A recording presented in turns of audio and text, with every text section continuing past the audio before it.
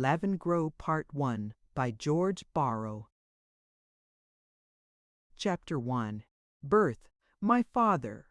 Tamerlane, Ben Brain, French Protestants, East Anglia, sorrow and troubles, true peace, a beautiful child, foreign grave, mirrors, alpine country, emblems, slow of speech, the Jew, strange gestures. On an evening of July in the year 18, at Easde, a beautiful little town in a certain district of East Anglia, I first saw the light. My father was a Cornish man, the youngest, as I have heard him say, of 7 brothers. He sprang from a family of gentlemen, or, as some people would call them, gentilatres, for they were not very wealthy. They had a coat of arms, however, and lived on their own property at a place called Tredynoc, which being interpreted means the house on the hill, which house and the neighboring acres had been from time immemorial in their possession. I mention these particulars that the reader may see at once that I am not altogether of low and plebeian origin. The present age is highly aristocratic, and I am convinced that the public will read my pages with more zest from being told that I am a gentilator by birth with Cornish blood. 5. In my veins, of a family who lived on their own property at a place bearing a Celtic name, signifying the house on the hill, or more strictly the house on the hillock,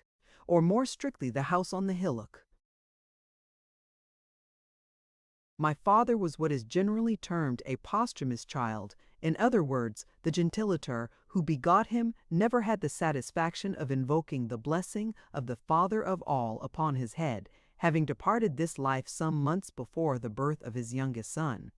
The boy, therefore, never knew a father's care. He was, however, well tended by his mother, whose favorite he was, so much so, indeed, that his brethren, the youngest of whom was considerably older than himself, were rather jealous of him.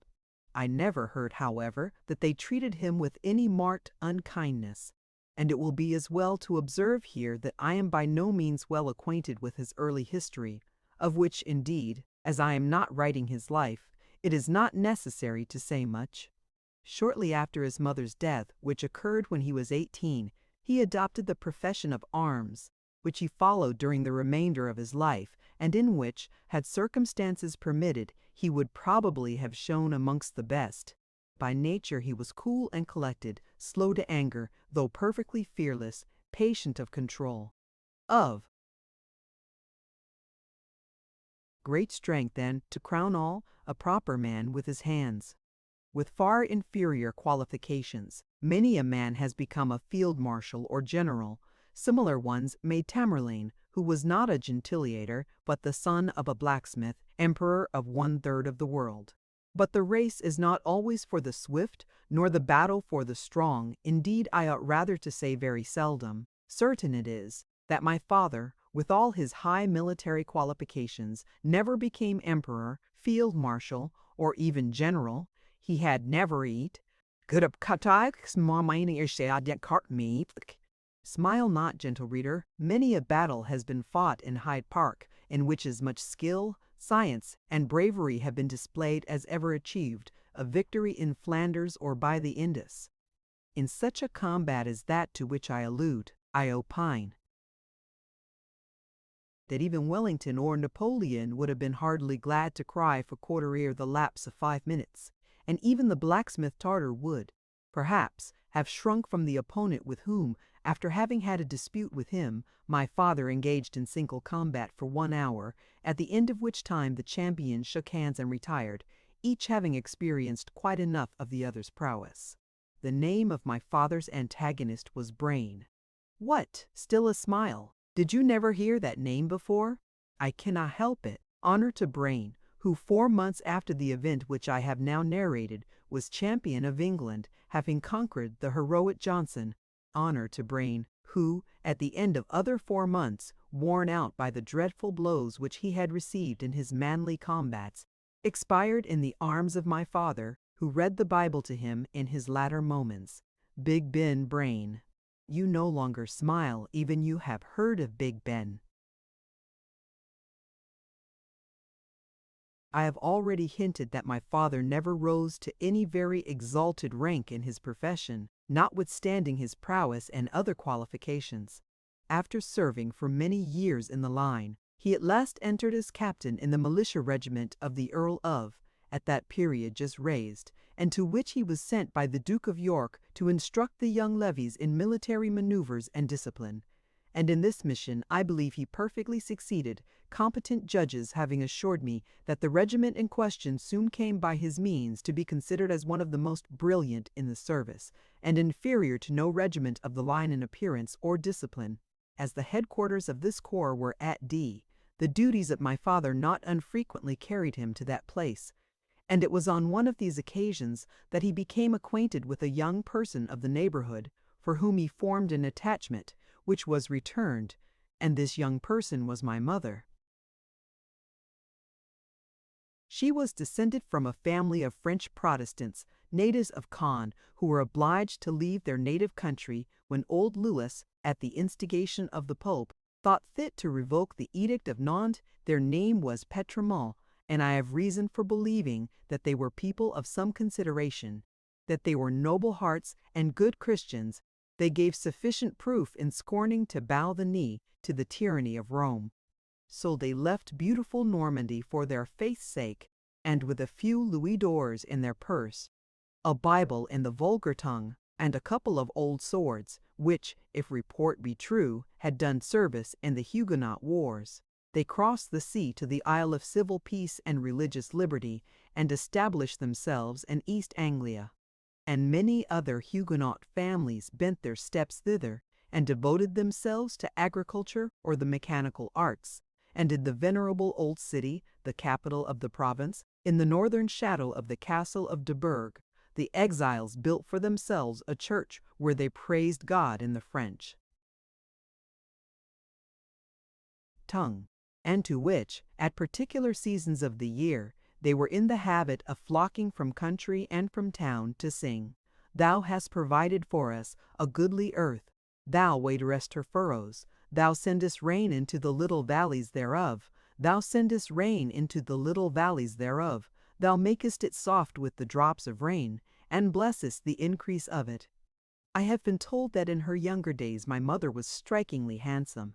This I can easily believe. I never knew her in her youth, for though she was very young when she married my father, who was her senior by many years, she had attained the middle age before I was born, no children having been vouchsafed to my parents in the early stages of their union. Yet even at the present day, now that years 70 have passed over her head, attended with sorrow and troubles manifold, poorly checkered with scanty joys, can I look on that countenance and doubt that at one time beauty decked it as with a glorious garment? Hail to thee, my parent, as thou sittest there, in thy widow's weeds, in the dusky parlor in the house overgrown with the lustrous ivy of the sister isle, the solitary house at the end of the retired court, shaded by lofty poplars. Hail to thee, dame of the oval face, olive complexion, and Grecian forehead, by thy table seated with the mighty volume of the good Bishop Hopkins spread out before thee. There is peace in thy countenance, my mother. It is not worldly peace, however, not the deceitful peace which lulls to bewitching slumbers, and from which, let us pray, humbly pray, that every sinner may be roused in time to implore mercy, not invoke mercy, not in vain. Thine is the peace of the righteous, my mother, of those to whom no sin can be imputed, the score of whose misdeeds has been long since washed away by the blood of atonement, which imputeth righteousness to those who trust in it. It was not always thus, my mother. A time was when the cares, pomps, and vanities of this world agitated thee too much. But that time is gone by. Another and a better has succeeded. There is peace now on thy countenance, the true peace. Peace around thee too, in thy solitary dwelling, sounds of peace, the cheerful hum of the kettle and the purring of the immense Angola, which stares up at thee from its settle with its almost human eyes. No more earthly cares and affections now, my mother. Yes, one why dost thou suddenly raise thy dark and still brilliant eye from the volume with a somewhat startled glance? What noise is that in the distant street? Merely the noise of a hoof, a sound common enough. It draws nearer, nearer, and now it stops before thy gate. Singular. And now there is a pause, a long pause. Ha! Thou hearest something. A footstep, a swift but heavy footstep. Thou risest, thou tremblest. There is a hand on the pin of the outer door. There is someone in the vestibule, and now the door of thy apartment opens. There is a reflection on the mirror behind thee. A traveling hat, a gray head, and sunburnt face. My dearest son, my darling mother. Yes, mother, thou didst recognize in the distant street the hoof tramp of the wanderer's horse. I was not the only child of my parents. I had a brother some 3 years older than myself. He was a beautiful child, one of those occasionally seen in England and in England alone. A rosy, angelic face, blue eyes, and light chestnut hair. It was not exactly an Anglo-Saxon countenance, in which, by the by, there is generally a cast of loutishness and stupidity. It partook, to a certain extent, of the Celtic character, particularly in the fire and vivacity which illumined it. His face was the mirror of his mind. Of his mind, perhaps no double portion of Adolf. So great was his beauty in infancy that people, especially those of the poorer classes, would follow the nurse who carried him about in order to look at and bless his lovely face. At the age of 3 months, an attempt was made to snatch him from his mother's arms in the streets of London. At the moment she was about to enter a coach. Indeed, his appearance seemed to operate so powerfully upon every person who beheld him that my parents were under continual apprehension of losing him. His beauty, however, was perhaps surpassed by the quickness of his parts. He mastered his letters in a few hours, and in a day or two could decipher the names of people on the doors of houses and over the shop windows. As he grew up, his personal appearance became less prepossessing. His quickness and cleverness, however, rather increased, and I may say of him that with respect to everything which he took in hand, he did it better and more speedily than any other person. Perhaps it will be asked here what became of him. Alas, alas! His was an early and a foreign grave. As I have said before, the race is not always for the swift, nor the battle for the strong. And now, doubtless, after the above portrait of my brother, painted in the very best style of Rubens, the reader will conceive himself justified in expecting a full-length one of myself, as a child. For as to my present appearance, I suppose he will be tolerably content with that flitting glimpse in the mirror. But he must excuse me, I have no intention of drawing a portrait of myself in childhood. Indeed, it would be difficult, for at that time I never looked into mirrors. No attempts, however, were ever made to steal me in my infancy, and I never heard that my parents entertained the slightest apprehension of losing me by the hands of kidnappers, though I remember perfectly well that people were in the habit of standing still to look at me, I, more than at my brother, from which premises the reader may form any conclusion with respect to my appearance which seemeth good unto him and reasonable.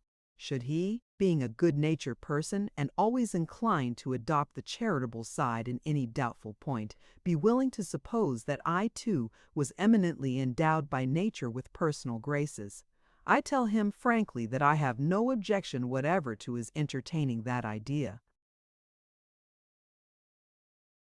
Moreover, that I heartily thank him, and shall at all times be disposed, under similar circumstances, to exercise the same species of charity towards himself. With respect to my mind and its qualities, I shall be more explicit. For were I to maintain much reserve on this point, many things which appear in these memoirs would be highly mysterious to the reader, indeed incomprehensible. Perhaps no two individuals were ever more unlike in mind and disposition than my brother and myself. As light is opposed to darkness, so was that happy, brilliant, cheerful child to the sad and melancholy being who sprang from the same stock as himself and was nurtured by the same milk. Once, When traveling in an alpine country, I arrived at a considerable elevation. I saw in the distance, far below, a beautiful stream hastening to the ocean, its rapid waters here sparkling in the sunshine, and there tumbling merrily in cascades. On its banks were vineyards and cheerful villages. Close to where I stood, in a granite basin with steep and precipitous sides, slumbered a deep dark lagoon, shaded by black pines, cypresses, and yews. It was a wild, savage spot, strange and singular. Ravens hovered above the pines, filling the air with their uncouth notes. Pies chattered, and I heard the cry of an eagle from a neighboring peak.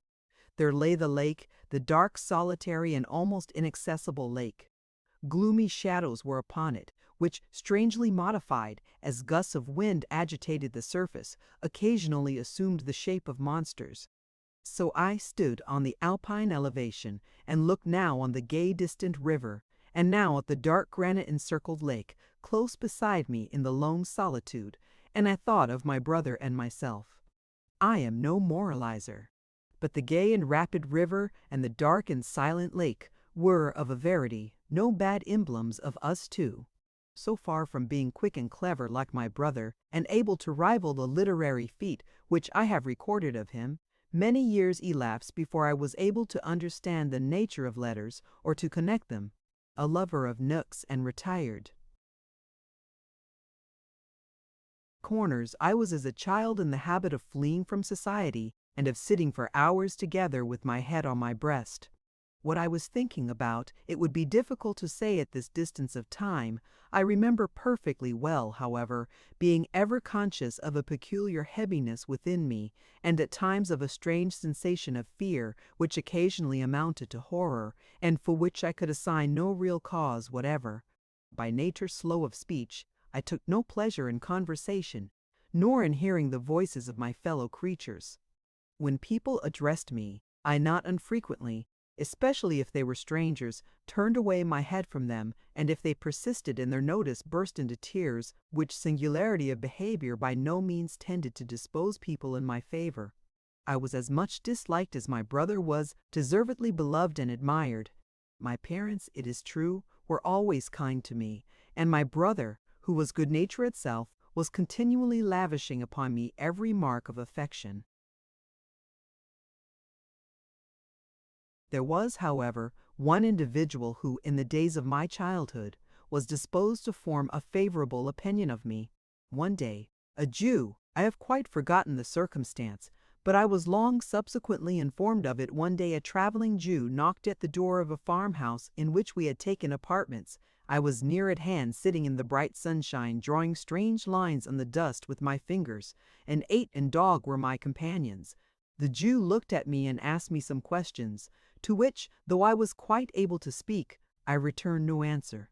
On the door being opened, the Jew, after a few words, probably relating to peddlery, demanded who the child was, sitting in the sun. The maid replied that I was her mistress's youngest son, a child weak here, pointing to her forehead.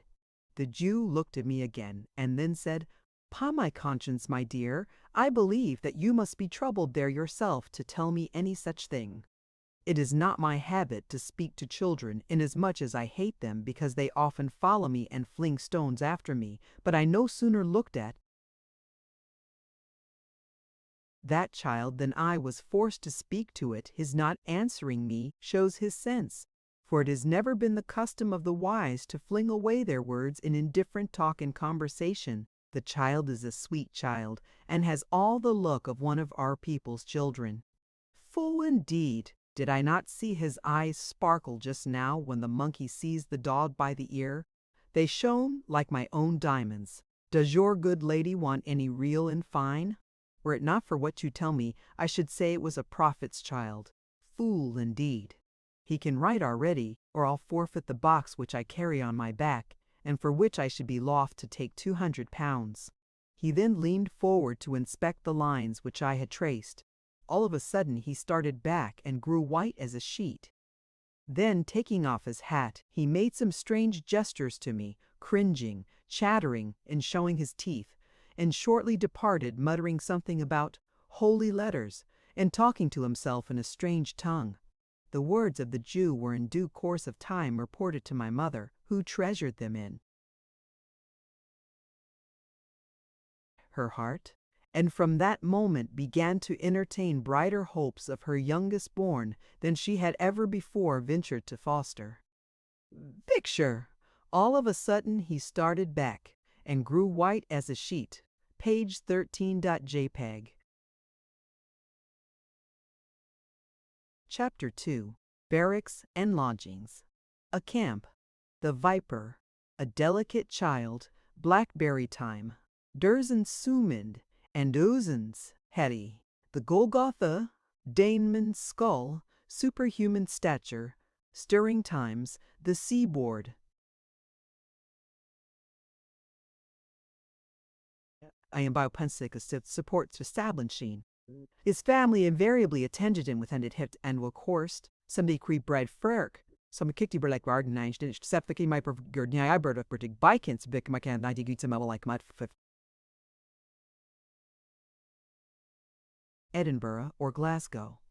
It was not a little that could discourage us. We once lived within the canvas walls of a camp at a place called Pett in Sussex, and I believe it was at this place that occurred the first circumstance, or adventure, call it which you will, that I can remember in connection with myself. It was a strange one, and I will relate it. It happened that my brother and myself were playing one evening in a sandy lane in the neighborhood of this Pett camp. Our mother was at a slight distance. All of a sudden, a bright yellow, and to my infantine eye, beautiful and glorious, object made its appearance at the top of the bank from between the thick quickset, and gliding down, began to move across the lane to the other side, like a line of golden light. Uttering a cry of pleasure, I sprang forward and seized it nearly by the middle. A strange sensation of numbing coldness seemed to pervade my whole arm, which surprised me the more, as the object to the eye appeared so warm and sun-like. I did not drop it, however, but holding it up, looked at it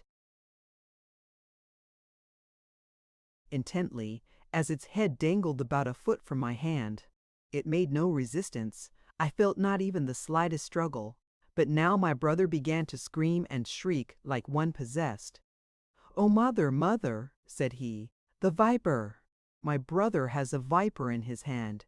He then, like one frantic, made an effort to snatch the creature away from me.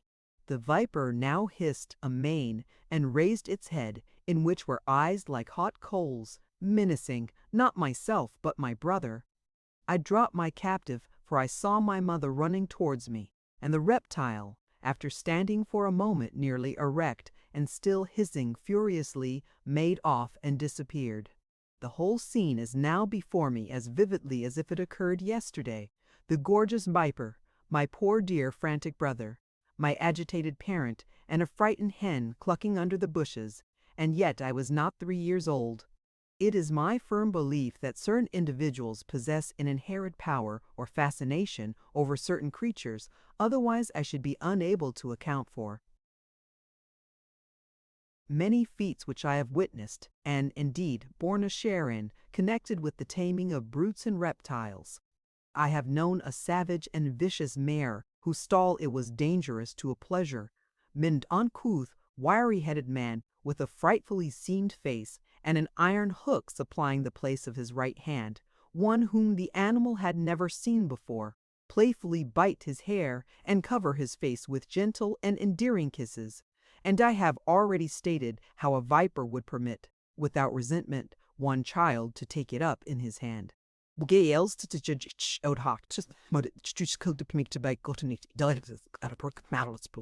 I should scarcely relate another circumstance which occurred about this time, but for a singular effect which it produced upon my constitution. Up to this period I had been rather a delicate child, whereas almost immediately after the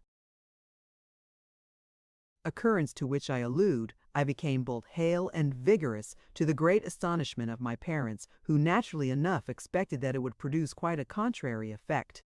It happened that my brother and myself were disporting ourselves in certain fields near the good town of Canterbury. A female servant had attended us, in order to take care that we came to no mischief.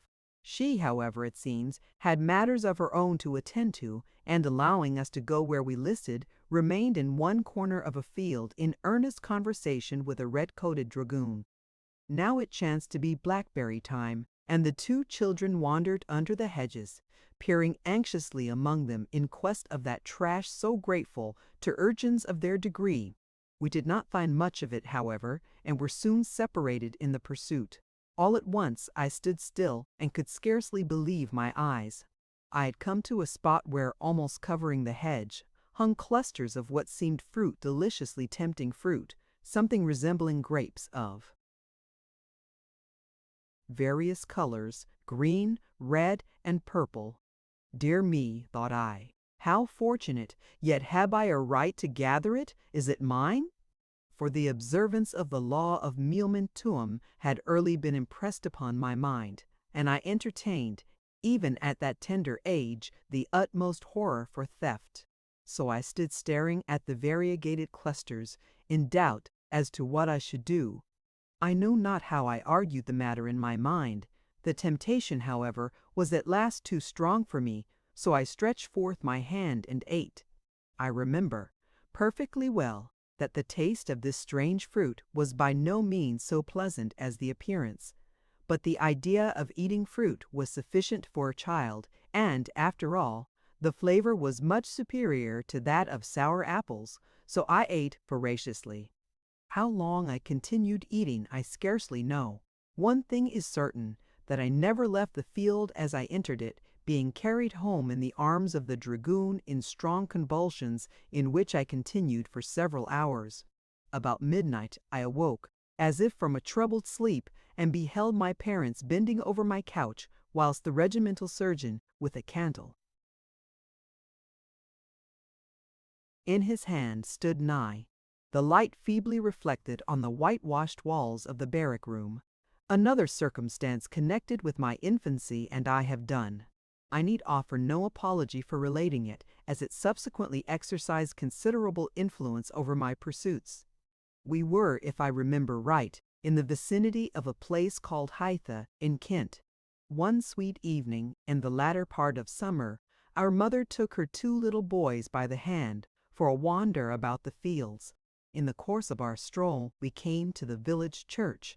An old, gray-headed sexton stood in the porch, who, perceiving that we were strangers, invited us to enter. We were presently in the interior, wandering about the aisles, looking on the walls, and inspecting the monuments of the notable dead. I can scarcely state what we saw. How should I? I was a child, not yet 4 years old, and yet I think I remember the evening sun streaming in through a stained window upon the dingy mahogany pulpit and flinging a rich luster upon the faded tints of an ancient banner. And now once more we were outside the building where, against the wall, stood a low-eaved penthouse into which we looked. It was half filled with substances of some kind, which at first looked like large gray stones.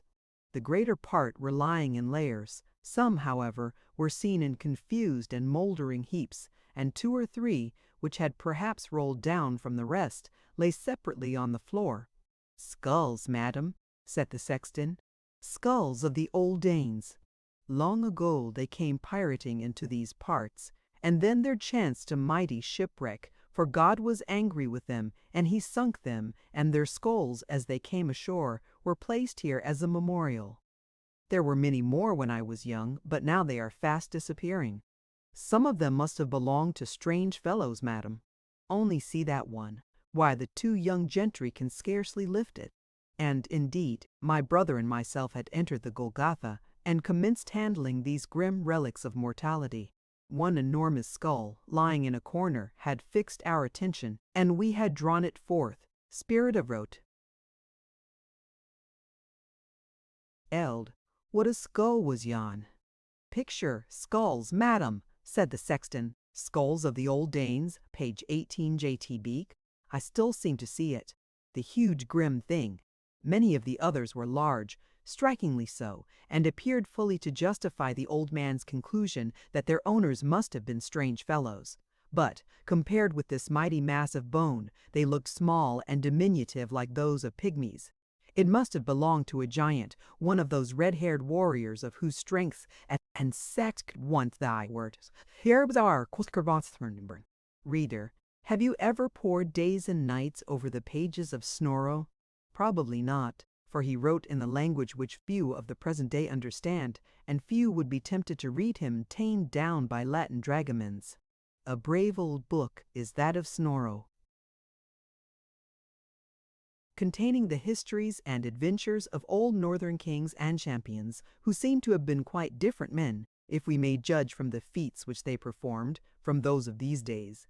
One of the best of his histories is that which describes the life of Harald Hardrade, who, after manifold adventures by land and sea, now a pirate, now a mercenary of the Greek emperor, became king of Norway, and eventually perished at the Battle of Stamford Bridge whilst engaged in a gallant onslaught upon England.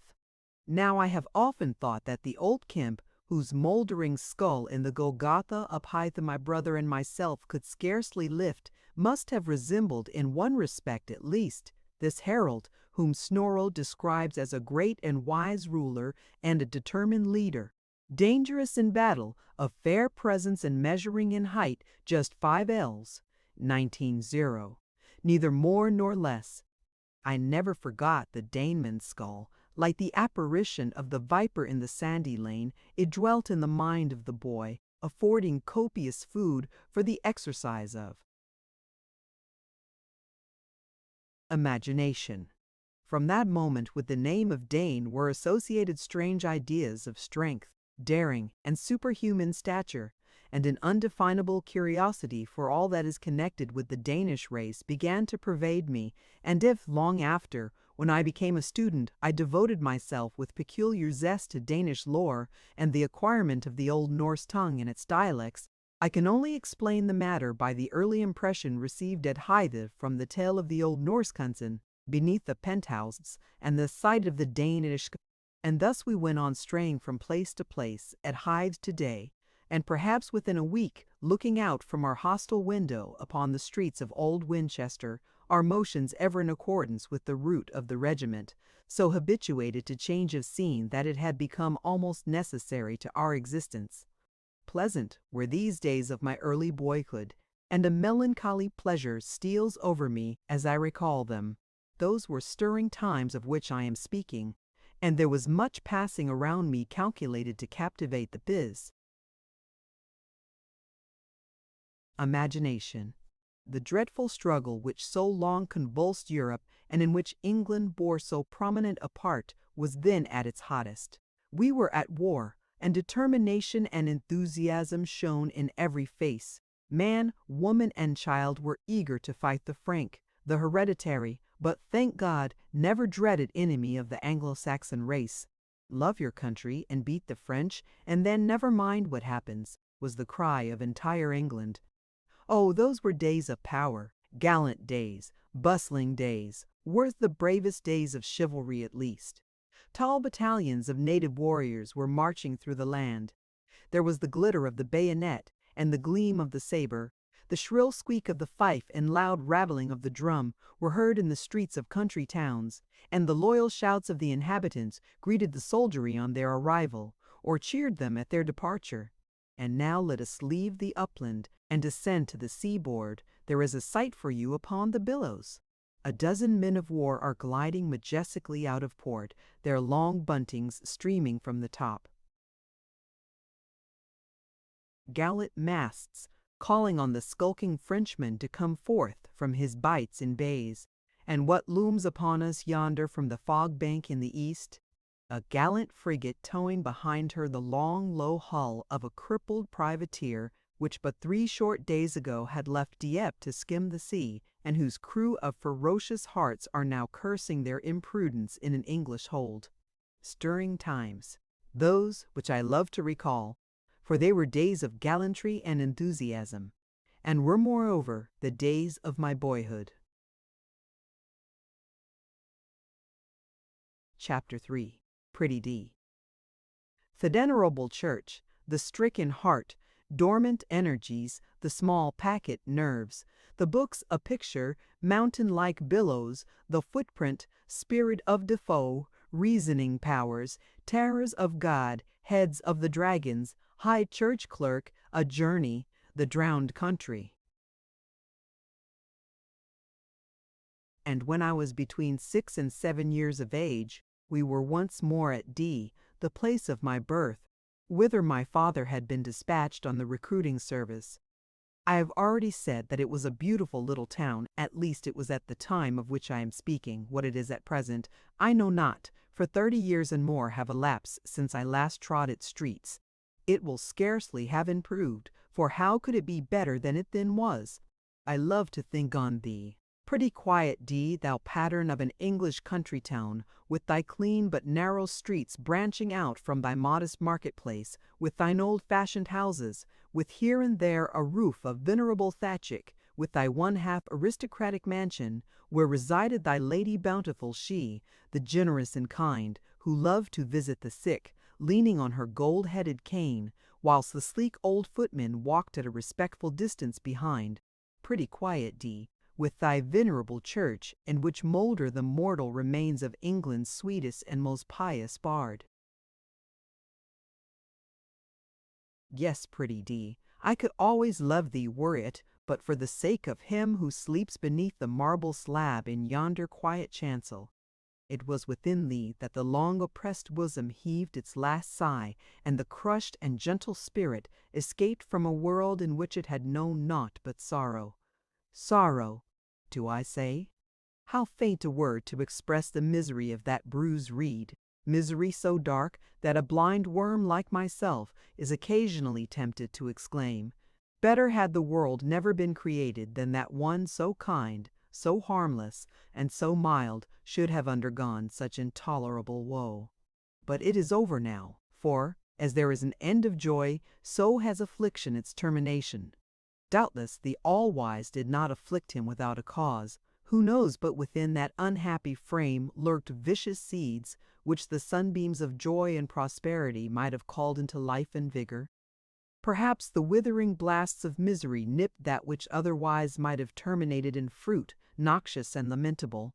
But peace to the unhappy one, he is gone to his rest. The death-like face is no longer occasionally seen, timidly, and mournfully looking for a moment through the window pane upon thy marketplace, quiet and pretty ding-ding-thee vasels, and alders of shadowy lanes, or by the side of murmuring trout streams, and no longer at early dawn does the sexton of the alders of shadowy lanes, or by the side of murmuring trout streams, and no longer at early dawn does the sexton of the old church reverently doff his hat, as, supported by some kind friend, the death-stricken treat to protal tales. But to return to my own history. I had now attained the age of 6. Shall I state what intellectual progress I had been making up to this period? Alas! Upon this point I have little to say calculated to afford either pleasure or edification. I had increased rapidly in size and in strength. The growth of the mind, however, had by no means corresponded with that of the body. It is true, I had acquired my letters and was by this time able to read imperfectly, but this was all, and even this poor triumph over absolute ignorance would never have been effected but for the unremitting attention of my parents, who sometimes by threats, sometimes by entreaties, endeavored to rouse the dormant energies of my nature and to bend my wishes to the acquisition of the rudiments of knowledge. But in influencing the wish lay the difficulty. Let but the will of a human being be turned to any particular object, and it is 10 to 1 that sooner or later he achieves it. At this time I may safely say that I harbored neither wishes nor hopes. I had as yet seen no object calculated to call them forth, and yet I took pleasure in many things which perhaps unfortunately were all within my sphere of enjoyment. I loved to look upon the heavens, and to bask in the rays of the sun, or to sit beneath hedgerows and listen to the chirping of the birds, indulging the while in musing and meditation as far as my very limited circle of ideas would permit. But, unlike my brother, who was at this time at school, and whose rapid progress in every branch of instruction astonished and delighted his preceptors. I took no pleasure in books, whose use, indeed, I could scarcely comprehend, and bade fair to be as arrant a dunce as ever brought the blush of shame into the cheeks of anxious and affectionate parents. But the time with Harborwani with sin, and beefing wet of the Adams, awakened, to which it had hitherto been an entire stranger. One day, a young lady, an intimate acquaintance of our family, and godmother to my brother, drove up to the house in which we dwelt. She stayed some time conversing with my mother, and on rising to depart, she put down on the table, she Anakin, I have brought a little present for each, for den widen, it's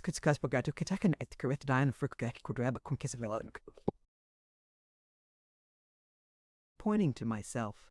She then departed, and my mother going out shortly after, I was left alone. I remember for some time sitting motionless in my corner, with my eyes bent upon the ground. At last I lifted my head and looked upon the packet as it lay on the table. All at once a strange sensation came over me, such as I had never experienced before, a singular blending of curiosity, awe, and pleasure, the remembrance of which, even at this distance of time, produces a remarkable effect upon my nervous system. What strange things are the nerves, I mean those more secret and mysterious ones, in which I have some notion that the mind or soul, call it which you will, has its habitation, how they occasionally tingle and vibrate before any coming event closely connected with the future weal or woe of the human being. Such a feeling was now within me, certainly independent of what the eye had seen or the ear had heard. A book of some description had been brought for me, a present by no means calculated to interest me. What cared I for books? I had already many into which I never looked but from compulsion. Friends, moreover, had presented me with similar things before, which I had entirely disregarded, and what was there in this particular book, whose very title I did not know, calculated to attract me more than the rest. Yet something within told me that my fate was connected with the book which had been last brought. So, after looking on the packet from my corner for a considerable time, I got up and went to the table. The packet was lying where it had been left. I took it up. Had the envelope, which consisted of whitish-brown paper, been secured by a string or a seal, I should not have opened it, as I should have considered such an act almost in the light of a crime. The books, however, had been merely folded up, and I therefore considered that there could be no possible harm in inspecting them, more especially as I had received no injunction to the contrary. Perhaps there was something unsound in this reasoning, something sophistical, but a child is sometimes as ready as a grown-up person in finding excuses for doing that which he is inclined to. But whether the action was right or wrong, and I am afraid it was not altogether right, I undid the packet. It contained 3 books. 2 from their similarity seemed to be separate parts of one and the same work. They were handsomely bound, and to them I first turned my attention. I opened them successively and endeavored to make out their meaning. Their contents, however, as far as I was able to understand them, were by no means interesting. Whoever pleases may read these books for me, and keep them too, into the bargain, said I to myself. I now took up the 3rd book. It did not resemble the others, being longer and considerably thicker. The binding was of dingy calfskin.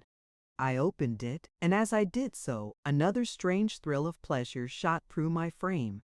The first object on which my eyes rested was a picture. It was exceedingly well executed. At least the scene which it represented made a vivid impression upon me, which would hardly have been the case had the artist not been faithful to nature. A wild scene. It was a heavy sea and rocky shore, with mountains in the background, above which the moon was peering. Not far from the shore, upon the water, was the boat with 2 figures in it, one of which stood at the bow, pointing with what I knew to be a gun at a dreadful shape in the water. Fire was flashing from the muzzle of the gun, and the monster appeared to be transfixed. I almost thought I heard its cry. I remained motionless, gazing upon the picture, scarcely daring to draw my breath, lest the new and wondrous world should vanish of which I had now obtained a glimpse. Who are those people, and what could have brought them into that strange situation? I asked of myself, and now the seed of curiosity, which had so long lain dormant, began to expand, and I vowed to myself to become speedily acquainted with the whole history of the people in the boat. After looking on the picture till every mark and line in it were familiar to me, I turned over various leaves till I came to another engraving, a new source of wonder, a low sandy beach on which the furious sea was breaking in mountain-like billows. Cloud and rack deformed the firmament, which wore a dull and leaden-like hue. Gulls and other aquatic fowls were toppling upon the blast, or skimming over the tops of the maddening waves. Mercy upon him! He must be drowned, I exclaimed, as my eyes fell upon a poor wretch who appeared to be striving to reach the shore. He was upon his legs, but was evidently half smothered with the brine. High above his head curled a horrible billow, as if to engulf him forever. He must be drowned! He must be drowned! I almost shrieked and dropped the book. I soon snatched it up again, and now my eye lighted on a third picture, again ashore, but what a sweet and lovely one, and how I wished to be treading it. There were beautiful shells lying on the smooth white sand. Some were empty like those I had occasionally seen on marble mantelpieces, but out of others peered the heads and bodies of wondrous crayfish. A wood of thick green trees skirted the beach and partly shaded it from the rays of the sun, which shone hot above, while blue waves slightly crested with herm. And on the skins of animals, with a huge cap on his head, a hatchet at his girdle, and in his hand a cutchet at his girdle, and in his hand a gun. His feet and legs were bare. He stood in an attitude of horror and surprise. His body was bent far back, and his eyes, which seemed starting out of his head, were fixed upon the point waited. Scarcely, for it was a book which has exerted over the minds of Englishmen an influence certainly greater than any other of modern times, which has been in most people's hands, and with the contents of which even those who cannot read are to a certain extent acquainted, a book from which the most luxuriant and fertile of our modern prose writers have drunk inspiration, a book, moreover, to which, from the hardy deeds which it narrates, and the spirit of strange and romantic enterprise which it tends to awaken, England owes many of her astonishing discoveries, both by sea and land, and no inconsiderable part of her naval glory. Hail to thee, spirit of Defoe! What does not my own poor self owe to thee? England has better bards than either Greece or Rome, yet I could spare them easier far than Defoe, unabashed Defoe, as the hunchbacked rhymer styled him. The true chord had now been touched. A raging curiosity with respect to the contents of the volume, whose engravings had fascinated my eye, burned within me, and I never rested until I had fully satisfied it. Weeks succeeded weeks, months followed months, and the wondrous volume was my only study and principal source of amusement. For hours together I would sit poring over a page, till I had become acquainted with the import of every line. My progress, slow enough at first, became by degrees more rapid, till at last, under a shoulder of mutton sail, I found myself cantering before a steady breeze over an ocean of enchantment, so well pleased with my voyage that I cared not how long it might be ere it reached its termination. And it was in this manner that I first took to the paths of knowledge. About this time I began to be somewhat impressed with religious feelings. My parents were, to a certain extent, religious people, but, though they had done their best to afford me instruction on religious points, I had either paid no attention to what they endeavored to communicate, or had listened with an ear far too obtuse to derive any benefit.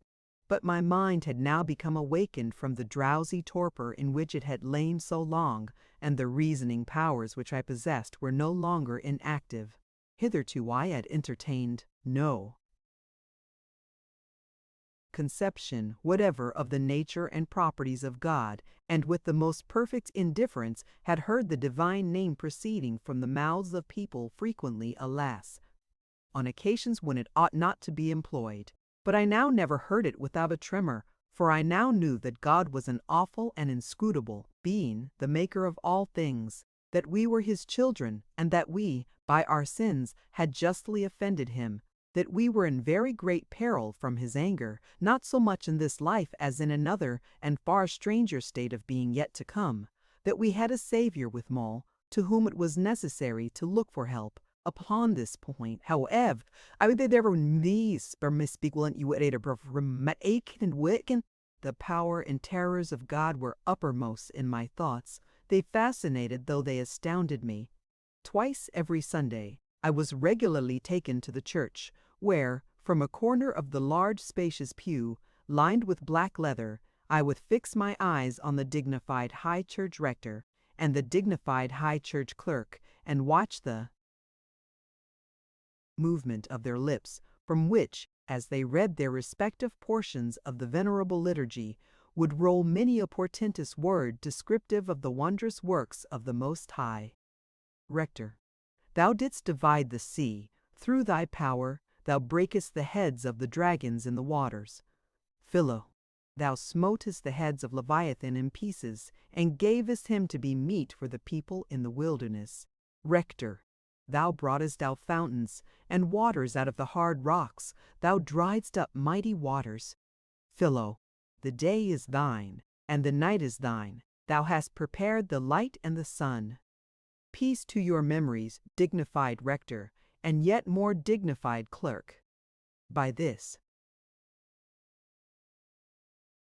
time ye are probably gone to your long homes, and your voices are no longer heard sounding down the aisles of the venerable church. Nay, doubtless, this has already long since been the fate of him, of the sonorous Amen, the one of the two who, with all due respect to the rector, principally engrossed my boyish admiration. He, at least, is scarcely now among the living. Living? Why, I have heard say that he blew a fife, for he was a musical as well as has quelt, obeying an insane command, up Bunker's height, whilst the rifles of the sturdy Yankees were sending the leaden hail sharp and thick amidst the red-coated ranks. For Philo had not always been a man of peace, nor an exhorter to turn the other cheek to the smiter, but had even arrived at the dignity of a halberd in his country's service before required rest, and the grey-haired veteran, and a temp, to set at a well did his fellow townsmen act when, to increase that ease and respectability, and with a thoughtful regard for the dignity of the good church service, they made him clerk and precentor, the man of the tall form and of the audible voice, which sounded loud and clear as his own Bunker fife. Well, peace to thee, thou fine-ored time, or to Wyvern a temity, at thou wert fitted to adorn a bygone time, when loyalty was in vogue and smiling content lay like a sunbeam upon the land. But thou wouldst be sadly out of place in these days of cold philosophic latitudinarian doctrine, universal tolerism, and half-concealed rebellion. Rare time, no tout rebels, and dismenters, but her court for tedmit, Mike. Am not writing the history of others. At length my father was recalled to his regiment, which at that time was stationed at a place called Norman Cross, in Lincolnshire, or rather Huntingdonshire, at some distance from the old town of Peterborough. For this place he departed, leaving my mother and myself to follow in a few days. Our journey was a singular one. On the second day, we reached a marshy and finny country, which, owing to immense quantities of rain which had lately fallen, was completely submerged. At a large town, we got on board a kind of passage boat crowded with people. It had neither sails nor oars, and those were not the days of steam vessels. It was a trekskyte, and was drawn by horses. Young as I was, there was much connected with this journey which highly surprised me, and which brought to my remembrance particular scenes described in the book, which I now generally carried in my bosom.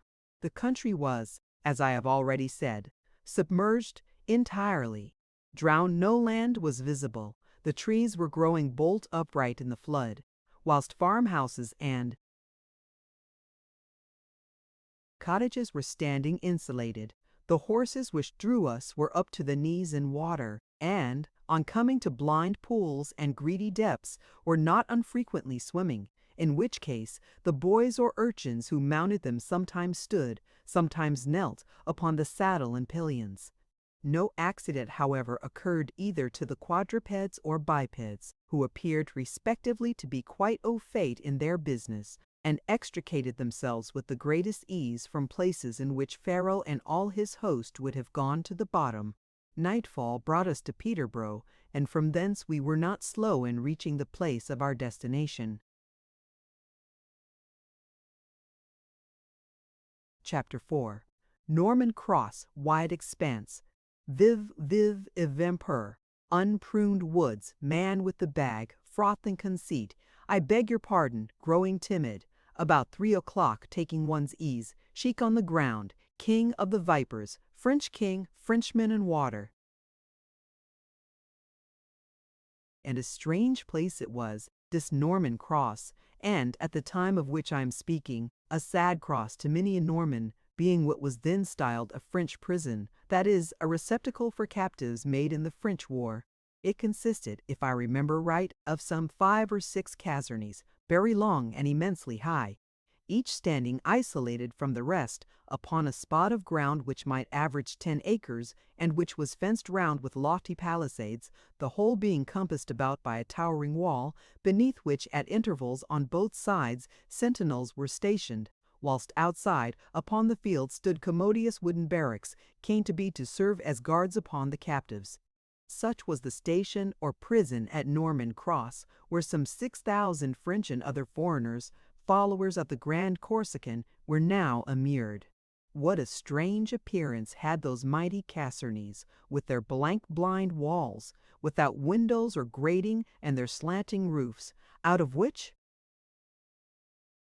through orifices where the tiles had been removed, would be protruded dozens of grim heads, feasting their prison-sick eyes on the wide expanse of country, unfolded from that airy height.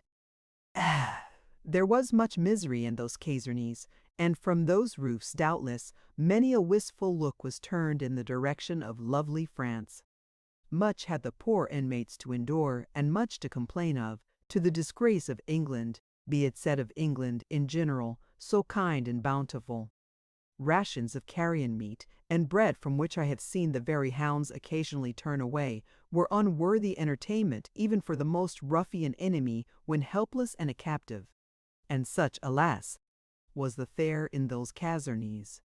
And then those visits, or rather ruthless inroads, called in the slang of the place straw-plate hunts, when in pursuit of a contraband article, which the prisoners, in order to procure themselves a few of the necessaries and comforts of existence, were in the habit of making, red-coated battalions were marched into the prisons, who, with the bayonet's point, carried havoc and ruin into every drabble.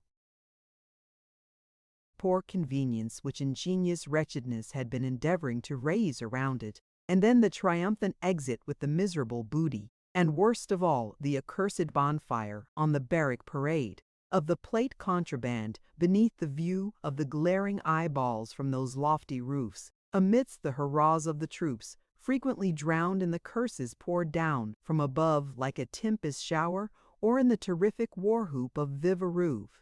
It was midsummer when we arrived at this place, and the weather, which had for a long time been wet and gloomy, now became bright and glorious. I was subjected to but little control, and passed my time pleasantly enough, principally in wandering about the neighboring country. It was flat and somewhat fenny, a district more of pasture than agriculture, and not very thickly inhabited. I soon became well acquainted with it. At the distance of 2 miles from the station was a large lake, styled in the dialect of the country a mere, about whose borders tall reeds were growing in abundance. This was a frequent haunt of mine, but my favorite place of resort was a wild, sequestered spot at a somewhat greater distance. Here, surrounded with woods and thick groves, was the seat of some ancient family, deserted by the proprietor, and only inhabited by a rustic servant or two. A place more solitary and wild could scarcely be imagined. The garden and walks were overgrown with weeds and briars, and the unpruned woods were so tangled as to be almost impervious. About this domain I would wander till overtaken by fatigue, and then I would sit down with my back against some beech, elm, or stately alder tree, and taking out my book, would pass hours in a state of unmixed enjoyment, my eyes now fixed on the wondrous pages, now glancing at the sylvan scene around, and sometimes I would drop the book and listen to the voice of the rooks and wild pigeons, and not unfrequently to the croaking of multitudes of frogs from the neighboring swamps and fens. Picture, I frequently passed a tall elderly individual, dressed in rather a quaint fashion, page 31. JPKeg. In going to and from this place, I frequently passed a tall elderly individual, dressed in rather a quaint fashion, with a skin cap on his head and stout gaiters on his legs. On his shoulders hung a moderate-sized leathern sack. He seemed fond of loitering near sunny banks, and of groping amidst furze and low scrubby bramble bushes, of which there were plenty in the neighborhood of Norman Cross. Once I saw him standing in the middle of a dusty road, looking intently at a large mark which seemed to have been drawn across it, as if by a walking stick. He must have been a large one, the old man muttered half to himself, or he would not have left such a trail. I wonder if he is near. He seems to have moved this way. He then went behind some bushes which grew on the right side of the road, and appeared to be in quest of something, moving behind the bushes with his head downwards, and occasionally striking their roots with his foot. At length he exclaimed, "Here he is!" And forthwith I saw him dart amongst the bushes. There was a kind of scuffling noise, the rustling of branches, and the crackling of dry sticks. "I have him," said the man at last. "I have got him." And presently he made his appearance about 20 yards down the road, holding a large viper in his hand. "What do you think of that, my boy?" said he, as I went up to him. "What do you think of catching such a thing as that with the naked hand?" "What do I think?" said I. "Why, that I could do as much myself." "You do," said the man. "Do you? Lord, how the young people in these days are given to conceit. Did not used to be so in my time, when I was a child. Childer knew how to behave themselves, but the childer of these days are full of conceit, full of froth, like the mouth of this viper," and with his forefinger and thumb he squeezed a considerable quantity of foam from the jaws of the viper down upon the road. "The childer of these days are a generation of God forgive me, what was I about to say?" said the old man, and opening his bag he thrust the reptile into it, which appeared far from empty. I passed on. As I was returning, towards the evening, I overtook the old man, who was wending in the same direction. "Good evening to you, sir," said I, taking off a cap which I wore on my head. "Good evening," said the old man, and then looking at me, "How's this?" said he. "You aren't, sure, the child I met in the morning?" "Yes," said I am. What makes you doubt it?" "Why, you were then all froth and conceit," said the old man, "and now you take off your cap to me." "I beg your pardon," said I. "If I was frothy and conceited, it ill becomes a child like me to be so." "That's true, dear," said the old man. "Well, as you have begged my pardon, I truly forgive you." "Thank you," said I. "Have you caught any more of those things?" "Only 4 or 5, said the old man. "They are getting scarce, though this used to be a great neighborhood for them." "And what do you do with them?" said I. "Do you carry them home and play with them?" "I sometimes play with 1 or 2 that I tame," said the old man, "but I hunt them mostly for the fat which they contain, out of which I make unguents which are good for various sore troubles, especially for the rheumatism." "And do you get your living by hunting these creatures?" I demanded. "Not altogether," said the old man. "Besides being a viper hunter, I am what they call a herbalist, one who knows the virtue of particular herbs. I gather them at the proper season to make medicines with for the sick." "And do you live in the neighborhood?" I demanded. "You seem very fond of asking questions, child." "No, I do not live in this neighborhood in particular. I travel about. I have not been in this neighborhood till lately for some years." From this time the old man and myself formed an acquaintance. I often accompanied him in his wanderings about the neighborhood, and on 2 or 3 occasions assisted him in catching the reptiles which he hunted. He generally carried a viper with him, which he had made quite tame, and from which he had extracted the poisonous fangs. It would dance and perform various kinds of tricks. He was fond of telling me anecdotes connected with his adventures with the reptile species. "But," said he one day, sighing, "I must shortly give up this business. I am no longer the man I was. I am become timid, and when a person is timid in viper hunting, he had better leave off, as it is quite clear his virtue is leaving him. I got a fright some years ago, which I am quite sure I shall never get the better of. My hand has been shaky more or less ever since." "What frightened you?" said I. "I had better not tell you," said the old man, "or you may be frightened too, lose your virtue, and be no longer good for the business." "I don't care," said I. "I don't intend to follow the business. I dare say I shall be an officer like my father." "Well," said the old man, "I once saw the king of the vipers, and since then the king of the vipers," said I, interrupting him. "Have the vipers a king?" "As sure as we have," said the old man, "as sure as we have King George to rule over us, had these reptiles a king to rule over them."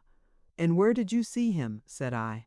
"I will tell you," said the old man, "though I don't like talking about the matter. It may be about 7 years ago that I happened to be far down yonder to the west, on the other side of England, nearly 200 miles from here, following my business. It was a very sultry day, I remember, and I had been out several hours catching creatures. It might be about 3 o'clock in the afternoon when I found myself on some heathy land near the sea, on the ridge of a hill, the side of which, nearly as far down as the sea, was heath. But on the top there was arable ground, which had been planted, and from which the harvest had been gathered, oats or barley, I know not which. But I remember that the ground was covered with stubble.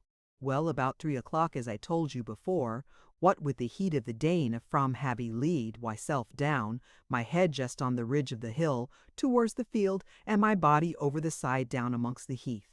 My back, which was nearly filled with creatures, lay at a little distance from my face.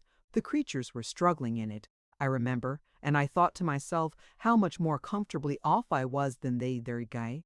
Wheeled raisins, cold and breezes bowed with the nasty clove gowd they'd bought me very hearts, all to no purpose, and I felt quite comfortable and happy in the thought, and little by little closed my eyes, and fell into the sweetest snooze that ever I was in all my life. And there I lay over the hill's side, with my head half in the field, I don't know how long, all dead asleep. At last it seemed to me that I heard a noise in my sleep, something like a thing moving, very faint, however, far away. Then it died, and then it came again upon my ear as I slept, and now it appeared almost as if I heard crackle, crackle. Then it died again, or I became yet more dead asleep than before. I know not which, but I certainly lay some time without hearing it. All of a sudden I became awake, and there was I, on the ridge of the hill, with my cheek on the ground towards the stubble, with a noise in my ear like that of something moving towards me amongst the stubble of the field. Well, I lay a moment or two listening to the noise, and then I became frightened, for I did not like the noise at all. It sounded so odd, so I rolled myself on my belly and looked towards the stubble. Mercy upon us! There was a huge snake, or rather a dreadful viper, for it was all yellow and gold, moving towards me, bearing its head about 1.5 feet above the ground, the dry stubble crackling beneath its outrageous belly. It might be about 5 yards off when I first saw it, making straight towards me, child, as if it would devour me. I lay quite still, for I was stupefied with horror, whilst the creature came still nearer, and now it was nearly upon me, when it suddenly drew back a little, and then, what do you think? It lifted its head and chest high in the air, and high over my face as I looked up, flickering at me with its tongue, as if it would fly at my face. Child, what I felt at that moment I can scarcely say, but it was a sufficient punishment for all the sins I ever committed. And there we two were, I looking up at the viper, and the viper looking down upon me, flickering at me with its tongue. It was only the kindness of God that saved me. All at once there was a loud noise, the report of a gun. For a fowler was shooting at a covey of birds, a little way off in the stubble. Whereupon the viper sunk its head, and immediately made off over the ridge of the hill, down in the direction of the sea. As it passed by me, however, and it passed close by me, it hesitated a moment, as if it was doubtful whether it should not seize me. It did not, however, but made off down the hill. It has often struck me that he was angry with me, and came upon me unawares for presuming to meddle with his people, as I have always been in the habit of doing. "But," said I, "how do you know that it was the king of the vipers?" "How do I know?" said the old man. "Who else should it be? There was as much difference between it and other reptiles as between King George and other people." "Is King George, then, different from other people?" I demanded. "Of course," said the old man. "I've never seen him myself, but I have heard. People say that he is a 10 times greater man than other folks. Indeed, it stands to reason that he must be different from the rest, else people would not be so eager to see him. Do you think, child, that people would be fools enough to run a matter of 20 or 30 miles to see the king, provided King George— haven't the French a king?" I demanded.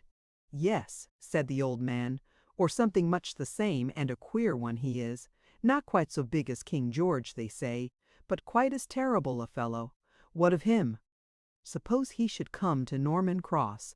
What should he do at Norman Cross, child?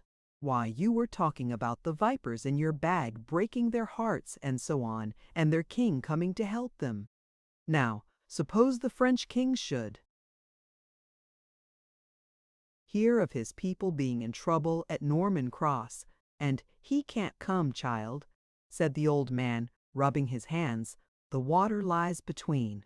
The French don't like the water, neither vipers nor Frenchmen take kindly to the water, child.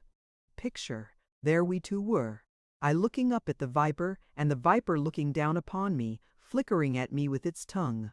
Page 36, J.P. Jeg. When the old man left the country, which he did a few days after the conversation which I have just related, he left me the reptile which he had tamed and rendered quite harmless by removing the fangs.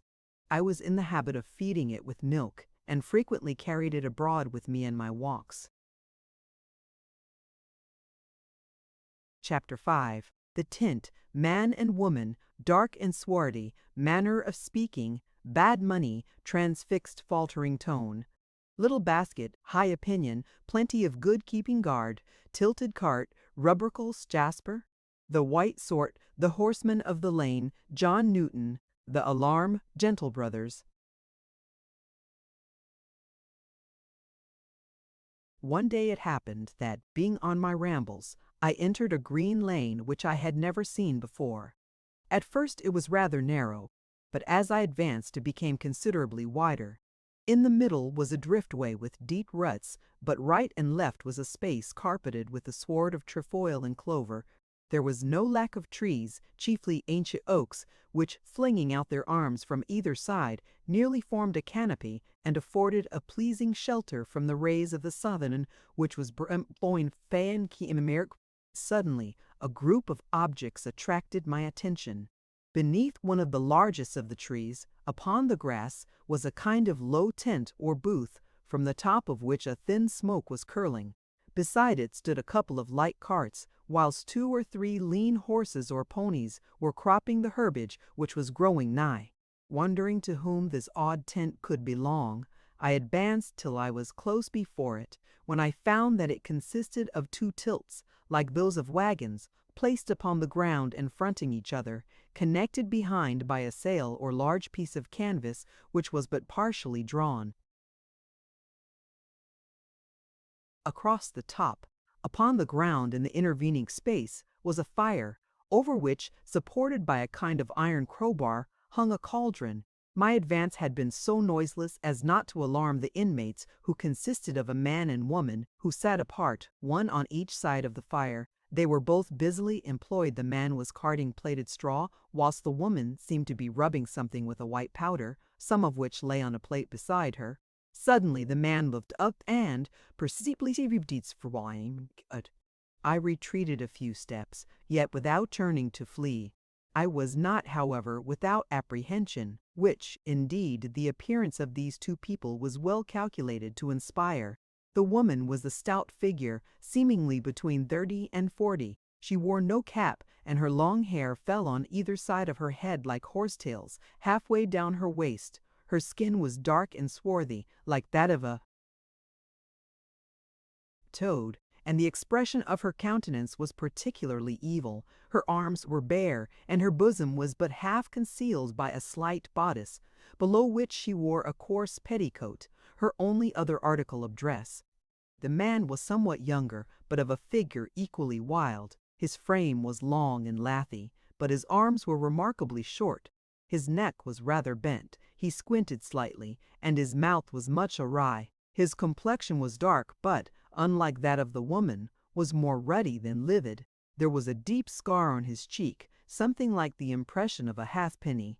The dress was quite in keeping with the figure, and his hat, which was slightly peaked, was stuck a peacock's feather. Over a waistcoat of hide, untanned and with the hair upon it, he wore a rough jerkin of russet hue, small clothes of leather, which had probably once belonged to a soldier, but with which pike-clay did not seem to have come in contact for many a year, protected his lower man as far as the knee. His legs were cased in long stockings of blue worsted, and on his shoes he wore bontobers. Such were the two beings who now came rushing upon me. The man was rather in advance, brandishing a ladle in his hand. "So I have caught you at last," said he. "I'll teach ye, you young highwaymen, to come skulking about my properties." Young as I was, I remarked that his manner of speaking was different from that of any people with whom I had been in the habit of associating.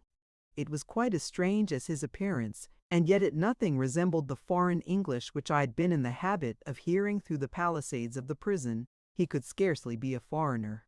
"Your property," said I. "I am in the King's Lane. Why did you put them there if you did not wish them to be seen?" "On the spy," said the woman. "Hey! I'll drown him in the sludge in the toad pond over the hedge." "So we will," said the man. "Drown him anon in the mud." "Drown me, will you?" said I. "I should like to see you. What's all this about?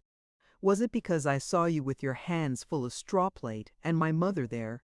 "Yes," said the woman. "What was I about?" "Myself. How should I know?" "Making bad money, perhaps." And it will be as well here to observe that at this time there was much bad money in circulation in the neighborhood, generally supposed to be fabricated by the prisoners, so that this false coin and straw plate formed the standard subjects of conversation at Norman Cross. "I'll strangle thee," said the beldame, dashing at me. "Bad money, is it?" "Leave him to me, wifekin," said the man, interposing. "You shall now see how I'll baste him down the lane. Myself. I tell you what, my chap, you had better put down that thing of yours. My father lies concealed within my tepid breast, and if to me you offer any harm or wrong, I'll call him forth to help me with his forked tongue." "Man, what do you mean, Yeepenguay's bantling? I never heard such discourse in all my life, playman's speech or Frenchman's talk, which I wonder, your father. Tell the mumping villain that if he comes near my fire I'll serve him out as I will you. Take that tiny Jesus. What have we got here? Oh, delicate Jesus, what is the matter with the child? Take sure, tiny Jesus, what have we got here? Oh, delicate Jesus, what is the matter with the child? Page 40, JTJPJ. I had made a motion which the viper understood, and now, partly disengaging itself from my bosom, where it had lain perdu, it raised its head to a level with my face and stared upon my enemy with its glittering eyes. The man stood like one transfixed, and the ladle, with which he had aimed a blow at me, now hung in the air like the hand which held it. His mouth was extended, and his cheeks became of a pale yellow. save alone that place which bore the mark which I have already described, and this shone now portentously, like fire. He stood in this manner for some time. At last the ladle fell from his hand, and its falling appeared to rouse him from his stupor. "I say, Wifelkin," said he in a faltering tone, "did you ever see the like of this here?" But the woman had retreated to the tent, from the entrance of which her lovely face was now thrust, with an expression partly of terror and partly of curiosity. After gazing some time longer at the viper and myself, the man stooped down and took up the ladle. Then, as if somewhat more assured, he moved to the tent, where he entered into conversation with the beldame in a low voice. Of their discourse, though I could hear the greater part of it, I understood not a single word, and I wondered what it could be, for I knew by the sound that it was not French. At last the man, in a somewhat louder tone, appeared to put a question to the woman, who nodded her head affirmatively, and in a moment or two produced a small stool, which she delivered to him. He placed it on the ground close by the door of the tent, first rubbing it with his sleeve as if for the purpose of polishing its surface. "Man, now, my precious little gentleman, do sit down here by the poor people's tent. We wish to be civil in our slight way. Don't be angry and say no, but look kindly upon us, and satisfied, my precious little God Almighty. Woman, yes, my gorgeous angel, sit down by the poor body's fire and eat a sweetmeat. We want to ask you a question or two, only first put that serpent away. Myself, I can sit down and bid the serpent go to sleep. That's easy enough. But as for eating a sweetmeat, how can I do that? I have not got one, and where am I to get it? Woman, never fear, my tiny tawny, we can give you one, such as you never ate, I dare say, however far you may have come from. The serpent sank into its usual resting place, and I sat down on the stool. The woman opened a box and took out a strange little basket or hamper, not much larger than a man's fist, and formed of a delicate kind of matting. It was sewed at the top, but ripping it open with a knife, she held it to me, and I saw, to my surprise, that it contained candied fruits of a dark green hue, tempting enough to one of my age. "There, my tiny," said she, "taste, and tell me how you like them."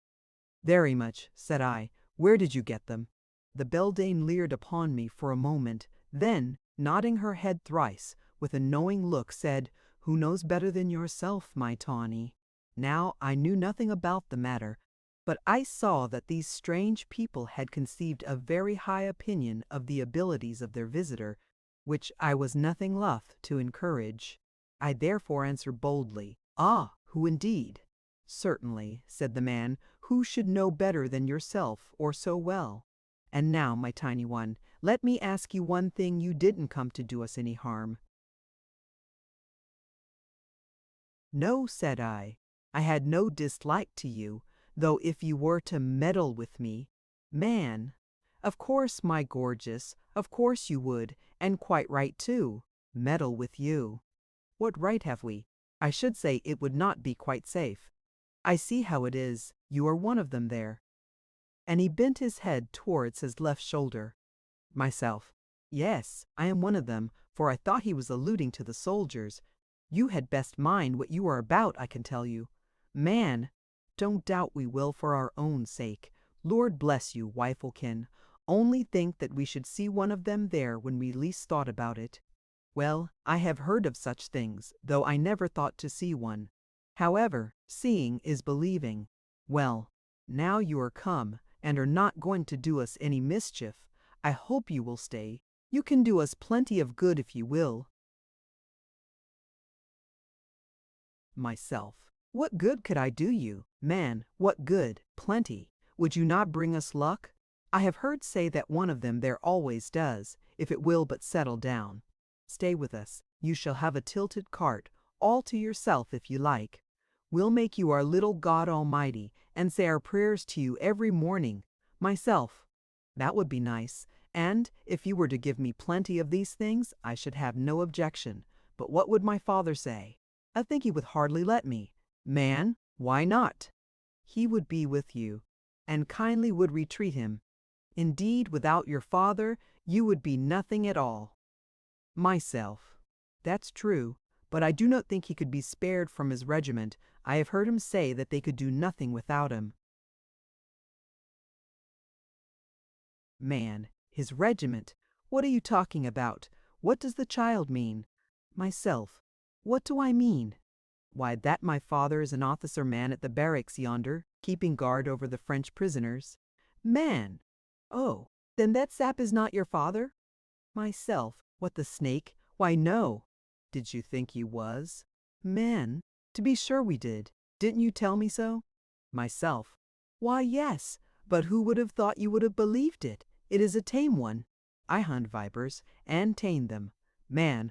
Oh, oh, oh, oh, grunted the woman. That's it, is it? The man and woman, who during this conversation had resumed their former positions within the tent, looked at each other with a queer look of surprise, as if somewhat disconcerted at what they now heard. They then entered into discourse with each other in the same strange tongue which had already puzzled me. At length the man looked me in the face and said somewhat hesitatingly, "So you are not one of them there after all?" Myself. One of them there? I don't know what you mean. Man. Why, we have been thinking you were a goblin, a devilkin. However, I see how it is. You are a sapping grow, a chap who catches snakes and plays tricks with them. Well, it comes very nearly to the same thing, and if you please to list with us and bear us pleasant company, we shall be glad of you. I take my oath upon it that we might make a mort of money by you and that sap and the tricks it could do. And as you seem fly to everything, I shouldn't wonder if you would. Make a prime hand at telling fortunes, I shouldn't wonder, said I. Man, of course. And you might still be our God Almighty, or at any rate our clergyman, so you should live in a tilted cart by yourself, and say prayers to us night and morning, to Wifelkin here, and all our family. There's plenty of us when we are all together. As I said before, you seem fly. I shouldn't wonder if you could read. Oh yes, said I can read. And eager to display my accomplishments, I took my book out of my pocket, and opening it at random, proceeded to read how a certain man, whilst wandering about a certain solitary island, entered a cave, the mouth of which was overgrown with brushwood, and how he was nearly frightened to death in that cave by something which he saw. That will do, said the man. That's the kind of prayers for me and my family, aren't they, Wifelkin? I never heard more delicate prayers in all my life. Why, they beat the rupercles hollow. And here comes my son Jasper. I say, Jasper, here's a young sapengro that can read and is more fly than yourself. Shake hands with him. I wish you to be two brothers. With a swift but stealthy pace, Jasper came towards us from the farther part of the lane. On reaching the tent, he stood still and looked fixedly upon me as I sat upon the stool. I looked fixedly upon him. A queer look had Jasper. He was a lad of some 12 or 13 years, with long arms.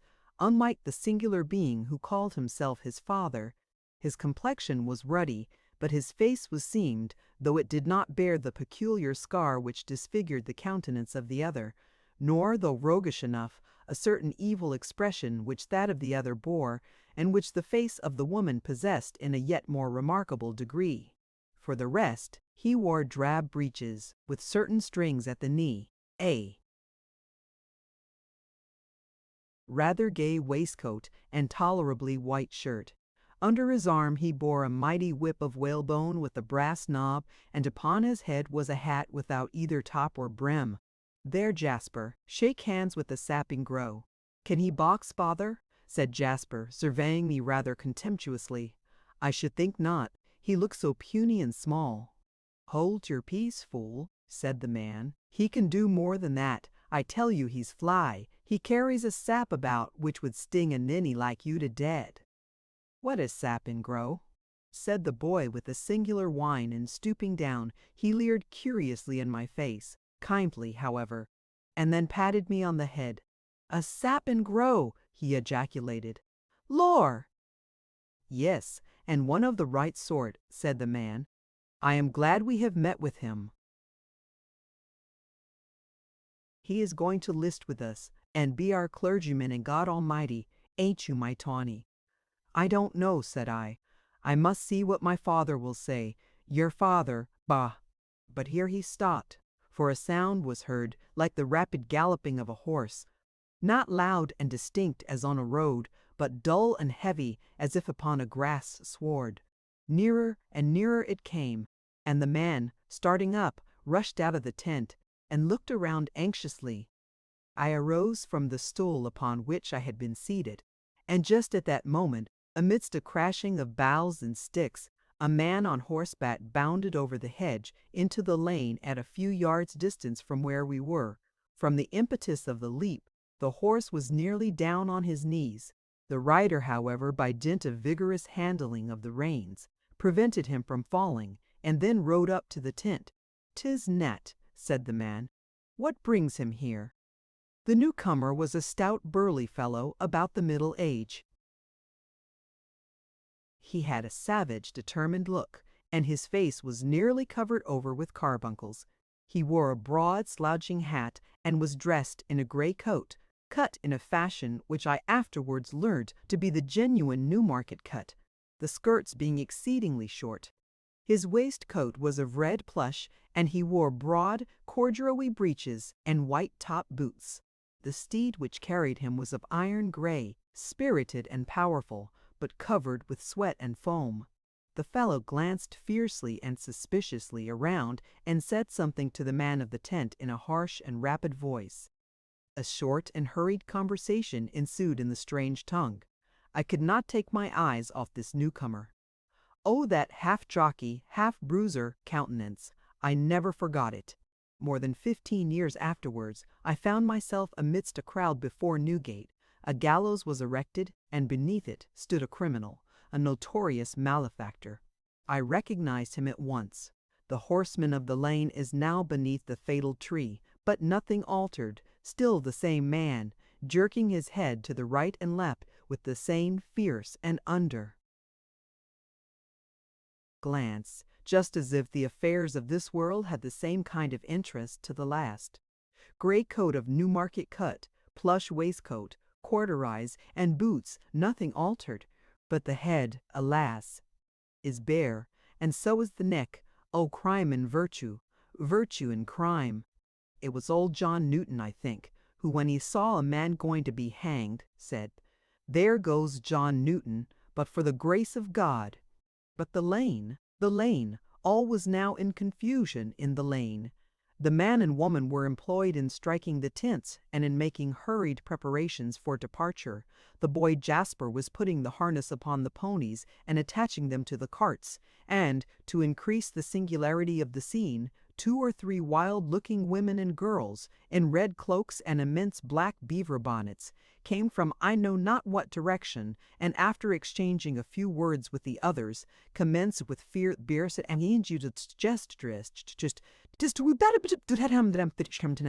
the rider meanwhile sat upon his horse, but evidently in a state of great impatience. He muttered curses between his teeth, spurred the animal furiously, and then reined it in, causing it to rear itself up nearly perpendicular. At last he said, "Curse ye for Romans, how slow ye are! Well, it is no business of mine. Stay here all day if you like. I have given ye warning. I am off to the big North Road. However, before I go, you had better give me all you have of that." "Truly spoken, Nat, my pal," said the man. "Give it him, mother. There it is. Now be off as soon as you please, and rid us of evil company." The woman had handed him 2 bags formed of stocking, half full of something heavy, which looked to them for all the world like money of some kind. The fellow, on receiving them, thrust them without ceremony into the pockets of his coat, and then, without a word of farewell salutation, departed at a tremendous rate, the hoofs of his horse thundering for a long time on the hard soil of the neighboring road, till the sound finally died away in the distance. The strange people were not slow in completing their preparations, and, then, flogging their animals terrifically, hurried away seemingly in the same direction. The boy Jasper was last of the band. As he was following the rest, he stopped suddenly and looked on the ground, appearing to muse. Then, turning round, he came up to me where I was standing, leered in my face, and then, thrusting out his hand, he said, "Goodbye, Sap. I dare say we shall meet again. Remember we are brothers, two gentle brothers." Then whining forth, "What a sapping grow, lore!" he gave me a parting leer and hastened away. I remained standing in the lane, gazing after the retreating company. "A strange set of people," said I at last. "Wonder who they can be." Heeker, Bicksher then whining forth, "What a sapping grow, lore!" he gave me a parting leer and hastened away. Page 47.jpg. Chapter 6. 3 years. Lily's grammar. Proficiency. Ignorant of figures. The school bell. Order of succession. Persecution. What are we to do? Northward. A goodly scene. Haunted ground. Feats of chivalry. Rivers over the brig. Years passed on, even 3 years. During this period I had increased considerably in stature and in strength, and, let us hope, improved in mind, for I had entered on the study of the Latin language. The very first person to whose care I was entrusted for the acquisition of Latin was an old friend of my father's, a clergyman who kept a seminary at a town the very next we visited after our departure from the cross. Under his instruction, however, I continued only a few weeks, as we speedily left the place. "Captain," said this divine, when my father came to take leave of him on the eve of our departure, "I have a friendship for you, and therefore wish to give you a piece of advice concerning this son of yours. You are now removing him from my care. You do wrong, but we will let that pass. Listen to me. There is but one good school book in the world, the one I use in my seminary, Lily's Latin grammar, in which your son has already made some progress. If you are anxious for the success of your son in life, for the correctness of his conduct and the soundness of his principles, keep him to Lily's. Grammar. If you can by any means, either fair or foul, induce him to get by heart Lily's Latin grammar, you may set your heart at rest with respect to him. I myself will be his warrant. I never yet knew a boy that was induced, either by fair means or foul, to learn Lily's Latin grammar by heart, who did not turn out a man, provided he lived long enough. My father, who did not understand the classical languages, received with respect the advice of his old friend, and from that moment conceived the highest opinion of Lily's Latin grammar.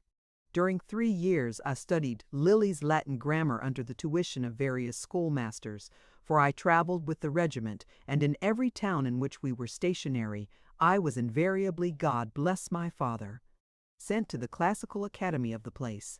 It chanced, by good fortune, that in the generality of these schools the grammar of Lily was in use.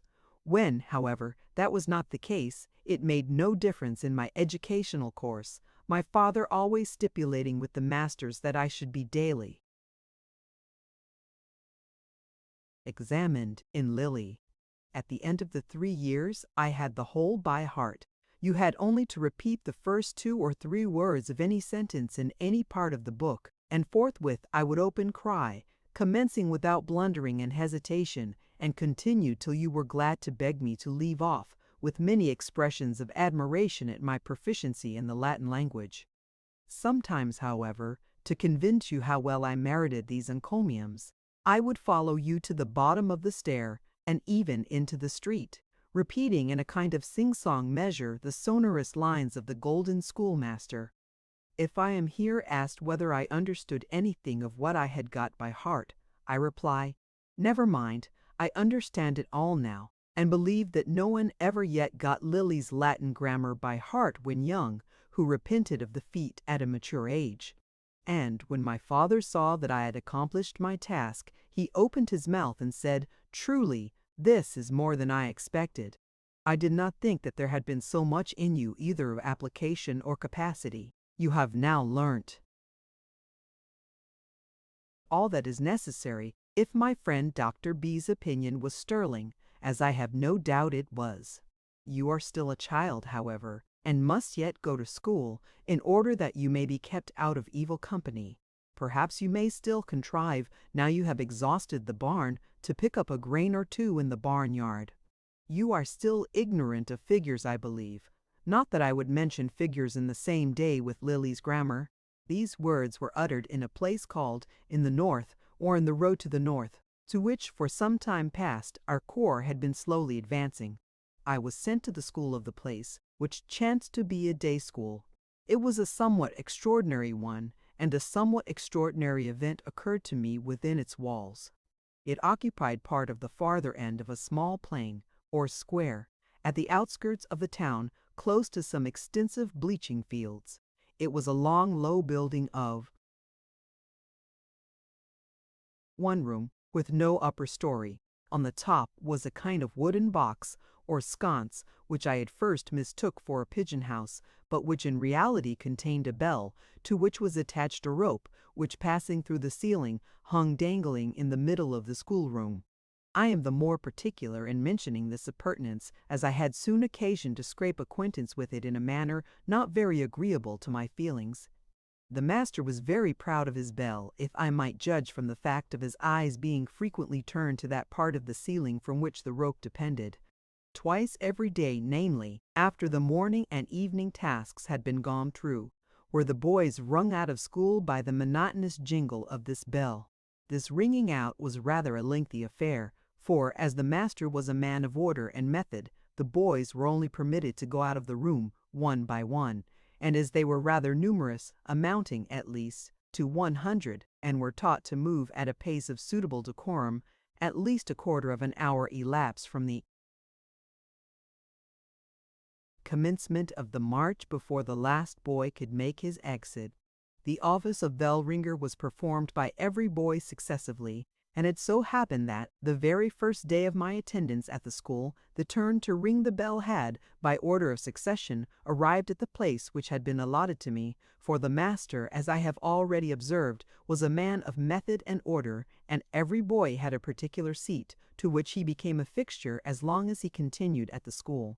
So, upon this day, when the tasks were done and completed, and the boys sat with their hats and caps in their hands, anxiously expecting the moment of dismissal, it was suddenly notified to me by the urchins who sat nearest to me that I must get up and ring the bell.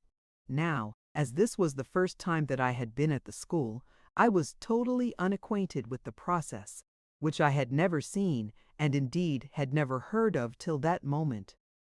I therefore sat still, not imagining it possible that any such duty could be required of me. But now, with not a little confusion, I perceived that the eyes of all the boys in the school were fixed upon me. Presently there were nods and winks in the direction of the bell rope, and, as these produced no effect, uncouth visages were made, like those of monkeys when enraged. Teeth were gnashed, tongues thrust out, and even fists were bent at me.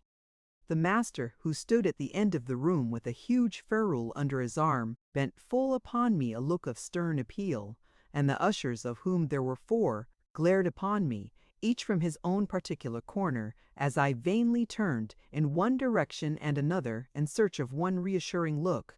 But now, probably in obedience to a sign from the master, the boys in my immediate neighborhood began to maltreat me. Some pinched me with their fingers, some buffeted me, whilst others pricked me with pins or the points of compasses. These arguments were not without effect.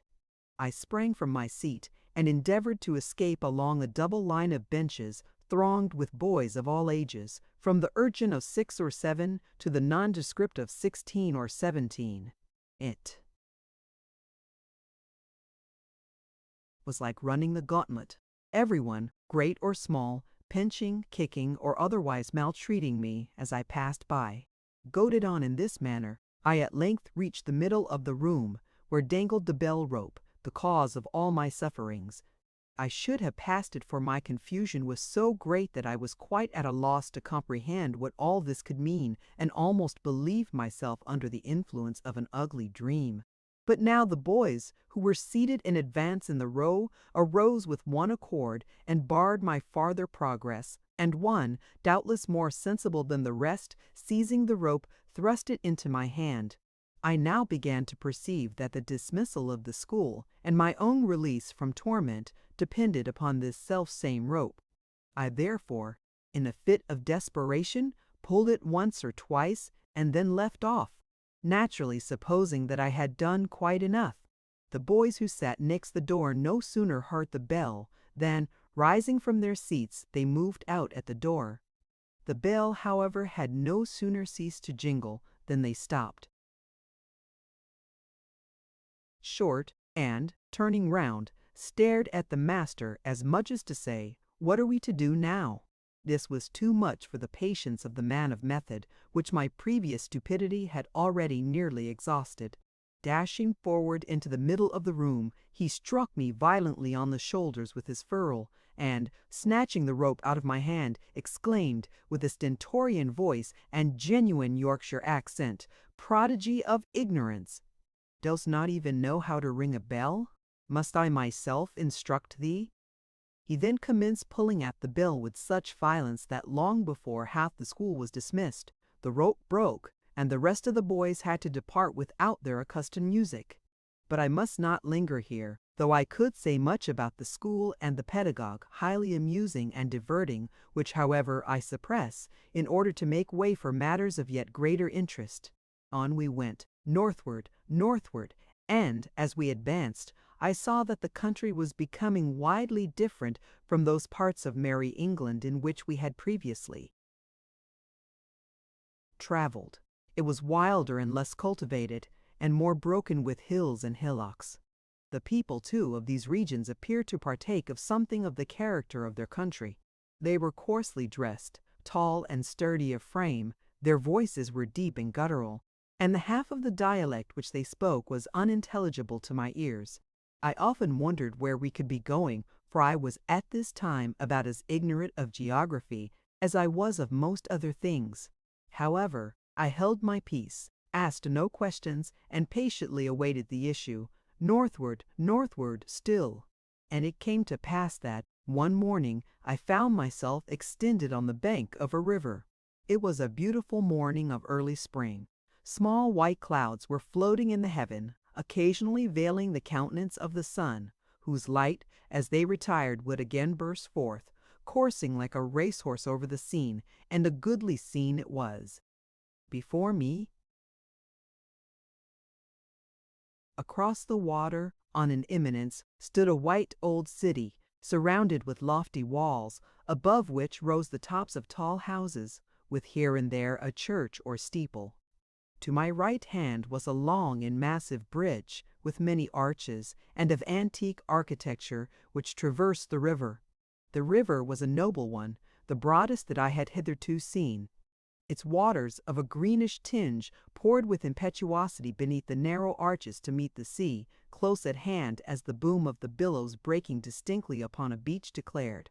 There were songs upon the river from the fisher barks, and occasionally a chorus, plaintive and wild, such as I had never heard before, the words of which I did not understand, but which at the present time, down the long avenue of years, seem in memory's ear to sound like horum, corum, dago. Several robust fellows were near me, some knee-deep in water, employed in hauling the seine upon the strand. Huge fish were struggling amidst the meshes, princely salmon, their brilliant mail of blue and silver flashing in the morning beam, so goodly and gay a scene, in truth, had never greeted my boyish eye, and as I gazed upon the prospect, my bosom began to heave, and my tears to trickle. Was it the beauty of the scene which gave rise to these emotions? Possibly, for though a poor ignorant child, a half-wild creature, I was not insensible to the loveliness of nature, and took pleasure in the happiness and handiworks of my fellow creatures. Yet perhaps, in something more deep and mysterious, the feelings which then pervaded me might originate. Who can lie down on Elver Hill without experiencing something of the sorcery of the place? Flee from Elver Hill, young swain, or the maids of El will have power over you, and you will go elf wild. So say the Danes. I had unconsciously laid myself down upon haunted ground, and I am willing to imagine that what I then experienced was rather connected with the world of spirits and dreams than with what I actually saw and heard around me. Surely the elves and genii of the place were conversing by some inscrutable means with the principle of intelligence lurking within the poor uncultivated clod, perhaps through that ethereal principle, the wonders of the past as connected with that stream, the glories of the present, and even the history of the future, were at that moment being revealed. Of how many feats of chivalry had those old walls been witness when hostile kings contended for their possession? How many an army from the south and from the north had trod that old bridge? What red and noble blood had crimsoned those rushing waters? What strains had been sung, aye, were yet being sung on its banks?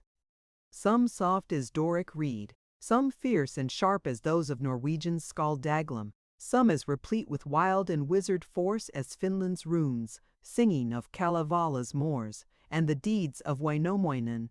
Honor to thee, thou island stream! Onward may thou ever roll, fresh and green, rejoicing in thy bright past, thy glorious present, and in vivid hope of a triumphant future. Flow on, beautiful one! Which of the world's streams canst thou envy with thy beauty and renown? Stately is the Danube, rolling in its might through lands romantic, with the wild exploits of Turk, Polak, and Magyar. Lovely is the Rhine.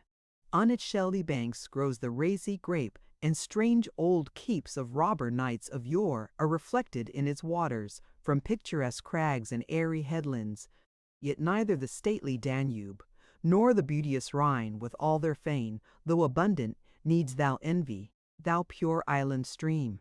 And far less yon turbid river of old, not modern renown, gurgling beneath the walls of what was once proud Rome, towering Rome, Jupiter's town, but now vile Rome, crumbling Rome, Betusia's town. Far less needst thou envy the turbid Tiber of bygone fame, creeping sadly to the sea, surcharged with the abominations of modern Rome. How unlike to thee, thou pure island stream! And as I lay on the bank and wept, there drew nigh to me a man in the habiliments of a fisher. He was bare-legged, of a weather-beaten countenance, and of stature approaching to the gigantic. "What is the callant greeting for?" said he, as he stopped and surveyed me. "Has anybody wrought ye ony harm?" "Not that I know of," I replied, rather guessing at than understanding his question. I was crying because I could not help it. "I say, old one, what is the name of this river?" "Ah, I now see what you was greeting it at your ain't ignorance. Nae doubt 'tis very great. Weel, I will na fash you with reproaches, but even enlighten ye, since you seem a decent man's bairn and you speir a civil question. Yon river is called the Tweed, and yonder over the brig is Scotland. Did you never hear of the Tweed, my bonny man?" "No," said I, as I rose from the grass and proceeded to cross the bridge to the town at which we had arrived the preceding night. "I never heard of it, but now I have seen it, I shall not soon forget it." Chapter 7. The Castle. A Father's Inquiries, Scotch Language, a Determination, Buihin Degree, Good Scotchman, Difference of Races, Near a Haggis, Pugnacious People, Wha are ye, man? The Norlock Gestures, Wild the Bicker, Newtown Champion, Wild-looking figure, headlong.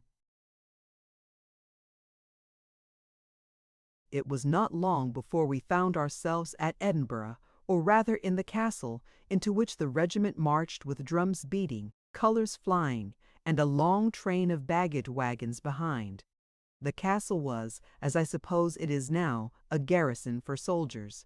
2 other regiments were already there, the one an Irish, if I remember right, the other a small Highland corps. It is hardly necessary to say much about this castle, which everybody has seen. on which account doubtless nobody has ever yet thought fit to describe it, at least that I am aware. Be this as it may, I have no intention of describing it, and shall content myself with observing that we took up our abode in that immense building or caserne of modern erection which occupies the entire eastern side of the bold rock on which the castle stands. A gallant caserne, it was the best and roomiest that I had hitherto seen, rather cold and windy, it is true, especially in the winter, but commanding a noble prospect of a range of distant hills, which I was told were the Hieland Hills, and of a broad arm of the sea, which I heard somebody say was the Firth of Forth. My brother, who for some years past had been receiving his education in a certain celebrated school in England, was now with us, and it came to pass that one day my father, as he sat at table, looked steadfastly on my brother and myself, and then addressed my mother. During my journey down hither, I have lost no opportunity of making inquiries about these people, the Scotch, amongst whom we now are, and since I have been here I have observed them attentively. From what I have heard and seen, I should say that upon the whole they are a very decent set of people. They seem acute and intelligent, and I am told that their system of education is so excellent that every person is learned more or less acquainted with Greek and Latin. There is one thing, however, connected with them, which is a great drawback, the horrid jargon which they speak. However learned they may be in Greek and Latin, their English is execrable, and yet I'm told it is not so bad as it was. I was in company the other day with an Englishman who has resided here many years. We were talking about the country and the people. I should like both very well, said I, were it not for the language. I wish sincerely our Parliament, which is passing so many foolish acts every year, would pass one to force these Scotch to speak English. I wish so too, said he. The language is a disgrace to the British government. But if you had heard it 20 years ago, Captain, if you had heard it as it was spoken when I first came to Edinburgh. Only custom, said my mother. I dare say the language is now what it was then. I don't know, said my father. Though I dare say you are right, it could never have been worse than it is at present. But now to the point. Were it not for the language, which, if the boys were to pick it up, might ruin their prospects in life, were it not for that, I should very much like to send them to a school there is in this place, which everybody talks about, the high school, I think they call it. 'Tis said to be the best school in the whole island, but the idea of one's children speaking Scotch broad, Scotch, I must think the matter over. And he did think the matter over, and the result of his deliberation was a determination to send us to the school. Let me call thee up before my mind's eye high school, to which, every morning, the two English brothers took their way from the proud old castle through the lofty streets of the old town. High school, called so, I scarcely know why, neither lofty in thyself nor by position, being situated in a flat bottom, oblong structure of tawny stone, with many windows fenced with iron netting, with thy long hall below, and thy 5 chambers above, for the reception of the 5 classes, into which the 800 urchins who styled thee instructors were divided. Thy learned rector and his 4 subordinate dominies, thy strange old porter of the tall form and grizzled hair, Heitboe, and doubtless of Norse ancestry, as his name declares, perhaps of the blood of Bui Hin Digri, the hero of northern song, the Jomsborg. War is lads. Yes, it's to remember all about thee. I remember with lads. Eyes, roll portally at them powdy, shrew but a pipes, de bopila la balak, bala liam with the file of bilka to vobiot. And in this school I began to construe the Latin language, which I had never done before, notwithstanding my long and diligent study of Lilly, which illustrious grammar was not used at Edinburgh, nor indeed known. Greek was only taught in the 5th or highest class, in which my brother was. As for myself, I never got beyond the 3rd during the 2 years that I remained at this seminary. I certainly acquired here a considerable insight in the Latin tongue, and, to the scandal of my father and horror of my mother, a thorough proficiency in the Scotch, which, in less than 2 months, usurped the place of the English, and so obstinately maintained its ground that I still can occasionally do conjuring remains. I did not spend my time unpleasantly at this school, though. First of all, I had to pass through an ordeal.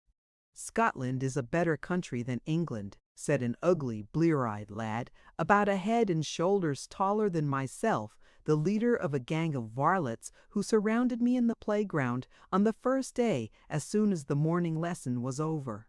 "Scotland is a far better country than England in every respect." "Is it?" said I.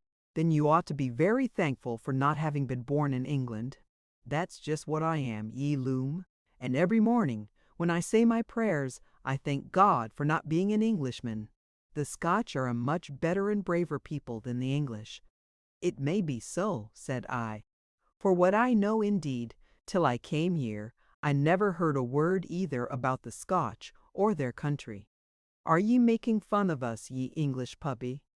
said the blear-eyed lad. "Take that," and I was presently beaten black and blue.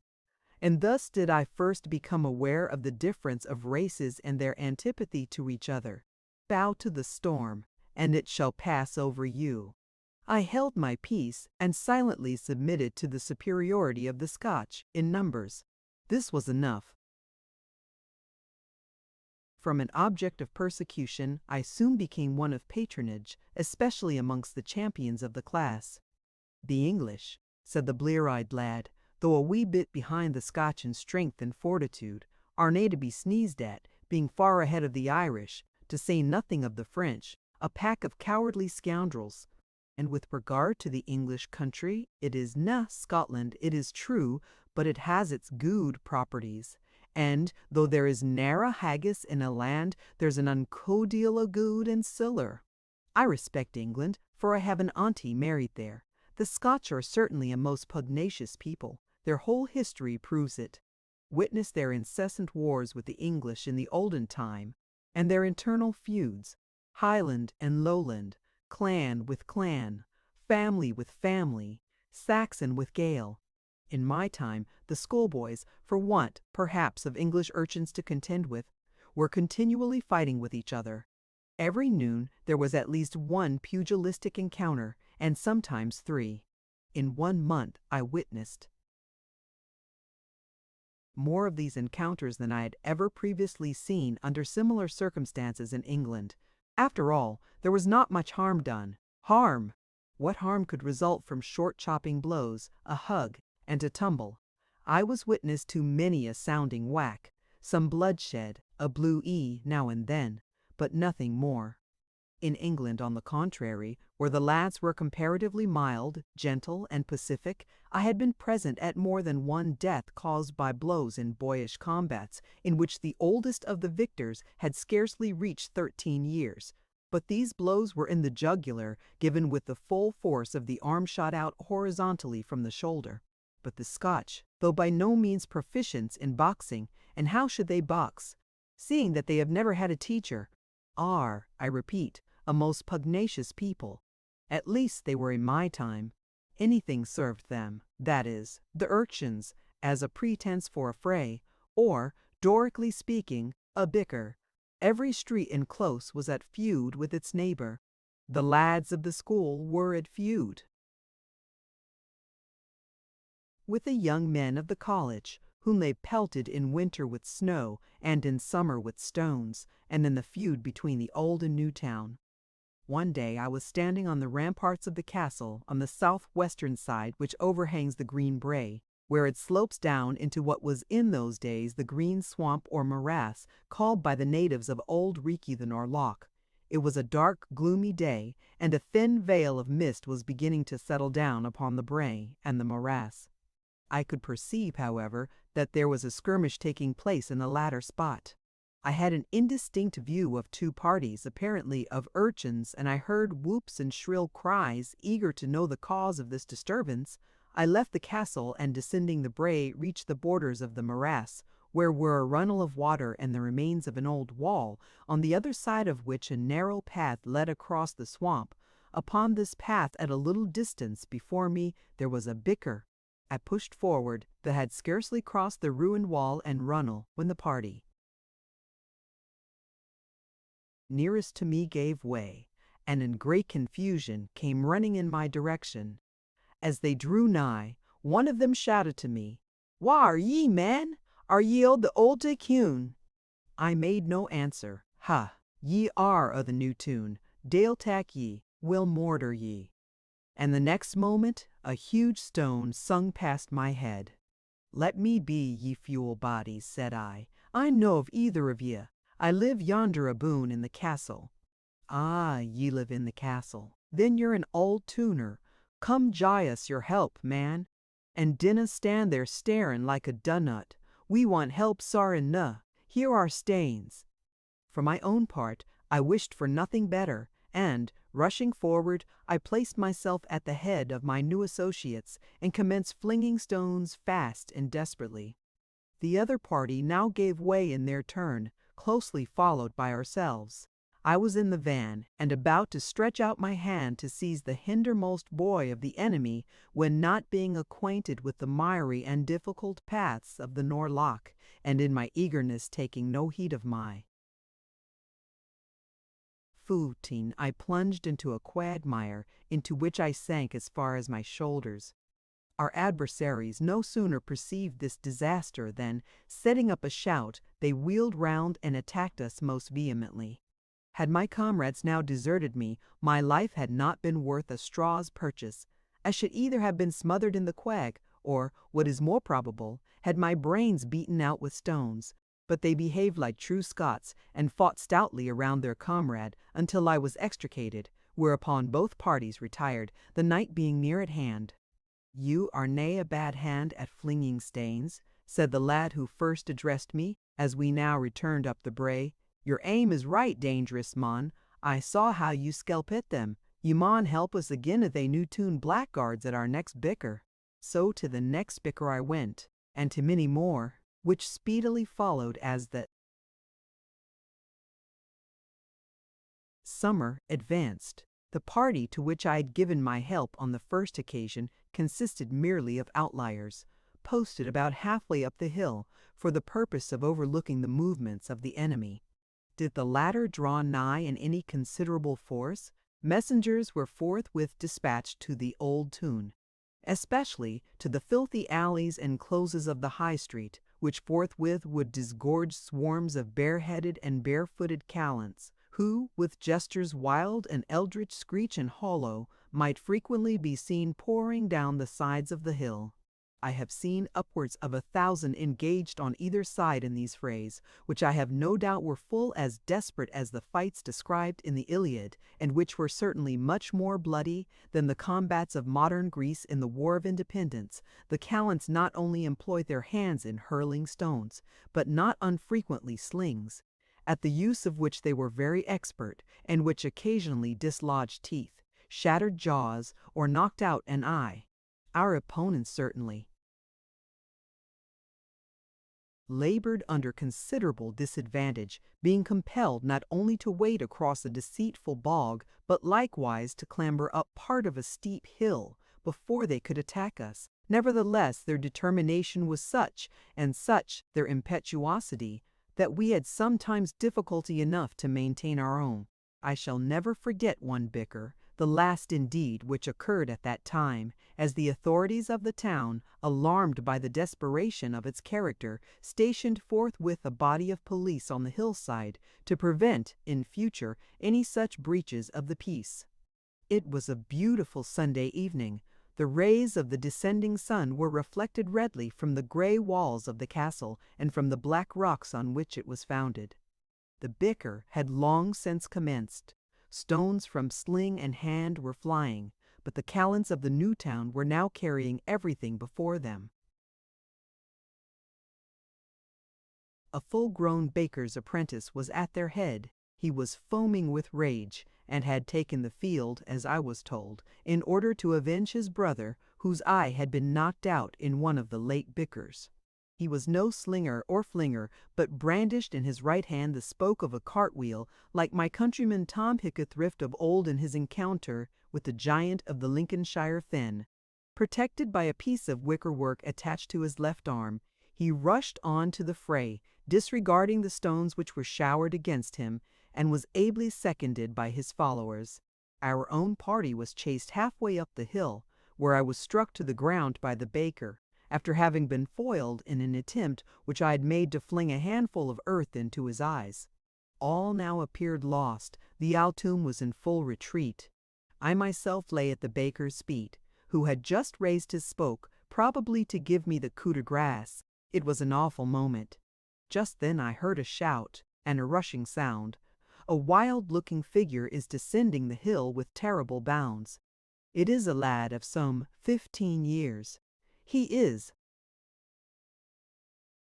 Edithan Colbit Amish Tapitanani to the Lidden Yetin, Hall Quarry Zakid Loquide, Forfeit, within the bit of art of circuit, founds and resuscicord and pride. Stand at Bowers sign diding P required, and at Homus Assemble had sent to enter bit a trick for required occurred heeded headsins belayed against.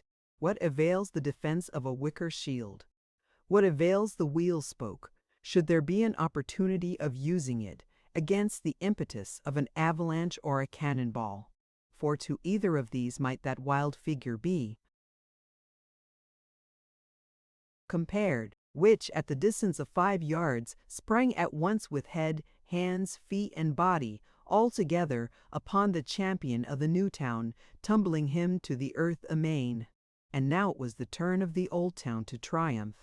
Our late discomfited host, returning on its steps, overwhelmed the fallen champion with blows of every kind, and then, led on by his vanquisher, who had assumed his arms, namely the wheel spoke and wicker shield, fairly cleared the bray of their adversaries, whom they drove down headlong into the morass.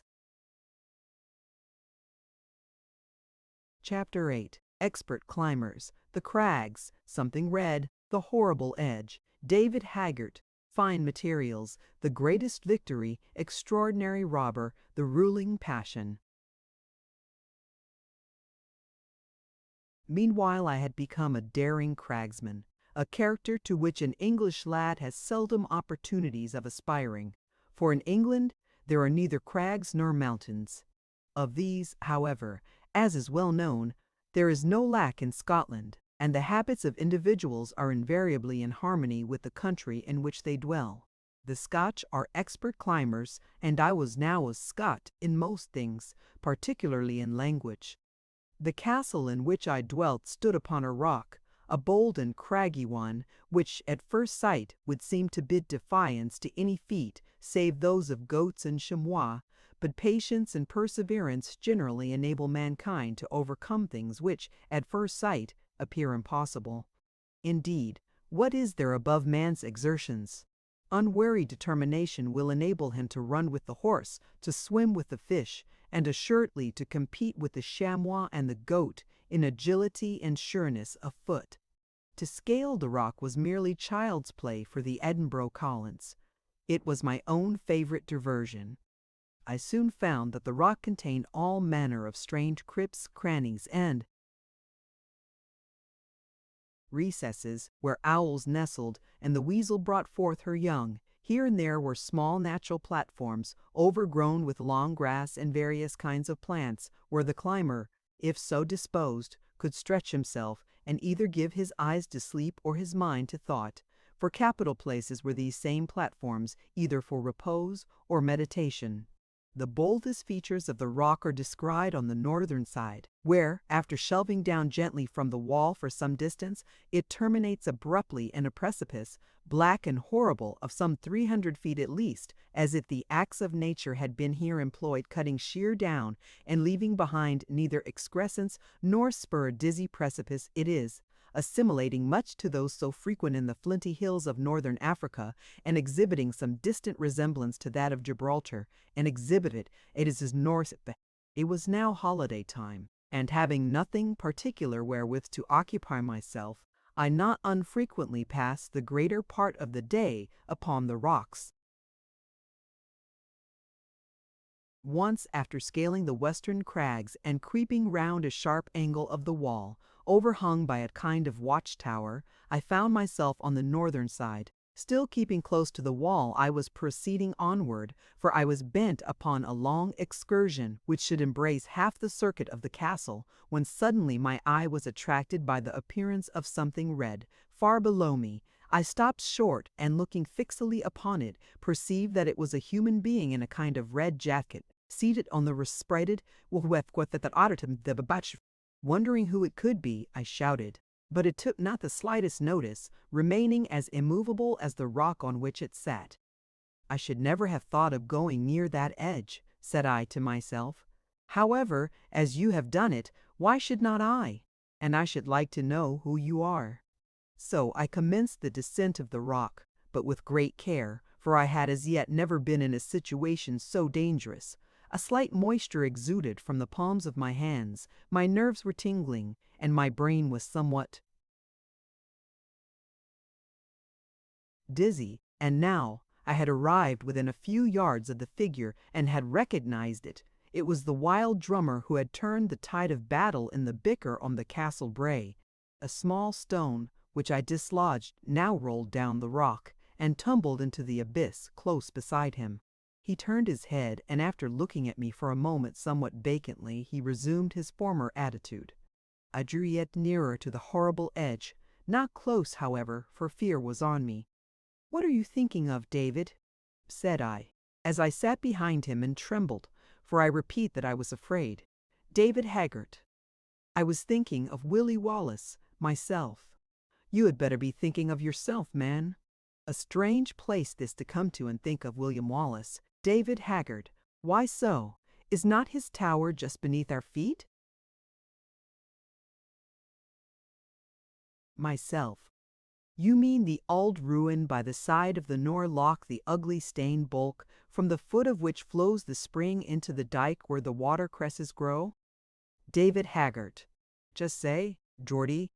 Myself. And why were ye thinking of him? The English hanged him long since, as I have heard say. David Haggart. I was thinking that I should wish to be like him. Myself. Do ye mean that you would wish to be hanged? David Haggart. I wadna flinch from that, Geordie, if I might be a great man first. Myself. And wha kens, Davy, how great you may be, even without hanging. Are ye not in the high road of preferment? Are ye not a bald drummer already? Wha kens how high ye may rise? Perhaps to be general or drum major. David Haggart. I nae wish to be drum major. It were nae great things to be like the doited carle, else than good, as they call him. And, troth, he has nae his name for naething. But I should have nae congestion to be a general, and to fight the French and Americans, and win myself a name and a fame like Willie Wallace, and do brave deeds such as I have been reading about in his storybook. Myself. Ye are a fool, Davy. The storybook is full of lies.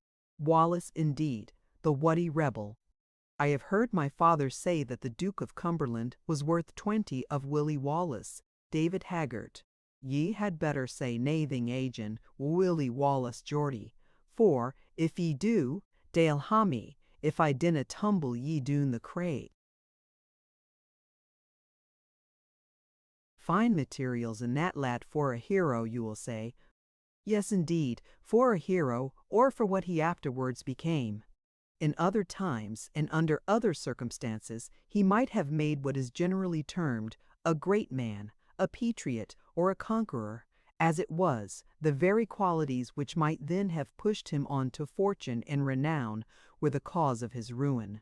The war over, he fell into evil courses, for his wild heart and ambitious spirit could not brook the sober and quiet pursuits of honest industry. Can an Arabian steed submit to be a vile drudge? I cries the fatalist. Nonsense. A man is not an irrational creature, but a reasoning being, and has something within him beyond mere brutal instinct. The greatest victory which a man can achieve is over himself, by which is meant those unruly passions which are not convenient to the time and place. David did not do this. He gave the reins to his wild heart instead of curbing it, and became a robber, and alas, alas! He shed blood under peculiar circumstances, it is true, and without malice. Preface. And for that blood he eventually died, and justly. For it was that of the warden of a prison from which he was escaping, and whom he slew with one blow of his stalwart arm. Tamerlane and Haggard. Haggard and Tamerlane. Both these men were robbers, and of low birth, yet one perished on an ignoble scaffold, and the other died emperor of the world. Is this justice? The ends of the two men were widely dissimilar, yet what is the intrinsic difference between them? Very great indeed. The one acted according to his lights and his country, not so the other. Tamerlane was a heathen, and acted according to his lights. He was a robber where all around were robbers, but he became the avenger of God's scourge on unjust kings, on the cruel Bajé, who had plucked out his own brother's eyes. He became to a certain extent the purifier of the East, its regenerator. His equal never was before, nor has it since been seen. Here the wild heart was profitably employed, the wild strength, the teeming brain. Onward, lame one, onward to Morlank, Haggard. Mut peace to thee, poor David. Why should a mortal worm be sitting in judgment over thee? The mighty and just one has already judged thee, and perhaps above thou hast received pardon for thy crimes, which could not be pardoned here below. And now that thy feverish existence has closed, and thy once active form become inanimate dust, thy very memory all but forgotten, I will say a few words about thee, a few words soon also to be forgotten. Thou wast the most extraordinary robber that ever lived within the belt of Britain. Scotland rang with thy exploits, and England too, north of the Humber. Strange deeds also didst thou achieve, when, fleeing from justice, thou didst find thyself in the sister isle. Busy wast thou there in town and on Curragh, at fair and racecourse, and also in the solitary place. Ireland thought thee her child, for who spoke her brogue better than thyself? She felt proud of thee, and said, Sure, O'Hanlon is come again. What might not have been thy fate in the far west in America, whither thou hadst turned thine eye, saying, I will go there, and become an honest man. But thou wast not to go there, David. The blood which thou hadst shed in Scotland was to be required of thee. The avenger was at hand, the avenger of blood. Seized, manacled, brought back to thy native land, condemned to die, thou wast left in thy narrow cell, and told to make the most of thy time, for it was short, and there in thy narrow cell, and thy time so short, thou didst put the crowning stone to thy strange deeds, by that strange history of thyself, penned by thy own hand in the robber tongue. Thou mightest have been better employed, David, but the ruling passion was strong with thee even in the jaws of death. Thou mightest have been better employed, but peace be with thee, I repeat, and the Almighty's grace and pardon. Chapter 9. Napoleon. The storm, the cove, up the country, the trembling hand, Irish, tough battle, Tipperary hills, elegant lodgings, a speech, fair specimen, arrangement. Onward, onward. And after we had sojourned in Scotland nearly 2 years, the long continental war had been brought to an end, Napoleon was humbled for a time, and the Bourbons restored to a land which could well have dispensed with them. We returned to England, where the corps was disbanded, and my parents with their family retired to private life. I shall pass over in silence the events of a year which offer little of interest as far as connected with me and mine. Suddenly, however, the sound of war was heard again. Napoleon had broken forth from Elba, and everything was in confusion. Vast military preparations were again made. Our own corps was levied anew, and my brother became an officer in it. But the danger was soon over. Napoleon was once more quelled, and chained forever like Prometheus to his rock. As the corps, however, though so recently levied, had already become a very fine one thanks to my father's energetic drilling, the government very properly determined to turn it to some account, and as disturbances were apprehended in Ireland about this period, it occurred to them that they could do no better than dispatch it to that country. In the autumn of the year 1815, we set sail from a port in Essex. We were some 800 strong, and were embarked in 2 ships, very large but old and crazy. A storm overtook us when off Beachy Head, in which we had nearly foundered. I was awakened early in the morning by the howling of the wind and the uproar on deck. I kept myself close, however, as is still my constant practice on similar occasions, and waited the result with that apathy and indifference which violent seasickness is sure to produce. We shipped several seas, and once the vessel missing stays which, to do it justice, it generally did at every 3rd or 4th tack, we escaped almost by a miracle from being dashed upon the foreland. On the 8th day of our voyage we were in sight of Ireland. The weather was now calm and serene. The sun shone brightly on the sea, and on certain green hills in the distance, on which I descried what at first sight I believed to be 2 ladies gathering flowers, which, however, on our nearer approach, proved to be 2 tall white towers, doubtless built for some purpose or other, though I did not learn for what. We entered a kind of bay, or cove, by a narrow inlet. It was a beautiful and romantic place, this cove, very spacious, and, being nearly landlocked, was sheltered from every wind. A small island, every inch of which was covered with fortifications, appeared to swim upon the waters, whose dark blue denoted their immense depth. Tall green hills, which ascended gradually from the shore, formed the background to the west. They were carpeted to the top with turf of the most vivid green, and studded here and there with woods, seemingly of oak. There was a strange old castle halfway up the ascent, a village on a crag, but the mists of morning were half veiling the scene when I surveyed it, and the mists of time hanging denkeysly that. And then in the look of black hard. Leaving the ship in the cove, we passed up a wide river in boats till we came to a city, where we disembarked. It was a large city, as large as Edinburgh to my eyes. There were plenty of fine houses, but little neatness. The streets were full of impurities. Handsome equipages rolled along, but the greater part of the population were in rags. Beggars abounded. There was no lack of merriment, however. Boisterous shouts of laughter were heard on every side. It appeared a city of contradictions. After a few days' rest, we marched from this place in 2 divisions. My father commanded the second.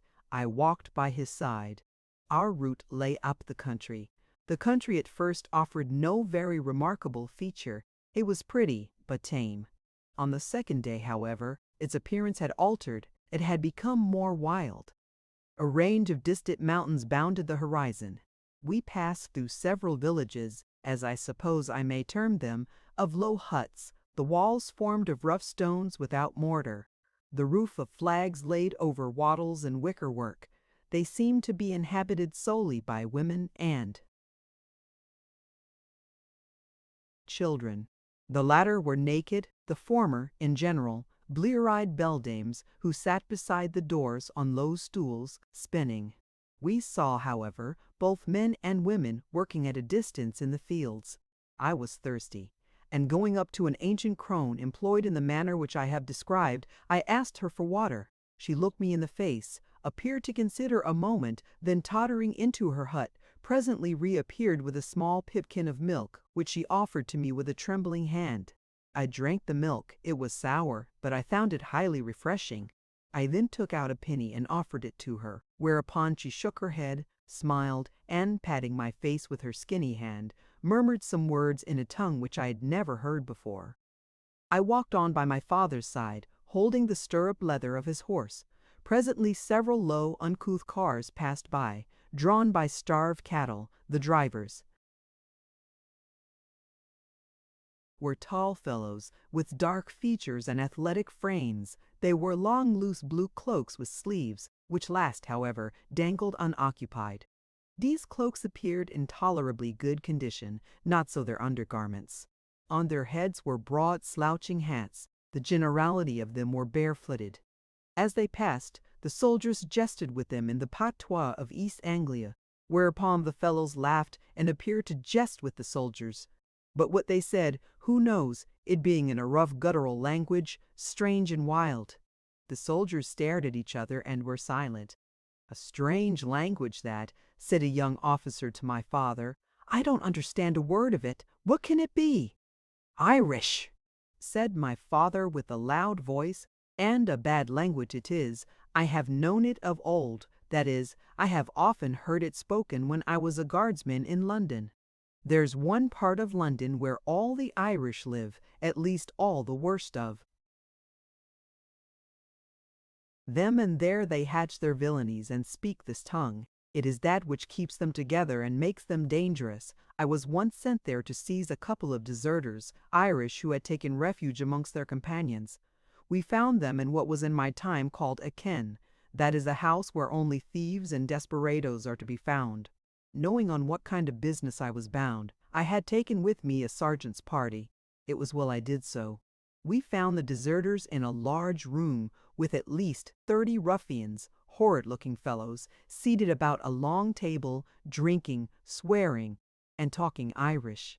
Ah! We had a tough battle, I remember.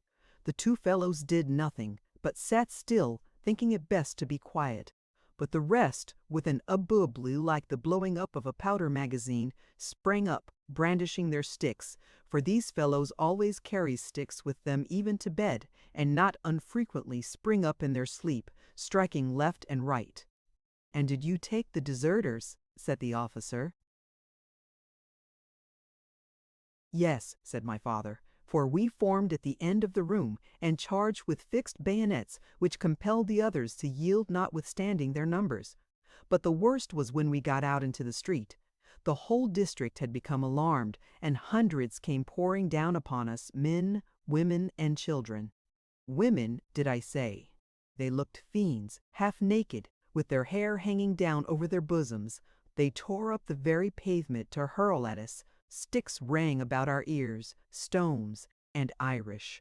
I liked the Irish worst of all. It sounded so horrid, especially as I did not understand it. It's a bad language." "A queer tongue," said I. "I wonder if I could learn it." "Learn it," said my father. "What should you learn it for? However, I am not afraid of that. It is not like Scotch. No person can learn it, save those who are born to it. And even in Ireland, the respectable people do not speak it, only the wilder sort, like those we have passed." Within a day or two we had reached a tall range of mountains running north and south, which I was told were those of Tipperary. Along the skirts of these we proceeded till we came to a town, the principal one of these regions. It was on the bank of a beautiful river which separated it from the mountains. It was rather an ancient place, and might contain some 10,000 inhabitants. I found that it was our destination. There were extensive barracks at the farther end, in which the corps took up its quarters. With respect to ourselves, we took lodgings in a house which stood in the principal street. "You never saw more elegant lodgings than these, Captain," said the master of the house, a tall, handsome, and athletic man, who came up whilst our little family were seated at dinner late in the afternoon of the day of our arrival. "They beat anything in this town of Clonmel. I do not let them for the sake of interest, and to none but gentlemen in the army, in order that myself and my wife, who is from Londonderry, may have the advantage of pleasant company. Genteel company, I and Protestant company, Captain. It did my heart good when I saw your honor ride in at the head of all those fine fellows. Real Protestants, I'll engage, not a papist among them. They are too good-looking and honest-looking for that. So I no sooner saw your honor at the head of your army, with that handsome young gentleman holding by your stirrup, than I said to my wife, Mistress Hine, who is from Londonderry, God bless me, said I, what a truly Protestant countenance, what a noble bearing, and what a sweet young gentleman, by the silver hairs of his honor. And sure enough I never saw hairs more regally silver than those of your honor, by his honor's grey silver hairs, and by my own soul, which is not worthy to be mentioned in the same day, with one of them it would be no more than decent and civil to run out and welcome such a father and son coming in at the head of such a Protestant military. And then my wife, who is from Londonderry, Mistress Hine, looking me in the face like a fairy as she is, "You may say that," says she. "It would be but decent and civil, honey. And your honor knows how I ran out of my own door and welcomed your honor riding in company with your son, who was walking, how I welcomed ye both at the head of your royal regiment, and how I shook your honor by the hand, saying, 'I am glad to see your honor,' by the hand, saying, 'I am glad to see your honor, and your honor's son, and your honor's royal military Protestant regiment. And now I have you in the house, and right proud I am to have you one and all. 1, 2, 3, 4, true Protestants, every one, no papist here, and I have made bold to bring up a bottle of claret which is now waiting behind the door. And when your honor and your family have dined, I will make bold too to bring up Mistress Hine from Londonderry to introduce to your honor's lady, and then we'll drink to the health of King George, God bless him, to the glorious and immortal, to be lordas, ultimate, bontefaldieth, placate batwargudel bebethrikit." Such was the speech of the Irish Protestant, addressed to my father in the long, lofty dining room with 3 windows, looking upon the high street of the good town of Clonmel as he sat at meat with his family, after saying grace like a true-hearted, respectable soldier as he was. A bigot and an Orangeman! Oh yes!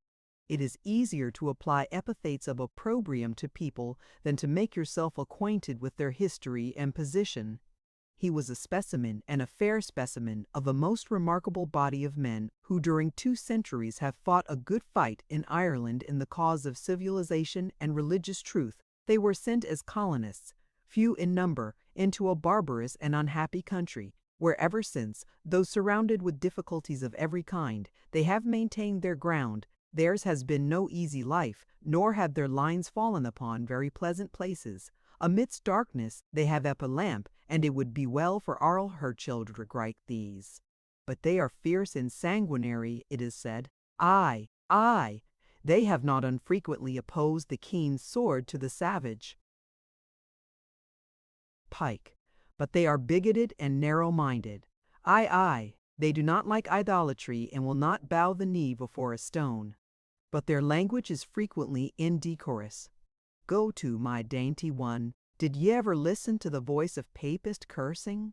The Irish Protestants have faults, numerous ones, but the greater number of these may be traced to the peculiar circumstances of their position, but they have virtues, numerous ones, and their virtues are their own, their industry, their energy, and their undaunted resolution are their own. They have been vilified and traduced, but what would Ireland be without them? I repeat, that it would be well for her were all her sons no worse than these much calumniated children of her adoption. Chapter 10. Protestant Young Gentlemen, the Greek Letters, Open Chimney, Murta, Paris, and Salamanca, Nothing to Do to White, to Hull, The Pack of Cards, Before Christmas.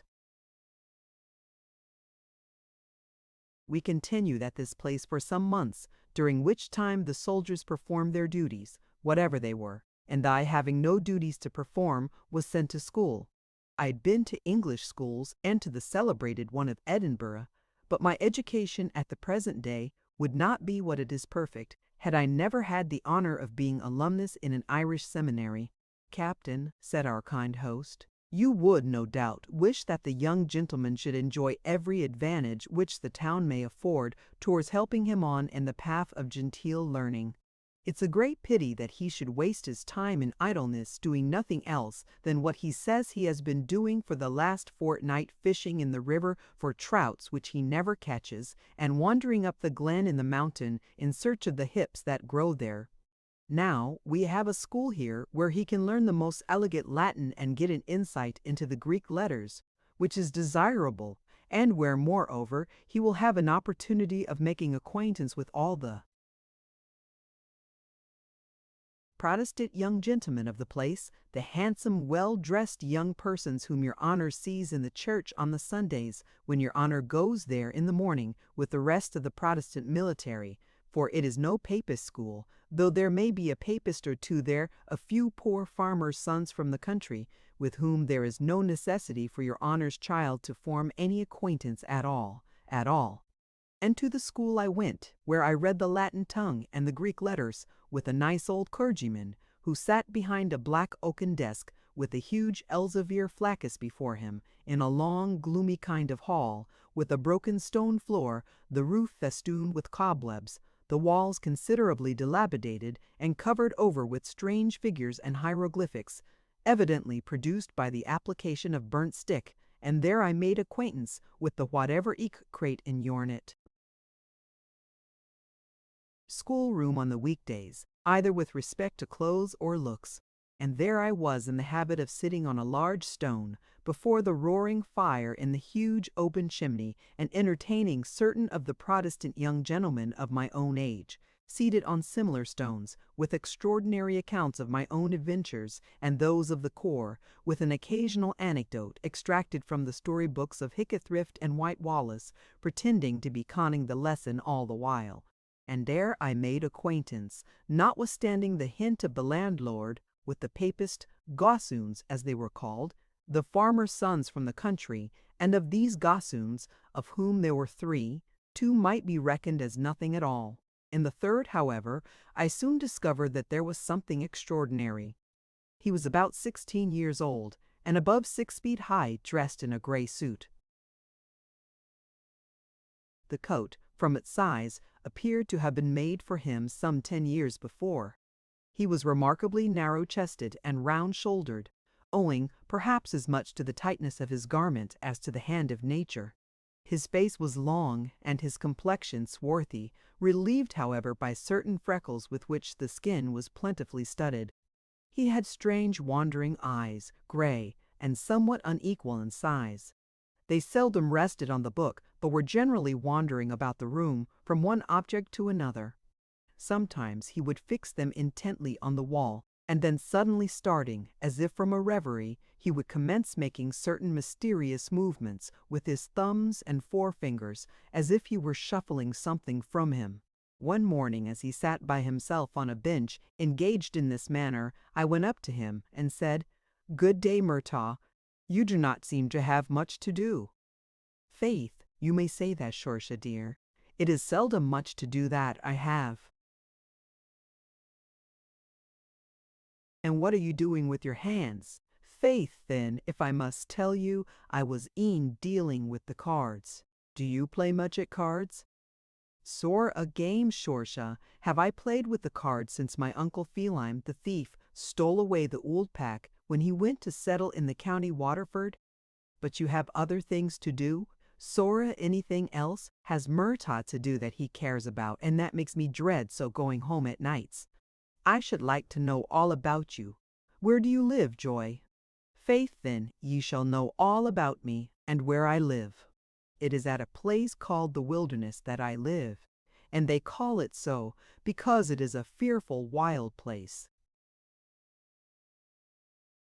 without any house near it but my father's own, and that's where I live when at home." "And your father is a farmer, I suppose?" "You may say that, and it is a farmer I should have been, like my brother Denise, had not my uncle Phelim, the thief, told my father to send me to school to learn Greek letters, that I might be made a saggart of and sent to Paris and Salamanca." "And you would rather be a farmer than a priest?" "You may say that. For were I a farmer, like the rest, I should have something to do, like the rest, something that I cared for, and I should come home tired at night and fall asleep, as the rest do, before the fire. But when I comes home at night, I am not tired, for I have been doing nothing all day that I care for, and then I sits down and stares about me, and at the fire, till I become frighted. And then I shouts to my brother Denise or to the gossoons, 'Get up, I say, and let's be doing something. Tell us the tale of Fin Maur Cool, and how he lay down in the Shannon's bed and let the river flow down his jaws.' Arrah, Shorsha, I wish you would come and stay with us and tell us some of your sweet stories of your own self and the snake ye carried about wid ye. Faith, Shorsha dear, that snake baits anything about Finn, Ma Cool, or Brian Boru, the thieves too. Bad luck to them. And do they get up and tell you stories? Sometimes they does, but often most they curses me and bids me be quiet. But I can't be quiet, either before the fire or abed. So I runs out of the house and stares at the rocks, at the trees, and sometimes at the clouds as they run a race across the bright moon, and the more I stares, the more frighted I grows, till I screeches. And halawasas. And last night I went into the barn and hid my face in the straw. And there, as I lay and shivered in the straw, I heard a voice above my head singing out, "To white, to woo!" And then up I starts and runs into the house and falls over my brother Dennis as he lies at the fire. "What's that for?" says he. "Get up, you thief," says I, "and be helping me. I have been out into the barn, and an owl has crowed at me." "And what has this to do with playing cards?" "Little enough, Shorsha dear. If there were card playing, I should not be frighted." "And why do you not play at cards? Did I not tell you that the thief, my Uncle Phelim, stole away the pack? If we had the pack, my brother Dennis and the Golsoons would be ready enough to get up from their sleep before the fire and play cards with me for ha'pence, or eggs, or nothing at all. But the pack is gone, bad luck to the thief who took it. And why don't you buy another? Is it of buying you are speaking, and where am I to get the money? Ah, that's another thing. Faith it is, honey. And now the Christmas holidays is coming, when I shall be at home by day as well as night. And then what am I to do? Since I have been a saggarding, I have been good for nothing at all, neither for work nor Greek, only to play cards. Faith, it's going mad I will be. I say, Murtaugh." "Yes, Shorsha, dear." "I have a pack of cards." "You don't say so, Shorsha Mabernine. You don't say that you have cards 52? "I do though, and they are quite new, never been once used." "And you'll be lending them to me, I warrant." "Don't think it, but I'll sell them to you joy if you like. Hanam Mundiul. Am I not after telling you that I have no money at all? But you have as good as money to me at least, and I'll take it in exchange." "What's that, Shorsha dear?" "Irish." "Irish?" "Yes, you speak Irish. I heard you talking it the other day to the cripple. You shall teach me Irish. And is it a language master you'd be making of me? To be sure. What better can you do?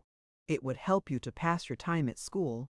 You can't learn Greek, so you must teach Irish." Before Christmas, Morta was playing at cards with his brother Dennis, and I could speak a considerable quantity of broken Irish. Chapter 11. Templemore, Devil's Mountain, No Companion, Force of Circumstance, Way of the World, Ruined Castle, Grim and Desolate, the Donjon, Old Woman, My Own House. When Christmas was over and the New Year commenced, we broke up our quarters and marched away to Templemore.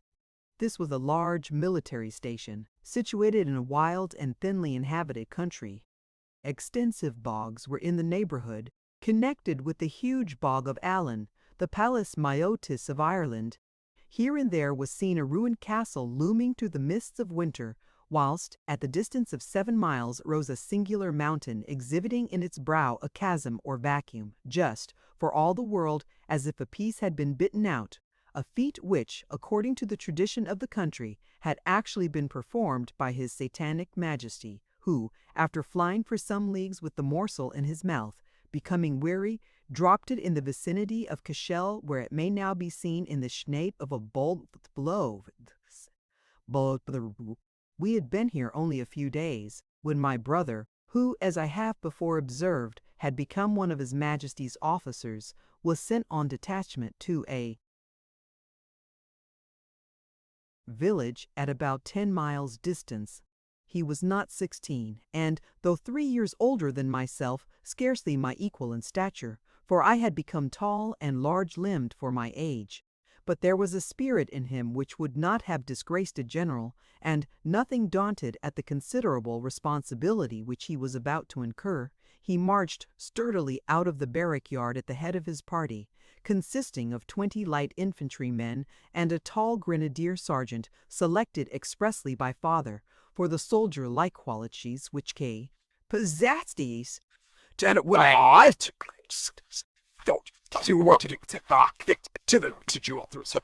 So out of the barrack-yard with something of an air marched my dear brother, his single drum and fife playing the inspiring old melody, "Marlbrook is gone to the wars, he'll never return no more." I soon missed my brother, for I was now alone, with no being at all assimilating in age, with whom I could exchange a word. Of late years, from being almost constantly at school, I had cast aside, in a great degree, my unsocial habits and natural reserve, but in the desolate region in which we now were there was no school, and I felt doubly the loss of my brother, whom, moreover, I tenderly loved for his own sake. Books I had none, at least such as I cared about, and with respect to the old volume, the wonders of which had first beguiled me into common reading, I had so frequently pored over its pages that I had almost got its contents by heart. I was therefore in danger of falling into the same predicament as Murtaugh, becoming frighted from having nothing to do. Nay, I had not even his resources. I cared not for cards, even if I possessed them and could find people disposed to play with them.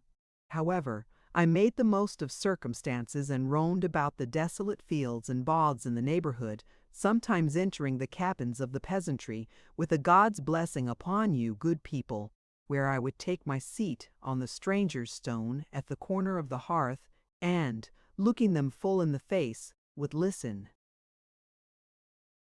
to the Carls and Carolines talking Irish. Ah, that Irish! How frequently do circumstances, at first sight, the most trivial and unimportant, exercise a mighty and permanent influence on our habits and pursuits. How frequently is a stream turned aside from its natural course by some little rock or knoll, causing it to make an abrupt turn. On a wild road in Ireland, I had heard Irish spoken for the first time, and I was seized with a desire to learn Irish, the acquisition of which, in my case, became the stepping stone to other languages.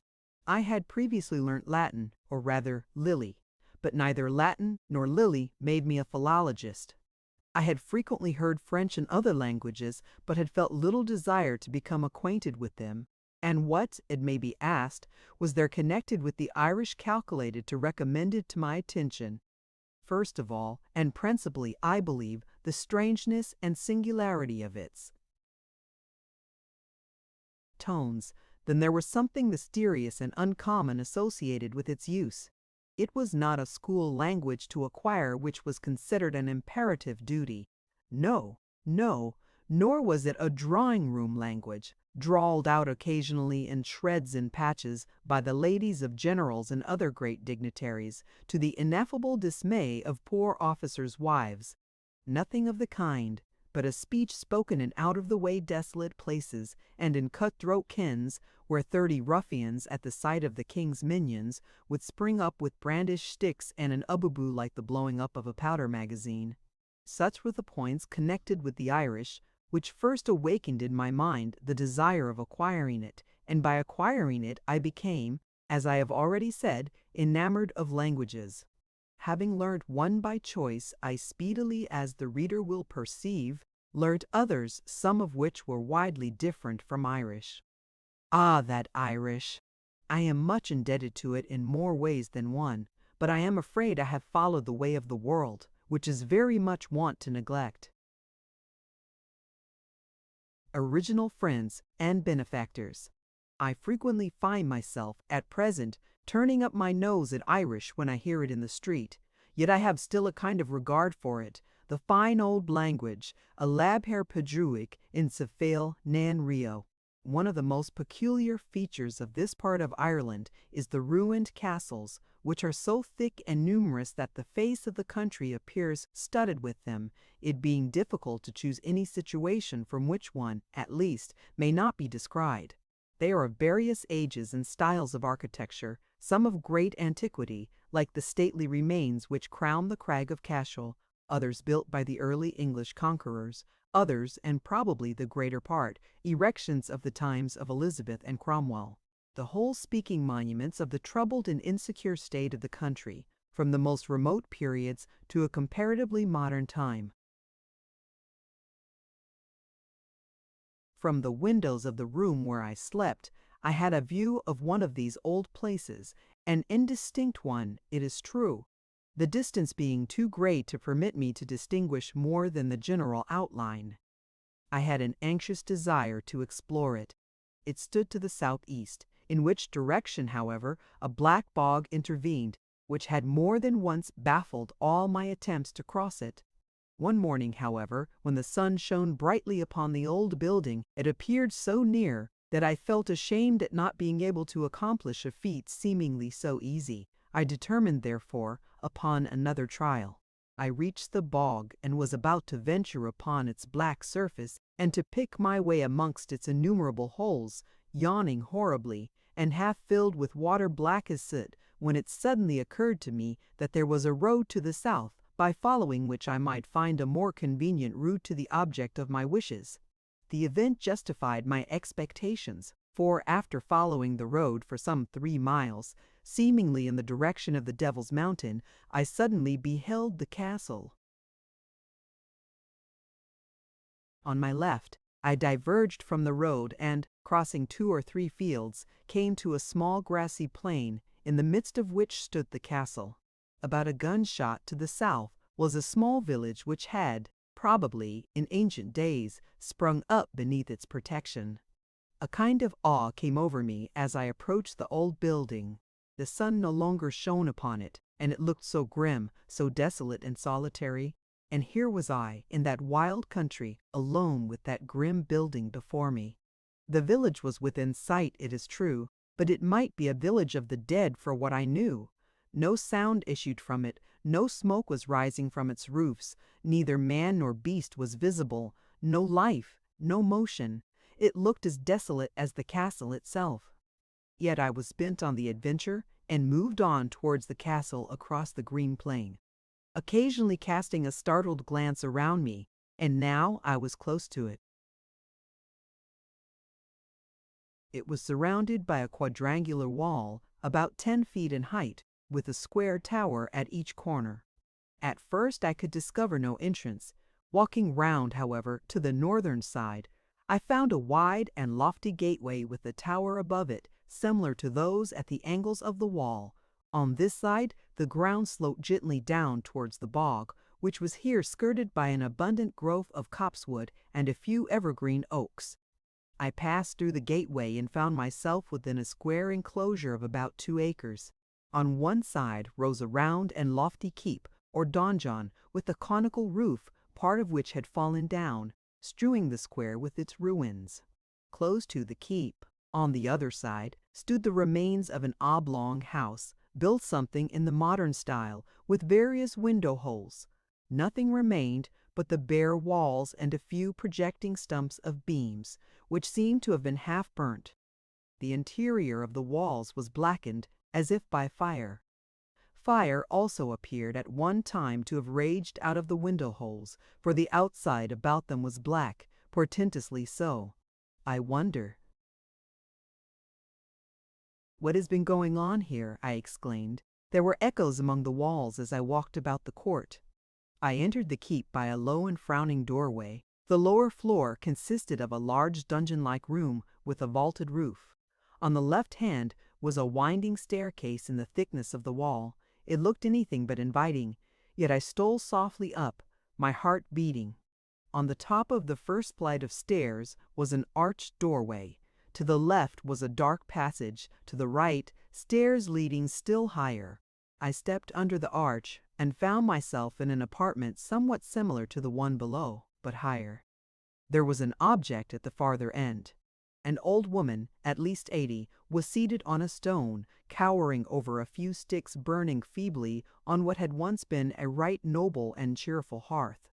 Her side glance was towards the doorway as I entered, for she had heard my footsteps. I stood suddenly still, and her haggard glance rested on my face. "Is this your house, mother?" I at length demanded, in the language which I thought she would best understand. "Yes, my house, my own house, the house of the broken-hearted." "Any other person's house?" I demanded. "My own house, the beggar's house, the accursed house of Cromwell." Chapter 12. A visit, figure of a man, the dog of peace, the raw wound, the guard-room, boy-soldier, person in authority, never solitary clergyman and family, still hunting fairy man, near sunset, bag left-handed hitter, Irish and supernatural, at Swanton Morley. One morning I set out, designing to pay a visit to my brother at the place where he was detached.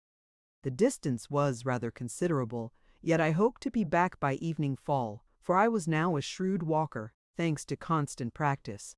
I set out early, and, directing my course towards the north, I had in less than 2 hours accomplished considerably more than half of the journey. The Witherators at Witterwalls, and a road at her first been Praftanemy, and the say de storm came on. The road then lay straight through a bog, and was bounded by a deep trench on both sides. I was making the best of my way, keeping as nearly as the middle of the road, lest, blinded by the deck a trench on both sides. I was making the best of my way, keeping as nearly as I could in the middle of the road, lest, blinded by tide, Brian Amonikov,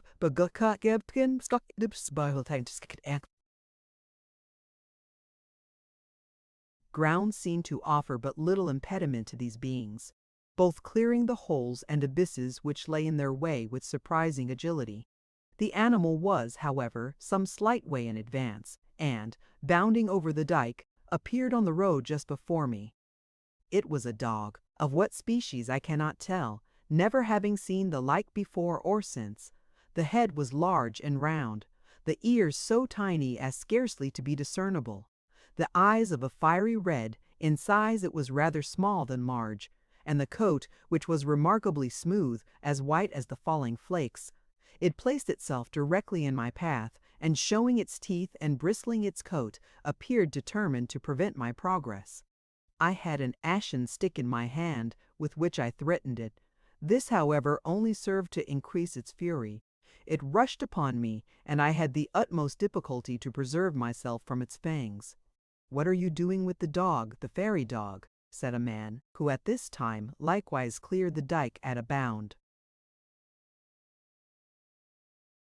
He was a very tall man, rather well dressed as it should seem. His garments, however, were like my own, so covered with snow that I could scarcely discern their quality. "What are you doing with the dog of peace?" "I wish he would show himself one," said I. I said nothing to him, but he placed himself in my road and would not let me pass.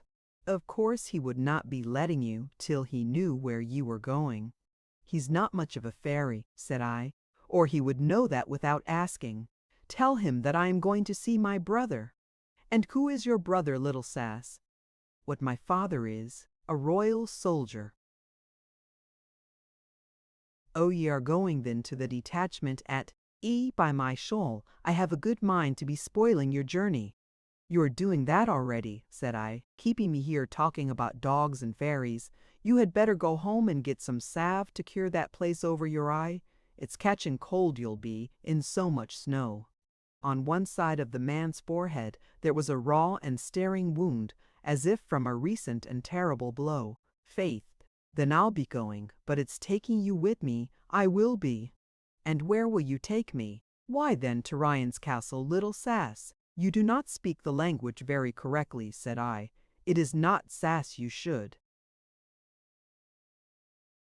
call me to Sassenach," and forthwith I accompanied the word with a speech full of flowers of Irish rhetoric. The man looked upon me for a moment, fixedly, Then, bending his head towards his breast, he appeared to be undergoing a kind of convulsion which was accompanied by a sound, something resembling laughter. Presently he looked at me, and there was a broad grin on his features. "By my shoul, it's a thing of peace I'm thinking ye." But now with a whisking sound came running down the road a hare. It was nearly upon us before it perceived us. Suddenly stopping short, however, it sprang into the bog on the right-hand side. After it amain bounded the dog of peace, followed by the man, but not until he had nodded to me a farewell salutation. In a few moments I lost sight of him amidst the snowflakes. The weather was again clear and fine before I reached the place of detachment. It was a little wooden barrack, surrounded by a wall of the same material. A sentinel stood at the gate. I passed by him and, entering the building, found myself in a rude kind of guard-room. Several soldiers were lying asleep on a wooden couch at one end. Others lounged on benches by the side of a turf fire, holding a cooking utensil in his left hand. Seeing me, he made the military salutation. "Is my brother here?" said I, rather timidly, dreading to hear that he was out, perhaps for the day. "The ensign is in his room, sir," said Bag. "I am now preparing his meal, which will presently be ready. You will find the ensign above stairs."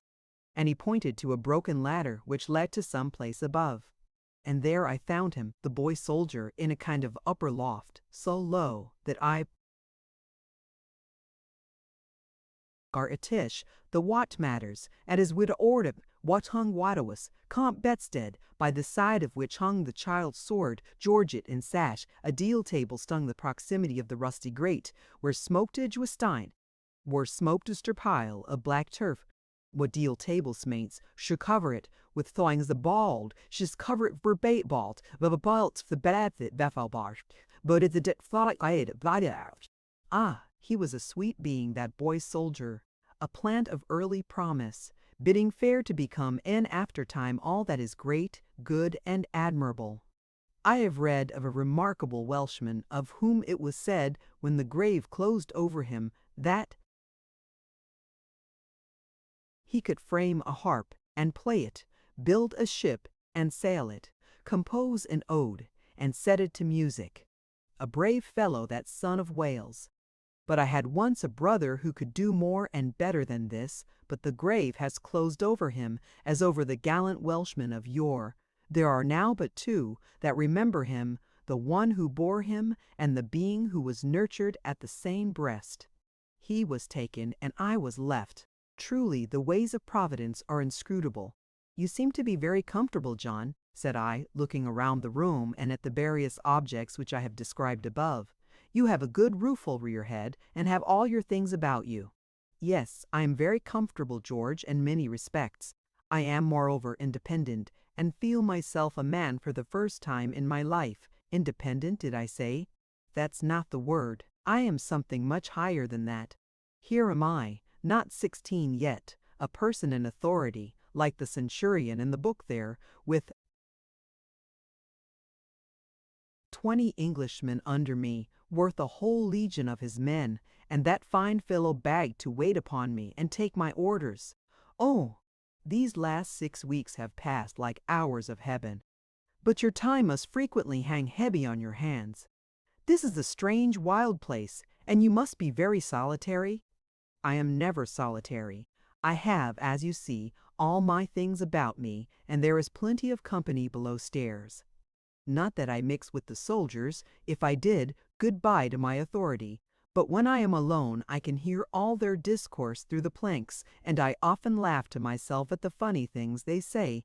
And have you any acquaintance here? The very best, much better than the colonel and the rest at their Grand Templemore. I had never so many in my whole life before.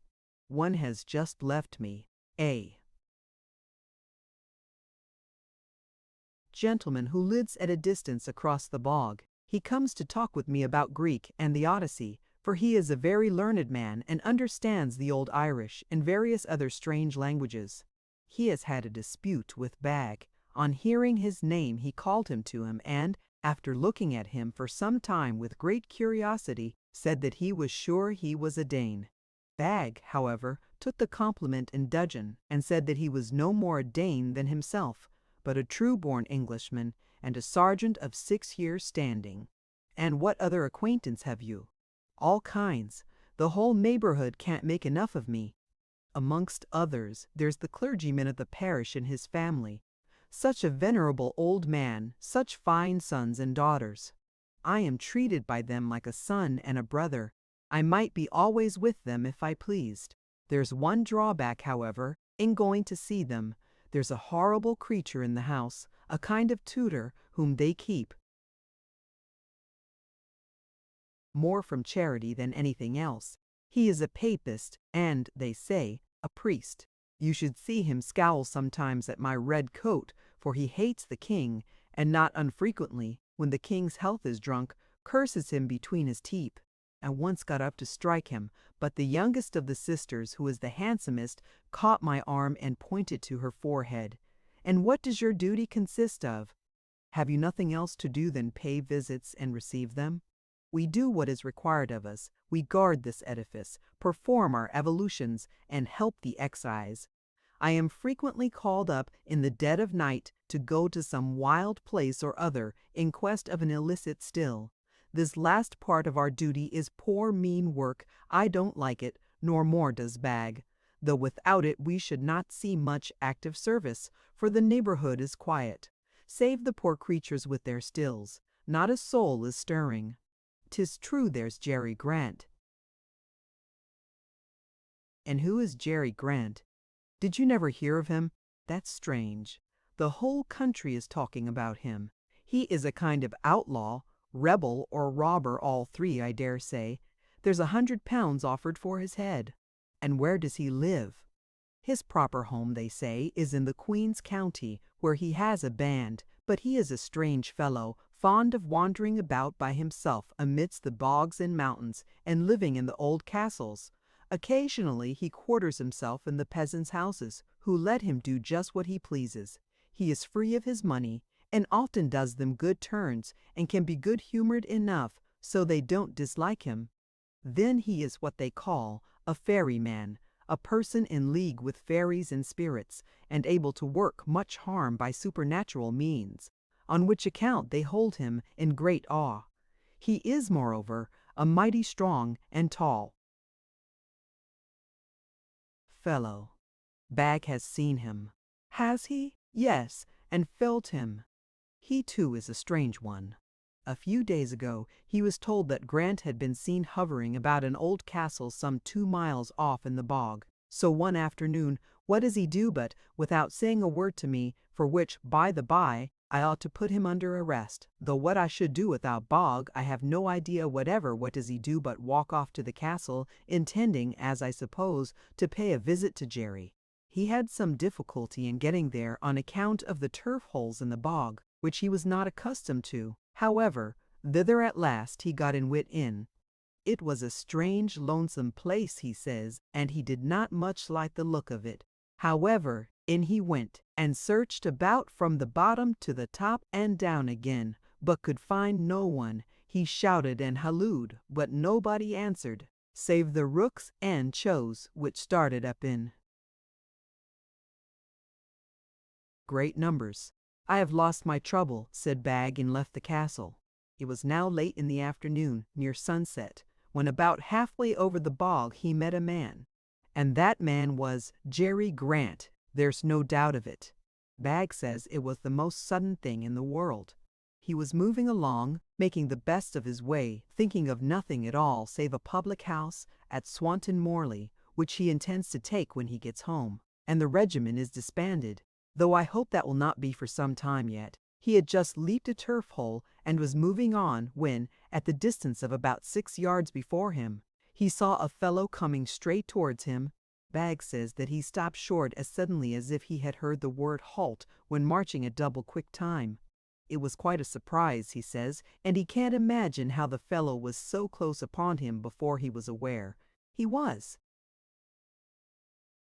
an immense tall fellow, Bag thinks, at least 2 inches taller than himself, very well dressed in a blue coat and buff breeches, for all the world like a squire when going out hunting.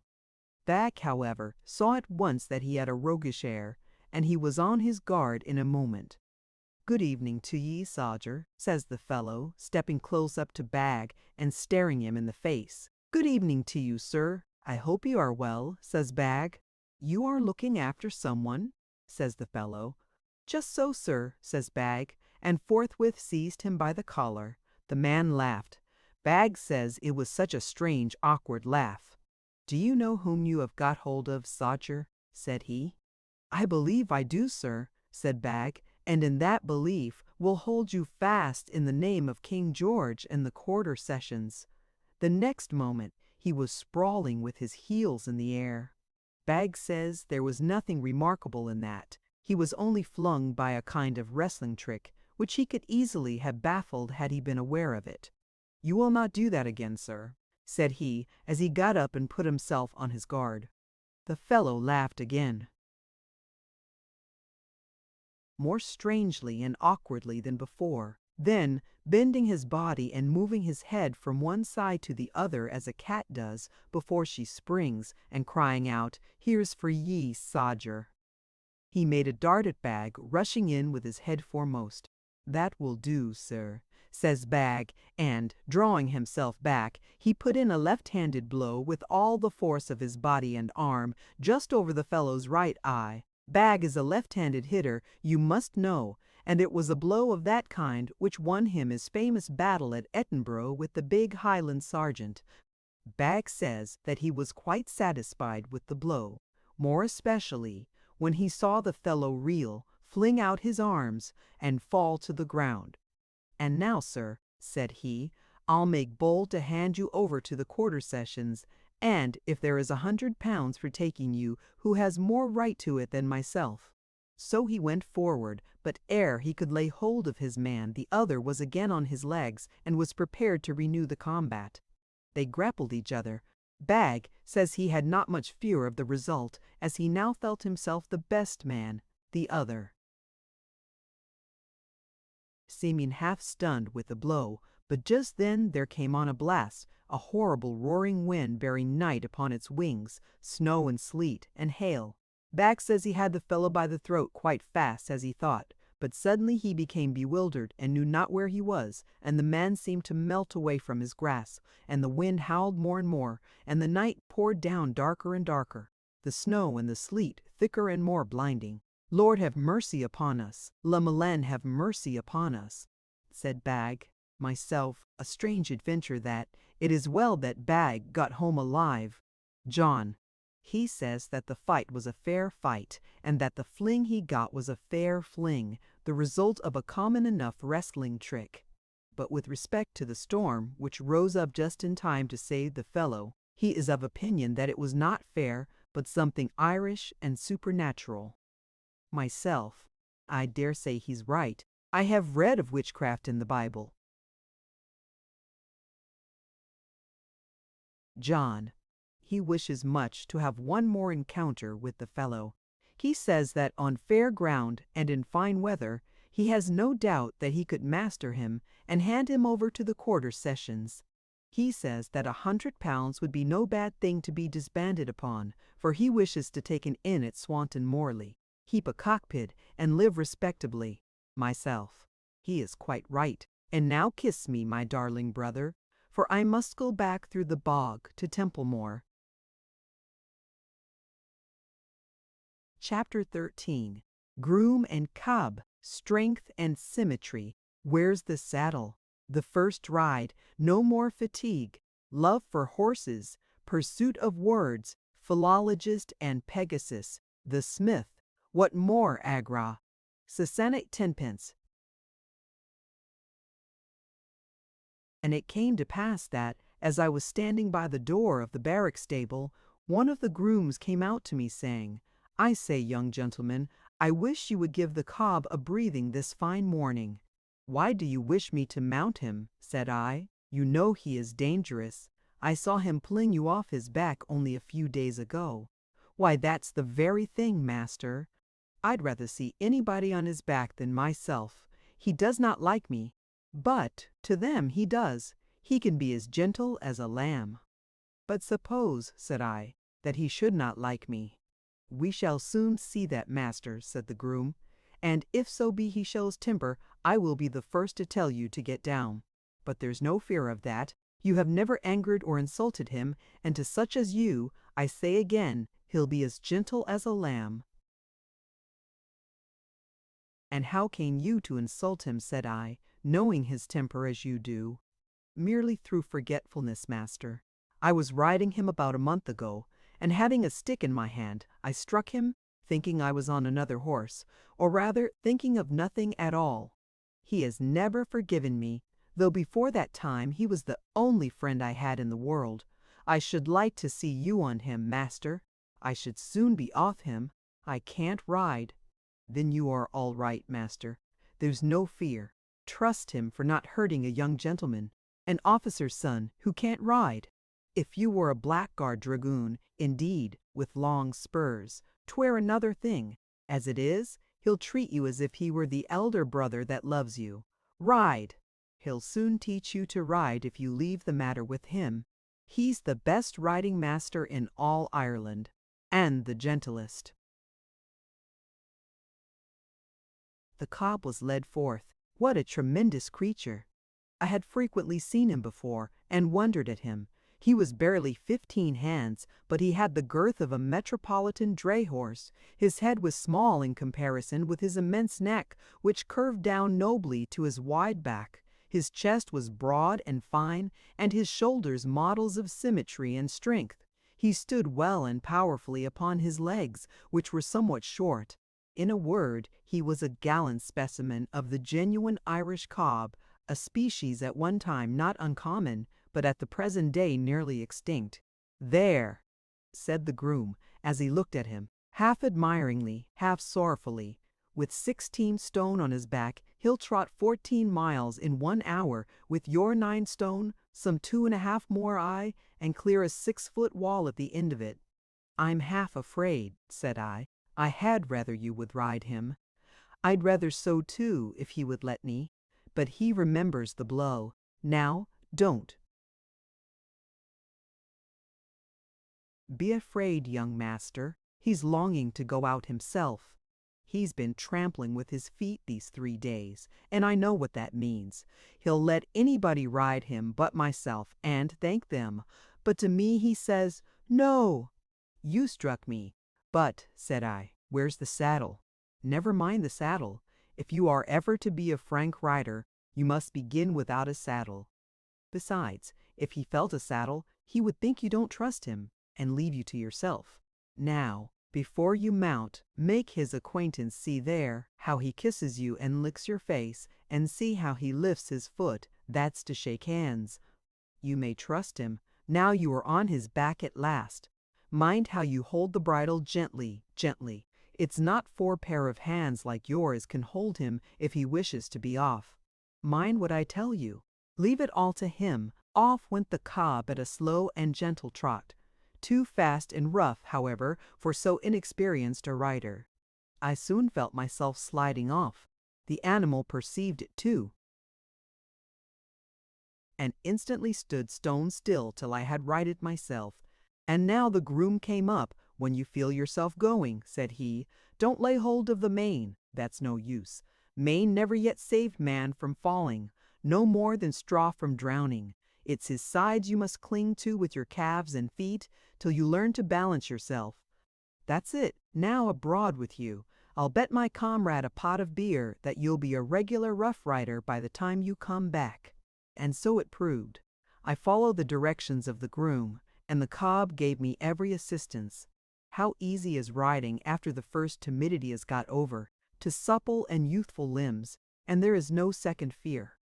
The creature soon found that the nerves of his rider were in proper tone. Turning his head half round, he made a kind of whining noise, flung out a little foam, and set off. In less than 2 hours I had made the circuit of the Devil's Mountain, and was returning along the road, bathed with perspiration, but screaming with delight.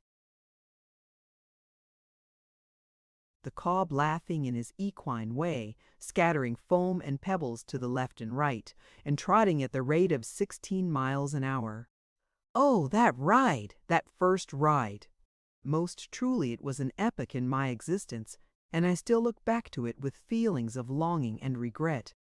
People may talk of first love. It is a very agreeable event, I dare say, but give me the flush and triumph and glorious sweat of a first ride, like mine on the mighty cob. My whole frame was shaken, it is true, and during one long week I could hardly move foot or hand, but what of that? By that one trial I had become free, as I may say, of the whole equine species. No more fatigue, no more stiffness of joints after that first ride round the Devil's Hill on the cob. Oh, that cob, that Irish cob! May the sod lie lightly over the bones of the strongest, speediest, and most gallant of its kind. Oh, the days when, issuing from the barrack gate of Templemore, we commenced our hurry-scurry just as inclination led, now, across the fields, direct over stone walls and running brooks, mere pastime for the cob. Sometimes along the road to Thurley's and Holy Cross, even to distant Cahir. What was distance to the cob? It was thus that the passion for the equine race was first awakened within me, a passion which, up to the present time, has been rather on the increase than diminishing. It is no blind passion, the horse being a noble and generous creature, intended by the All-Wise to be the helper and friend of man, to whom he stands next in the order of creation. On many occasions of my life I have been much indebted to the horse, and have found in him a friend and coadjutor when human help and sympathy were not to be obtained.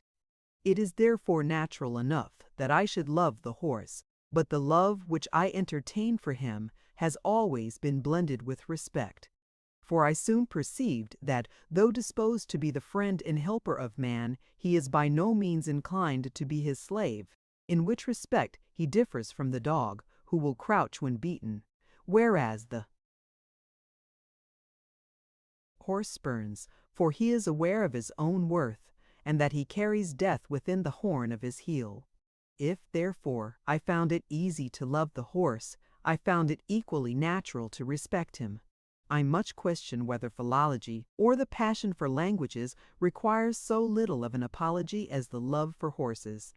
It has been said, I believe, that the more languages a man speaks, the more a man is he, which is very true, provided he acquires languages as a medium for becoming acquainted with the thoughts and feelings of the various sections into which the human race is divided. But in that case he should rather be termed a philosopher than a philologist, between which two the difference is wide indeed. An individual may speak and read a dozen languages, and yet be an exceedingly poor creature, scarcely half a man, and the pursuit of tongues for their own sake, and the mere satisfaction of acquiring them, surely argues an intellect of a very low order, a mind disposed to be satisfied with mean and grovelling things, taking more pleasure in the trumpery casket than in the precious treasure which it contains, in the pursuit of words than in the acquisition of ideas. I cannot help thinking that it was fortunate for myself, who am to a certain extent a philologist, that with me the pursuit of languages has been always modified by the love of horses. For scarcely had I turned my mind to the former, when I also mounted the wild cob, and hurried forth in the direction of the Devil's Hill, scattering dust and flint stones on every side. That ride, amongst other things, taught me that a lad with the woes and sinews was intended by nature, for ne'er by have to caught high for the I might otherwise have become a mere philologist, one of those beings who toil night and day in culling useless words for some opus magnum which Murray will never publish, and nobody ever read. Beings without enthusiasm, who, having never mounted a generous steed, cannot detect a good point in Pegasus himself. Like a certain philologist who, though acquainted with the exact value of every word in the Greek and Latin languages, could observe no particular beauty in one of the most glorious of Homer's rhapsodies. What knew he of Pegasus? He had never mounted a generous steed. The merest jockey, had the strain been interpreted to him, would have called it a brave song. I return to the brave cob. On a certain day I had been out on an excursion. In a crossroad at some distance from the Satanic Hill, the animal which I rode cast a shoe. By good luck a small village was at hand, at the entrance of which was a large shed, from which proceeded a most furious noise of hammering. Leading the cob by the bridle, I entered boldly.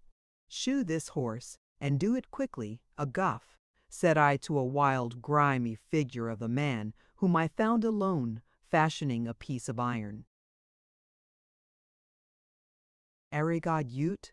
said the fellow, desisting from his work and staring at me. "Oh yes, I have money," said I, "and of the best."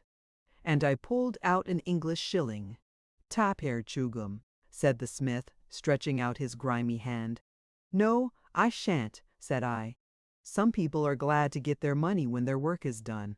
The fellow hammered a little longer, and then proceeded to shoe the cob, after having first surveyed it with attention. He performed his job rather roughly, and more than once appeared to give the animal unnecessary pain, frequently making use of loud and boisterous words. By the time the work was done, the creature was in a state of high excitement, and plunged and tore. The smith stood at a short distance, seeming to enjoy the irritation of the animal, and showing in a remarkable manner a huge fang, which projected from the under jaw of a very wry mouth. "You deserve better handling," said I, as I went up to the cob and fondled it, whereupon it whinnied and attempted to touch my face with its nose. "Ix picture, Arigod Hewitt," said the fellow, desisting from his work and staring at me, page 94, JPEG. "Are ye not afraid of that beast?" said the smith, showing his fang. "Arrah, it's vicious that he looks." "It's at you, then? I don't fear him." And thereupon I passed under the horse, between its hind legs. "And is that all you can do, Agra?" said the smith.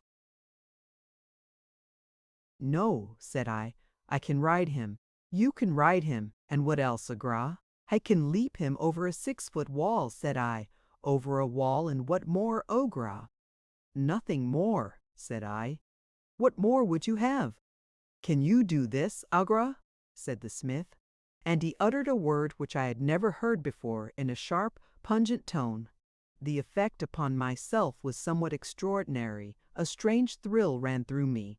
But with regard to the cob, it was terrible. The animal forthwith became like one mad, and reared and kicked with the utmost desperation. "Can you do that, Agra?" said the smith. "What is it?" said I, retreating. "I never saw the horse so before." "Go between his legs, Agra," said the smith, "his hinder legs," and he again showed his bang.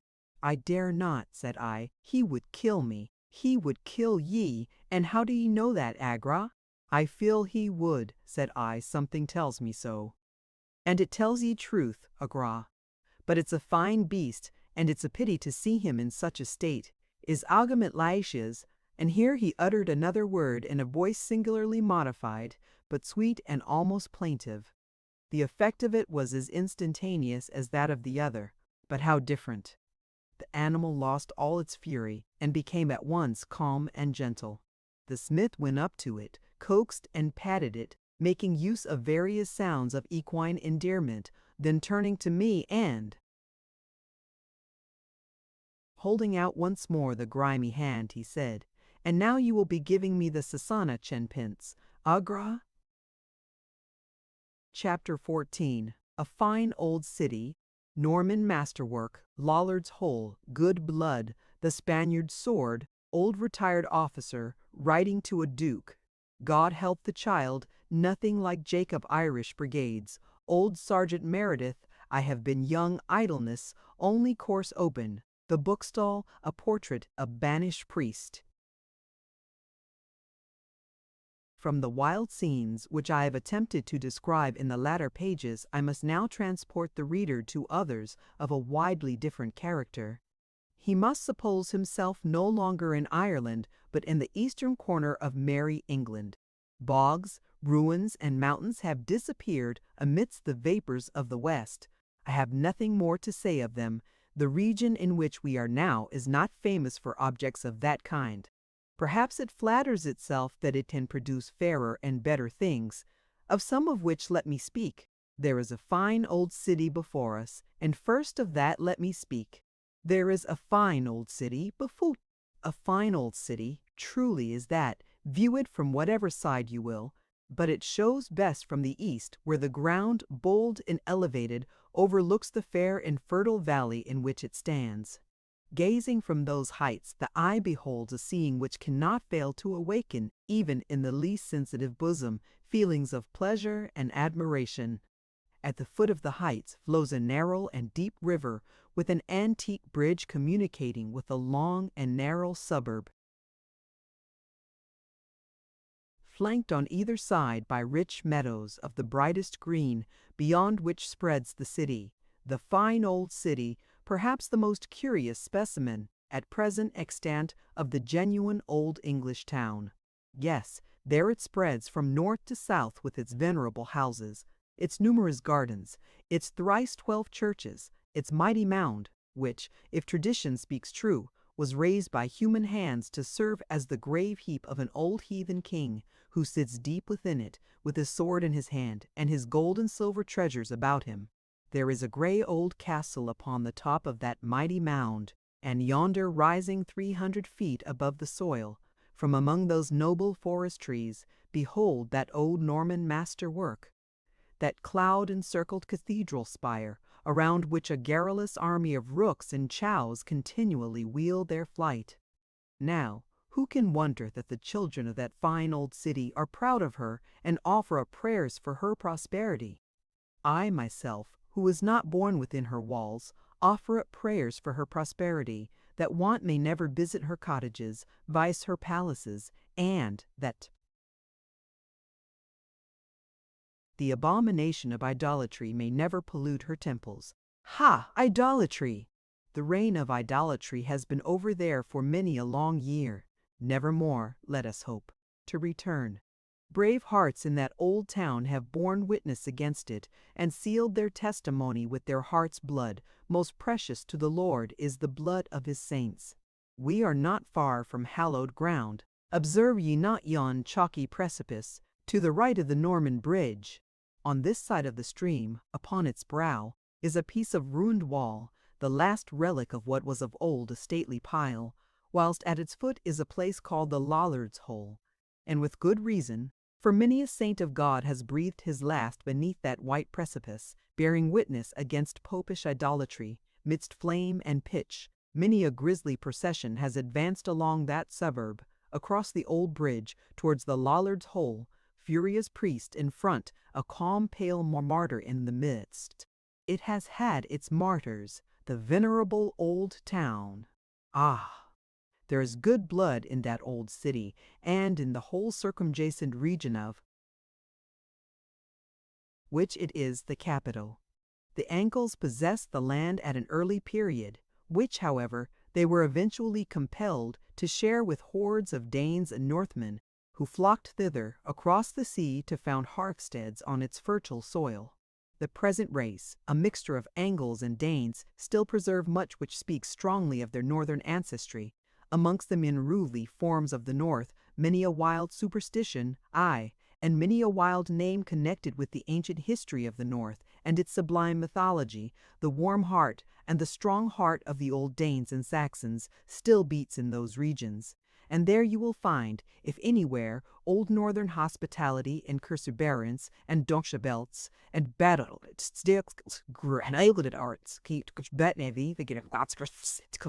It was yonder, to the west, that the great naval hero of Britain first saw the light.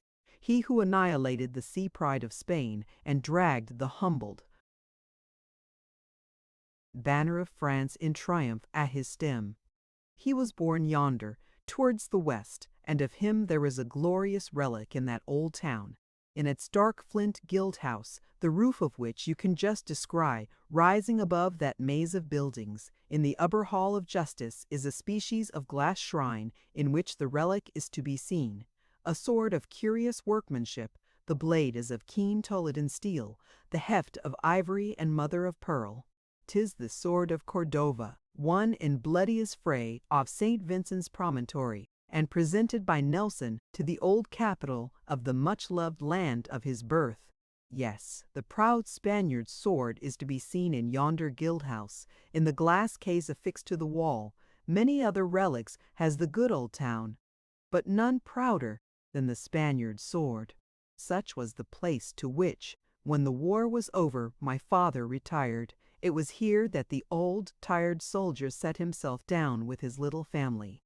He had passed the greater part of his life in meritorious exertion in the service of his country, and his chief wish now was to spend the remainder of his days in quiet and respectability. His means, it is true, were not very ample.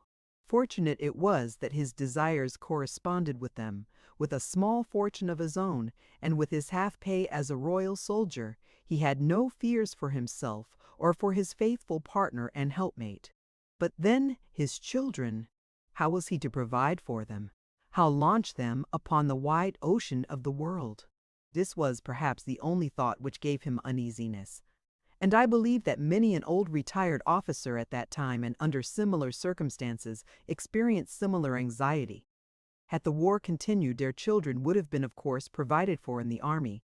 But peace now reigned, and the military career was closed to all save the scions of the aristocracy, or those who were in some degree connected with that privileged order. An advantage which few of these old officers could boast of. They had slight influence. "I have been writing to the Duke," said my father one day to my excellent mother, after we had been at home somewhat better than a year. "I have been writing to the Duke of York about a commission for that eldest boy of ours. He, however, affords me no hopes. He says that his list is crammed with names, and that the greater number of the candidates have better claims than my son." "I do not see how that can be," said my mother. "Nor do I," replied my father. "I see the sons of bankers and merchants gazetted every month, and I do not see what claims they have to urge, unless they be golden ones. However, I have not served my king 50 years to turn grumbler at this time of life. I suppose that the people at the head of affairs know what is most proper and convenient. Perhaps when the lad sees how difficult, nay, how impossible it is that he should enter the army, he will turn his mind to some other profession. I wish he may." "I think he has already," said my mother. "You see how fond he is of the arts of drawing and painting, and as far as I can judge, what he has already done is very respectable. His mind seems quite turned that way, and I heard him say the other day that he would sooner be a Michelangelo than a general officer. But you are always talking of him. What do you think of doing with the other child?" "What indeed?" said my father. "That is a consideration which gives me no little uneasiness. I am afraid it will be much more difficult to settle him in life than his brother. What is he fitted for, even were it in my power to provide for him? God help the child. I bear him no ill will, on the contrary, all love and affection. But I cannot shut my eyes. There is something so strange about him. How he behaved in Ireland. I sent him to school to learn Greek, and he picked up Irish. And Greek as well," said my mother. "I heard him say the other day that he could read St. John in the original tongue." "You will find excuses for him, I know," said my father. "You tell me I am always talking of my firstborn. I might retort by saying you are always thinking of the other, but it is the way of women always to side with the second-born. There's what's her name in the Bible, by whose wiles the old blind man was induced to give to his second son the blessing which was the birthright of the other. I wish I had been in his place. I should not have been so easily deceived. No disguise would ever have caused me to mistake an impostor for my firstborn. Though I must say for this boy that he is nothing like Jacob.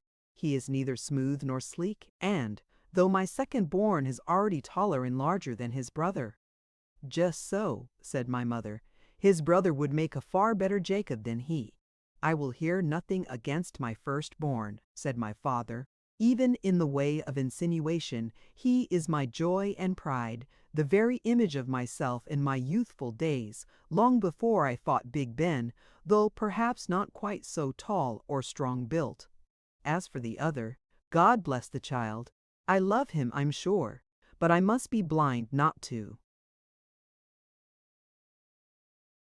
see the difference between him and his brother. Why, he has neither my hair nor my eyes, and then his countenance. Why, 'tis absolutely swarthy, God forgive me. I had almost said like that of a gypsy, but I have nothing to say against that. The boy is not to be blamed for the color of his face, nor for his hair and eyes, but then his ways and manners. I confess I do not like them, and that they give me no little uneasiness. I know that he kept very strange company when he was in Ireland, people of evil report, of whom terrible things were said, horse-witches and the like.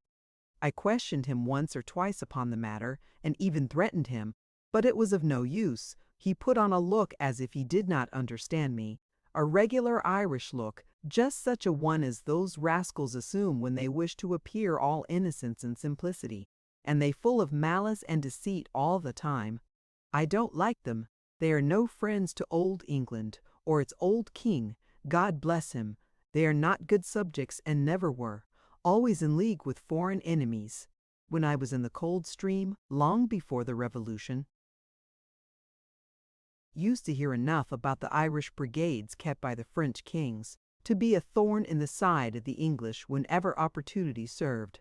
Old Sergeant Meredith once told me that in the time of the Pretender there were always, in London alone, a dozen of fellows connected with these brigades, with the view of seducing the king's soldiers from their allegiance, and persuading them to desert to France to join the honest Irish, as they were called.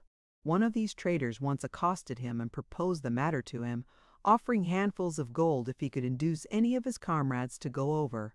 Meredith appeared to consent, but secretly gave information to his colonel.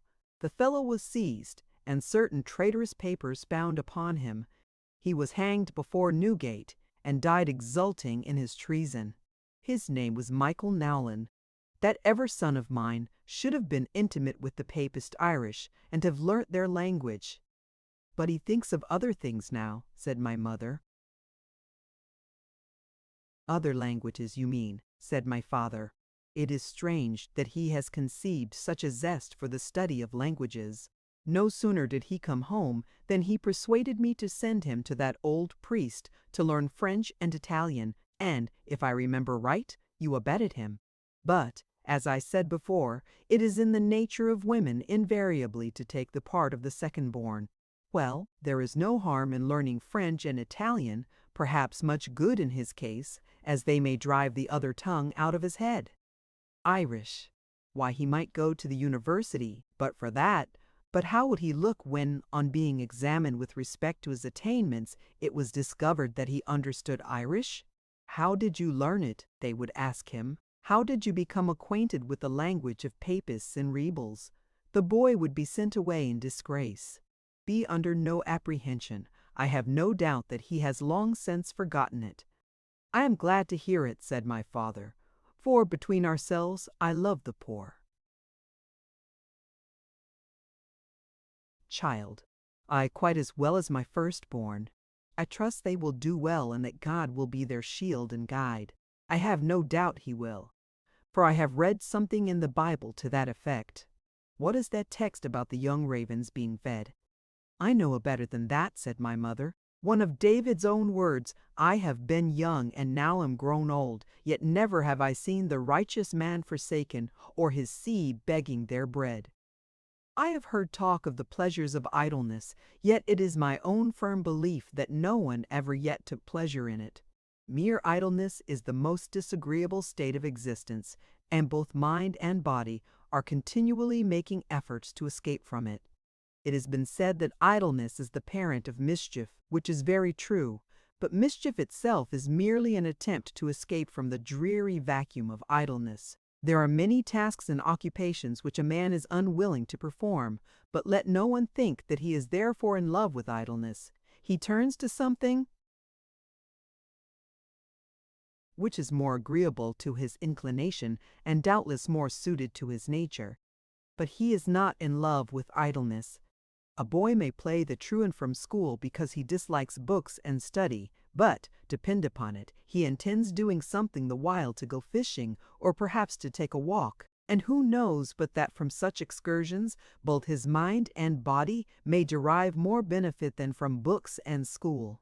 Many people go to sleep to escape from idleness. The Spaniards do. And, according to the French account, John Bull, the squire, hangs himself in the month of November. But the French, who are a very sensible people, attribute the action au grande envie de ses désigners. He wishes to be doing something, say they, and having nothing better to do, he has recourse to the cord. It was for want of something better to do that, shortly after my return home, I applied myself to the study of languages. By the acquisition of Irish, with the first elements of which I had become acquainted under the tuition of Mortaugh, I had contracted a certain zest and inclination for the pursuit. Yet it is probable that had I been launched about this time into some agreeable career, that of arms, for example, for which, being the son of a soldier, I had, as was natural, a sort of penchant, I might have thought nothing more of the acquisition of tongues of any kind, but having nothing to do, I followed the only course suited to my genius which appeared open to me. So it came to pass that one day, whilst wandering listlessly about the streets of the old town, I came to a small bookstall, and stopping, commenced turning over the books. I took up at least a dozen, and almost instantly flung them down. What were they to me? At last, coming to a thick volume, I opened it, and after inspecting its contents for a few minutes, I paid for it what was demanded, and forthwith carried it home. It was a Tessaraglot grammar, a strange old book, printed somewhere in Holland, which pretended to be an easy guide to the acquirement of the French, Italian, Low Dutch, and English tongues, by means of which anyone conversant in any one of these languages could make himself master of the other three. I turned my attention to the French and Italian. The old book was not of much value. I derived some benefit from it, however, and conning it intensely, at the end of a few weeks obtained some insight into the structure of these two languages.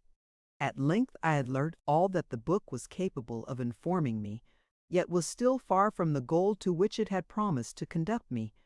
I wish I had a master, I exclaimed, and the master was at hand. In an old court of the old town lived a certain elderly personage, perhaps 60, or thereabouts.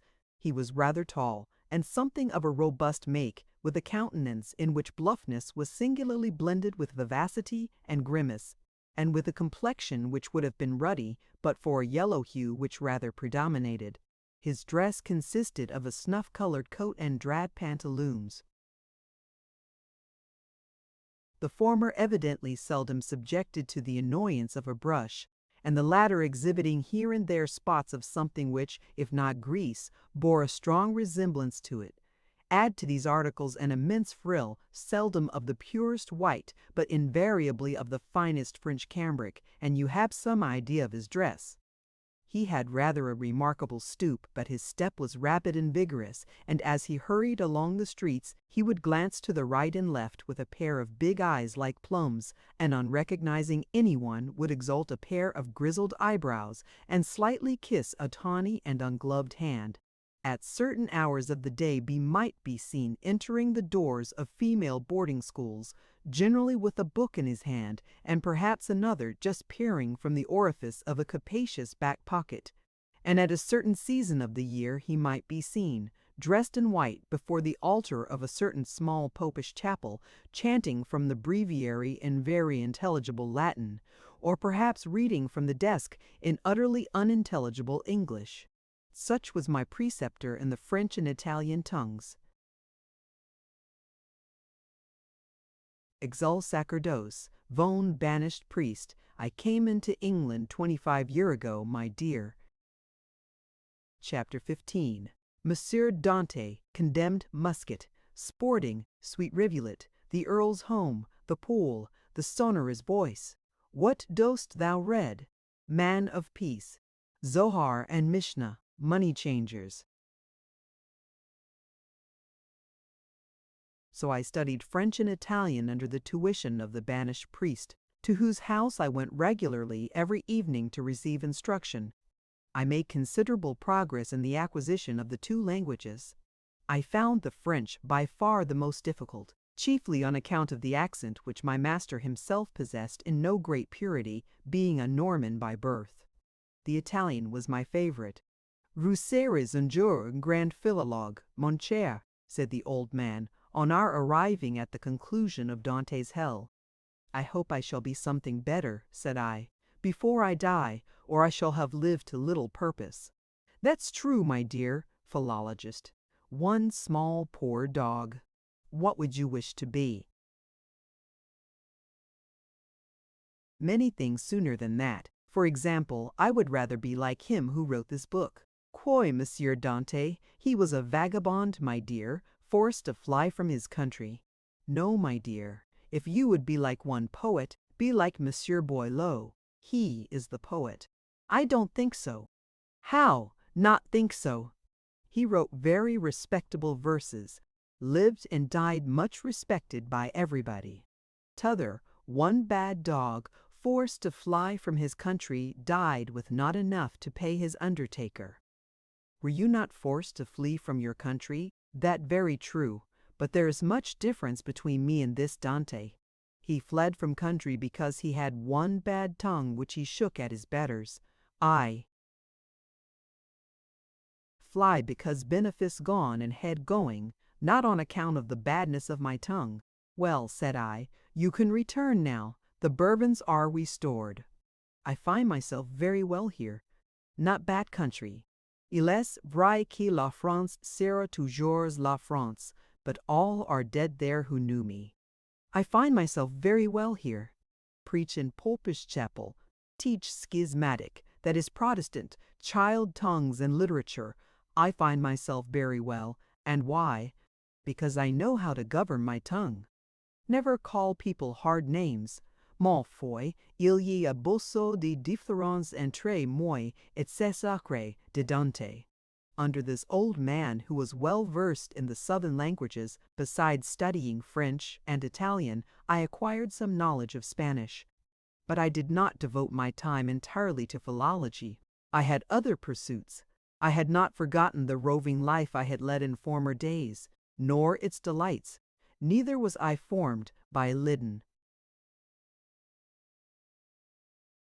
Nature to be a pallid indoor student. No, no, I was fond of other and, I say it boldly, better things than study. I had an attachment to the angle, aye, and to the gun likewise.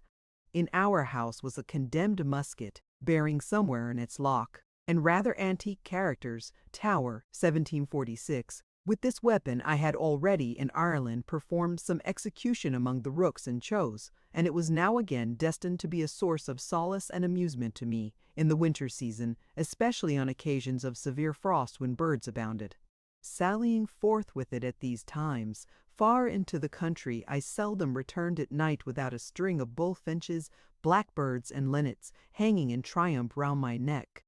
When I reflect on the immense quantity of powder and shot which I crammed down the muzzle of my uncouth fowling piece, I am less surprised at the number of birds which I slaughtered than that I never blew my hands, face, and old honeycombed gun at one and the same time to pieces.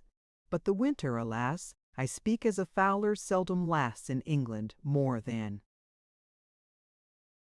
3 or 4 months. So, during the rest of the year, when not occupied with my philological studies, I had to seek for other diversions. I've already given a hint that I was also addicted to the angle. Of course there is no comparison between the two pursuits, the rod and line seeming but very poor trumpery to one who has had the honor of carrying a noble firelock. There is a time, however, for all things, and we return to any favored amusement with the greater zest, from being compelled to relinquish it for a season. So, if I shot birds in winter with my firelock, I caught fish in summer, or attempted so to do, with my angle. I was not quite so successful, it is true, with the latter as with the former, possibly because it afforded me less pleasure. It was, indeed, too much of a listless pastime to inspire me with any great interest. I not unfrequently fell into a doze while sitting on the bank, and more than once let my rod drop from my hands into the water. At some distance from the city, behind a range of hilly ground which rises towards the southwest, is a small river, the waters of which, after many meanderings, eventually enter the principal river of the district and assist to swell the tide which it rolls down to the ocean. It is a sweet rivulet, and pleasant is it to trace its course from its spring head, high up in the remote regions of eastern Anglia, till it arrives in the valley behind yon rising ground. And pleasant is that valley, truly a goodly spot, but most lovely where yonder bridge crosses the little stream. Beneath its arch the waters rush garrulously into a blue pool, and are there stilled for a time, for the pool is deep, and they appear to have sunk to sleep.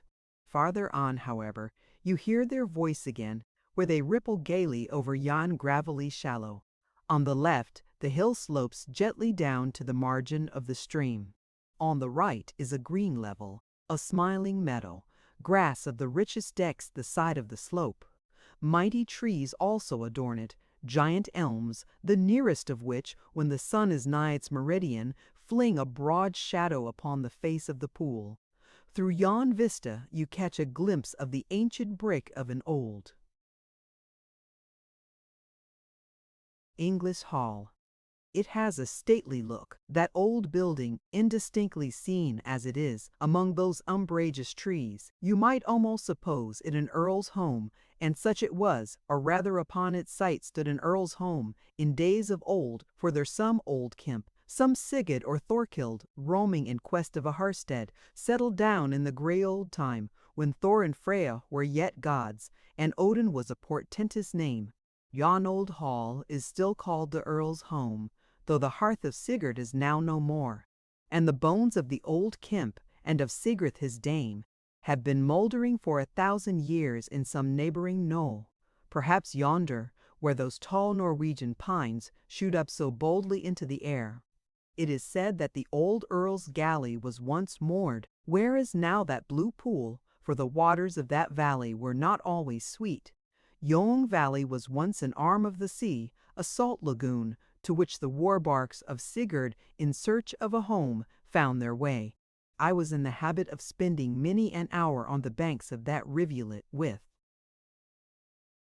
my rod in my hand, and, when tired with angling, would stretch myself on the grass and gaze upon the waters as they glided past, and not unfrequently, divesting myself of my dress, I would plunge into the deep pool which I have already mentioned, for I had long since learned to swim.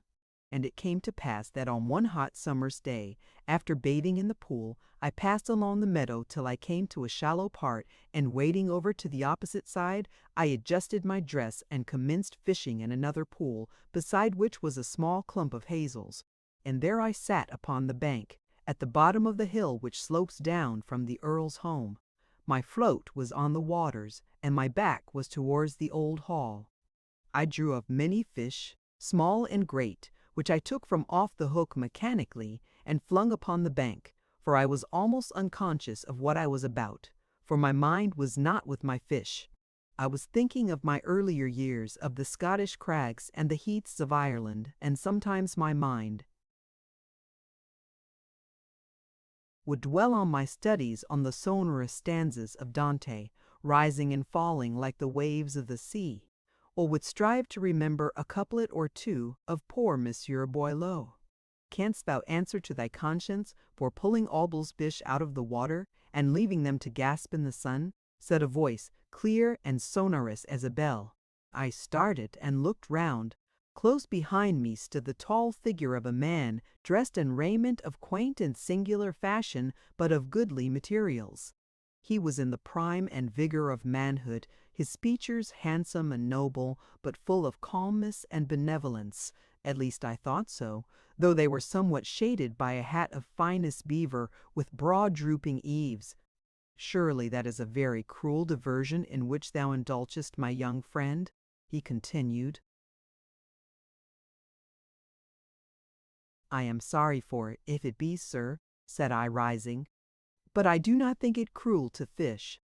What are thy reasons for not thinking so? Fishing is mentioned frequently in Scripture. Simon Peter was a fisherman, true, and Andrew and his brother. But thou forgettest, they did not follow fishing as a diversion, as I fear thou doest. Thou readest the Scriptures? Sometimes, not daily, that is to be regretted. What profession dost thou make? I mean, to what religious denomination dost thou belong, my young friend? Church. It is a very good profession. There is much of Scripture contained in its liturgy. Dost thou read aught besides the Scriptures? Sometimes. What dost thou read besides? Greek and Dante. Indeed. Then thou hast the advantage over myself. I can only read the former.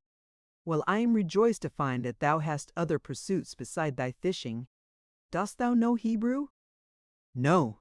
Thou shouldest study it. Why dost thou not undertake the study? I have no books. I will lend thee books if thou wish to undertake the study. I live yonder at the hall, as perhaps thou knowest. I have a library there, in which are many curious books, both in Greek and Hebrew, which I will show to thee whenever thou mayest find it convenient to come and see me. Farewell. I am glad to find that thou hast pursuits more satisfactory than thy cool fishing.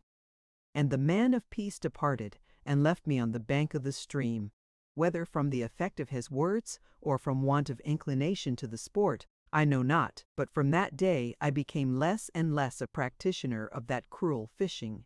I rarely flung line and angle into the water, but I not unfrequently wandered by the banks of the pleasant rivulet. It seemed singular to me, on reflection, that I never availed myself of his kind invitation. I say singular, for the extraordinary, under whatever form, had long had no slight interest for me, and I had discernment enough to perceive that yon was no common man. Yet I went not near him, certainly not from bashfulness or timidity, feelings to which I had long been an entire stranger. Am I to regret this? Perhaps, for I might have learned both wisdom and righteousness from those calm, quiet lips, and my aftercourse might have been widely different. As it was, I fell in with other guest companions, from whom I received widely different impressions than those I might have derived from him. When many years had rolled on, long after I had attained manhood, and had seen and suffered much, and when our first interview had long since been effaced from the mind of the man of peace, I visited him in his venerable hall, and partook of the hospitality of his hearth, and there I saw his gentle partner and his fair children, and on the morrow he showed me the books of which he had spoken years before by the side of the stream. In the low, quiet chamber, whose one window, shaded by a gigantic elm, looks down the slope towards the pleasant stream, he took from the shelf his learned books, Zohar and Mishnah, Toldos, Jesu, and Abarbanel. I am fond of these studies, said he, which, perhaps, is not to be wondered at, seeing that our people have been compared to the Jews. In one respect, I confess, we are similar to them. We are fond of getting money. I do not like this last author, this Abarbanel, the worse for having been a money changer. I am a banker myself, as thou knowest. And would there were many like him. Amidst the money changers of princes, the hall of many an earl lacks the bounty, the palace of many a prelate, the piety and learning which adorn the quiet Quaker's home. Chapter 16. Fair of horses, looks of respect, the fast trotter, pair of eyes, strange men, Jasper, your pal, force of blood, young lady with diamonds, not quite so beautiful. I was standing on the castle hill in the midst of a fair of horses. I have already had occasion to mention this castle. It is the remains of what was once a Norman stronghold, and is perched upon a round mound or monticle in the midst of the old city. Steep is this mound and scarped, evidently by the hand of man. A deep gorge over which is flung a bridge separates it on the south from a broad swell of open ground called the hill, of old the scene of many a tournament and feat of Norman chivalry, but now much used as a show place for cattle, where those who buy and sell bees and other beasts resort at stated periods. So it came to pass that I stood upon this hill, observing a fair of horses. The reader is already aware that I had long since conceived a passion for the equine race, a passion in which circumstances had of late not permitted me to indulge. I had no horses to ride, but I took pleasure in looking at them, and I had already attended more than one of these fairs. The present was lively enough, indeed horse fairs are seldom dull. There was shouting and whooping, neighing and braying. There was galloping and trotting, and with many a string dangling from the knees of their tight breeches, were running desperately, holding horses by the halter, and in some cases dragging them along. There were long-tailed steeds and dock-tailed steeds of every degree and breed. There were droves of wild ponies, and long rows of sober cart horses. There were donkeys, and even mules, the last rare things to be seen in damp, misty England, for the bon endok which date bonget. There were, oh, the gallant creatures! I hear their neigh upon the wind. There were goodly a sight of all certain enormous quadrupeds, only seen to perfection in our native isle, led about by dapper grooms, their manes rebanded and their tails curiously clubbed and balled. Ha! Ha! How distinctly do they say, ha! Ha! An old man draws nigh. He is mounted on a lean pony, and he leads by the bridle one of these animals. Nothing very remarkable about that creature, unless in being smaller than the rest, and gentle, which they are not. He is not of the sightliest look. He is almost done, and over one eye a thick film has gathered. But stay. There is something remarkable about that horse. There is something in his action in which he differs from all the rest. As he advances, the clamor is hushed. All eyes are turned upon him, what looks of interest, of respect. And what is this? People are taking off their hats, surely not to that steed. Yes, verily. Men, especially old men, are taking off their hats to that one-eyed steed, and I hear more than one deep-drawn "ah." "What horse is that?" said I to a very old fellow, the counterpart of the old man on the pony, save that the last wore a faded suit of velveteen, and this one was dressed in a white frock. "The best in Mother England," said the very old man, taking a knobbed stick from his mouth, and looking me in the face, at first carelessly, but presently with something like interest. "He is old like myself, but can still trot his 20 miles an hour. You won't live long, my swain. Tall and overgrown once like thee never does. Yet, if you should chance to reach my years, you may boast to thy great-grand boys thou hast seen marshland shales. A mine, I did for the horse what I would neither do for earl nor baron, doffed my hat. Yes, I doffed my hat to the wondrous horse, the fast trotter, the best in Mother England, and I too drew a deep ah, and repeated the words of the old fellows around. Such a horse as this we shall never see again. A pity that he is so old. Now during all this time I had a kind of consciousness that I had been the object of some person's observation, that eyes were fastened upon me from somewhere in the crowd. Sometimes I thought myself watched from before, sometimes from behind, and occasionally methought that if I just turned my head to the right or left, I should meet a peering and inquiring glance. And indeed, once or twice I did turn, expecting to see somebody whom I knew, yet always without success, though it appeared to me that I was but a moment too late, and that someone had just slipped away from the direction to which I turned, like the figure in a magic lanthorn. Once I was quite sure that there were a pair of eyes glaring over my right shoulder.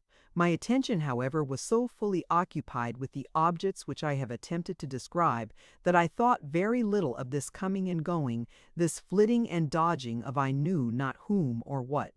It was, after all, a matter of sheer indifference to me who was looking at me. I could only wish whomsoever it might be to be more profitably employed, so I continued enjoying what I saw. And now there was a change in the scene. The wondrous old horse departed with his aged guardian. Other objects of interest are at hand. 2 or 3 men on horseback are hurrying through secreted. Under this Walters, but in their look no light brown hair, have they no ruddy cheeks. Mo blue quiet glances belong to them. Their features are dark, their locks long, black, and shining, and their eyes are wild. They are admirable horsemen, but they do not sit the saddle in the manner of common jockeys. They seem to float or herb upon it, like gold, bygones. As they rush along, the crowd give way on all sides, and now a kind of ring or circus is formed, within which the strange men exhibit their horsemanship, rushing past each other, in and out, after the manner of a reel. The tall man occasionally balancing himself upon the saddle, and standing erect on one foot. He had just regained his seat after the latter feat, and was about to push his horse to a gallop, when a figure started forward close from beside me, and laying his hand on his neck and pulling him gently downward, appeared to whisper something into his ear. Presently the tall man raised his head, and scanning the crowd for a moment in the direction in which I was standing, fixed his eyes full upon me, and anon the countenance of the whisperer was turned, but only in part, and the side glance of another pair of wild eyes was directed towards my face, but the entire visage of the big black man, half stooping, and was turned full upon our white, but of the car's picture. A kind of ring or circus is formed, within which the strange men exhibit their horsemanship. Page 112.jpg. But now, with a nod to the figure who had stopped him, and with another inquiring glance at myself, the big man once more put his steed into motion, and after riding round the ring a few more times, darted through a lane in the crowd, and followed by his 2 companions disappeared, whereupon the figure who had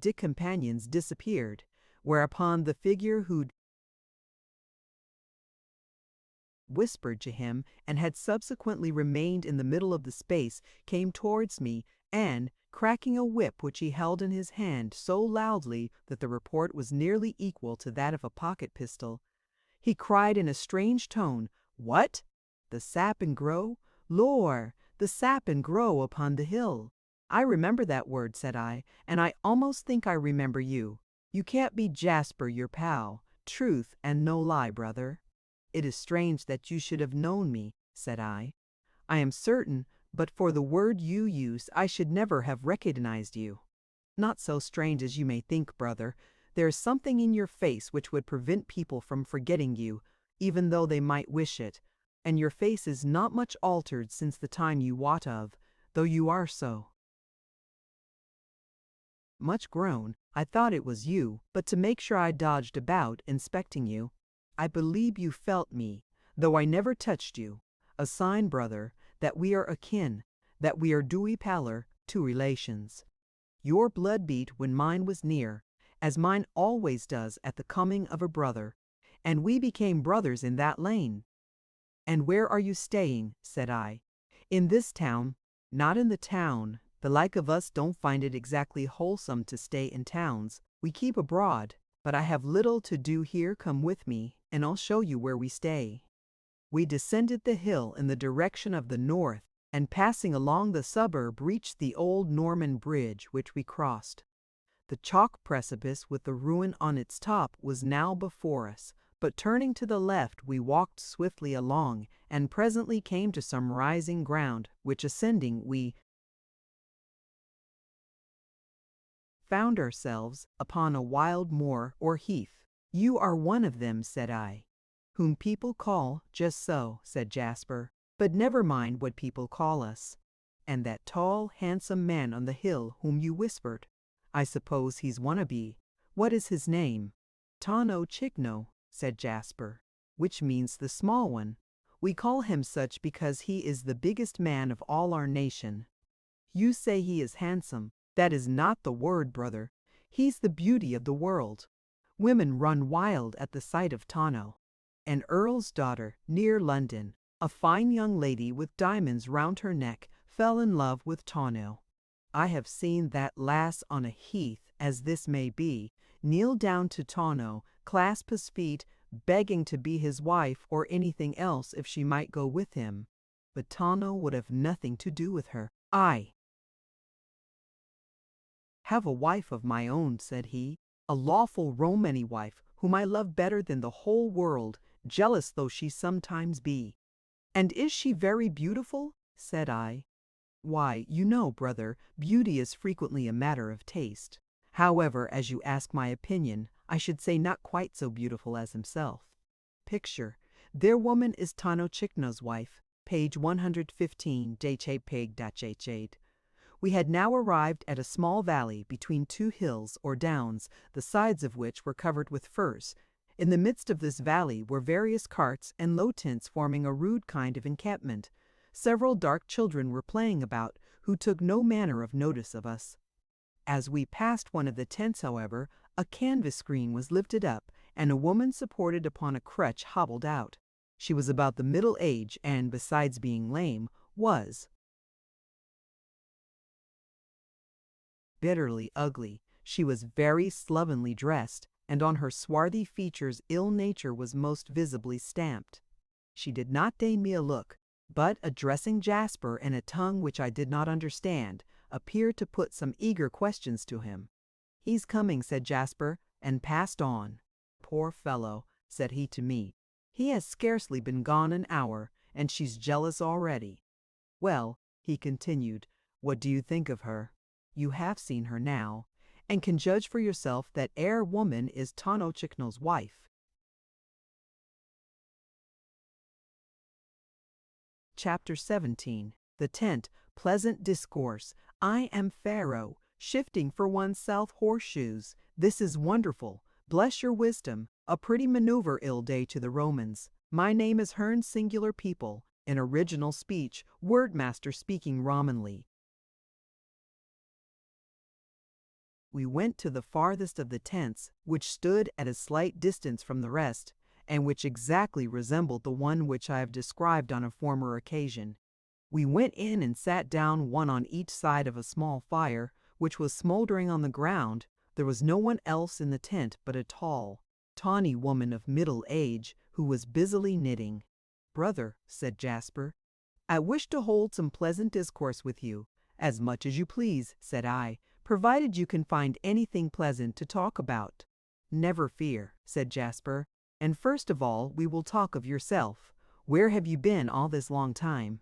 "Here and there," said I, "and far and near, going about with the soldiers.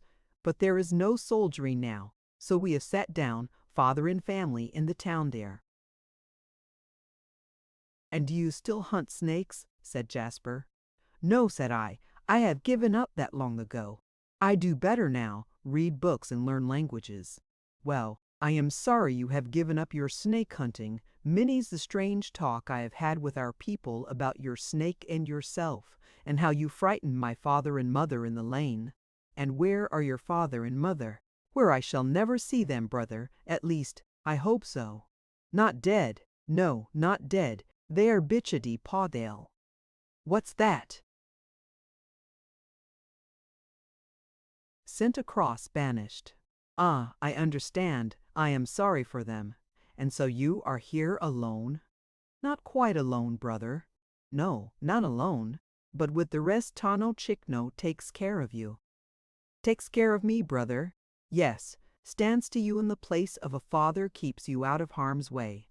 "What do you take me for, brother?" "For about 3 years older than myself." "Perhaps, but you are of the Gorgios, and I am a Ramanechal." "Tanochikno, take care of Jasper Petulengro." "Is that your name? Don't you like it?" "Very much. I never heard a sweeter. It is something like what you call me, the horseshoe master and the snake fellow. I am the first. Who gave you that name?" "Ask Pharaoh. I would if he were here, but I do not see him." "I am Pharaoh." "Then you are a king, Chepenpal. Then you are a king, Chepenpal. Then you are a king, Chepenpal." "I do not understand you. Where are your languages? You want 2 things, brother, mother sense And gentle Romany, what makes you think that I want sense? That being so old you can't yet guide yourself. I can read Dante, Jasper, Anne, brother. I can charm snakes, Jasper. I know you can, brother. Yes, and horses too. Bring me the most vicious in the land, if I whisper he'll be tame. Then the more shame for you, a snake fellow, a horsewitch, and a Lyle reader. Yet you can't shift for yourself. I laugh at you, brother. Then you can shift for yourself? For myself and for others, brother. And what does Chickno?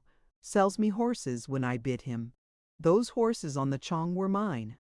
And has he none of his own? Sometimes he has, but he is not so well off as myself. When my father and mother were bichadi podile, which, to tell you the truth, they were for chiving wafoto dulu, they left me all they had, which was not a little, and I became the head of our family, which was not a small one. I was not older than you when that happened, yet our people said they had never a better krallis to contrive and plan for them, and to keep them in order.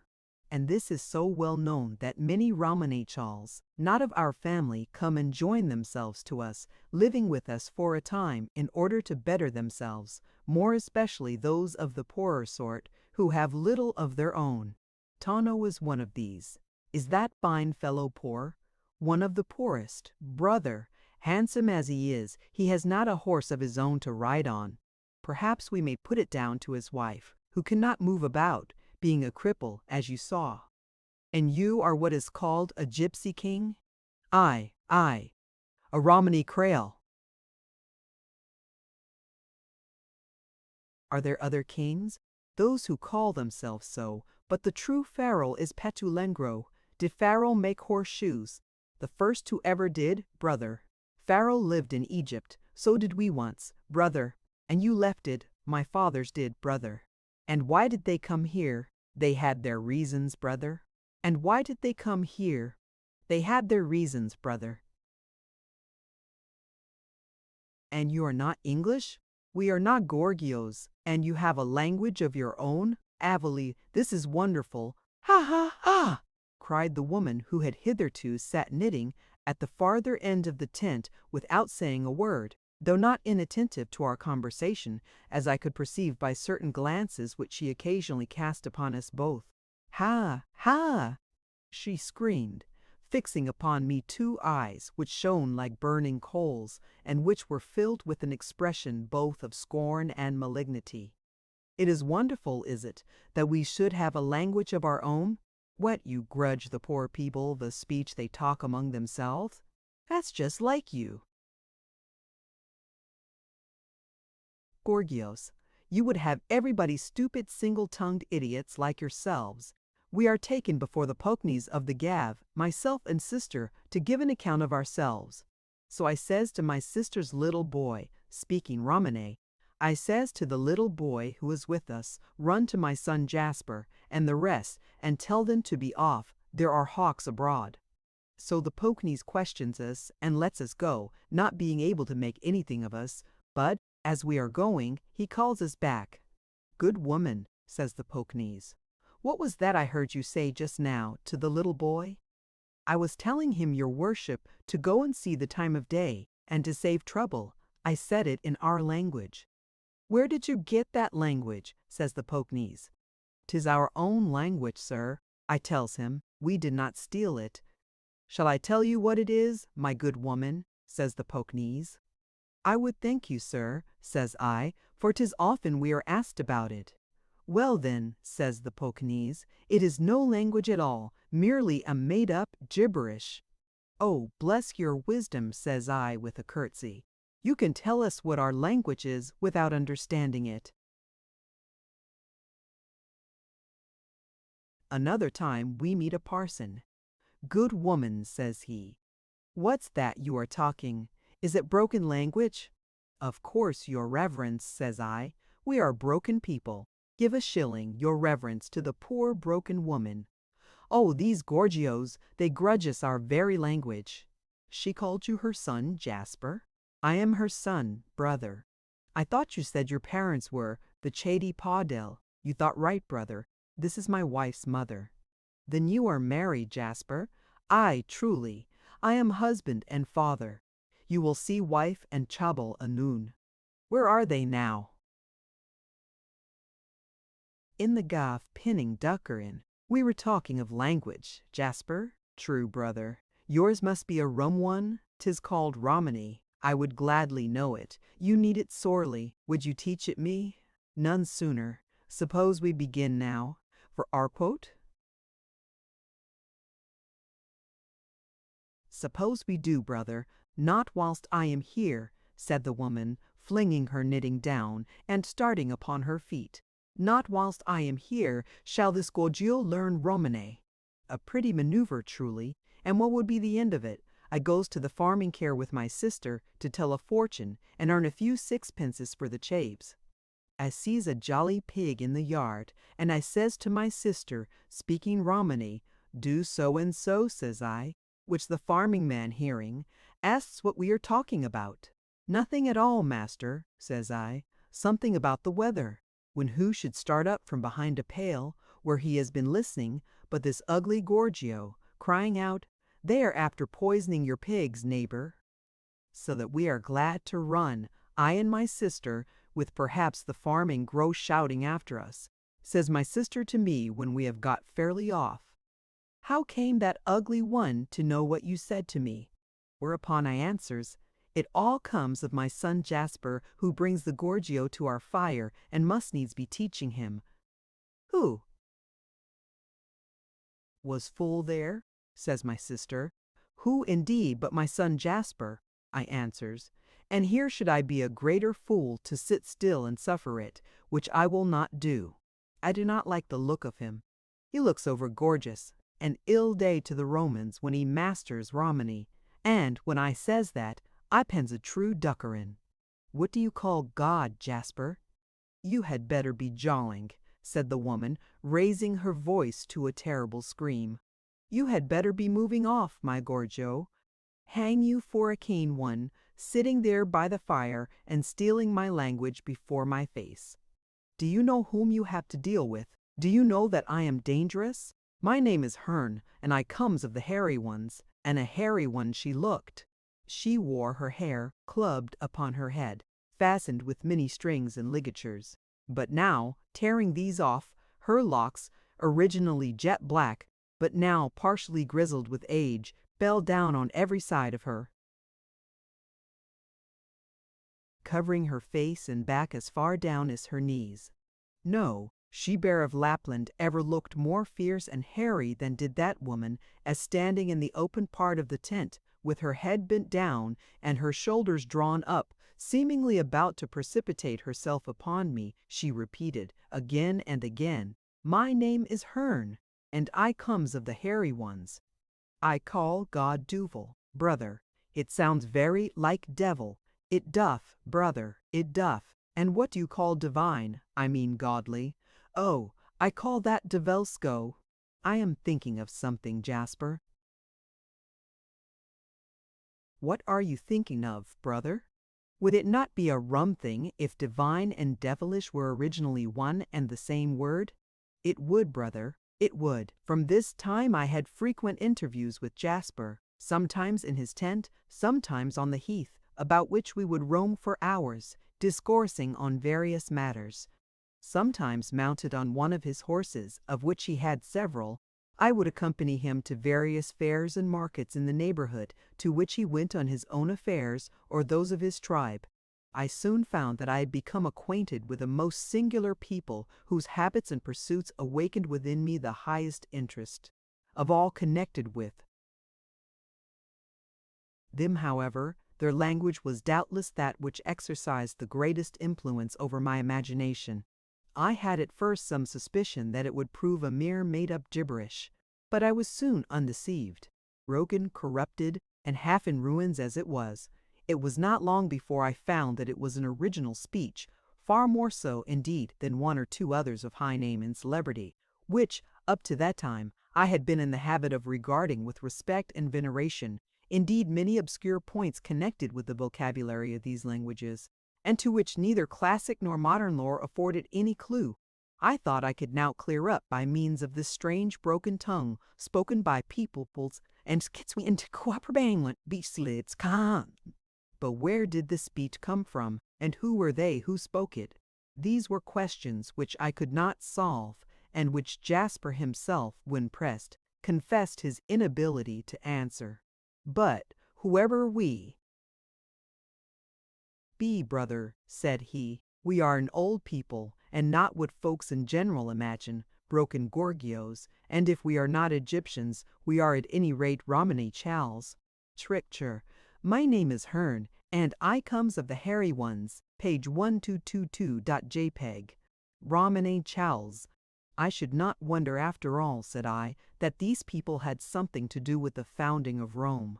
Rome, it is said, was built by vagabonds, who knows but that some tribe of the kind settled down thereabouts, and called the town which they built after their name. But whence did they come originally? Ah, there is the difficulty. But abandoning these questions, which at that time were far too profound for me, I went on studying the language, and at the same time the characters and manners of these strange people. My rapid progress in the former astonished, while it delighted Jasper. We'll no longer call you Sapingro, brother, said he, but rather Lavengro, which in the language of the Gorgios meaneth word. Master. Nay, brother, said Tano Chikno, with whom I had become very intimate, you had better call him Coro Mengro. I have put on the gloves with him, and find him a pure fist master. I like him for that, for I am a Coro Mengro myself, and was born at Brumajum. I likes him for his modesty, said Mrs. Chicknell. I never hears any ill words come from his mouth, but, on the contrary, much sweet language. His talk is golden, and he has taught my eldest to say his prayers in Romany, which my rover had never the grace to do. He is the pal of my Rom, said Mrs. Petulengro, who was a very handsome woman, and therefore I likes him, and not the less for his being awry. Folks calls me high-minded, and perhaps I have reason to be so. Before I married Pharaoh, I had an offer from a lord I likes the young rye, and if he chooses to follow us, he shall have my sister. What say you, mother? Should not the young rye have my sister Ursula? Picture. To gain a bad brother, ye have lost a good mother. Page 124, page 124. Day change. I am going to my people, said Mrs. Hearn, placing a bundle upon a donkey, which was her own peculiar property. I am going to Yorkshire, for I can stand this no longer. You say you like him, in that we differs. I hates the Gorgio, and would like, speaking Romanly, to mix a little poison with his waters. And now go to Londra. My children, I goes to Yorkshire. Take my blessing with ye, and a little bit of a gilly to cheer your hearts with when ye are weary. In all kinds of weather have we lived together, but now we are parted. I goes broken-hearted, I can't keep you company, ye are no longer Romany. To gain a bad brother, ye have lost a good mother. Chapter 18. What profession, not fitted for a churchman, erratic course, the bitter draught, principle of woe, thou wouldst be joyous. What ails you, poor child of clay? But to that pipe. My father, who, for certain reasons of his own, had no very high opinion of the advantages resulting from this career, would have gladly seen me enter the church. His desire was, however, considerably abated by one or two passages of my life, which occurred to his recollection. He particularly dwelt on the unheard-of manner in which I had picked up the Irish language, and drew from thence the conclusion that I was not fitted by nature to cut a respectable figure at an English university. He will fly off in a tangent, said he, and when called upon to exhibit his skill in Greek, will be found proficient in Irish. I have observed the poor lad attentively, and really do not know what to make of him, but I am afraid he will never make a churchman. And I have no doubt that my excellent father was right, both in his premises and the conclusion at which he arrived. I had undoubtedly at one period of my life forsaken Greek for Irish, and the instructions of a learned Protestant divine for those of a Papist gossoon, the card-fancying Morta, and of late, though I kept it a strict secret, I had abandoned in a great measure the study of the beautiful Italian and the recitation of the Warsui. Sonorous terzets of the Divine Comedy, in which at one time I took the greatest delight in order to become acquainted with the broken speech, and yet more broken songs, of certain houseless wanderers whom I had met at a horse fair.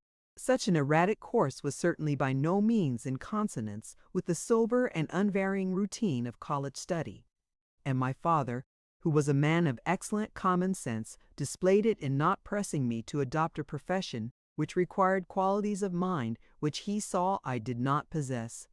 Other professions were talked of, amongst which the law, but now an event occurred which had nearly stopped my career, and merged all minor points of solicitude in anxiety for my life. My strength and appetite suddenly deserted me, and I began to pine and droop. Some said that I had overgrown myself, and that these were the symptoms of a rapid decline. I grew worse and worse, and was soon stretched upon my bed, from which it seemed scarcely probable that I should ever more rise, the physicians themselves giving but slight hopes of my recovery. As for myself, I made up my mind to die, and felt quite resigned. I was sadly ignorant at that time, and, when I thought of death, it appeared to me little else than a pleasant sleep, and I wished for sleep, of which I got but little. It was well that I did not die that time, for I repeat that I was sadly ignorant of many important things. I did not die, for somebody coming gave me a strange, bitter draught, a decoction, I believe, of a bitter root which grows on commons and desolate places, and the person who gave it me was an ancient female, a kind of doctress, who had been my nurse in my infancy, and who, hearing of my state, had come to see me, so I drank the draught, and became a little better, and I continued taking draughts made from the bitter root till I manifested symptoms of convalescence. But how much more quickly does strength desert the human frame than return to it! I had become convalescent, it is true, but my state of feebleness was truly pitiable. I believe it is in that state that the most remarkable feature of human physiology frequently exhibits itself. Oh, how dare I mention the dark feeling of mysterious dread which comes over the mind, and which the lamp of reason, though burning bright the while, is unable to dispel. Art thou, as leeches say, the concomitant of disease, the result of shattered nerves, nay, rather the principle of woe itself, the fountainhead of all sorrow, coexistent with man, whose influence he feels when yet unborn, and whose workings he testifies with his earliest cries, when, drowned in tears, he first beholds the light? For as the sparks fly upward, so is man born to trouble, and woe doth he bring with him into the world, even thyself, dark one, terrible one, causeless, unbegotten, without a famar. Oh, how unfrequently dost thou break down the barriers which divide thee from the poor soul of man, and overcast its sunshine with thy gloomy shadow. In the brightest days of prosperity, in the midst of health and wealth, how sentient is the poor human creature of thy neighborhood! How instinctively aware that the floodgates of horror may be cast open, and the dark stream engulf him for ever and ever! Then is it not lawful for man to exclaim, "Better that I had never been born"? Fool, for thyself thou wast not born, but to fulfill the inscrutable decrees of thy Creator. And how dost thou know that this dark principle is not, after all, thy best friend? That it is not that which tempers the whole mass of thy corruption? It may be, for what thou knowest, the mother of wisdom and of great works. It is the dread of the horror of the night that makes the pilgrim hasten on his way. When thou feelest it nigh, let thy safety word be onward. If thou tarry, thou art overwhelmed. Courage! Build great works, 'tis urging thee, it is ever nearest the favorites of God, the fool knows little of it. Thou wouldst be joyous, would thou? Then be a fool. What great work was ever the result of joy? the puny one. Who have been the wise ones, the mighty ones, the conquering ones of this earth, the joyous? I believe not. The fool is happy, or comparatively so, certainly the least sorrowful, but he is still a fool, and whose notes are sweetest, those of the nightingale or of the silly lark. "What ails you, my child?" said a mother to her son as he lay on a couch under the influence of the dreadful one. "What ails you? You seem afraid." "Boy, and so I am. A dreadful fear is upon me." "Mother, but of what? There is no one can harm you. Of what are you apprehensive?" "Boy, of nothing that I can express. I know not what I am afraid of, but afraid I am." "Mother, perhaps you see sights and visions. I knew a lady once who was continually thinking that she saw an armed man threaten her, but it was only an imagination, a phantom of the brain." "Boy, no armed man threatens me. It does not a thing like that would cause me any fear. Did an armed man threaten me, I would get up and fight him, weak as I am. I would wish for nothing better, for then perhaps I should lose this fear. Mine is a dread of I know not what, and there the horror lies." "Mother, your forehead is cool and your speech collected. Do you know where you are?" "Boy, I know where I am, and I see things just as they are. You are beside me, and upon the table there is a book which was written by a Florentine. All this I see, and that there is no ground for being afraid. I am, moreover, quite cool, and feel no pain, but, and then there was a burst of gemiti, so spiri it auti guai. Alas, alas, poor child of clay! As the sparks fly upward, so wast thou born to sorrow. Onward." Chapter 19. Agreeable Delusions. Youth, a Profession. Ab Gwilym. Glorious English Law. There they pass, my dear old master, the deal desk language of the tense. Where is Morphid? Go to, only once. It has been said by this or that writer, I scarcely know by whom, that in proportion as we grow old and our time becomes short, the swifter does it pass, until at last, as we approach the borders of the grave, it assumes all the speed and impetuosity of a river about to precipitate itself into an abyss. This is doubtless the case, provided we can carry to the grave those pleasant thoughts and delusions which alone render life agreeable, and to which even to the very last we twath, when bibuth the mafutgate, which is sure to be the case when its fondest, dearest hopes have been blighted at the very moment when the harvest was deemed secure. What becomes from that moment, I repeat, of the shortness of time? I put not the question to those who have never known that trial. They are satisfied with themselves and all around them, with what they have done, and yet hope to do. Some carry their delusions with them to the borders of the grave, aye, to the very moment when they fall into it. A beautiful golden cloud surrounds them to the last, and such talk of the shortness of time. Through the medium of that cloud the world has ever been a pleasant world to them. Their only regret is that they are so soon to quit it. But, O ye dear deluded hearts, it is not everyone who is so fortunate. To the generality of mankind there is no period like youth. The generality are far from fortunate, but the period of youth, even to the least so, offers moments of considerable happiness, for they are not only disposed, but able to enjoy most things within their reach. With what trifles at that period are we content? The things from which in after life we should turn away in disdain please us then, for we are in the midst of a golden cloud, and everything seems decked with a golden hue. Never during any portion of my life did time flow on more speedily than during the 2 or 3 years immediately succeeding the period to which we arrived in the preceding chapter. Since then it has flagged often enough. Sometimes it has seemed to stand entirely still, and the reader may easily judge how it fares at the present, from the circumstance of my taking pen in hand and endeavoring to write down the passages of my life, a last resource with most people. But at the period to which I allude, I was just, as I may say, entering upon life. I had adopted a profession, and, to keep up my character, simultaneously with that profession, the study of a new language.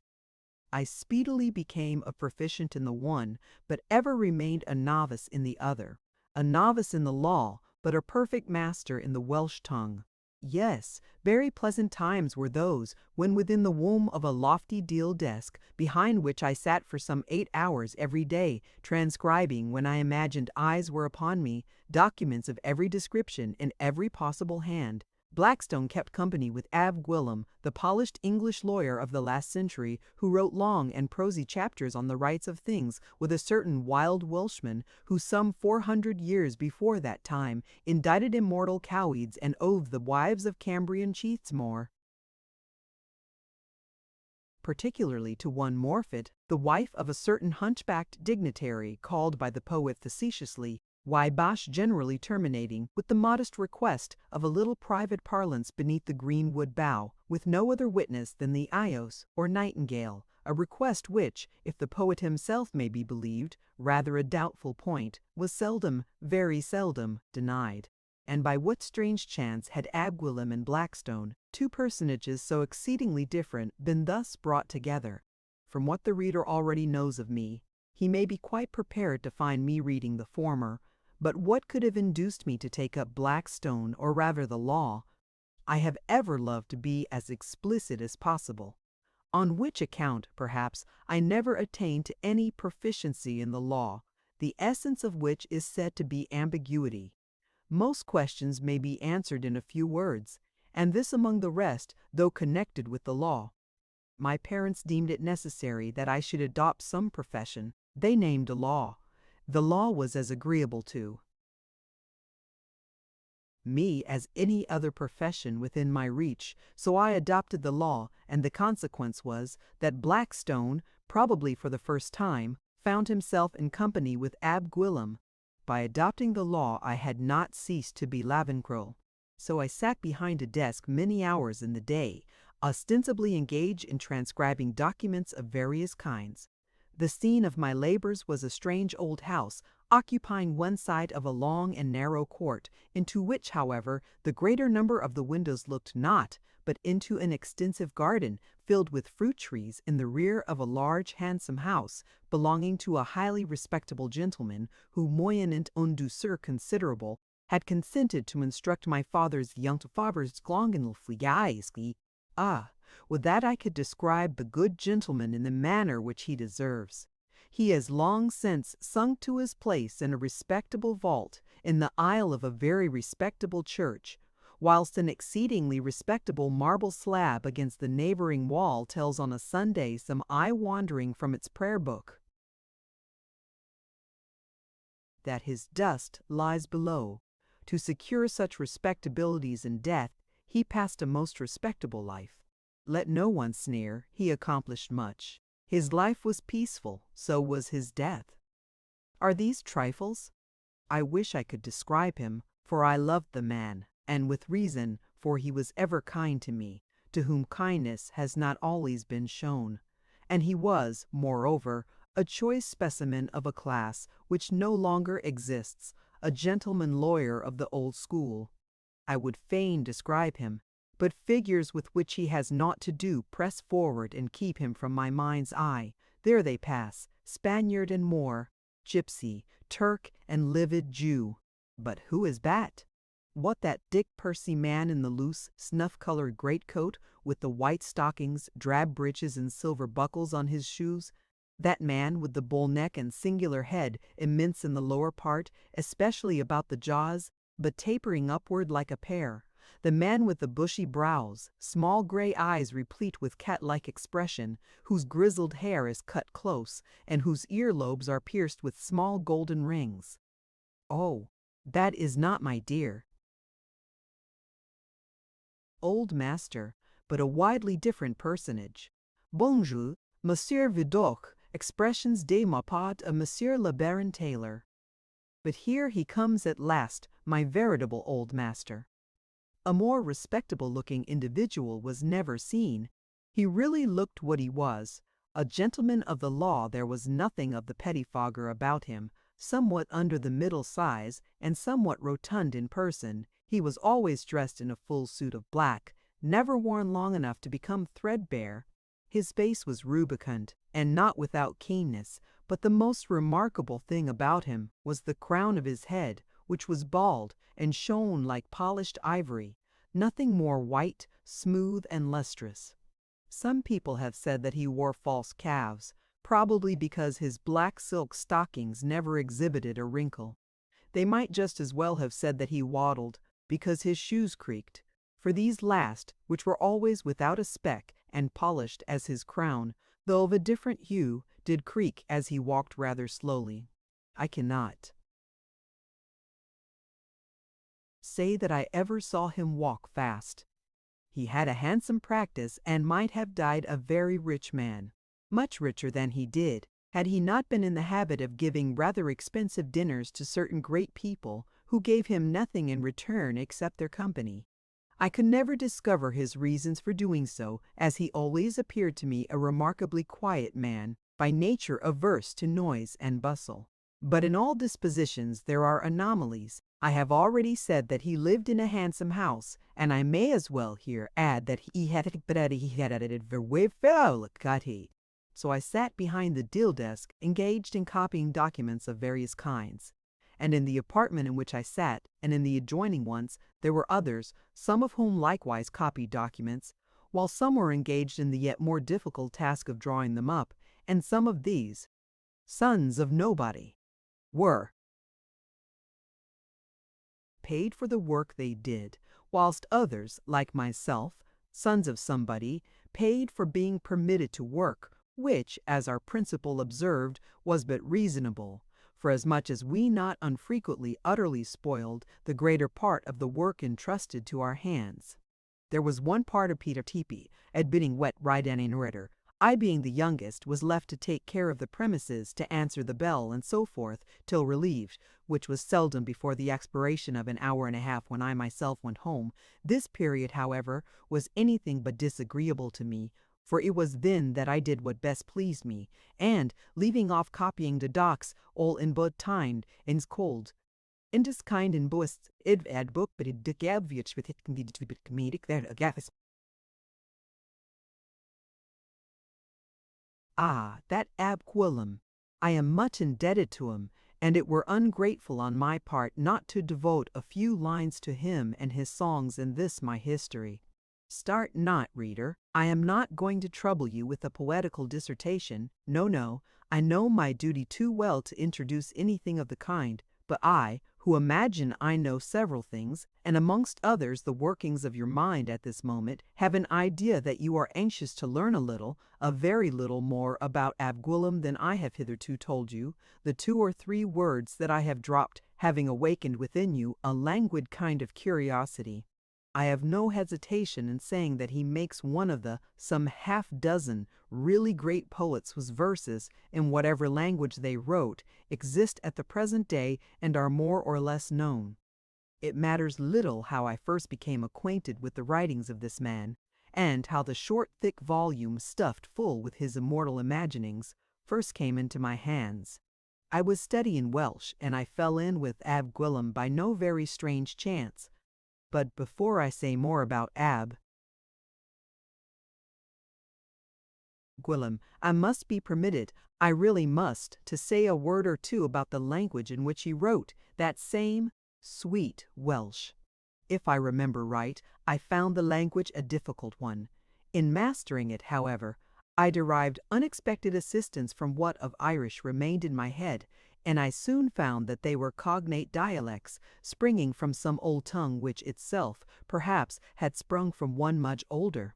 And here I cannot help observing cursorily that I every now and then, while studying this Welsh, generally supposed to be the original tongue of Britain, encountered words which, according to the lexicographers, were venerable words highly expressive, showing the wonderful power and originality of the Welsh, in which, however, they were no longer used in common discourse, but were relics, precious relics, of the first speech of Britain, perhaps of the world, with which words, however, I was already well acquainted, and with had put into android. and would fled the house all take what Tano Chikno, talking over their everyday affairs in the language of the tense, which circumstance did not fail to give rise to deep reflection in those moments when, planting my elbows on the deal desk, I rested my chin upon my hands. But it is probable that I should have abandoned the pursuit of the Welsh language after obtaining a very superficial acquaintance with it, had it not been for Ab Gwilym. A strange songster was that who, pretending to be captivated by every woman he saw, was in reality in love with nature alone, wild, beautiful, solitary nature, her mountains and cascades, her forests and streams, her birds, fishes, and wild animals. Go to Ad Gwilym with thy pseudo-amatory odes to Morfydd, or this or that other lady, fair or ugly. Little didst thou care for any of them. Dame Nature was thy love, however thou mayest seek to disguise the truth. Yes, yes, send thy love message to Morfydd, the fair wanton. By whom dost thou send it, I would know? By the salmon, forsooth, which haunts the rushing stream, the glorious salmon which bounds and gambols in the flashing water, and whose ways and circumstances thou so well describest see. There he hurries upwards through the flashing water. Halloo, what a glimpse of glory, but where's Morfydd the while? What, another message to the wife of Ba Bach? Aye, truly, and by whom? The wind.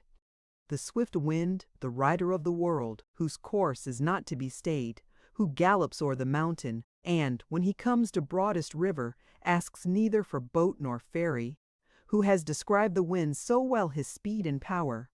But where is Morfydd? And now thou art awaiting Morfydd, the wanton, the wife of the Bois Bach.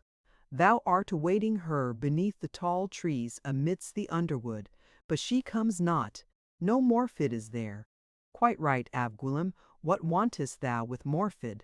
But another form is nigh at hand, that of Red Reynard, who, seated upon his chine at the mouth of his cave, looks very composedly at thee. Thou startest, bendest thy bow, thy crossbow, intending to hit Reynard with the bolt just about the jaw, but the bow breaks, Reynard barks, and disappears into his cave, which by thine own account reaches hell, and then thou ravest at the misfortune of thy bow, and the non-appearance of Morfydd, and abusest Reynard odd. Go to, thou carest neither for thy bow nor for Morfydd, thou merely seekest an opportunity to speak of Reynard, and who has described him like thee? The brute with the sharp shrill cry, the black reverse of melody, whose face sometimes wears a smile like the devil's in the Evangeli. But now thou art actually with Morfydd. Yes, she has stolen from the dwelling of the Bois Bach, and has met thee beneath those rocks. She is actually with thee, Ab Gwilym, but she is not long with thee, for a storm comes on, and thunder shatters the rocks. Morfydd flees. Quite right, Ab Gwilym, thou hadst no need of her. A better theme for song is the voice of the Lord, the rock-shatterer, than the frail wife of the Bois de Bobach. Go to, Ab Gwilym. Thou wast a wiser and a better man than thou wouldst fain have had people believe. But enough of thee and thy songs. Those times passed rapidly with Ab Gwilym. In my hand I was in the midst of enchanted ground, in which I experienced sensations akin to those I had felt of yore while spelling my way through the wonderful book, the delight of my childhood.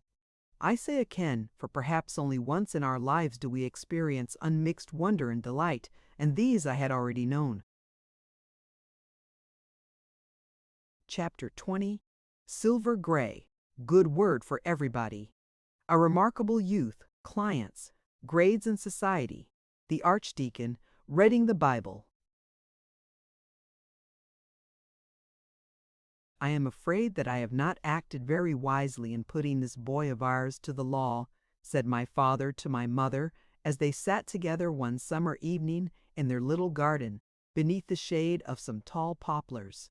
Yes, there sat my father in the garden chair which leaned against a wall of his quiet home, Redewalks. There he sat, with locks of silver gray which set off so nobly his fine, bold, but benevolent face, his faithful consort at his side, and his trusty dog at his feet, an eccentric animal of the genuine regimental breed, who, born amongst red coats, had not yet become reconciled to the does of any other hue, barking at Berlin debates.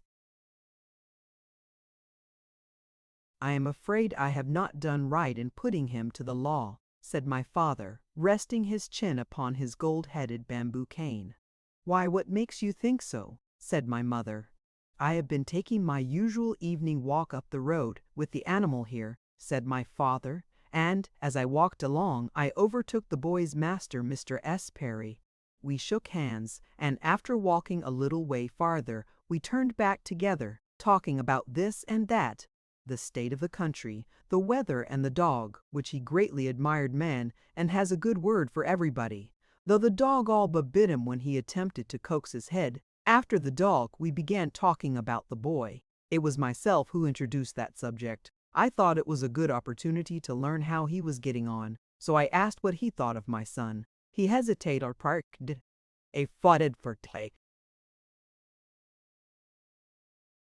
Remarkable youth indeed, Captain. Indeed, said I. I am glad to hear it, but I hope you find him steady? Steady, steady, said he. Why, yes, he's steady. I cannot say that he is not steady. Come, come, said I, beginning to be rather uneasy. I see plainly that you are not altogether satisfied with him. I was afraid you would not be, for, though he is my own son, I am anything but blind to his imperfections. But do tell me what particular faults you have to find with him, and I will do my best to make him alter his conduct. No fault to find with him, Captain, I assure you, no fault whatever. The youth is a remarkable youth, an extraordinary youth, only, as I told you before, Mr. S. is the best-natured man in the world, and it was only with the greatest difficulty that I could get him to say a single word to the disadvantage of the boy, for whom he seems to entertain a very great regard. At last I forced the truth from him, and grieved I was to hear it, though I must confess that I was somewhat prepared for it. It appears that the lad has a total want of discrimination. I don't understand you, said my mother. You can understand nothing that would seem for a moment to impugn the conduct of that child. I am not, however, so blind. Want of discrimination was the word, and it both sounds well and is expressive. It appears that, since he has been placed where he has been guilty of the grossest blunders. Only the other day, Mr. S. told me, as he was engaged in close conversation with one of his principal clients, the boy came to tell him that a person wanted particularly to speak with him, and, on going out, he found a lamentable figure with one eye, who came to ask for charity, whom, nevertheless, the lad had ushered into a private room and installed in an armchair, like a justice of the peace, instead of telling him to go about his business. I wish we may never have anything worse to reproach him with, said my mother. I don't know what worse we could reproach him with, said my father. I mean, of course, as far as his profession is concerned. Discrimination is the very keystone. If he treated all people alike, he would soon become a beggar himself. There are grades in society as well as in the army, and according to those grades we should fashion our behavior, else there would instantly be an end of all order and discipline. I am afraid that the child is too condescending to his inferiors, whilst to his superiors he is apt to be unbending enough. I don't believe that would do in the world. I am sure it would not in the army. He told me another anecdote with respect to his behavior, which shocked me more than the other had done. It appears that his wife, who by the by is a very fine woman and highly fashionable, gave him permission to ask the boy to tea one evening, for she is herself rather partial to the lad. There had been a great dinner party there that day, and there were a great many fashionable people, so the boy went and behaved very well and modestly for some time, and was rather noticed, till unluckily a very great gentleman, an archdeacon I think, put some questions to him, and finding that he understood the languages, began talking to him about the classics. What do you think? The boy had the impertinence to say that the classics were much overvalued, and amongst other things that some horrid fellow or other, some Welshman I think, thank God it was not an Irishman, was a better poet than Ovid, The company were of course horrified. The archdeacon, who is 70 years of age and has 7,000 a year, took snuff and turned away.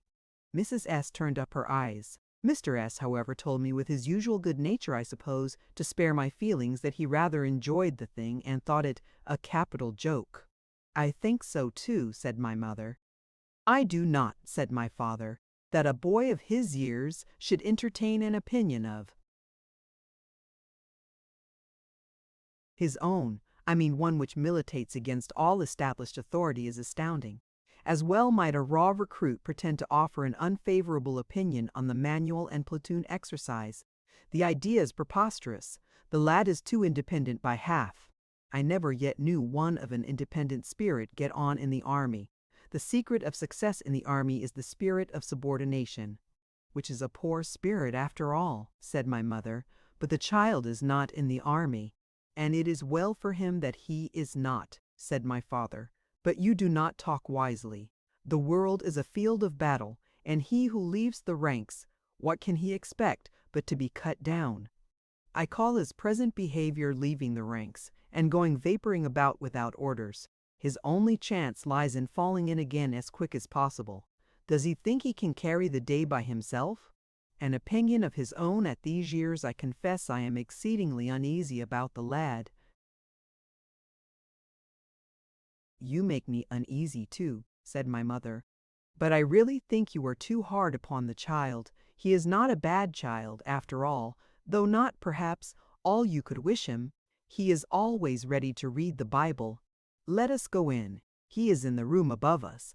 At least he was 2 hours ago. I left him there bending over his books. I wonder what he has been doing all this time. It is now getting late. Let us go in, and he shall read to us. I'm getting old, said my father, and I love to hear the Bible read to me, for my own sight is something dim. Yet I do not wish the child to read to me this night. I cannot so soon forget what I have heard. But I hear my eldest son's voice. He is now entering the gate. He shall read the Bible to us this night. What say you? Chapter 21. The Eldest Son. Saying of Wild Finland. The critical time. Vaunting poles. One thing wanted, a father's blessing. Miracle of art. The Pope's house. Young enthusiast. Pictures of England. Persist and wrestle. The little dark man. The eldest son. The regard and affection which my father entertained for his firstborn were natural enough, and appeared to none more so than myself, who cherished the same feelings towards him. I think that it did its mates at Nate it audibit das conduct from coined, and it is but in women to kais at the resent and mind is coined to sell and is fine to any easable for the reader's coined isn't. Most frank and generous, I, and the quickest and readiest and the best adapted to do a great thing needful at the critical time when the delay of a moment would be fatal.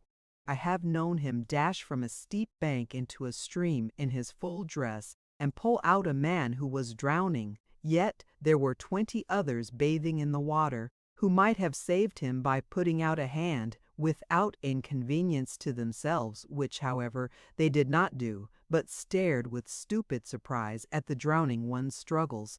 Yes, while some shouted from the bank to those in the water to save the drowning one, and those in the water did nothing, my brother neither shouted nor stood still, but dashed from the bank and did the one thing needful, which under such circumstances not one man in a million would have done. Now, who can wonder that a brave old man should love a son like this, and prefer him to any other? My boy, my own boy, you are the very image of myself the day I took off my coat in the park to fight Big Ben, said my father, on meeting his son wet, and dripping, immediately after his bold feat. And who cannot excuse the honest pride of the old man, the stout old man? Aye, old man, that son was worthy of thee, and thou wast worthy of such a son. A noble specimen wast thou of those strong, single-minded Englishmen, who, without making a parade either of religion or loyalty, feared God and honored their king, and were not particularly friendly to the French, whose vaunting poles they occasionally broke, as at Minden and Malplaquet. to the confusion vast of the eternal foes of the English land. I, who was so little like thee that thou understoodst me not, and in whom with justice thou didst feel so little pride, had yet perception enough to see all thy worth, and to feel it an honor to be able to call myself thy son. And if at some no distant time, when the foreign enemy ventures to insult our shore, I be permitted to break some vaunting pole, it will be a triumph to me to think that, if thou hadst lived, thou wouldst have hailed the deed, and mightest jet the scups upon the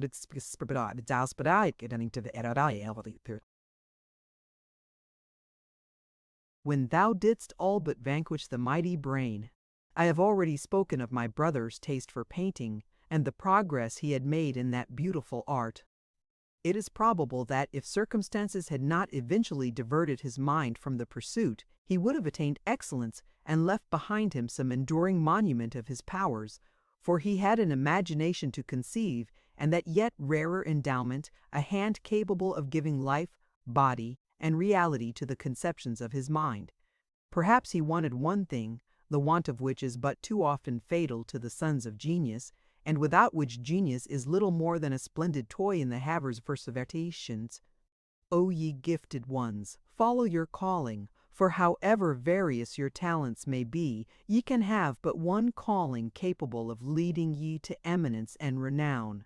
Follow resolutely the one straight path before you. It is that of your good angel. Let neither obstacles nor temptations induce ye to leave it. Bound along if you can. If not, on hands and knees follow it, perish in it if needful. But ye need not fear that. No one ever yet died in the true path of his calling before he had attained the pinnacle. Turn into other paths, and for a momentary advantage or gratification ye have sold your inheritance, your immortality. Ye will never be heard of after death. My father has given me £150, said my brother to me one morning, and something which is better his blessing. I am going to leave you. And where are you going? Where? To the great city, to London, to be sure. I should like to go with you. Pooh, said my brother, what should you do there? But don't be discouraged. I dare say a time will come when you too will go to London, and sure enough, so it did, and all but too soon. And what do you purpose doing there? I demanded. Oh, I go to improve myself in art, to place myself under some master of high name. At least I hope to do so eventually. I have, however, a plan in my head, which I should wish first to execute. Indeed, I do not think I can rest till I have done so. Everyone talks so much about Italy, and the wondrous artists which it has produced, and the wondrous pictures which are to be found there. Now I wish to see Italy, or rather Rome, the great city, for I am told that in a certain room there is contained the grand miracle of art. And what do you call it? The Transfiguration, painted by one Raphael, and it is said to be the greatest work of the greatest painter whom the world has ever known. I suppose it is because everybody says so that I have such a strange desire to see it. I have already made myself well acquainted with its locality, and think that I could almost find my way to it blindfold. When I have crossed the Tiber, which, as you are aware, runs through Rome, I must presently turn to the right, up a rather shabby street which communicates with a large square, the farther end of which is entirely occupied by the front of an immense church, with a dome which ascends almost to the clouds, and this church they call St. Peter's. Aye, said I have read about that in Keesler's Travels. Before the church, in the square, are two fountains, one on either side, casting up water in showers. Between them, in the midst, is an obelisk, brought from Egypt and covered with mysterious writing. On your right rises an edifice, not beautiful nor grand, but huge and bulky, where lives a strange kind of priest,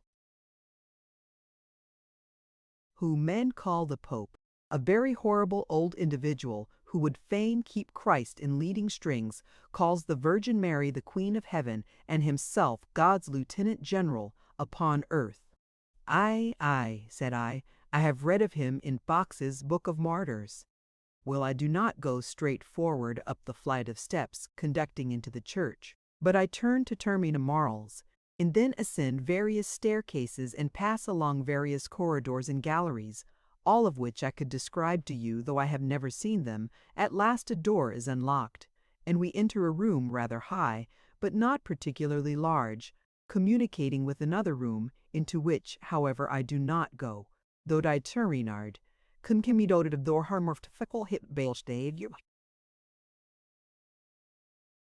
Entering the first room, and I look straight before me, neither to the right nor left, though there are noble things both on the right and left, for immediately before me at the farther end, hanging against the wall, is a picture which arrests me, and I can see nothing else, for that picture at the farther end, hanging against the wall, is the picture of the world. Yes. Go thy way, young enthusiast, and whether to London town or to old Rome, may success attend thee. Yet strange fears assail me, and misgivings on the arta ist. Thou canst not rest, thou sayst, till thou hast seen the picture in the chamber at old Rome hanging over against the wall. Aye, and thus thou dost exemplify thy weakness, thy strength too, it may be, for the one idea, fantastic yet lovely, which now possesses thee, could only have originated in a genial and fervent brain. Well, go if thou must go. Yet it perhaps were better for thee to bide in thy native land, and there, with fear and trembling, with groanings, with straining eyeballs, toil, drudge, slave, till thou hast made excellence thine own. Thou wilt scarcely acquire it by staring at the picture over against the door in the high chamber of old Rome. Seekest thou inspiration? Thou needest it not, thou hast it already, and it was never yet found by crossing the sea. What hast thou to do with old Rome, and thou an Englishman? Did thy blood never glow at the mention of thy native land, as an artist merely? Yes, I trow, and with reason, for thy native land need not grudge old Rome her pictures of the world. She has pictures of her own, pictures of England. And is it a new thing to toss up caps and shout, England against the world? Yes, against the world in all, in science and in arms, in minstrel strain, and not less in the art which enables the hand to deceive the intoxicated soul by means of pictures. 143. Seekst models? To Gainsborough and Hogarth turn, not names of the world maybe, but English names and England against the world. A living master? Why, there he comes. Thou hast had him long. He has long guided thy young hand towards the excellence which is yet far from thee, but which thou canst attain, if thou shouldst persist and wrestle, even as he has done, midst gloom and despondency, aye, and even contempt. He who now comes up the creaking stair to thy little studio in the second floor to inspect thy last effort before thou departest, the little stout man whose face is very dark and whose eye is vivacious, that man has attained excellence, destined some day to be acknowledged, though not till he is cold, and his mortal part returned to its cleared.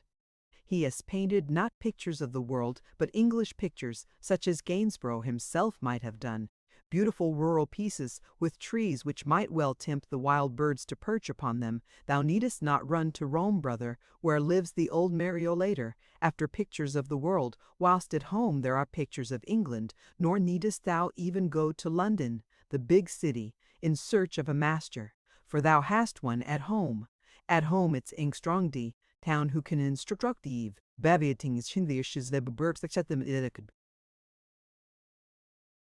despondency, till thou hast attained excellence, even as he has done the little dark man with the brown coat and the top boots, whose name will one day be considered the chief ornament of the old town, and whose works will at no distant period rank amongst the proudest pictures of England and England against the world. Thy master, my brother, thy, at present, all too little considered Master Crome. Chapter 22. Desire for novelty, lives of the lawless, countenances, old yeoman and dame. We live near the sea, uncouth-looking volume. The other condition, Drowehiks, a dilemma. The antinomian Lodowick, Muggleton Mockleton, almost blind, Anders Videl. But to proceed with my own story, I now ceased all at once to take much pleasure in the pursuits which formerly interested me. I yawned over Ab Gwilym, even as I now in my mind's eye perceive the reader yawning over the present pages. What was the cause of this? Constitutional lassitude, or a desire for novelty, both it is probable, had some influence in the matter, but I rather think that the latter feeling was predominant. The parting words of my brother had sunk into my mind.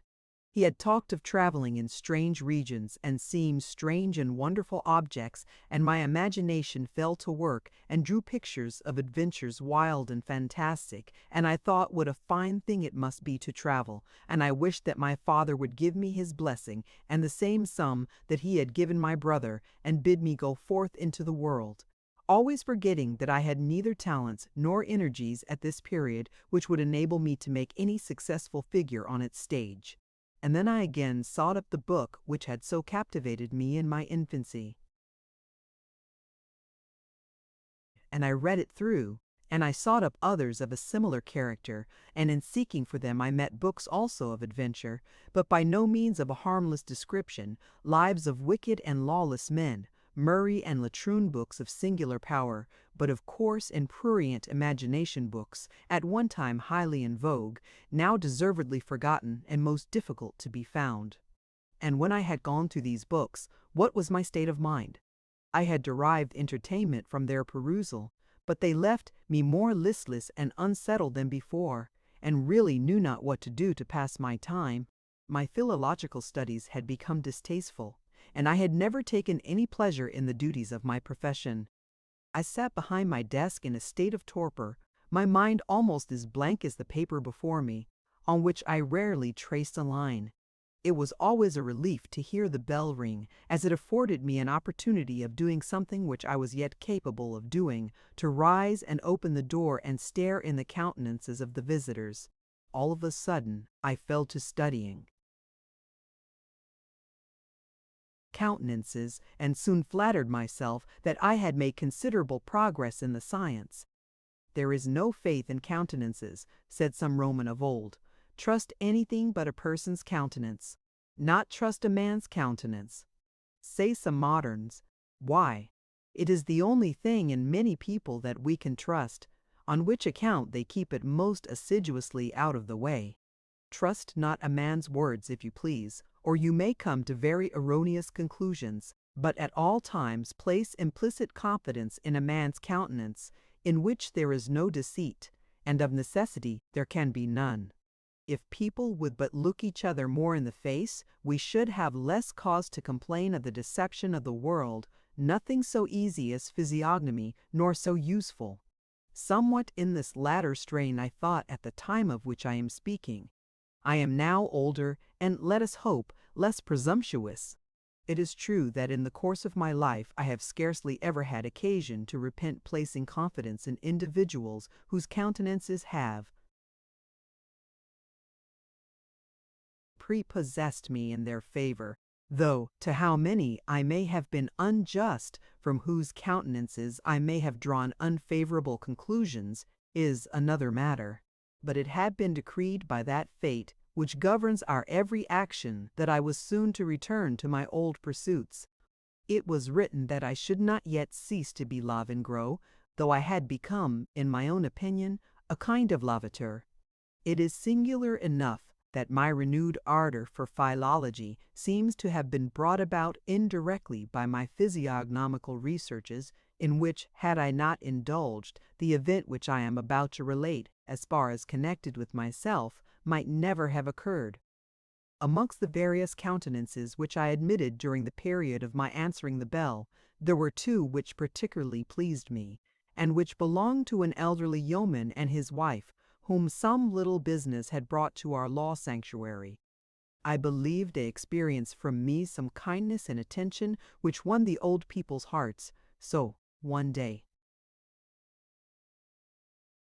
when their little business had been brought to a conclusion, and they chanced to be alone with me, who was seated as usual behind the deal desk in the outer room, The old man, with some confusion, began to tell me how grateful himself and Dame felt for the many attentions I had shown them, and how desirous they were to make me some remuneration. "Of course," said the old man, "we must be cautious what we offer to so fine a young gentleman as yourself. We have, however, something we think will just suit the occasion, a strange kind of thing which people say is a book, though no one that my dame or myself have shown it to can make anything out of it. So as we are told that you are a fine young gentleman who can read all the tongues of the earth and stars, as the Bible says, we thought, I and my dames, that it would be just to the a book," said I. "How did you come by it?" "We live near the sea," said the old man, "so near that sometimes our thatch is wet with the spray, and it may now be a year ago that there was a fearful storm, and a ship was driven ashore during the night, and ere the morn was a complete wreck. When we got up at daylight, there were the poor shivering crew at our door. They were foreigners, red-haired men, whose speech we did not understand, but we took them in and warmed them, and they remained with us 3 days. And when they went away they left behind them this thing. Here it is, part of the contents of a box which was washed ashore." "And did you learn who they were?" "Why, yes, they made us understand that they were Danes." Danes, thought I, Danes. And instantaneously, huge and grisly, appeared to rise up before my vision the skull of the old pirate Dane, even as I had seen it of yore in the penthouse of the ancient church to which, with my mother and my brother, I had wandered on the memorable summer eve. And now the old man handed me the book, a strange and uncouth-looking volume enough. It was not very large, but instead of the usual covering was bound in wood and was compressed with strong iron clasps. It was a printed book, but the pages were not of paper, but vellum, and the characters were black and resembled those generally termed Gothic. "It is certainly a curious book," said I, "and I should like to have it, but I can't think of taking it as a gift. I must give you an equivalent. I never take presents from anybody." The old man whispered with his dame and chuckled, and then turned his face to me and said with another chuckle, "Well, we have agreed about the price, but maybe you will not consent." "I don't know," said I. "What do you demand?" "Why, that you shake me by the hand and hold out your cheek to my old dame. She has taken an affection to you." "I shall be very glad to shake you by the hand," said I, "but as for the other condition, it requires consideration." "No consideration at all," said the old man, with something like a sigh. "She thinks you like her son, our only child, that was lost 20 years ago in the waves of the North Sea." "Oh, that alters the case altogether," said I, "and of course I can have no objection." And now at once I shook off my listlessness to enable me to do which nothing could have happened more opportune than the above event. The Danes,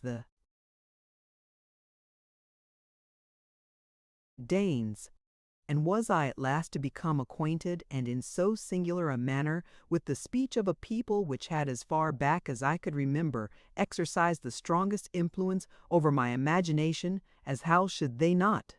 In infancy there was the summer eve adventure, to which I often looked back, and always with a kind of strange interest with respect to those to whom such gigantic and wondrous bones could belong as I had seen on that occasion, and more than this, I had been in Ireland, and there under peculiar circumstances the same interest was increased tenfold.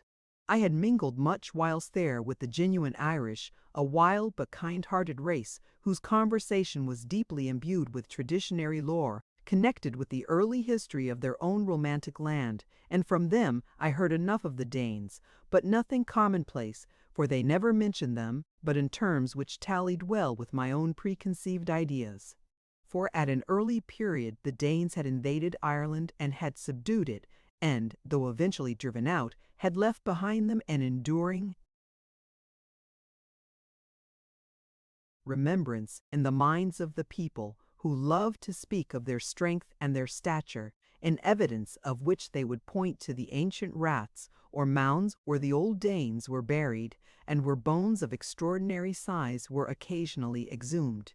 And as the Danes surpassed other people in strength, so according to my narrators, they also excelled all others in wisdom, or rather in droitheek, or magic, for they were powerful sorcerers, they said, compared with whom the fairy men of the present day knew nothing at all, at all. And amongst other wonderful things, they knew how to make strong beer from the heather that grows upon the bogs. Little wonder if the interest, the mysterious interest, which I had early felt about the Danes, was increased tenfold by my sojourn in Ireland. And now I had in my possession a Danish book which, from its appearance, might be supposed to have belonged to the very old Danes indeed. But how was I to turn it to any account? I had the book, it is true, but I did not understand the language, and how was I to overcome that difficulty? Hardly by poring over the book. Yet I did pore over the book, daily and nightly, till my eyes were dim, and it appeared to me that every now and then I encountered words which I understood, English words, though strangely disguised, and I said to myself, "Courage! English and Danish are cognate dialects. A time will come when I shall understand this Danish." And then I pored over the book again, but with all my poring I could not understand it, and then I became angry, and I bit my lips till the blood came, and I occasionally tore a handful from my hair and flung it upon the floor, but that did not mend the matter, for still I did not understand the book, which, however, I began to see was written in rhyme, a circumstance rather difficult. To discover it at first, but I toiled in vain, for I had neither grammar nor dictionary of the language.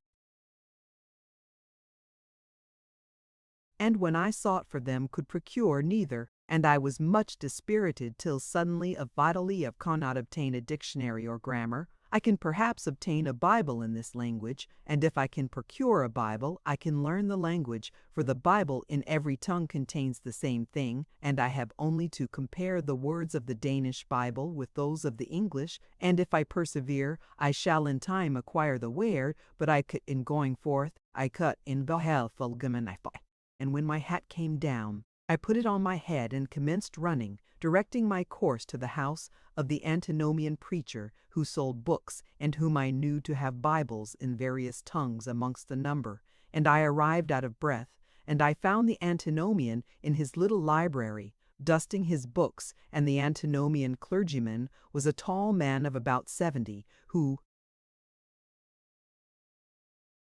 wore a hat with a broad brim and a shallow crown, and whose manner of speaking was exceedingly nasal. And when I saw him, I cried out of breath, "Have you a Danish Bible?" And he replied, "What do you want it for, friend?" And I answered, "To learn Danish by." "And maybe to learn thy duty," replied the antinomian preacher. "Truly I have it not, but as you are a customer of mine, I will endeavor to procure you one, and I will write to that laudable society which men call the Bible Society, an unworthy member of which I am, and I hope by next week to procure what you desire." And when I heard these words of the old man, I was very glad, and my heart yearned towards him, and I would fain enter into conversation with him. And I said, "Why are you an antinomian?" For my part, I would rather be a dog than belong to such a religion. "Nay, friend," said the antinomian, "thou forejudgest us. Know that those who call us antinomians call us so despitefully, we do not acknowledge the designation." "Then you do not set all law at naught?" said I. "Far be it from us," said the old man. "We only hope that, being sanctified by the Spirit from above, we have no need of the law to keep us in order."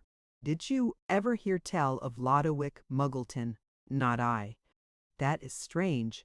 Know then that he was the founder of our poor society, and after him we are frequently, though opprobriously, termed Muggletonians, for we are Christians.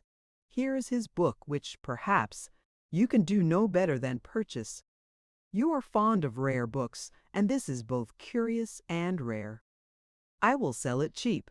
Thank you, and now be gone. I will do all I can to procure the Bible. And in this manner I procured the Danish Bible, and I commenced my task. First of all, however, I locked up in a closet the volume which had excited my curiosity, saying, "Out of this closet thou comest not till I deem myself competent to read thee." And then I sat down in right earnest, comparing every line in the one version with the corresponding one in the other. And I passed entire nights in this manner till I was almost blind, and the task was tedious enough at first. But I quailed not, and soon began to make progress, and at first I had a misgiving that the old book might not prove a Danish book, but was soon reassured by reading many words in the Bible which I remembered to have seen in the book. And then I went on right merrily, and I found that the language which I was studying was by no means a difficult one, and in less than a month I deemed myself able to read the book. Anon, I took the book from the closet and proceeded to make myself master of its contents. I had some difficulty, for the language of the book, though in the main the same as the language of the Bible, differed from it in some points, being apparently a more ancient dialect. By degrees, however, I overcame this difficulty, and I understood the contents of the book, and well did they correspond with all those ideas in which I had indulged connected with the Danes. For the book was a book of ballads, about the deeds of knights and champions and men of huge stature, ballads which from time immemorial had been sung in the north, and which some 2 centuries before the time of which I am speaking had been collected by one Anders Vadel, who lived with a certain Tycho Brahe, and assisted him in making observations upon the heavenly bodies, at a place called Urania's Castle on the little island of Kievan in the Kattegat.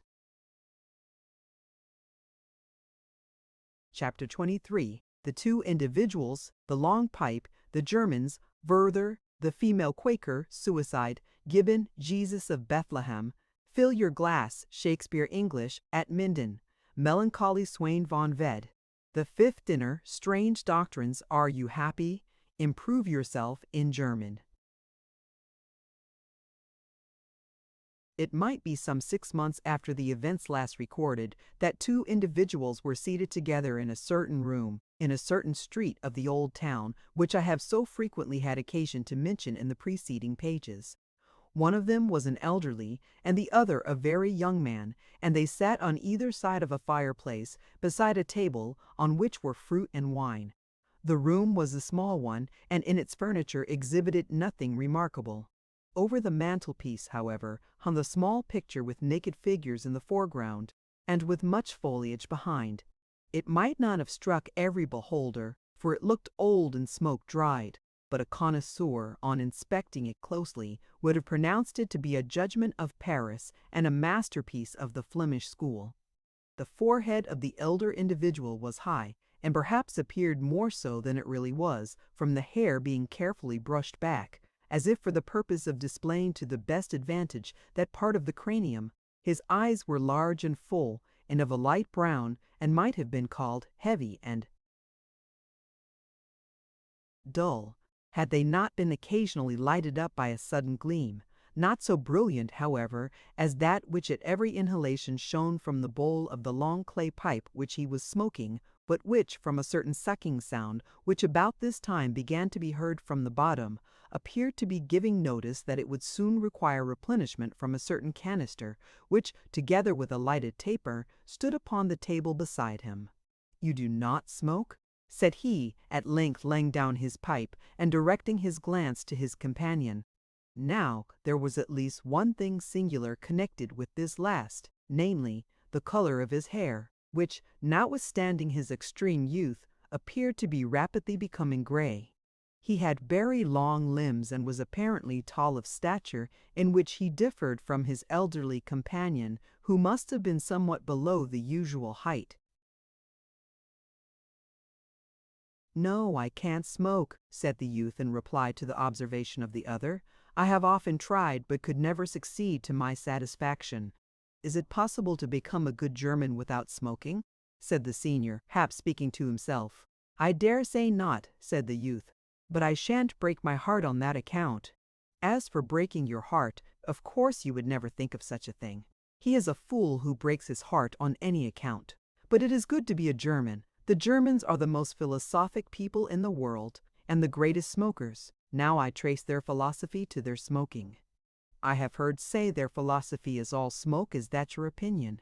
Why no, but smoking has a sedative effect upon the nerves and enables a man to bear the sorrows of this life of which everyone has his share, not only decently, but dignifiedly. Suicide is not a national habit in Germany as it is in England, but that poor creature, Werther, who committed suicide, was a German. Werther is a fictitious character, and by no means a felicitous one. I am no admirer either of Werther or his author. But I should say that, if there ever was a Werther in Germany, he did not smoke. Werther, as you very justly observe, was a poor creature, and a very sinful one.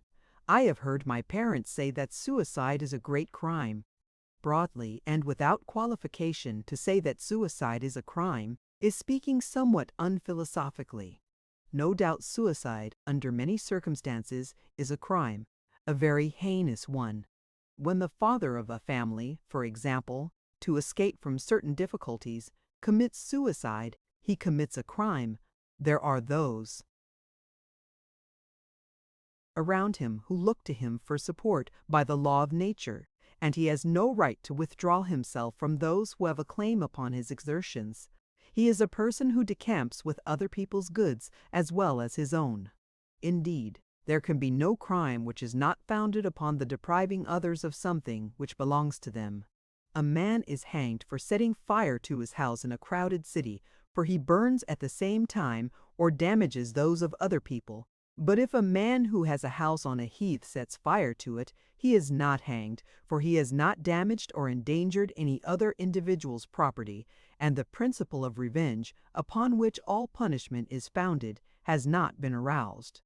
Similar to such a case is that of the man who, without any family ties, commits suicide. For example, were I to do the thing this evening, who would have a right to call me to account? I am alone in the world, have no family to support, and, so far from damaging anyone, should even benefit my heir by my accelerated death. However, I am no advocate for suicide under any circumstances. There is something undignified in it, unheroic, ungermanic.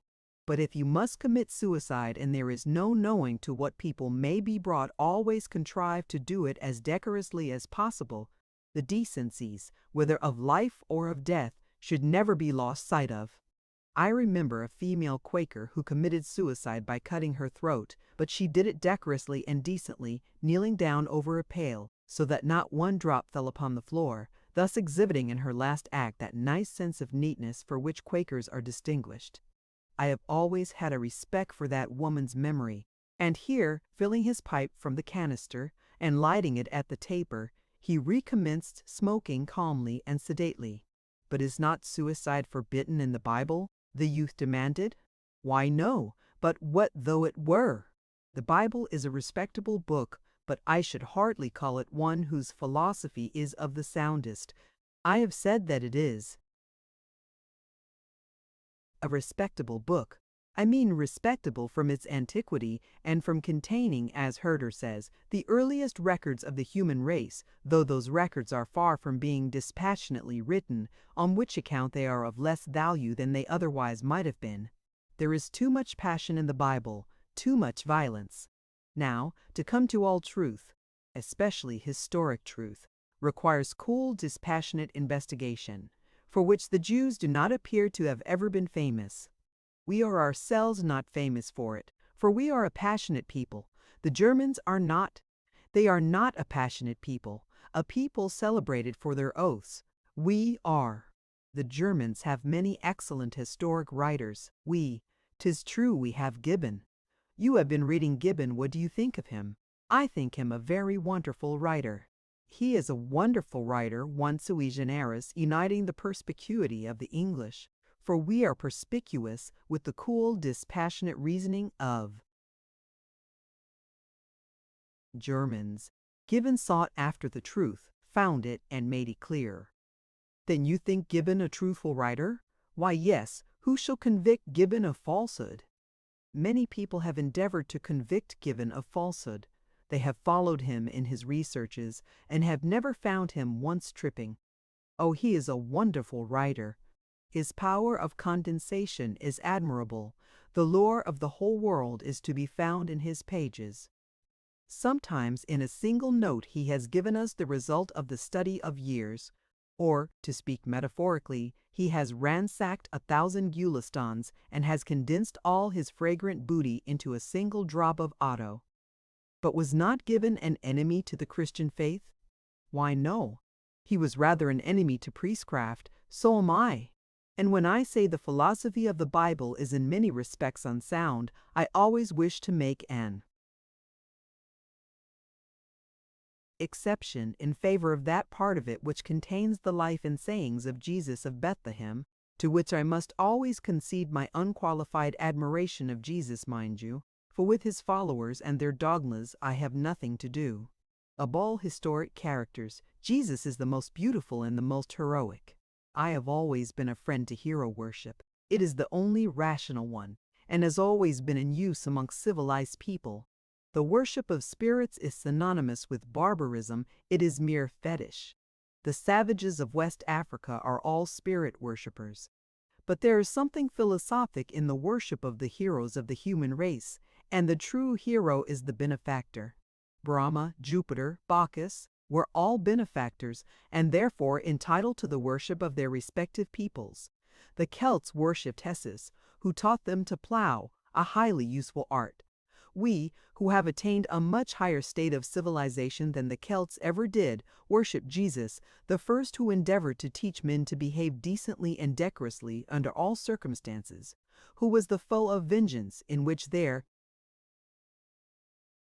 is something highly indecorous, who had first the courage to lift his voice against that violent dogma, an eye for an eye, who shouted, "Conquer, but conquer with kindness," who said, "Put up the sword," a violent, unphilosophic weapon, and who finally died calmly and decorously in defense of his philosophy. He must be a savage who denies worship to the hero of Golgotha. But he was something more than a hero. He was the Son of God, wasn't he? The elderly individual made no immediate answer, but, after a few more whiffs from his pipe, exclaimed, "Come, fill your glass. How do you advance with your translation of Tell?" "It is nearly finished, but I do not think I shall proceed with it. I begin to think the original somewhat dull." "There you are wrong. It is the masterpiece of Schiller, the first of German poets." "It may be so," said the youth, "but pray excuse me, I do not think very highly of German poetry. I have lately been reading Shakespeare, and, when I turn from him to the Germans, even the best of them, they appear mere pygmies. You will pardon the liberty I perhaps take in saying so." "I like that everyone should have an opinion of his own," said the elderly individual, "and, what is more, declare it. Nothing displeases me more than to see people assenting to everything that they hear said. I at once come to the conclusion that they are either hypocrites, or there is nothing in them. But with respect to Shakespeare, whom I have not read for 30 years, is he not rather given to bombast, crackling bombast, as I think I have said in one of my essays?" "I dare say he is," said the youth, "but I can't help thinking him the greatest of all poets, not even excepting Homer. I would sooner have written that series of plays founded on the fortunes of the House of Lancaster than the Iliad itself. The events described are as lofty as those sung by Homer in his great work, and the characters brought upon the stage still more interesting. I think Hotspur as much of a hero as Hector, and young Henry more of a man than Achilles. And then there is the fat knight, the quintessence of fun, wit, and rascality. Falstaff is a creation beyond the genius even of Homer. You almost tempt me to read Shakespeare again. But the Germans? "I don't admire the Germans," said the youth, somewhat excited. "I don't admire them in any point of view. I have heard my father say that, Though good sharpshooters, they can't be much depended upon as soldiers, and that old Sergeant Meredith told him that Minden would never have been won but for the 2 English regiments who charged the French with fixed bayonets and sent them to the right about in double quick time. With respect to poetry, setting Shakespeare and the English altogether aside, I think there is another Gothic nation at least, entitled to dispute with them the palm. Indeed, to my mind, there is more genuine poetry contained in the old Danish book which I came so strangely by, than has been produced in Germany from the period of the Nibelungen lay to the present. Ah, the Coempe Visser, said the elderly individual, breathing forth an immense volume of smoke, which he had been collecting during the declamation of his young companion. There are singular things in that book, I must confess, and I thank you for showing it to me, or rather, your attempted translation. I was struck with that ballad of Orm Ungarswain, who goes by night to the grave hill of his father to seek for counsel. And then, again, that strange melancholy Swain von Ved, who roams about the world propounding people riddles, slaying those who cannot answer, and rewarding those who can with golden bracelets. Were it not for the violence, I should say that ballad has a philosophic tendency. I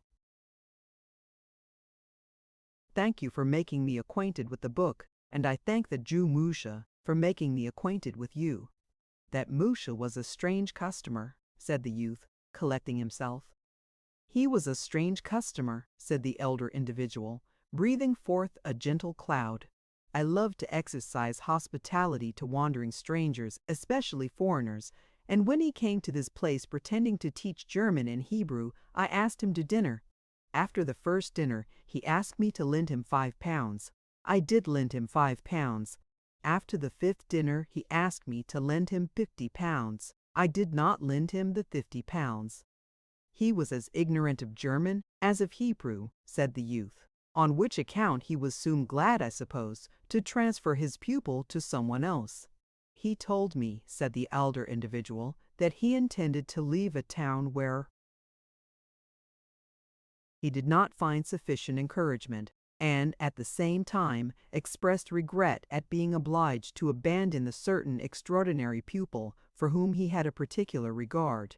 Now I, who have taught many people German from the love which I bear to it and the desire which I feel that it should be generally diffused, instantly said that I should be happy to take his pupil off his hands and afford him what instruction I could in German, for, as to Hebrew, I have never taken much interest in it.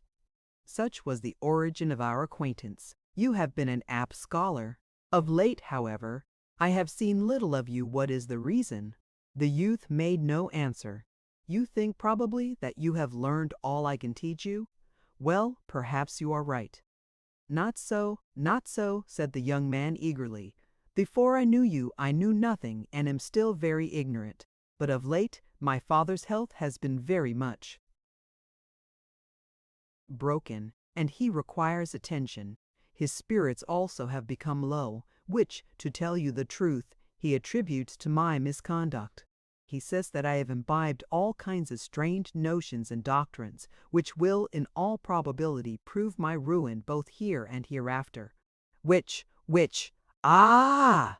I understand, said the elder with another calm whiff. I have always had a kind of respect for your father, for there is something remarkable in his appearance, something heroic, and I would fain have cultivated his acquaintance. The feeling, however, has not been reciprocated. I met him the other day, up the road, with his cane and dog, and saluted him. He did not return my salutation. He has certain opinions of his own, said the youth, which are widely different from those which he has heard that you profess. I respect a man for entertaining an opinion of his own, said the elderly individual. I hold certain opinions, but I should not respect an individual more for adopting them. All I wish for is tolerance, which I myself endeavor to practice. I have always loved the truth, and sought it. If I have not found it, the greater my misfortune. Are you happy? Said the young man. Why, no. And between ourselves, It is that which induces me to doubt sometimes the truth of my opinions. My life, upon the whole, I consider a failure, on which account I would not counsel you, or anyone, to follow my example too closely. It is getting late, and you had better be going, especially as your father, you say, is anxious about you. But, as we may never meet again, I think there are 3 things which I may safely venture to press upon you. The first is that the decencies and gentlenesses should never be lost sight of, as the practice of the decencies and gentlenesses is at all times compatible with independence of thought and action. The second thing which I would wish to impress upon you is that there is always some eye upon us, and that it is impossible to keep anything we do from the world, as it will assuredly be divulged by somebody as soon as it is his interest to do so. The third thing which I would wish to press upon you, yes, said the youth, eagerly bending forward, is, and here the elderly individual laid down his pipe upon the table, that it will be as well to go on improving yourself in German. Chapter 24. The alehouse keeper, compassion for the rich, old English gentleman. How is this? Madeira, the Greek para 20 languages, Whiter's health about the fight. A sporting gentleman, the flattened nose lend us that title, the surly nod. Such were the words shouted out to me by a short, thick fellow in brown top boots and bareheaded, who stood with his hands in his pockets at the door of a country alehouse as I was passing by. Now, as I knew nothing about the fight, and as the appearance of the man did not tempt me greatly to enter into conversation with him, I merely answered in the negative and continued my way. It was a fine, lovely morning in May. The sun shone bright above, and the birds were caroling in the hedgerows.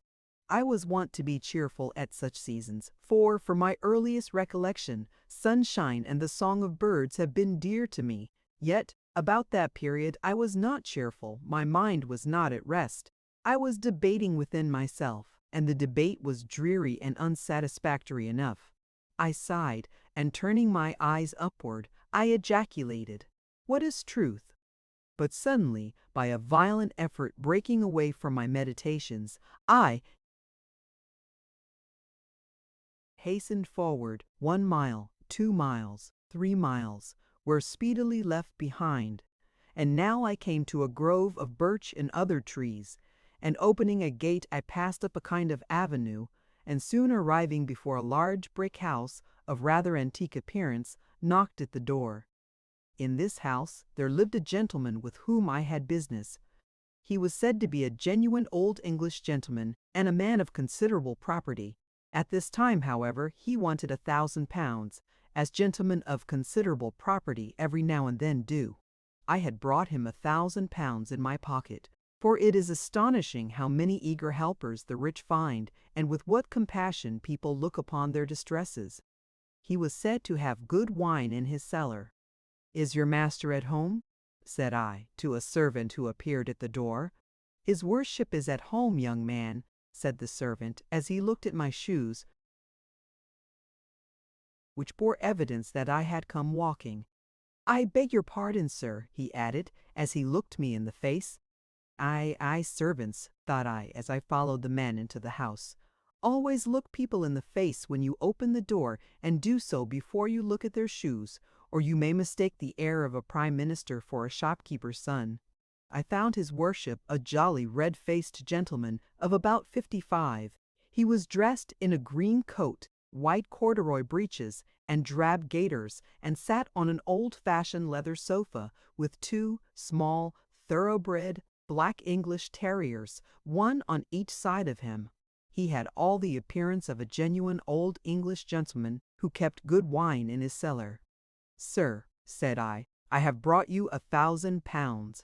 And I said this after the servant had retired, and the 2 terriers had ceased the barking which is natural to all such dogs at the sight of a stranger.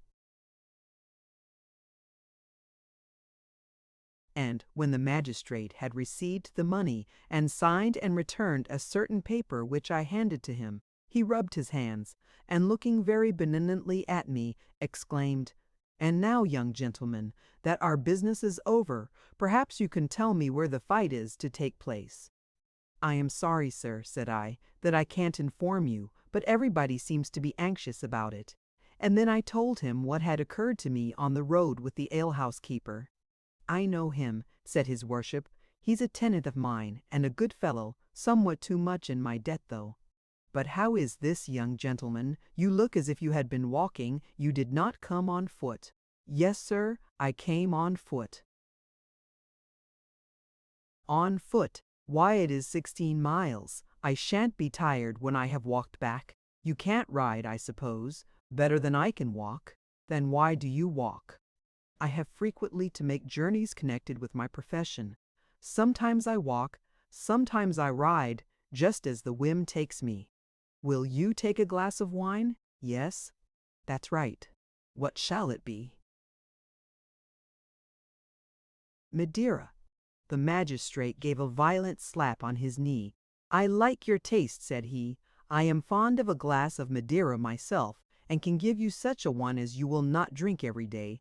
Sit down, young gentleman. You shall have a glass of Madeira, and the best I have."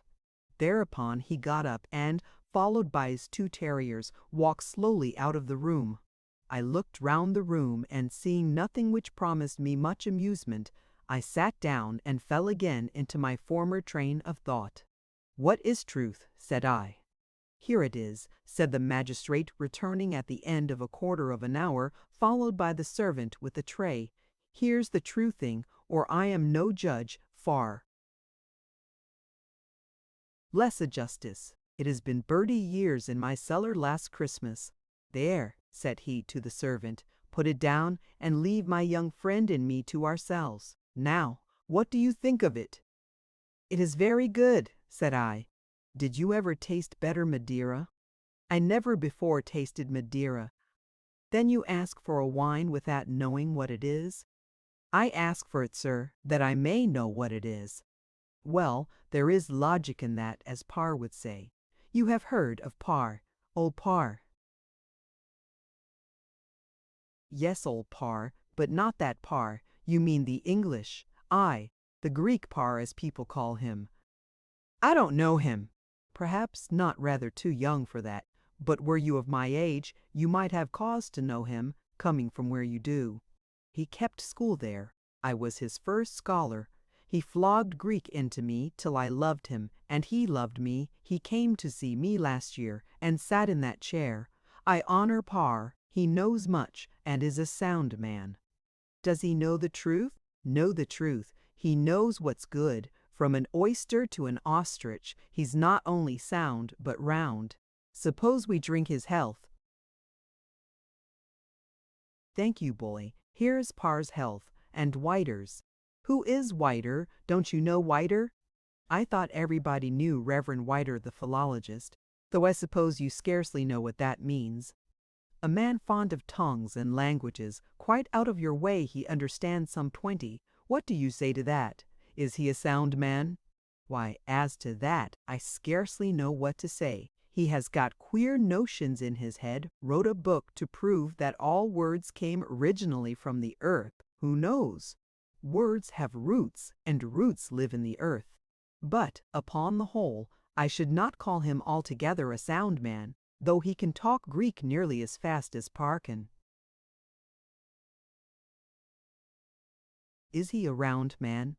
"Aye, boy, rounder than Parr. I'll sing you a song, if you like, which will let you into his character. Give me the haunch of a buck to eat and to drink, Madeira old, and a gentle wife to rest with, and in my arms to fold, an Arabic book to study, a Norfolk cob to ride, and a house to live in shaded with trees, and near to a riverside, with such good things around me, and blessed with good health withal, though I should live for 100 years. For den if I call." "Here's to Whiter's health. So you know nothing about the fight?" "No, sir. The truth is, that of late I have been very much occupied with various matters. Otherwise I should, perhaps, have been able to afford you some information. Boxing is a noble art." "Can you box?" "A little." I tell you what, my boy, I honor you, and provided your education had been a little less limited, I should have been glad to see you here in company with Parr and Whiter. Both can box.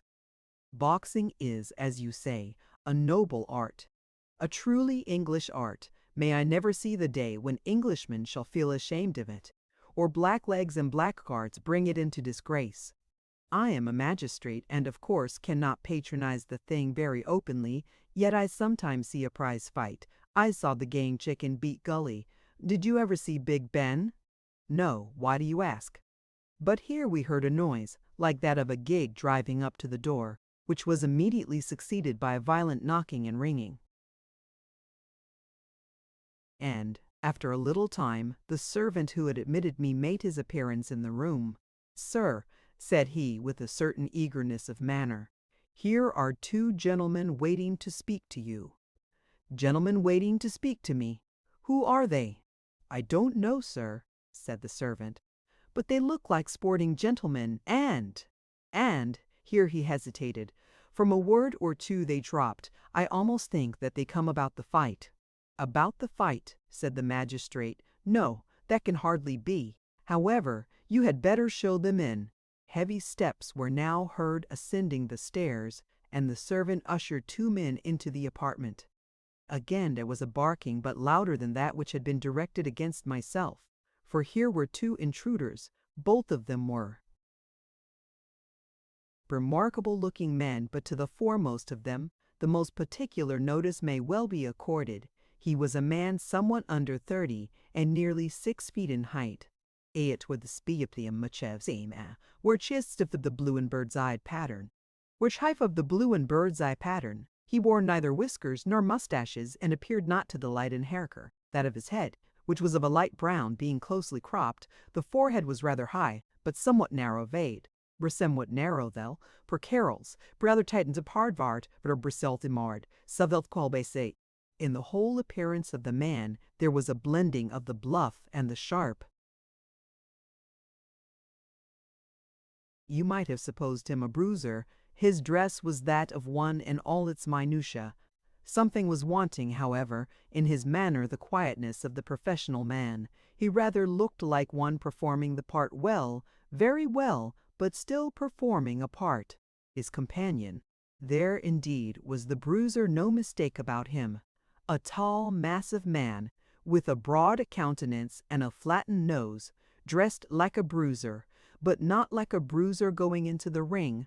He wore white-topped boots and a loose brown jockey coat.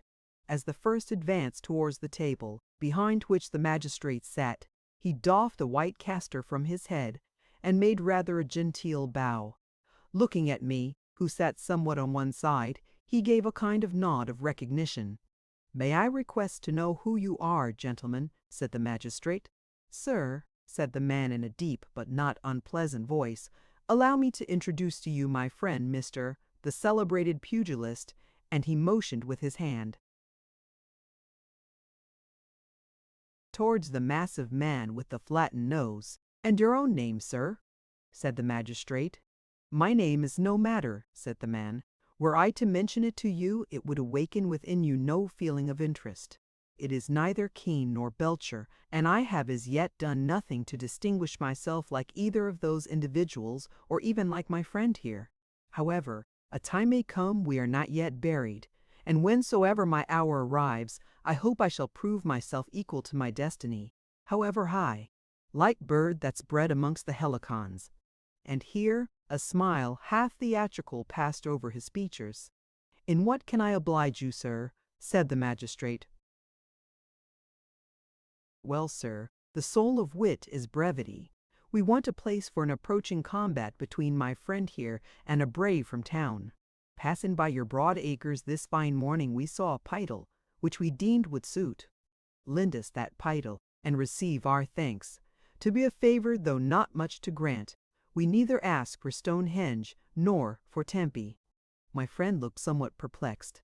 After a moment, however, he said with a firm but gentlemanly air, "Sir, I am sorry that I cannot comply with your request." "Not comply," said the man, his brow becoming dark as midnight, and with a hoarse and savage tone. Not comply. Why not? It is impossible, sir. Utterly impossible, sir. Why so? I am not compelled to give my reasons to you, sir, nor to any man. Let me beg of you to alter your decision, said the man in a tone of profound respect. Utterly impossible, sir. I am a magistrate. Magistrate, then fare ye well for a green-coated buffer and a harmonbeck. Sir, said the magistrate, springing up with a face fiery with wrath. But, with a surly nod to me, the man left the apartment, and in a moment more the heavy footsteps of himself and his companion were heard descending the staircase. Who is that man? Said my friend, turning towards me. A sporting gentleman, well known in the place from which I come. He appeared to know you.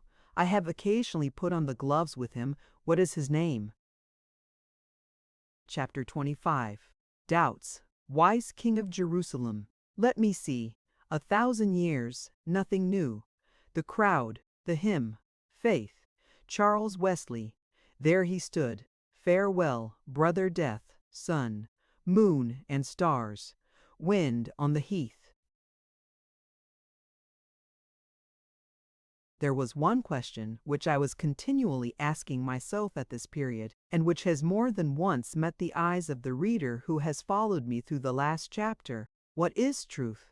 I had involved myself imperceptibly in a dreary labyrinth of doubt, and, whichever way I turned, no reasonable prospect of extricating myself appeared. The means by which I had brought myself into this situation may be very briefly told.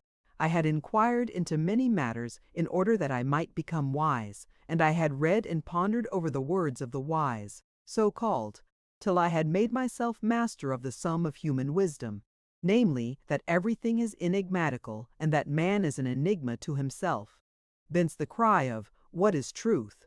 I had ceased to believe in the truth of that in which I had hitherto trusted, and yet could find nothing in which I could put any fixed or deliberate belief. I was indeed in a labyrinth.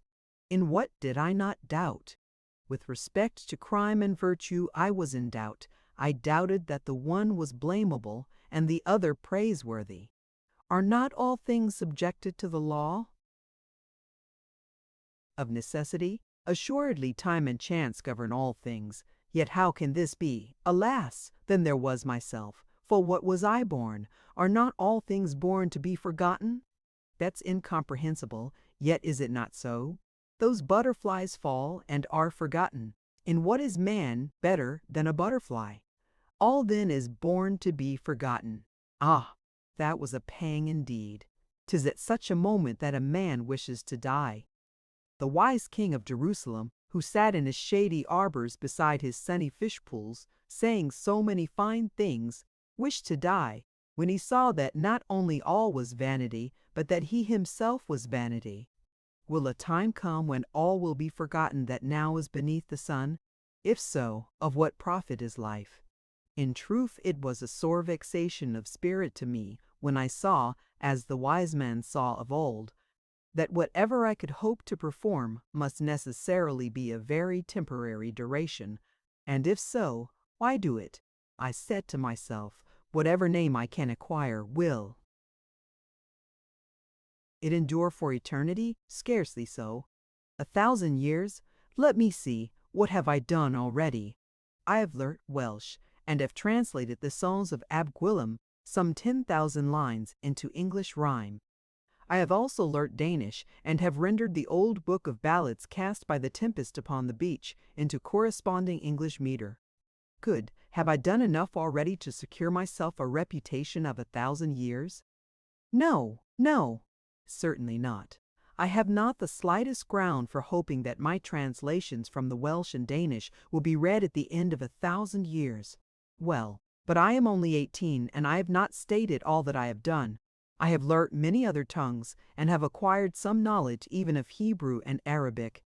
Should I go on in this way till I am 40, I must then be very learned, and perhaps, among other things, may have translated the Talmud and some of the great works of the Arabians.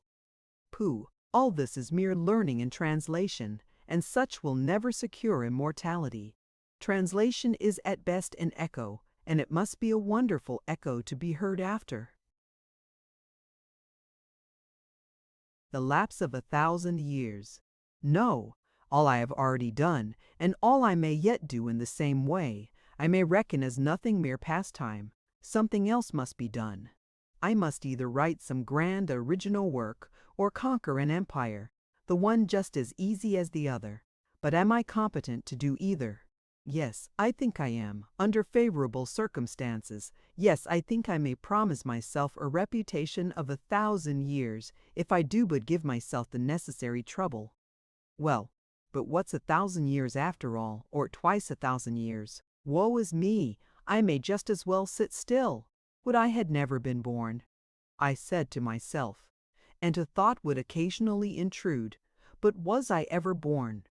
Is not all that I see a lie, a deceitful phantom? Is there a world, and earth, and sky?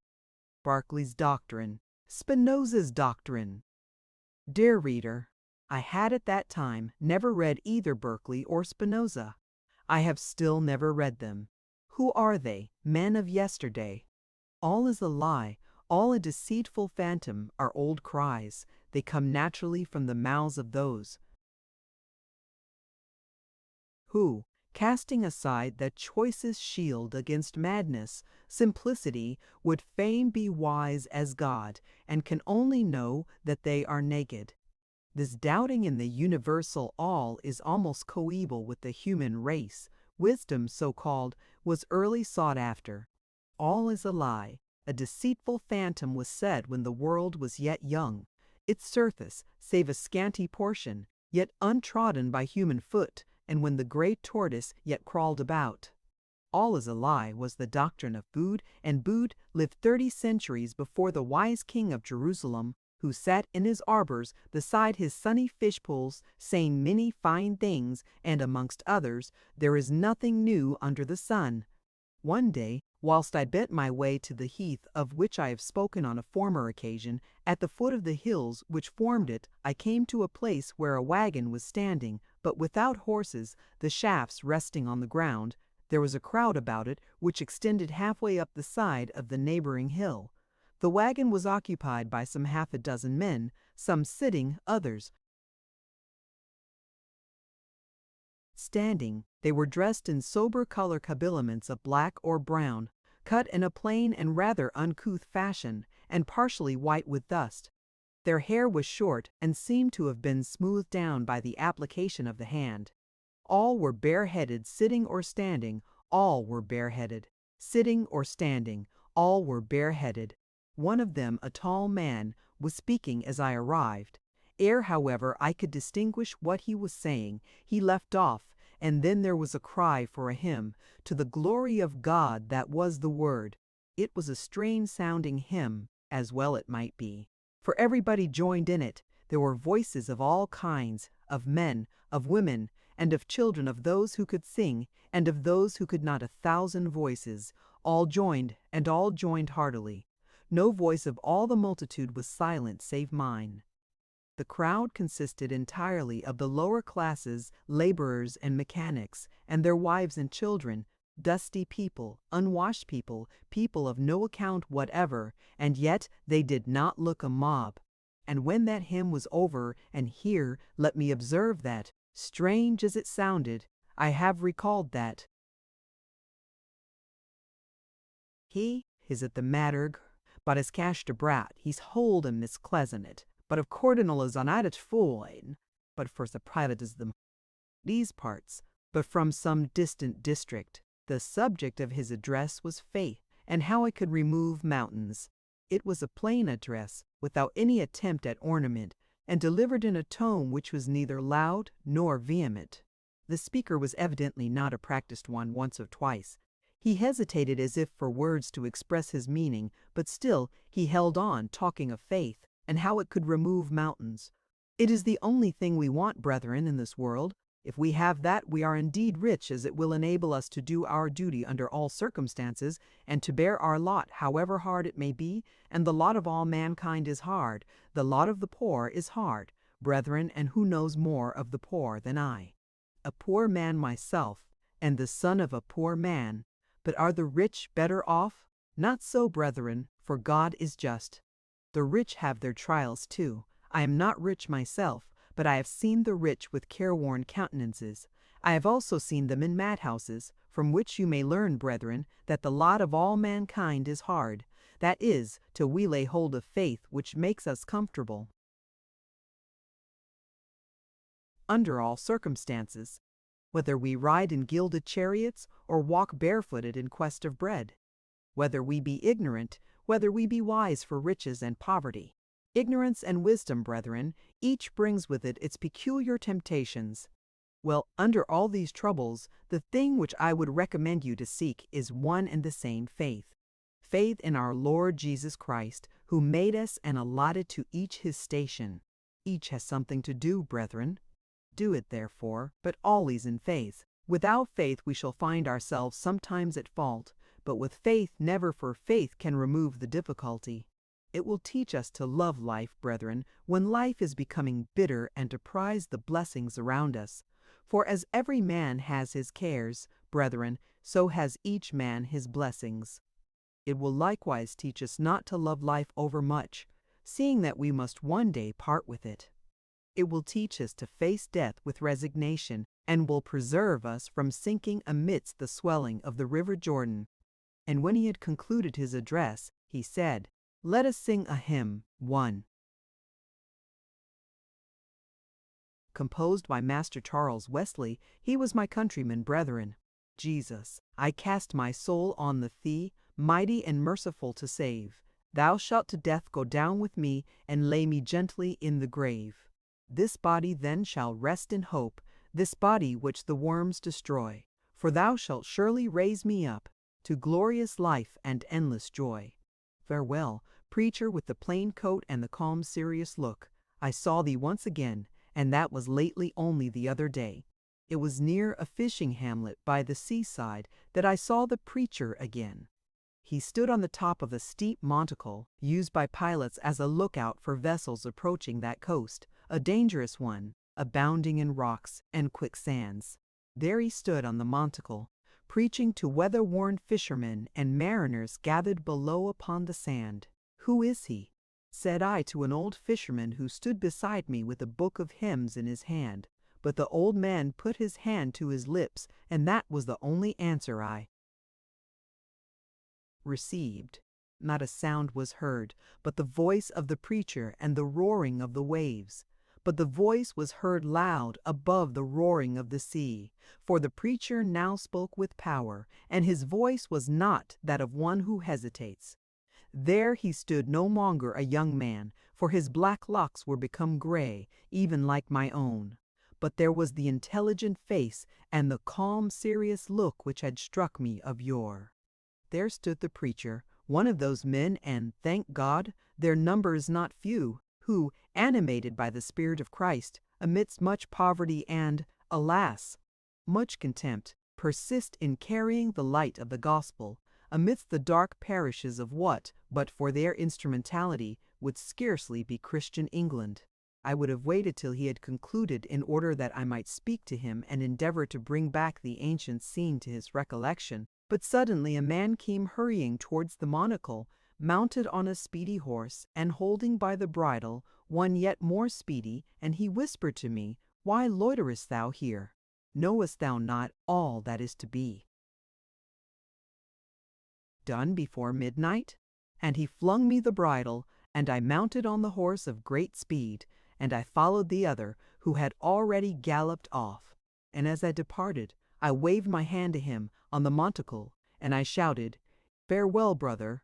The seed came up at last, after a long period, and then I gave the speedy horse his way, and leaning over the shoulder of the galloping horse, I said, "Would that my life had been like his, even like that man's." I now wandered along the heath till I came to a place where, beside a thick furze, sat a man, his eyes fixed intently on the red ball of the setting sun. "That's not you, Jasper?" "Indeed, brother, I've not seen you for years. How should you, brother?" "What brings you here?" "The fight, brother." "Where are the tents?" "On the old spot, brother." "Any news since we parted?" "Two deaths, brother." who are dead, Jasper. Father and mother, brother. Where did they die? Where they were sent, brother. And Mrs. Hearn, she's alive, brother. Where is she now? In Yorkshire, brother. What is your opinion of death, Mr. Petulengro? Said I, as I sat down beside him. My opinion of death, brother, is much the same as that in the old song of Pharaoh, which I have heard my grandam sing, Cana maral o manis chivios, undo, ta ravelpa muste, o travatar romi. When a man dies, he is cast into the earth, and his wife and child sorrow over him. If he has neither wife nor child, then his father and mother, I suppose. And if he is quite alone in the world, why then he is cast into the earth, and there is an end of the matter. Picture, there's the wind on the heath, brother. If I could only feel that, I would gladly live forever. Page 171.jpg. And do you think that is the end of a man? There's an end of him, brother. More's the pity. Why do you say so? Life is sweet, brother. Do you think so? Think so. There's night and day, brother, both sweet things. Sun, moon, and stars, brother, all sweet things. There's likewise a wind on the heath. Life is very sweet, brother. Who would wish to die? I would wish to die. You talk like a Gorgio, which is the same as talking like a fool. Were you a Romany Chal, you would talk wiser. Wish to die, indeed. A Romany Chal would wish to live forever. In sickness, Jasper? There's the sun and stars, brother. In blindness, Jasper? There's the wind on the heath, brother. If I could only feel that, I would gladly live forever. Dosta will now go to the tents and put on the gloves, and I'll try to make you feel what a sweet thing it is to be alive, brother. Chapter 26. The Flower of the Grass. Days of Pugilism, the Rendezvous, Jews, Bruisers of England, Winter, Spring, Well-Earned Bays, the Fight, Huge Black Cloud, Frame of Adamant, the Storm, Duckerribens, the barouche, the rain gushes. How for everything there is a time and a season, and then how does the glory of a thing pass from it, even like the flower of the grass. This is a truism, but it is one of those which are continually forcing themselves upon the mind. Many years have not passed over my head, yet, during those which I can recall to remembrance, how many things have I seen flourish, pass away, and become forgotten, except by myself, who, in spite of all my endeavors, never can forget anything. I have known the time when a pugilistic encounter between two noted champions was almost considered in the light of a national affair, when tens of thousands of individuals, high and low, meditated and brooded upon it, the first thing in the morning and the last at night, until the great event was decided. But the time is past, and many people will say, "Thank God that it is." All I have to say is, that the French still live on the other side of the water, and are still casting their eyes hitherward, and that in the days of pugilism it was no vain blast to say that one Englishman was a match for two of t'other race. At present it would be a vain boast to say so, for these are not the days of pugilism. But those to which the course of my narrative has carried me were the days of pugilism. It was then at its height, and consequently near its decline, for corruption had crept into the ring, and how many things, states and sects among the rest, owed their decline to this cause. But what a bold and vigorous aspect pugilism wore at that time! And the great battle was just then coming off. The day had been decided upon, and the spot a convenient distance from the old town. And to the old town were now flocking the bruisers of England, men of tremendous renown. Let no one sneer at the bruisers of England. What were the gladiators of Rome, or the bullfighters of Spain, in its palmiest days, compared to England's bruisers? Pity that ever corruption should have crept in amongst them, but of that I wish not to talk. Let us still hope that a spark of the old religion, of which they were the priests, still lingers in the breasts of Englishmen. There they come, the bruisers, from far London, or from wherever else they might chance to be at the time, to the great rendezvous in the old city. Some came one way, some another, some of tip-top reputation came with peers in their chariots, for glory and fame are such fair things that even peers are proud to have those invested therewith by their sides.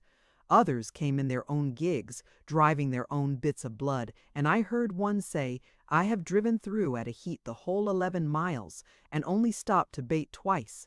Oh, the blood horses of old England! But they too have had their day for everything beneath the sun. There is a season and a time, but the greater number come just as they can contrive, on the tops of coaches, for example, and amongst these there are fellows with dark sallow faces and sharp shining eyes, and it is these that have planted rottenness in the core of pugilism, for they are Jews, and, true to their kind, have only base lucre in view. It was fierce old Cobbett, I think, who first said that the Jews first introduced bad faith amongst pugilists.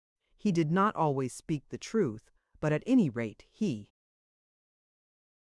spoke it when he made that observation. Strange people, the Jews endowed with every gift but one, and that the highest genius, divine genius, which can alone make of men demigods and elevate them above earth and what is earthy and groveling, without which a clever nation, and who more clever than the Jews, may have Remboms in plenty, but never a Fielding nor a Shakespeare, a Rothschild and a Mendoza, yes, but never a Kean nor a Belcher. So the bruisers of England are come to be present at the grand fight speedily coming off. There they are met in the precincts of the old town, near the field of the chapel, planted with tender saplings at the restoration of Sporting Charles, which are now become venerable elms, as high as many a steeple. There they are met at a fitting rendezvous, where a retired coachman with one leg keeps an hotel and a bowling green. I think I now see them upon the bowling green, the men of renown amidst hundreds of people with no renown at all, who gaze upon them with timid wonder. Fame, after all, is a glorious thing, though it lasts only for a day. There's Cribb, the champion of England, and perhaps the best man in England. There he is, with his huge, massive figure, and face wonderfully like that of a lion.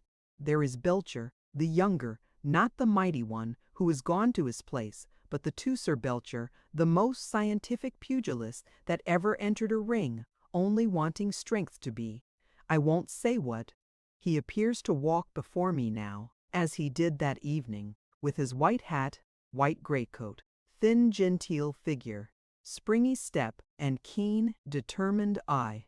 Crosses him. What a contrast! Grim, savage, Shelton, who has a civil word for nobody and a hard blow for anybody. Hard. One blow, given with the proper play of his athletic arm, will unsense a giant. Yonder individual, who strolls about with his hands behind him, supporting his brown coat lappets, undersized, and who looks anything but what he is the king of the light-weights, so-called Randall, the terrible Randall, who has Irish blood in his veins. Not the better for that, nor the worse, and not far from him is his last antagonist, Ned Turner, who, though beaten by him, still thinks himself as good a man, in which he is perhaps right, for it was a near thing, and a better gentleman, in which he is quite right, for he is a Welshman. But how shall I name them all? They were there by dozens, and all tremendous in their way. There was Bulldog Hudson, and fearless Scroggins, who beat the conqueror of Sam the Jew. There was Black Richmond. No, he was not there, but I knew him well. He was the most dangerous of blacks, even with a broken thigh. There was Purcell, who could never conquer till all seemed over with him. There was what? Shall I name thee last? Aye, why not? I believe that thou art the last of all that strong family still above the sod. Where mayst thou long continue true piece of English stuff? Tom of Bedford, sharp as winter, kind as spring. Hail to thee, Tom of Bedford, or by whatever name it may please thee to be called, spring or winter. Hail to thee, 6-foot Englishman of the brown eye, worthy to have carried a 6-foot bow at Flodden, where England's yeomen triumphed over Scotland's king, his clans and chivalry. Hail to thee, last of England's bruisers, after all the many victories which thou hast achieved, true English victories. Unbought by yellow gold, need I recount them? Nay, nay.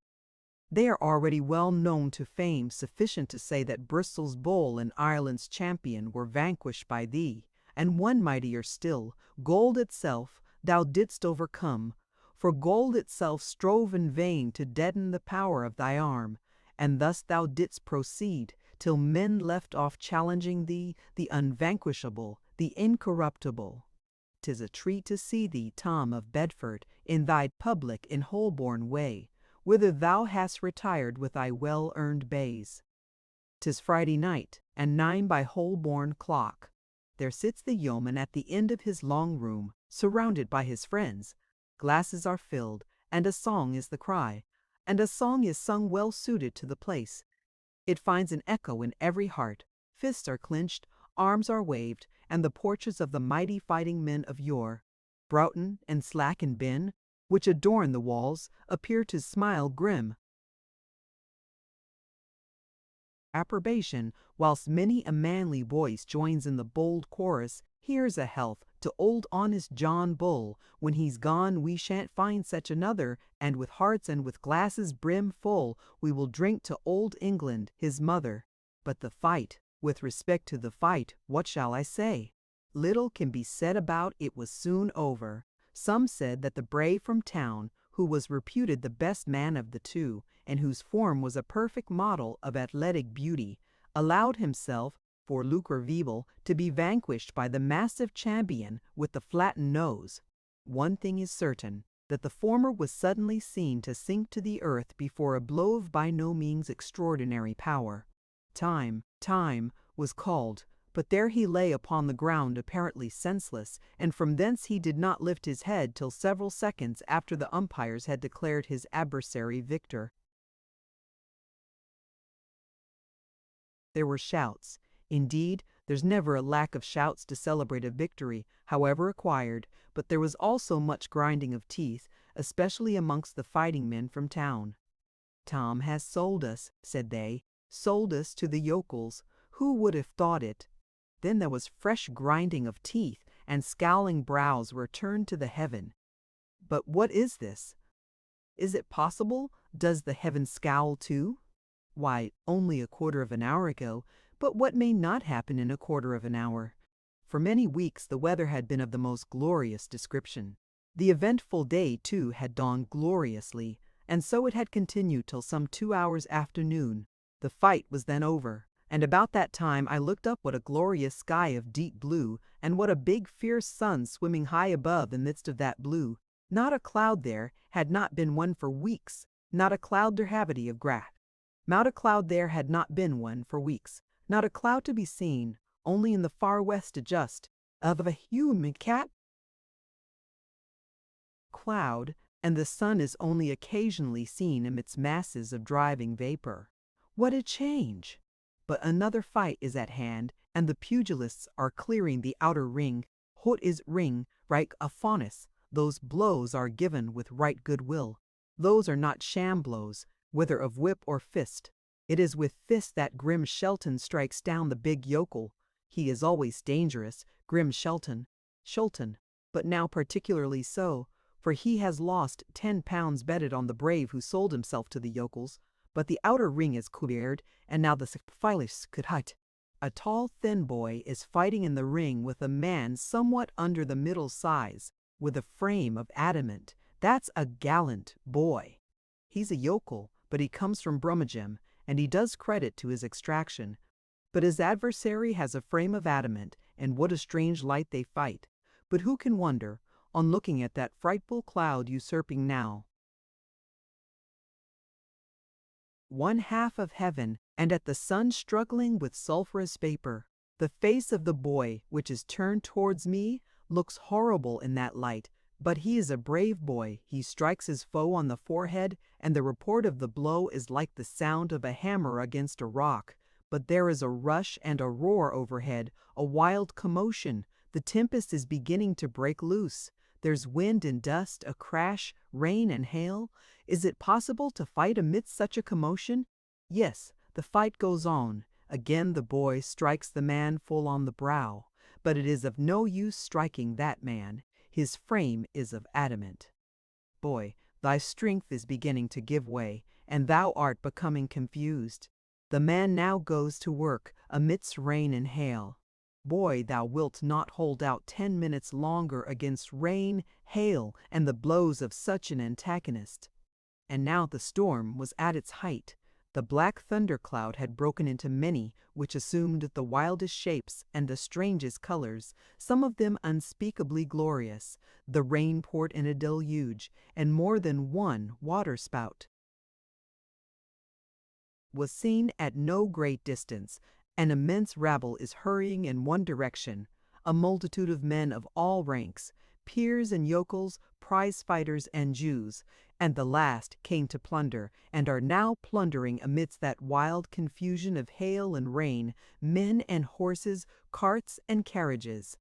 But all hurry in one direction, through mud and mire. There's a town only 3 miles distant, which is soon reached, and soon filled. It will not contain 1/3 of that mighty rabble. But there's another town farther on. The good old city is farther on, only 12 miles. What's that?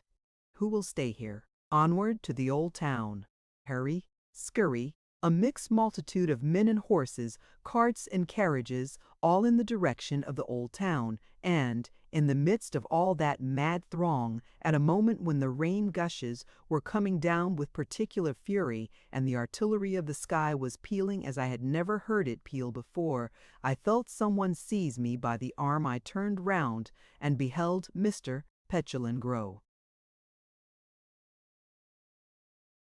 "I can't hear you, Mr. Lavengro," said I, for the thunder drowned the words which he appeared to be uttering. "Deragini," I heard Mr. Lavengro say, "it thundereth." "I was asking, brother, whether you believe in ducker-ripens." "I do not, Mr. Lavengro, but this is strange weather to be asking me whether I believe in fortunes." "Grinini," said Mr. Lavengro, "it haileth." "I believe in ducker-ripens, brother." "And who has more right," said I, "seeing that you live by them?" "But this tempest is truly horrible. Derigini, grandini tavalamini, it thundereth, it haileth, and also flameth," said Mr. Lavengro. "Look up there, brother." I looked up. Connected with this tempest there was one feature to which I have already alluded, the wonderful colors of the clouds. Some were vivid green, others of the brightest orange, others as black as pitch. The gypsy's finger was pointed to a particular part of the sky. "What do you see there, brother?" "A strange kind of cloud." "What does it look like, brother?" "Something like a stream of blood." "That cloud foreshoweth a bloody ducker-ripon." "A bloody fortune," said I. "And whom may it betide?" "Who knows?" said the gypsy. Down the way, dashing and splashing and scattering man, horse, and cart to the left and right, came an open barouche drawn by 4 smoking steeds with postilions in scarlet jackets and leather skull-caps. 2 forms were conspicuous in it, that of the successful bruiser and of his friend and backer, the sporting gentleman of my acquaintance. "His," said the gypsy, pointing to the latter, whose stern features wore a smile of triumph, as, probably recognizing me in the crowd, he nodded in the direction of where I stood as the barouche hurried by. There went the barouche, dashing through the rain gushes, and in it one whose boast it was that he was equal to either fortune. Many have heard of that man, many may be desirous of knowing yet more of him. I have nothing to do with that man's after-life. He fulfilled his ducker-ripon. "A bad violent man, softly, friend, when thou wouldst speak harshly of the dead, remember that thou hast not yet fulfilled thy own duck-ripon. Tix picture? That cloud foreshoweth a bloody duck-ripon, page 179.hap. Chapter 27. My father, premature decay. The easy chair. A few questions. So you told me. A difficult language, they canned. Haikmis used opportunities. Saw want of candor. Don't weep. Heaven forgive me. Dated from Paris. I wish he were here. A father's reminiscences. Farewell to vanities. My father, as I have already informed the reader, had been endowed by nature with great corporeal strength. Indeed, I have been assured that, at the period of his prime, his figure had denoted the possession of almost Herculean powers. The strongest forms, however, do not always endure the longest, the very excess of the noble and generous juices which they contain being the cause of their premature decay. But, be that as it may, the health of my father, some few years after his retirement from the service to the quiet of domestic life, underwent a considerable change. His constitution appeared to be breaking up, and he was subject to severe attacks from various disorders with which, till then, he had been utterly unacquainted. He was, however, wont to rally, more or less, after his illnesses, and might still occasionally be seen taking his walk with his cane in his hand, and accompanied by his dog, who sympathized entirely with him, pining as he pined, improving as he improved, and never leaving the house save in his company, and in this manners went on for a considerable time, no very great apprehension with respect to my father's state being raised either in my mother's breast or my own. But, about 6 months after the period at which I have arrived in my last chapter, it came to pass that my father experienced a severer attack than on any previous occasion. He had the best medical advice, but it was easy to see, from the looks of his doctors, that they entertained but slight hopes of his recovery. His sufferings were great, yet he invariably bore them with unshaken fortitude. There was one thing remarkable connected with his illness, notwithstanding its severity, it never confined him to his bed. He was wont to sit in his little parlor in his easy-chair, dressed in a faded regimental coat, his dog at his feet, who would occasionally lift his head from the hearth-rug on which he lay and look his master wistfully in the face. And thus my father spent the greater part of his time, sometimes in prayer, sometimes in meditation, and sometimes in reading the Scriptures. I frequently sat with him, though, as I entertained a great awe for my father, I used to feel rather ill at ease when, as sometimes happened, I found myself alone with him. "I wish to ask you a few questions," said he to me one day after my mother had left the room. "I will answer anything you may please to ask me, my dear father. What have you been about lately?" "I have been occupied as usual, attending at the office at the appointed hours. And what do you there?" "Whatever I am ordered." "And nothing else?" "Oh yes, sometimes I read a book." "Connected with your profession?" "Not always. I have been lately reading Armenian." "What's that?" "The language of a people whose country is a region on the other side of Asia Minor." "Well, a region abounding with mountains." "Well, amongst which is Mount Ararat." "Well, upon which, as the Bible informs us, the ark rested." "Well, it is the language of the people of those regions, so you told me, and I have been reading the Bible in their language." "Well, or rather, I should say, in the ancient language of these people, from which I am told the modem Armenian differs considerably." "Well, as much as the Italian from the Latin." "Well, so I have been reading the Bible in ancient Armenian. You told me so before. I found it a highly difficult language, yes, differing widely from the languages in general with which I am acquainted, yes, exhibiting, however, some features in common with them, yes, exhibiting, however, some features in common with them, yes,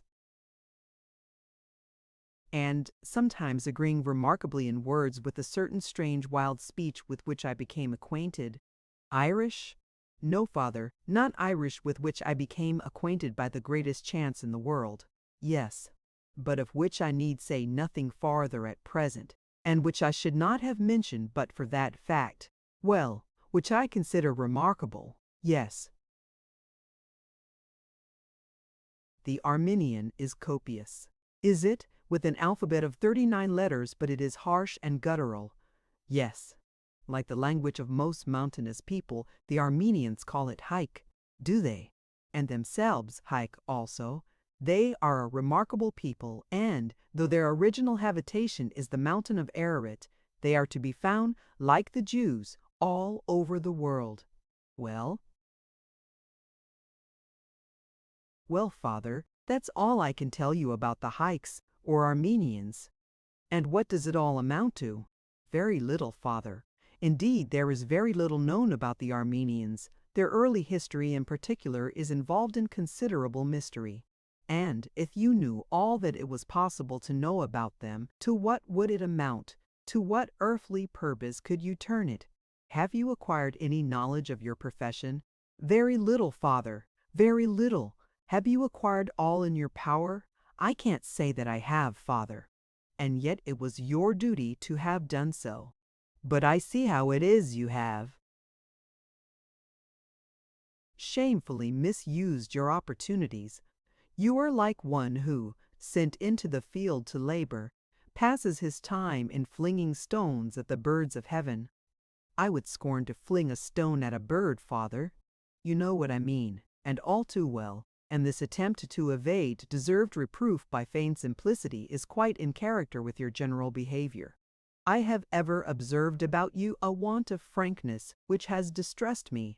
You never speak of what you are about, your hopes, or your projects, but cover yourself with mystery. I never knew till the present moment that you were acquainted with Armenian. Because you never asked me, Father. There's nothing to conceal in the matter. I will tell you in a moment how I came to learn Armenian. A lady whom I met at one of Mrs. Parties took a fancy to me and has done me the honor to allow me to go and see her sometimes. She is the widow of a rich clergyman, and on her husband's death came to this place to live, bringing her husband's library with her. I soon found my way to it and examined every book. Her husband must have been a learned man, for amongst much Greek and Hebrew I found several volumes in Armenian or relating to the language. And why did you not tell me of this before? Because you never questioned me, but, I repeat, there is nothing to conceal in the matter. The lady took a fancy to me, and being fond of the arts, drew my portrait. She said the expression of my countenance put her in mind of Alfieri's Saul. And do you still visit her? No, she soon grew tired of me, and told people that she found me very stupid. She gave me the Armenian books, however. Saul, said my father musingly. Saul? I am afraid she was only too right there. He disobeyed the commands of his master and brought down on his head the vengeance of heaven. He became a maniac, prophesied, and flung weapons about him. He was, indeed, an awful character. I hope I shan't turn out like him. God forbid, said my father solemnly, but in many respects you are headstrong and disobedient like him. I placed you in a profession and besought you to make yourself master of it by giving it your undivided attention. This, however, you did not do. You know nothing of it. But tell me that you are acquainted with Armenian. But what I dislike most is your want of candor. You are my son, but I know little of your real history. You may know 50 things for what I am aware. You may know how to shoe a horse for what I am aware. Not only to shoe a horse, father, but to make horseshoes. Perhaps so, said my father, and it only serves to prove what I was just saying, that I know little about you. But you easily may, my dear father. I will tell you anything that you may wish to know. Shall I inform you how I learnt to make horseshoes? No, said my father. As you kept it a secret so long, it may as well continue so still. Had you been a frank, open-hearted boy, like one I could name, you would have told me all about it of your own accord. But I now wish to ask you a serious question. What do you propose to do? To do, father? Yes.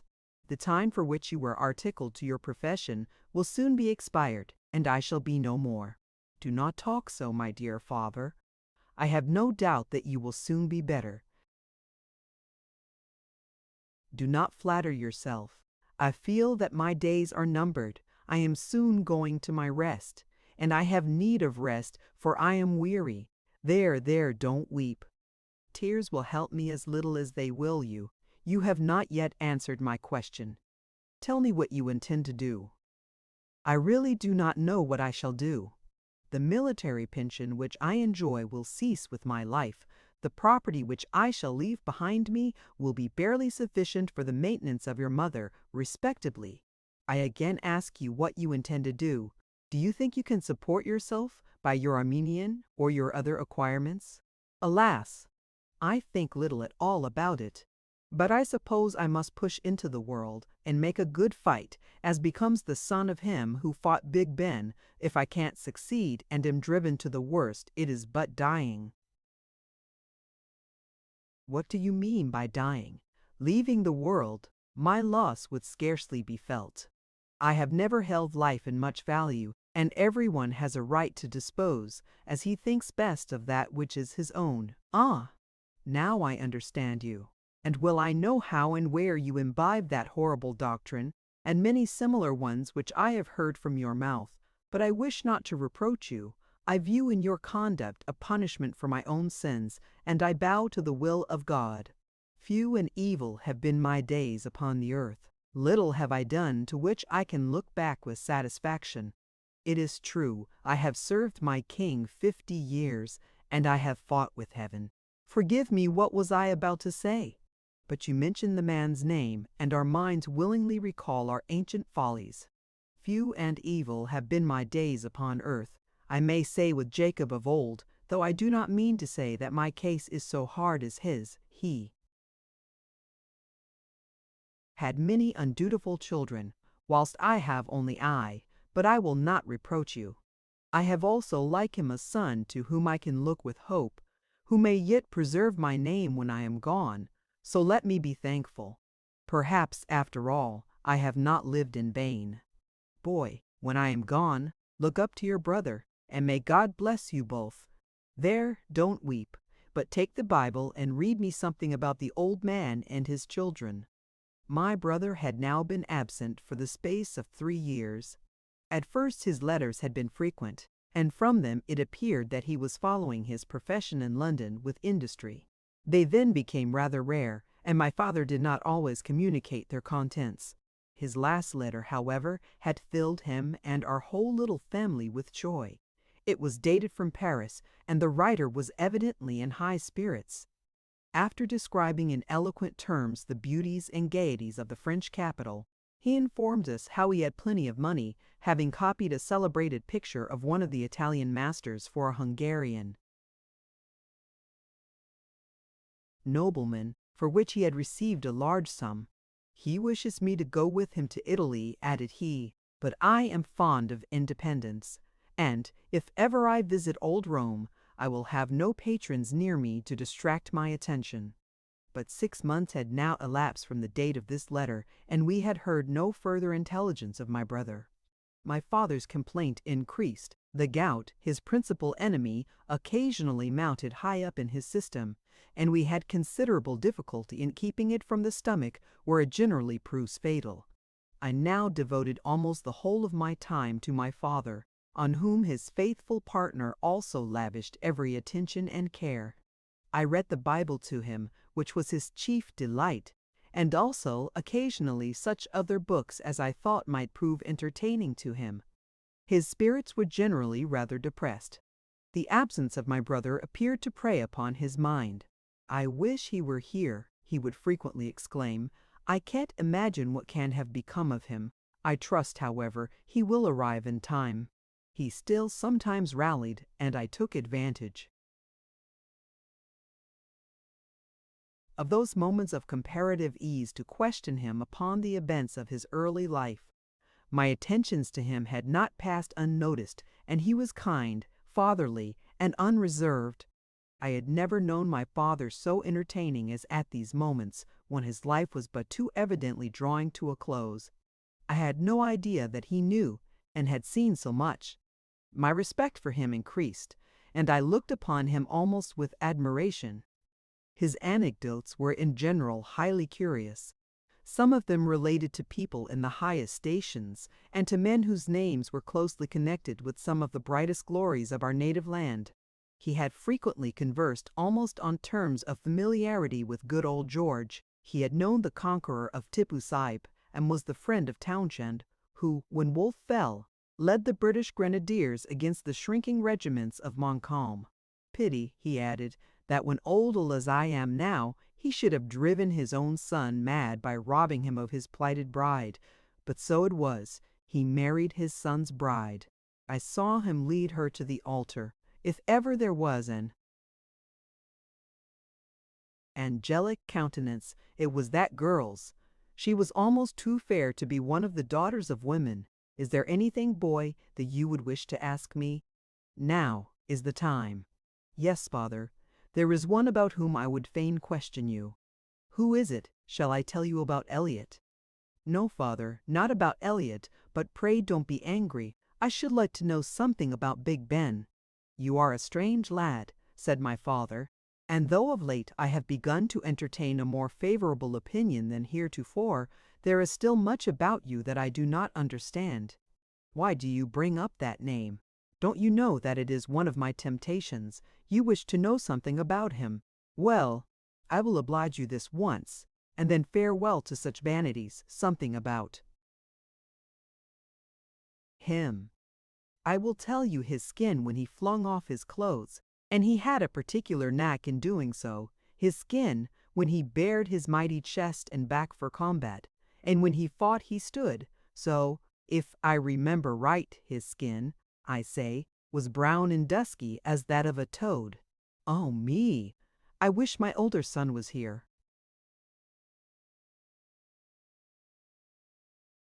Chapter 28. My brother's arrival. The interview. Night a dying father, Christ.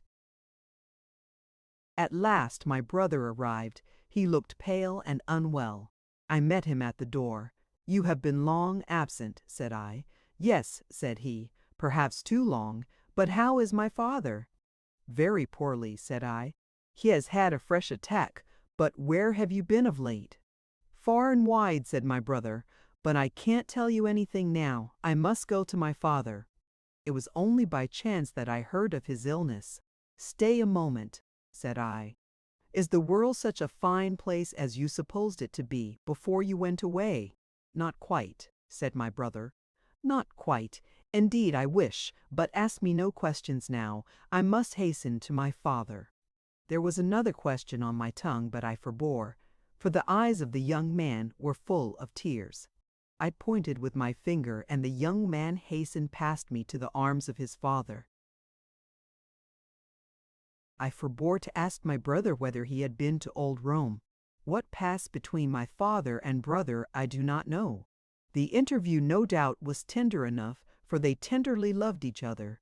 But my brother's arrival did not produce the beneficial effect upon my father which I at first hoped it would. It did not even appear to have raised his spirits. He was composed enough, however. I ought to be grateful, said he. I wish to see my son, and God has granted me my wish. What more have I to do now than to bless my little family and go? My father's end was evidently at hand, and did I shed no tears? Did I breathe no sighs? Did I never wring my hands at this period? The reader will perhaps be asking.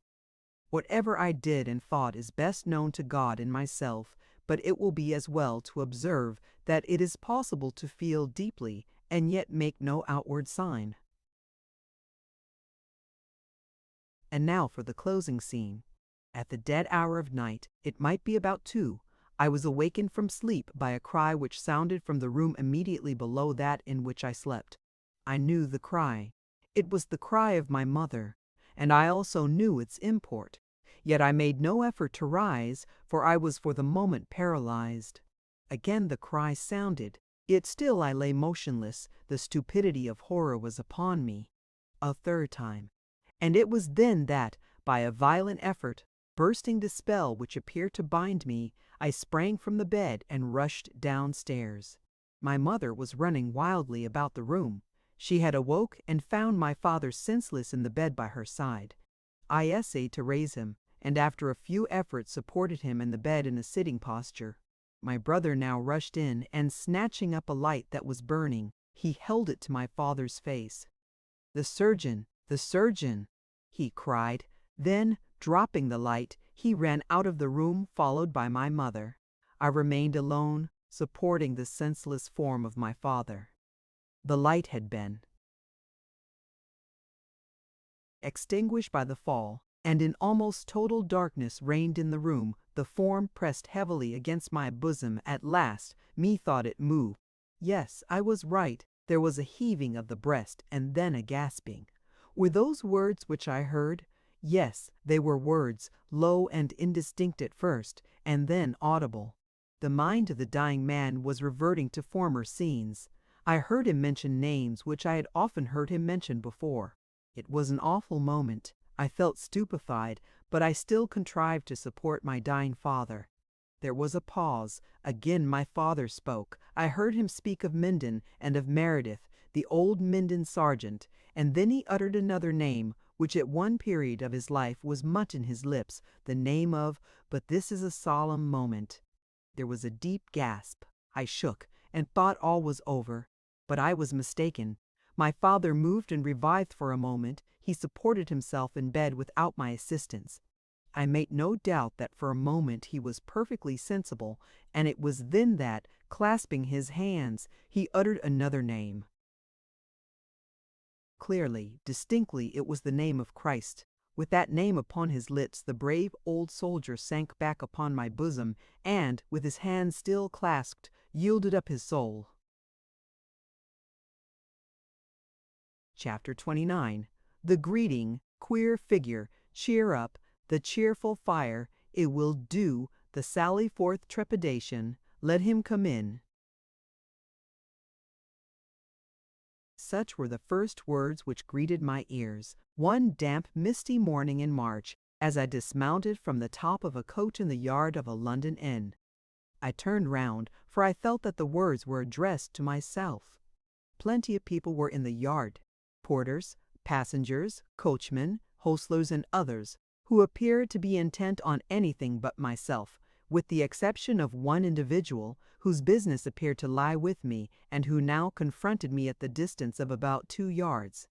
I looked hard at the man, and a queer kind of individual he was to look at, a rakish figure, about 30, and of the middle size, dressed in a coat smartly cut, but threadbare, very tight pantaloons of blue stuff, tied at the ankles, dirty white stockings, and thin shoes, like those of a dancing master. His features were not ugly, but rather haggard, and he appeared to owe his complexion less to nature than carmine. In fact, in every respect, a very queer figure. 1 and 9 pence, sir, or your things will be taken away from you, he said, in a kind of lisping tone, coming yet nearer to me. I still remained staring fixedly at him, but never a word answered. Our eyes met, whereupon he suddenly lost the easy, impudent air which he before wore. He glanced for a moment at my fist, which I had by this time clenched, and his features became yet more haggard. He faltered. A fresh 1 and 9 pence, which he was about to utter, died on his lips. He shrank back, disappeared behind a coach, and I saw no more of him. 1 and 9 pence, or my things will be taken away from me, said I to myself, musingly, as I followed the porter to whom I had delivered my scanty baggage. Am I to expect many of these greetings in the big world? Well, never mind. I think I know the countersign, and I clenched my fist yet harder than before, so I followed the porter through the streets of London to a lodging which had been prepared for me by an acquaintance. The morning, as I have before said, was gloomy, and the streets through which I passed were dank and filthy. The people also looked dank and filthy, and so probably did I, for the night had been rainy, and I had come upwards of 100 miles on the top of a coach. My heart had sunk within me by the time we reached a dark, narrow street in which was the lodging. "Cheer up, young man," said the porter. "We shall have a fine afternoon." And presently I found myself in the lodging which had been prepared for me. It consisted of a small room, up 2 pair of stairs, in which I was to sit and another still smaller above it, in which I was to sleep. I remember that I sat down and looked disconsolate about me. Everything seemed so cold and dingy. Yet how little is required to make a situation, however cheerless at first sight, cheerful and comfortable. The people of the house, who looked kindly upon me, lighted a fire in the dingy grate, and then, what a change! The dingy room seemed dingy no more. Oh, the luxury of a cheerful fire after a chill night's journey! I drew near to the blazing grate, rubbed my hands and felt glad. And when I had warmed myself, I turned to the table on which by this time the people of the house at the creek, and at and drank. I mused within myself, and my eyes were frequently directed to a small green box which constituted part of my luggage, and which, with the rest of my things, stood in one corner of the room, till at last, leaving my breakfast unfinished, I rose, and going to the box, unlocked it, and took out 2 or 3 bundles of papers tied with tray and aided in their petty pecked the bird. And when I had drained the last cup of tea out of a dingy teapot, and ate the last slice of the dingy loaf, I untied one of the bundles, and proceeded to look over the papers, which were closely written over in a singular hand, and I read for some time, till at last I said to myself, "It will do." And then I looked at the other bundle for some time without untying it, and at last I said, "It will do also." And then I turned to the fire, and, putting my feet against the sides of the grate, I leaned back on my chair, and, with my eyes upon the fire, fell into deep thought. And there I continued in thought before the fire, until my eyes closed and I fell asleep, which was not to be wondered at after the fatigue and cold which I had lately undergone on the coach-top, and in my sleep I imagined myself still there, amidst darkness and rain, hurrying now over wild heaths, and now along roads overhung with thick and umbrageous trees, and sometimes my thought I heard the horn of the guard, and sometimes the voice of the coachman, now carriaging hers, as they shoot tortithen. At length a tremendous crack of a whip saluted the tympanum of my ear, and I started up broad awake, nearly oversetting the chair on which I reclined, and lo, I was in the dingy room before the fire, which was by this time half extinguished. In my dream I had confounded the noise of the street with those of my night journey. The crack which had aroused me, I soon found, proceeded from the whip of a carter who, with many oaths, was flogging his team below the weed window. Looking at a clock which stood upon the mantelpiece, I perceived that it was past 11, whereupon I said to myself, I am wasting my time foolishly and unprofitably, forgetting that I am now in the big world without anything to depend upon save my own exertions. And then I adjusted my dress, and, locking up the bundle of papers which I had not read, I tied up the other, and, taking it under my arm, I went downstairs. And after asking a question or two of the Pied of the Turntenslook, that out of the Heichgenegor mazes of the mighty city, of which I had heard much, but of which, of my own knowledge, I knew nothing. Picture, I sprang up the steps, and gave a loud rap, page well co dal j pig. I had, however, no great cause for anxiety in the present instance. I easily found my way to the place which I was in quest of, one of the many new squares on the northern side of the metropolis, and which was scarcely 10 minutes' walk from the street in which I had taken up my abode. Arriving before the door of a tolerably large house which bore a certain number, I stood still for a moment in a kind of trepidation, looking anxiously at the door. I then slowly passed on, till I came to the end of the square, where I stood still and pondered for a while.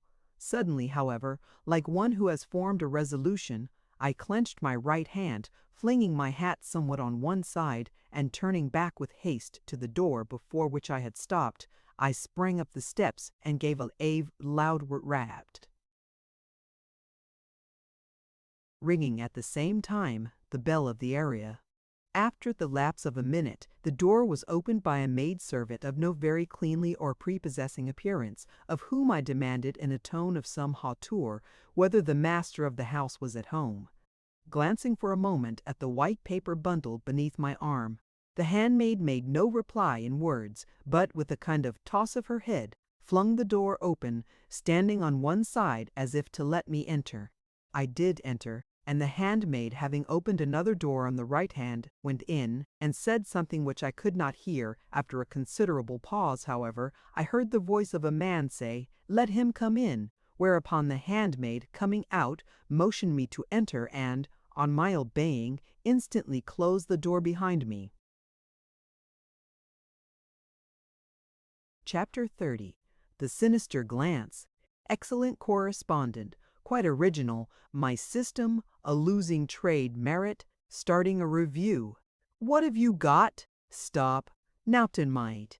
Dairyman's daughter, Oxford principles, more conversation. How is this?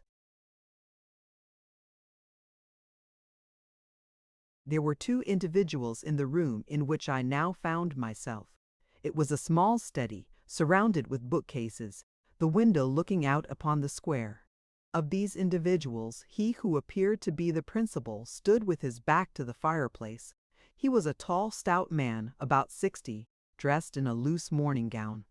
The expression of his countenance would have been bluff but for a certain sinister glance, and his complexion might have been called rubicund, but for a considerable tinge of bilious yellow. He eyed me askance as I entered. The other, a pale, shriveled-looking person, sat at a table apparently engaged with an account book.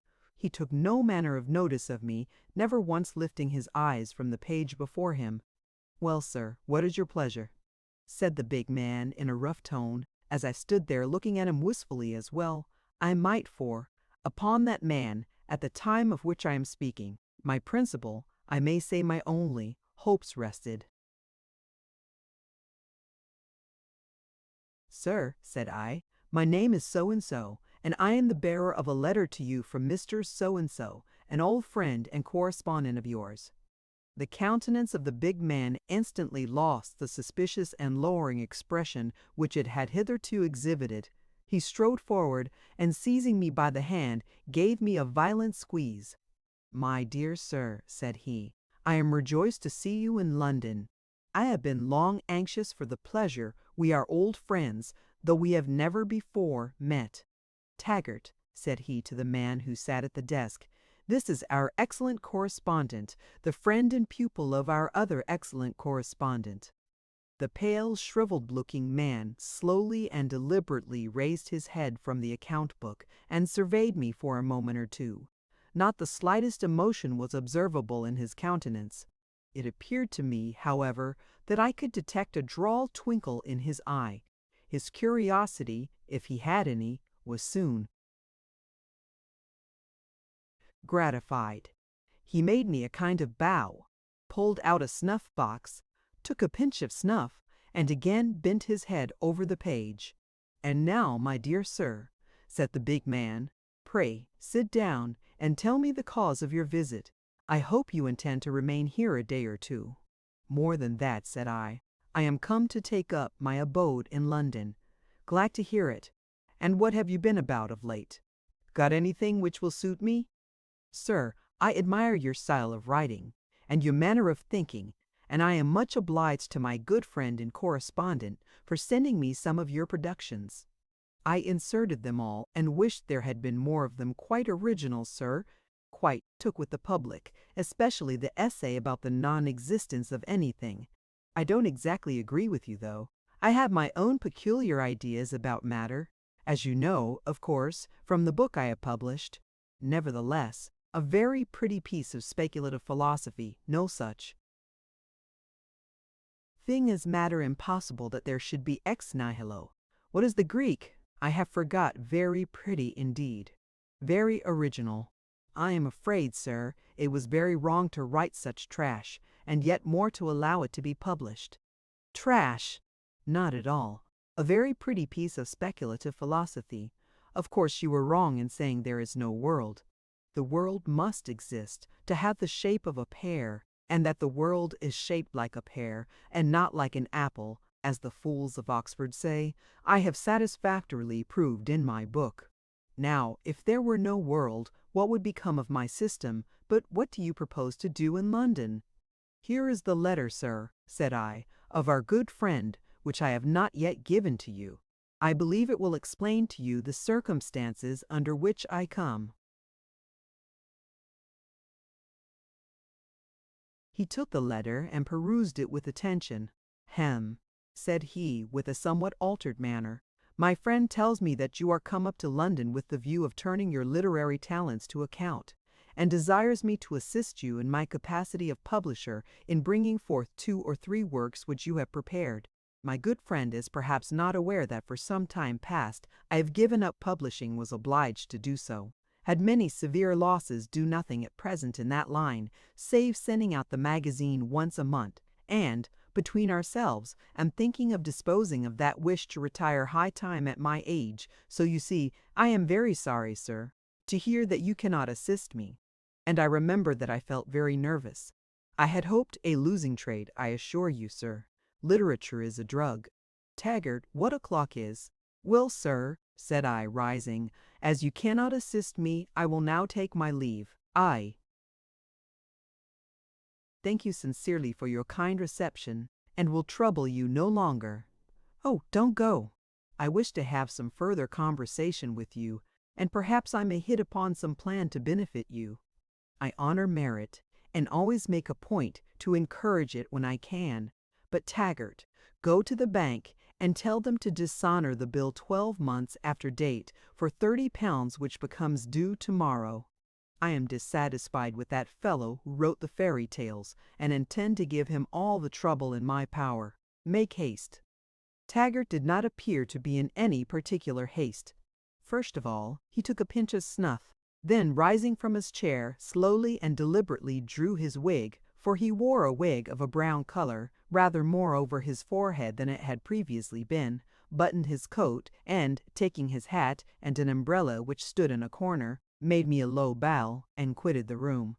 Well, sir, where were we? Oh, I remember. We were talking about merit. Sir, I always wish to encourage merit, especially when it comes so highly recommended as in the present instance. Sir, my good friend and correspondent speaks of you in the highest terms. Sir, I honor my good friend and have the highest respect for his opinion in all matters connected with literature. Rather eccentric, though. Sir, my good friend has done my periodical more good and more harm than all the rest of my correspondence. Sir, I shall never forget the sensation caused by the appearance of his article about a certain personage, whom he proved, and I think satisfactorily, to have been a legionary soldier. Rather startling, was it not? The S of the world, a common soldier, in a marching regiment, original but startling. Sir, I honor my good friend. So, you have renounced publishing, sir, said I, with the exception of the magazine? Why, yes, except now and then under the rose. The old coachman, you know, likes to hear the whip. Indeed, at the present moment, I am thinking of starting a review on an entirely new and original principle. And it just struck me that you might be of high utility in the undertaking. What do you think of the matter? I should be happy, sir, to render you any assistance, but I am afraid the employment you propose requires other qualifications than I possess. However, I can make the essay. My chief intention in coming to London was to lay before the world what I had prepared, and I had hoped by your assistance. Ah, I see ambition. Ambition is a very pretty thing, but, sir, we must walk before we run, according to the old saying. What is that you have got under your arm? One of the works to which I was alluding. The one, indeed, which I am most anxious to lay before the world, as I hope to derive from it both profit and reputation. Indeed, what do you call it? Ancient songs of Denmark, heroic and romantic, translated by myself, with notes philological, critical, and historical. Then, sir, I assure you that your time and labor have been entirely flung away. Nobody would read your ballads if you were to give them to the world tomorrow. I am sure, sir, that you would say otherwise if you would permit me to read one to you. And without waiting for the answer of the big man, nor indeed so much as looking at him, to see whether he was inclined or not to hear me, I undid my manuscript, and with a voice trembling with eagerness, I read to the following effect: Buckshank Bold and Elphinstone, and more than I can mention here, they caused to be built so stout a ship, and unto Iceland they would steer. They launched the ship upon the main, which bellowed like a wrathful bear. Down to the bottom the vessel sank. A lately trolled has dragged it there. Down to the bottom sank young Roland, and round about he groped a while, until he found the path which led unto the bower of Ellen Lyle. Stop, said the publisher. Very pretty indeed, and very original. Beat Scott Hollow and Percy too, but, sir, the day for these things is gone by. Nobody at present cares for Percy, nor for Scott either, save as a novelist. Sorry to discourage merit, sir, but what can I do? What else have you got? The Songs of Ab Gwilym, the Welsh Bard, also translated by myself, with notes critical, philological, and historical. Pass on, what else? Nothing else, said I, folding up my manuscript with a sigh, unless it be a romance in the German style, on which, I confess, I set very little value. Wild. Yes, sir, very wild. Like the Miller of the Black Valley? Yes, sir, very much like the Miller of the Black Valley. Well, that's better, said the publisher. And yet, I don't know. I question whether anyone at present cares for the Miller himself. No, sir, the time for those things is also gone by. German, at present, is a drug, and, between ourselves, nobody has contributed to make it so more than my good friend and correspondent. But, sir, I see you are a young gentleman of infinite merit, and I always wish to encourage merit. Don't you think you could write a series of evangelical tales? Evangelical tales, sir. Yes, sir. Evangelical novels. Something in the style of Herder? Herder is a drug, sir. Nobody cares for Herder, thanks to my good friend. Sir, I have in yon drawer 100 pages about Herder, which I dare not insert in my periodical. It would sink it, sir. No, sir, something in the style of the Dairyman's Daughter. I never heard of the work till the present moment. Then, sir, procure it by all means. Sir, I could afford as much as £10 for a well-written tale in the style of the Dairyman's Daughter. That is the kind of literature, sir, that sells at the present day. It is not the Miller of the Black Valley. No, sir, nor Herder either, that will suit the present taste. The evangelical body is becoming very strong, sir. The canting scoundrels, but, sir, surely you would not pander to a scoundrelly taste. Then, sir, I must give up business altogether. Sir, I have a great respect for the goddess Reason, an infinite respect, sir. Indeed, in my time I have made a great many sacrifices for her, but, sir, I cannot altogether ruin myself for the goddess Reason. Sir, I am a friend to liberty, as is well known, but I must also be a friend to my own family. It is with the view of providing for a son of mine that I am about to start the review of which I was speaking. He has taken into his head to marry, sir, and I must do something for him, for he can do but little for himself. Well, sir, I am a friend to liberty, as I said before, and likewise a friend to reason. But I tell you frankly that the review which I intend to get up under the rose and present him with when it is established will be conducted on Oxford principles. Orthodox principles, I suppose you mean, sir. I do, sir. I am no linguist, but I believe the words are synonymous. Much more conversation passed between us, and it was agreed that I should become a contributor to the Oxford Review. I stipulated, however, that, as I knew little of politics, and cared less, no other articles should be required from me than such as were connected with belles lettres and philology. To this the big man readily assented.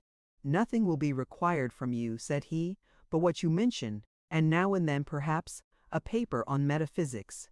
You understand German, and perhaps it would be desirable that you should review Kant, and in a review of Kant, sir, you could introduce to advantage your peculiar notions about ex nihilo. He then reverted to the subject of the dairyman's daughter, Doc, which I promised to take into consideration. As I was going away, he invited me to dine with him on the ensuing Sunday. "That's a strange man," said I to myself, after I had left the house. "He is evidently very clever, but I cannot say that I like him much, with his Oxford reviews and Dairyman's Daughters. But what can I do? I am almost without a friend in the world. I wish I could find someone who would publish my ballads or my songs of Ab Gwilym. In spite of what the big man says, I am convinced that, once published, they would bring me much fame and profit. But how is this? What a beautiful sun! The porter was right in saying that the day would clear up. I will now go to my dingy lodging, lock up my manuscripts, and then take a stroll about the big city." Chapter 31. The Walk, London's Cheap Street of the Lombards, Strange Bridge, Main Arch, the Roaring Gulf, the Boat, Clive Faking, A Comfort, the Book, The Blessed Woman, No Trap. So I set out on my walk to see the wonders of the big city, and, as chance would have it, I directed my course to the east. The day, as I have already said, had become very fine, so that I saw the great city to advantage, and the wonders thereof, and much I admired all I saw, and amongst other things, the huge cathedral, standing so proudly on the most commanding ground in the big city. And I looked up to the mighty dome, surmounted by a golden cross, and I said within myself, "That dome must needs be the finest in the world." And I gazed upon it till my end, struck you with my brine, in strike in my and Cheapside, stand there for daddy. "Oh, Cheapside, Cheapside," said I as I advanced up that mighty thoroughfare, "truly thou art a wonderful place for hurry, noise, and riches." Men talk of the bazaars of the East. I have never seen them, but I dare say that, compared with thee, they are poor places, silent places, abounding with empty boxes, O thou pride of London's East, mighty mart of old renown. For thou art not a place of yesterday, long before the roses red and white battled in fair England. Thou didst exist a place of throng and bustle, place of gold and silver, perfumes and fine linen. Centuries ago thou couldst extort the praises even of the fiercest foes of England. Fierce bards of Wales, sworn foes of England, sang thy praises centuries ago, and even the fiercest of them all, Red Julius himself, wild Glendower's bard, had a word of praise for London's cheap, for so the bards of Wales styled thee in their flowing odes. Then, if those who were not English and hated England, and all connected therewith, had yet much to say in thy praise, when thou wast far inferior to what thou art now, why should true-born Englishmen, or those who call themselves so, turn up their noses at thee and scoff thee at the present day, as I believe they do?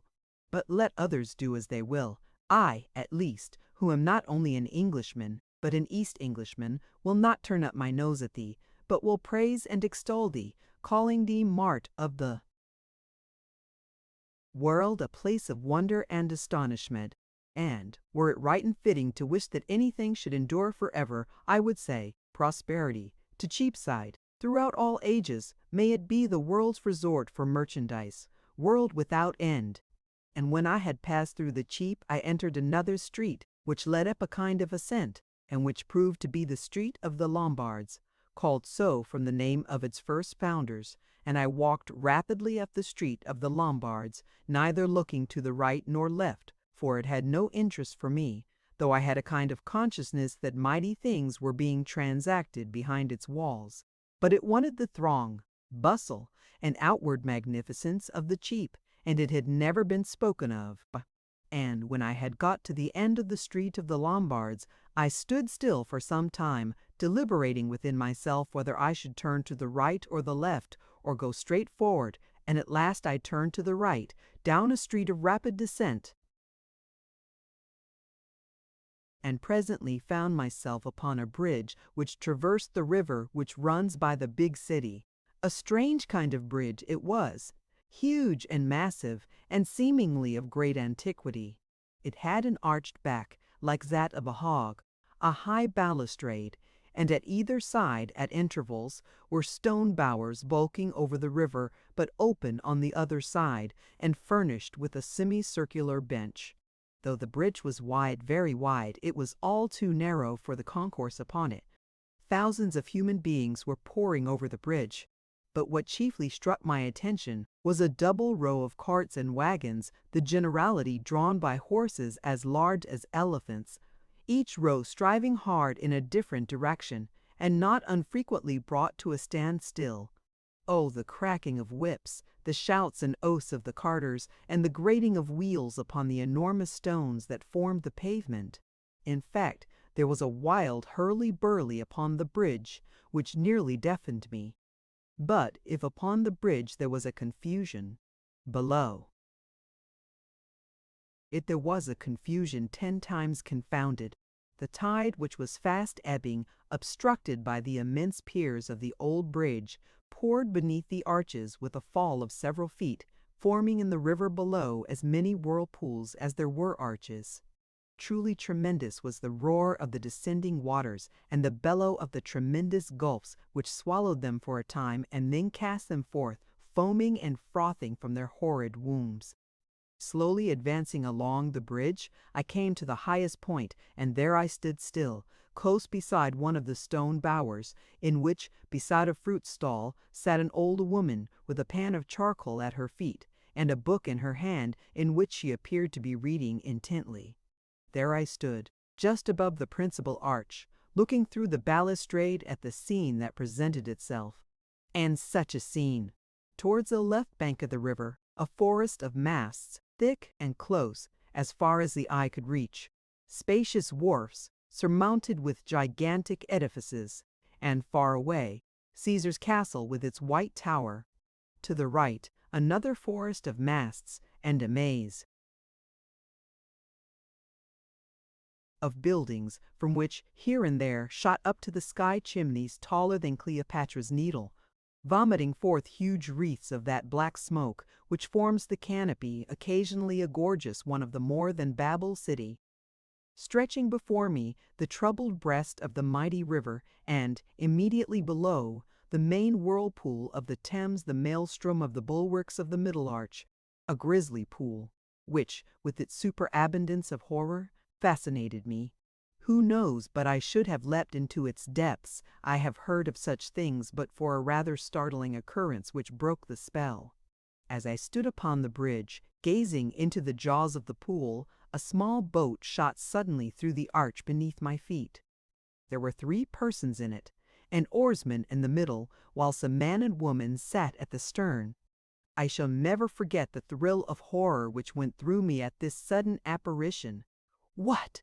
A boat! A small boat passing beneath that arch into yonder roaring gulf. Yes, yes, down through that awful waterway, with more than the swiftness of an arrow,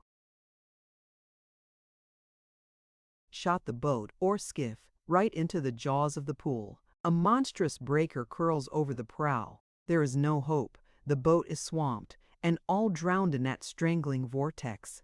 No, the boat, which appeared to have the buoyancy of a feather, skipped over the threatening horror, and, the next moment, was out of danger. The boatman, a true boatman of cockney that elevating one of his sculls in sign of triumph, the man hallooing, and the woman, a true Englishwoman, that of a certain class waving her shawl. Whether anyone observed them save myself, or whether the feat was a common one, I know not, but nobody appeared to take any notice of them. As for myself, I was so excited that I strove to clamber up the balustrade of the bridge in order to obtain a better view of the daring adventurers. Before I could accomplish my design, however, I felt myself seized by the body, and, turning my head, perceived the old fruit woman who was clinging to me. Tixper, the cider fruit stall, sat an old woman with a pan of charcoal at her feet, and a book in her hand, page 203, JPEG. "Nay, dear, don't, said she. Don't fling yourself over. Perhaps you may have better luck next time."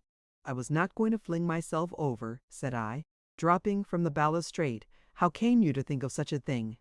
"Why, seeing you clamber up so fiercely, I thought you might have had ill luck, and that you wished to make away with yourself." "Ill luck," said I, going into the stone bower and sitting down. "What do you mean? Ill luck in what? Why, no great harm, dear. Climo great harm, dear. Cly faking, perhaps." "Are you coming over me with dialects?" said I, "speaking unto me in fashions I wot nothing of." "Nay, dear, don't look so strange with those eyes of your'n, nor talk so strangely. I don't understand you, nor I you. What do you mean by cly faking?" "Lor, dear, no harm, only taking a handkerchief now and then. Do you take me for a thief?" "Nay, dear, don't make use of bad language. We never calls them thieves here, but prigs and fakers. To tell you the truth, dear, seeing you spring at that railing put me in mind of my own dear son, who is now at botany. When he had bad luck, he always used to talk of flinging himself over the bridge.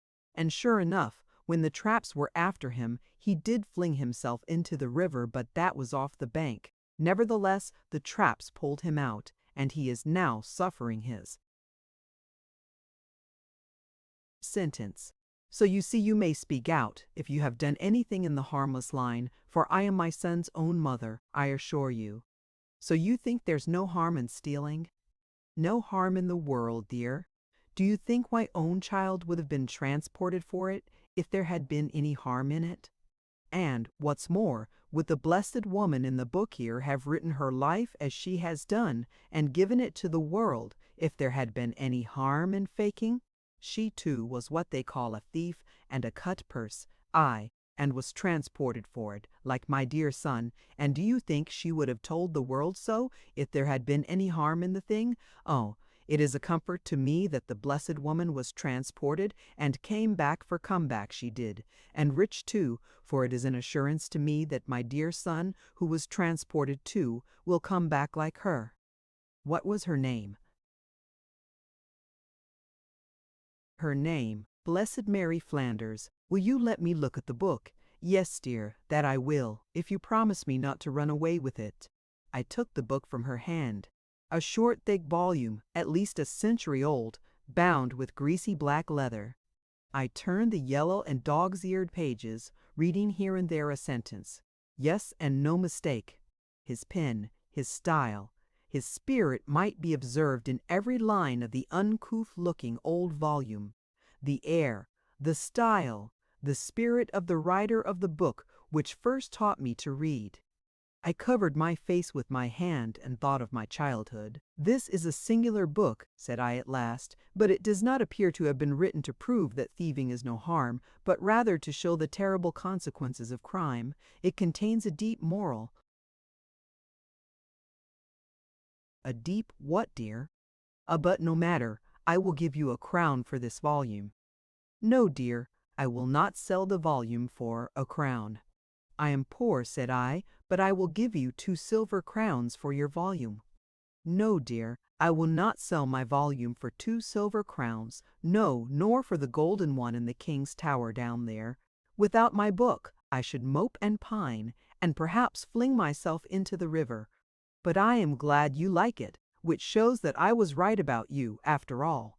You are one of our party, and you have a flash about that eye of yours which puts me just in mind of my dear son.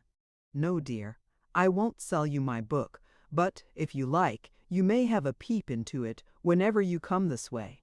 I shall be glad to see you. You are one of the right sort, for if you had been a common one, you would have run away with the thing, but you scorn such behavior, and, as you are so flash of your money, though you say you are poor, you may give me a tanner to buy a little baxi with. I love baxi, dear, more by token that it comes from the plantations to which the blessed woman was sent." "What's a tanner?" said I. "Lor, don't you know, dear? Why, a tanner is 6pence. And as you were talking just now about crowns, it will be as well to tell you that those of our trade never calls them crowns, but bulls. But I am talking nonsense, just as if you did not know all that already, as well as myself. You are only shamming. I'm no trap, dear, nor more was the blessed woman in the book." "Thank you, dear. Thank you for the tanner. If I don't spend it, I'll keep it in remembrance of your sweet face. What, you are going? Well, first let me whisper a word to you. If you have any clies to sell at any time, I'll buy them of you. All safe with me. I never peach, and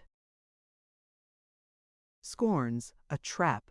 So now, dear, God bless you and give you good luck. Thank you for your pleasant company, and thank you for the tanner. Chapter 32. The Tanner, the Hotel, Drinking Claret, London Journal, Newfield, Commonplaceness. The three individuals, Botheration, Frank, and Ardent. Tanner, said I musingly as I left the bridge, Tanner. What can the man who cures raw skins by means of a preparation of oak bark and other materials have to do with the name which these fakers, as they call themselves, bestow on the smallest silver coin in these dominions? Tanner, I can't trace the connection between the man of bark and the silver coin unless journeyman tanners are in the habit of working for 6 pence a day. But I have it, I continued, flourishing my hat over my head. Tanner, in this instance, is not an English word. Is it not surprising that the language of Mr. Peculingro and of Tonno Chickno is continually coming to my assistance whenever I appear to be at a nonplus with respect to the derivation of crabbed words? I have made out crabbed words in Aix Shylus by means of the speech of Chickno and Peculingro, and even in my biblical researches I have derived no slight assistance from it. It appears to be a kind of picklock, an open sesame, tanner tano. The one's but a modification of the other. They were originally identical and have still much the same signification. Tanner, in the language of the apple woman, meaneth the smallest of English silver coins. And tano, in the language of the Petulingras, though bestowed upon the biggest of the Romans, according to strict interpretation, signifieth a little child.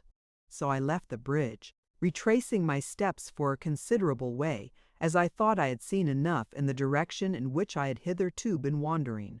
I should say that I scarcely walked less than 30 miles about the big city on the day of my first arrival. Night came on, but still I was walking about, my eyes wide open and admiring everything that presented itself to them. Everything was new to me, for everything is different in London from what it is elsewhere. The people, their language, the horses, the tout ensemble, even the stones of London are different. From others, at least it appeared to me that I had never walked with the same ease and facility on the flagstones of a country town as on those of London, so I continued roving about, till night came on, and then the splendor of some of the shops particularly struck me, a regular Arabian Nights entertainment, said I as I looked into one on Cornhill, gorgeous with precious merchandise and lighted up with lustres, the rays of which were reflected from 100 mirrors. But notwithstanding the excellence of the London pavement, I began about 9 o'clock to feel myself thoroughly tired. Painfully and slowly did I drag my feet along. I also felt very much in want of some refreshment, and I remembered that since breakfast I had taken nothing. I was now in the Strand, and, glancing about, I perceived that I was close by an hotel, which bore over the door the somewhat remarkable name of Holy Lands.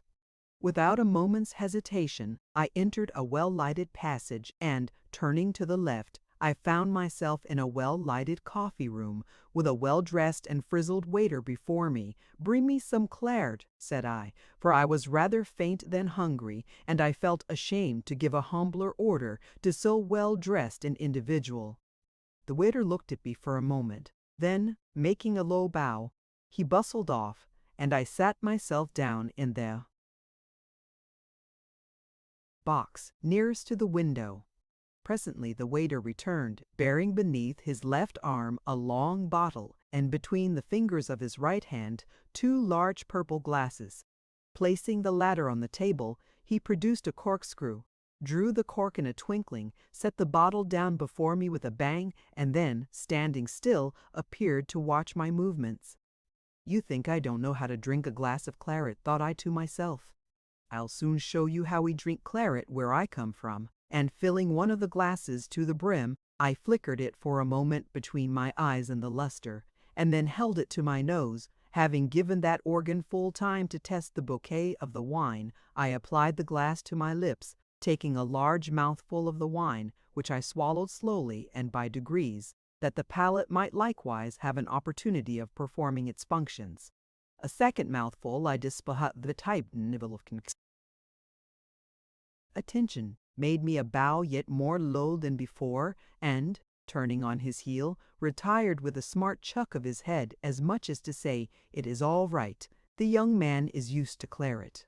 Picture, the young man is used to claret, page 209.jpg. And when the waiter had retired, I took a second glass of the wine, which I found excellent, and observing a newspaper lying near me, I took it up and began perusing it. It has been observed somewhere that people who are in the habit of reading newspapers every day are not unfrequently struck with the excellence of style and general talent which they display. Now, if that be the case, how must I have been surprised, who was reading a newspaper for the first time, and that one of the best of the London journals? Yes, strange as it may seem, it was nevertheless true that, up to the moment of which I am speaking, I had never read a newspaper of any description. I, of course, had frequently seen journals, and even handled them. But, as for reading them, what were they to me? I cared not for news. But here I was now with my claret before me, perusing, perhaps, the best of all the London journals. It was not and I was astonished, an entirely new field of literature appeared to be open to my view. It was a discovery, but I confess rather an unpleasant one, for I said to myself, if literary talent is so very common in London that the journals, things which, as their very name denotes, are ephemeral, are written in a style like the article I have been perusing, how can I hope to distinguish myself in this big town when for the life of me I don't think I could write anything half so clever as what I have been reading? And then I laid down the paper and fell into deep musing, rousing myself, from which I took a glass of wine, and pouring out another, began musing again. What I have been reading, thought I, is certainly very clever and very talented, but talent and cleverness, I think I have heard someone say, are very commonplace things, only fitted for everyday occasions. I question whether the man who wrote the book I saw this day on the bridge was a clever man, but, after all, was he not something much better? I don't think he could have written this article, but then he wrote the book which I saw on the bridge. Then, if he could not have written the article on which I now hold my forefinger, and I do not believe he could, why should I feel discouraged at the consciousness that I, too, could not write it? I certainly could no more have written the article than he could. But then, like him, though I would not compare myself to the man who wrote the book I saw upon the bridge, I think I could, and here I emptied the glass of claret, write something better.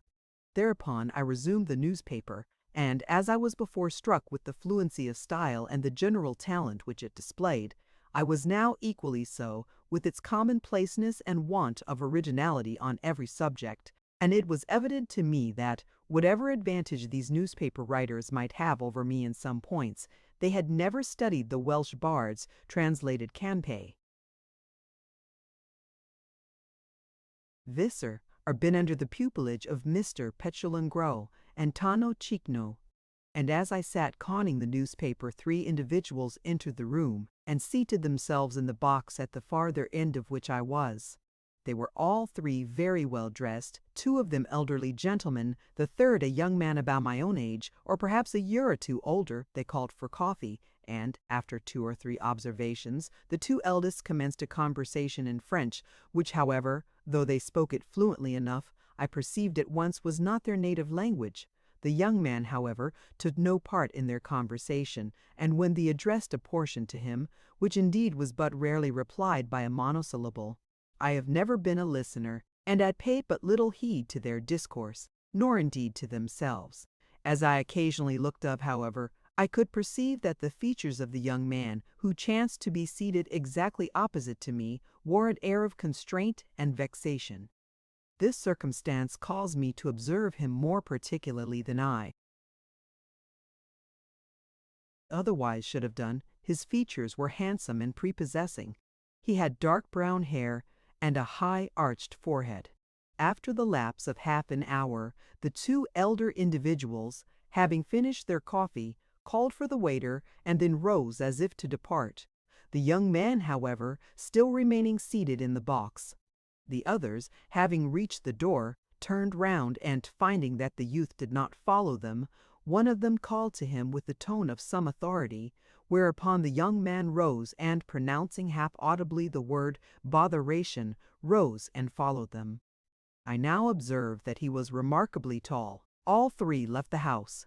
In about 10 minutes, finding nothing more worth reading in the newspaper, I laid it down, and though the claret was not yet exhausted, I was thinking of betaking myself to my lodgings, and was about to call the waiter, when I heard a step in the passage, and in another moment the tall young man entered the room, advanced to the same box, and, sitting down nearly opposite to me, again pronounced to himself, but more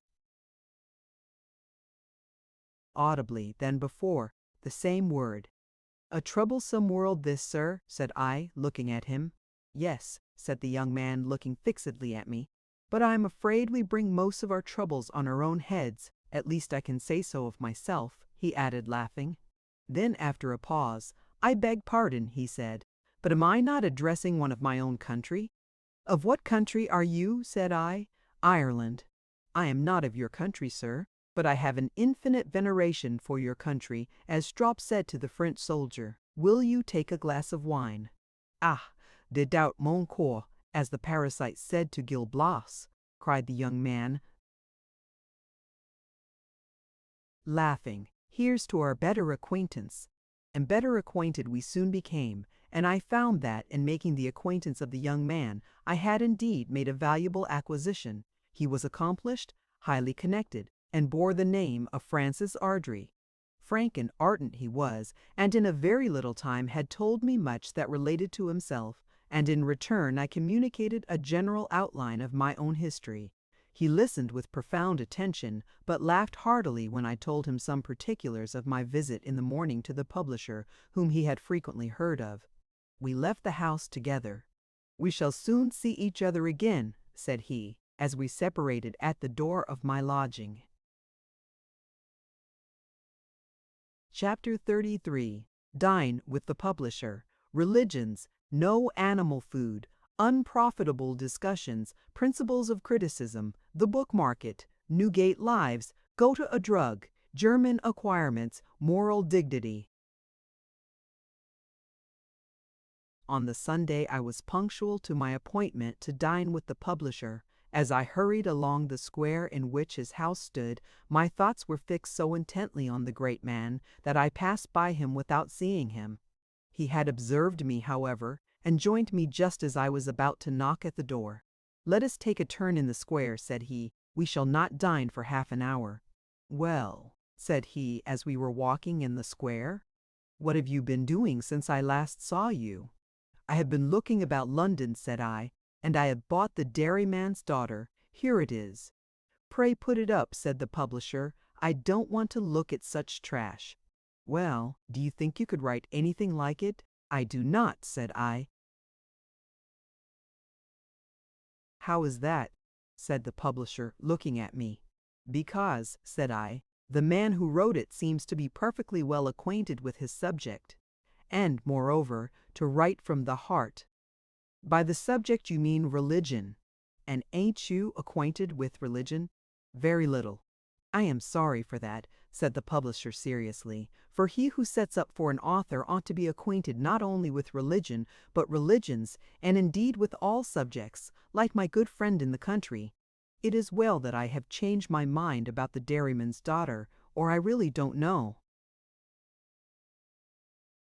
whom I could apply to on the subject at the present moment, unless to himself. And after all, I question whether his style is exactly suited for an evangelical novel." "Then you do not wish for an imitation of the Dairyman's Daughter?" "I do not, sir. I have changed my mind, as I told you before. I wish to employ you in another line, but will communicate to you my intentions after dinner." At dinner, beside the publisher and myself, were present his wife and son with his newly married bride. The wife appeared a quiet, respectable woman, and the young people looked very happy and good-natured. Not so the publisher, who occasionally eyed both with contempt and dislike. Connected with this dinner there was one thing remarkable. The publisher took no animal food, but contented himself with feeding voraciously on rice and vegetables prepared in various ways. "You eat no animal food, sir," said I. "I do not, sir," said he. "I have forsworn it upwards of 20 years. In one respect, sir, I am a Brahmin. I abhor taking away life. The brutes have as much right to live as ourselves." "But," said I, "if the brutes were not killed, there would be such a superabundance of them that the land would be overrun with them." "I do not think so, sir. Few are killed in India, and yet there is plenty of room." "But," said I, "nature intended that they should be destroyed, and the brutes themselves prey upon one another, and it is well for themselves and the world that they do so. What would be the state of things if every insect, bird, and worm were left to perish of old age?" "We will change the subject," said the publisher. "I have never been a friend of unprofitable discussions." I looked at the publisher with some surprise. I had not been accustomed to be spoken to so magisterially. His countenance was dressed in a portentous frown, and his eye looked more sinister than ever. At that moment he put me in mind of some of those despots of whom I had read in the history of Morocco, whose word was law. He merely wants power, thought I to myself, to be a regular muley, Mehemet. And then I sighed, for I remembered how very much I was in the power of that man. The dinner over, the publisher nodded to his wife, who departed, followed by her daughter-in-law. The son looked as if he would willingly have attended them. He, however, remained seated, and, a small decanter of wine being placed on the table, the publisher filled 2 glasses, one of which he handed to myself and the other to his son, saying, "Suppose you two drink to the success of the review." "I would join you," said he, addressing himself to me, "but I drink no wine. If I am a Brahmin with respect to meat, I am a Mahometan with respect to wine."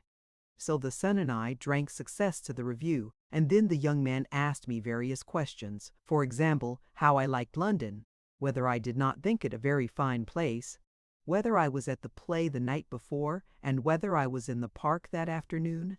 He seemed preparing to ask me some more questions, but receiving a furious look from his father, he became silent, filled himself a glass of wine, drank it off, looked at the table for about a minute, then got up, pushed back his chair, made me a bow, and left the room. "Is that young gentleman, sir," said I, "well versed in the principles of criticism?" "He is not, sir," said the publisher. "And if I place him at the head of the review, ostensibly, I do it merely in the hope of procuring him a maintenance. Of the principle of a thing he knows nothing, except that the principle of bread is wheat, and that the principle of that wine is grape. Will you take another glass?" I looked at the decanter, but, not feeling altogether so sure as the publisher's son with respect to the principle of what it contained, I declined taking any more. "No, sir," said the publisher, adjusting himself in his chair. "He knows nothing about criticism, and will have nothing more to do with the reviewals than carrying about the books to those who have to review them. The real conductor of the review will be a widely different person, to whom I will, when convenient, introduce you. And now we will talk of the matter which we touched upon before dinner. I told you then that I had changed my mind with respect to you. I have been considering the state of the market, sir, the book market, and I have come to the conclusion that, though you might be profitably employed upon evangelical novels, you could earn more money for me, sir, and consequently for yourself, by a compilation of Newgate Lives and Trials." Newgate Lives and Trials. "Yes, sir," said the publisher. "Newgate Lives and Trials. And now, sir, I will briefly state to you the services which I expect you to perform, and the terms which I am willing to grant. I expect you, sir, to compile 6 volumes of Newgate Lives and Trials, each volume to contain by no manner of means less than 1,000 pages. The remuneration which you will receive when the work is completed will be £50, which is likewise intended to cover any expenses you may incur in procuring books, papers, and manuscripts necessary for the compilation. Such will be one of your employments, sir, such the terms. In the second place, you will be expected to make yourself useful in the review. Generally useful, sir, doing whatever is required of you. For it is not customary, at least with me, to permit writers, especially young writers, to choose their subjects. In these two departments, sir, namely compilation and reviewing, I had yesterday, after due consideration, determined upon employing you. I had intended to employ you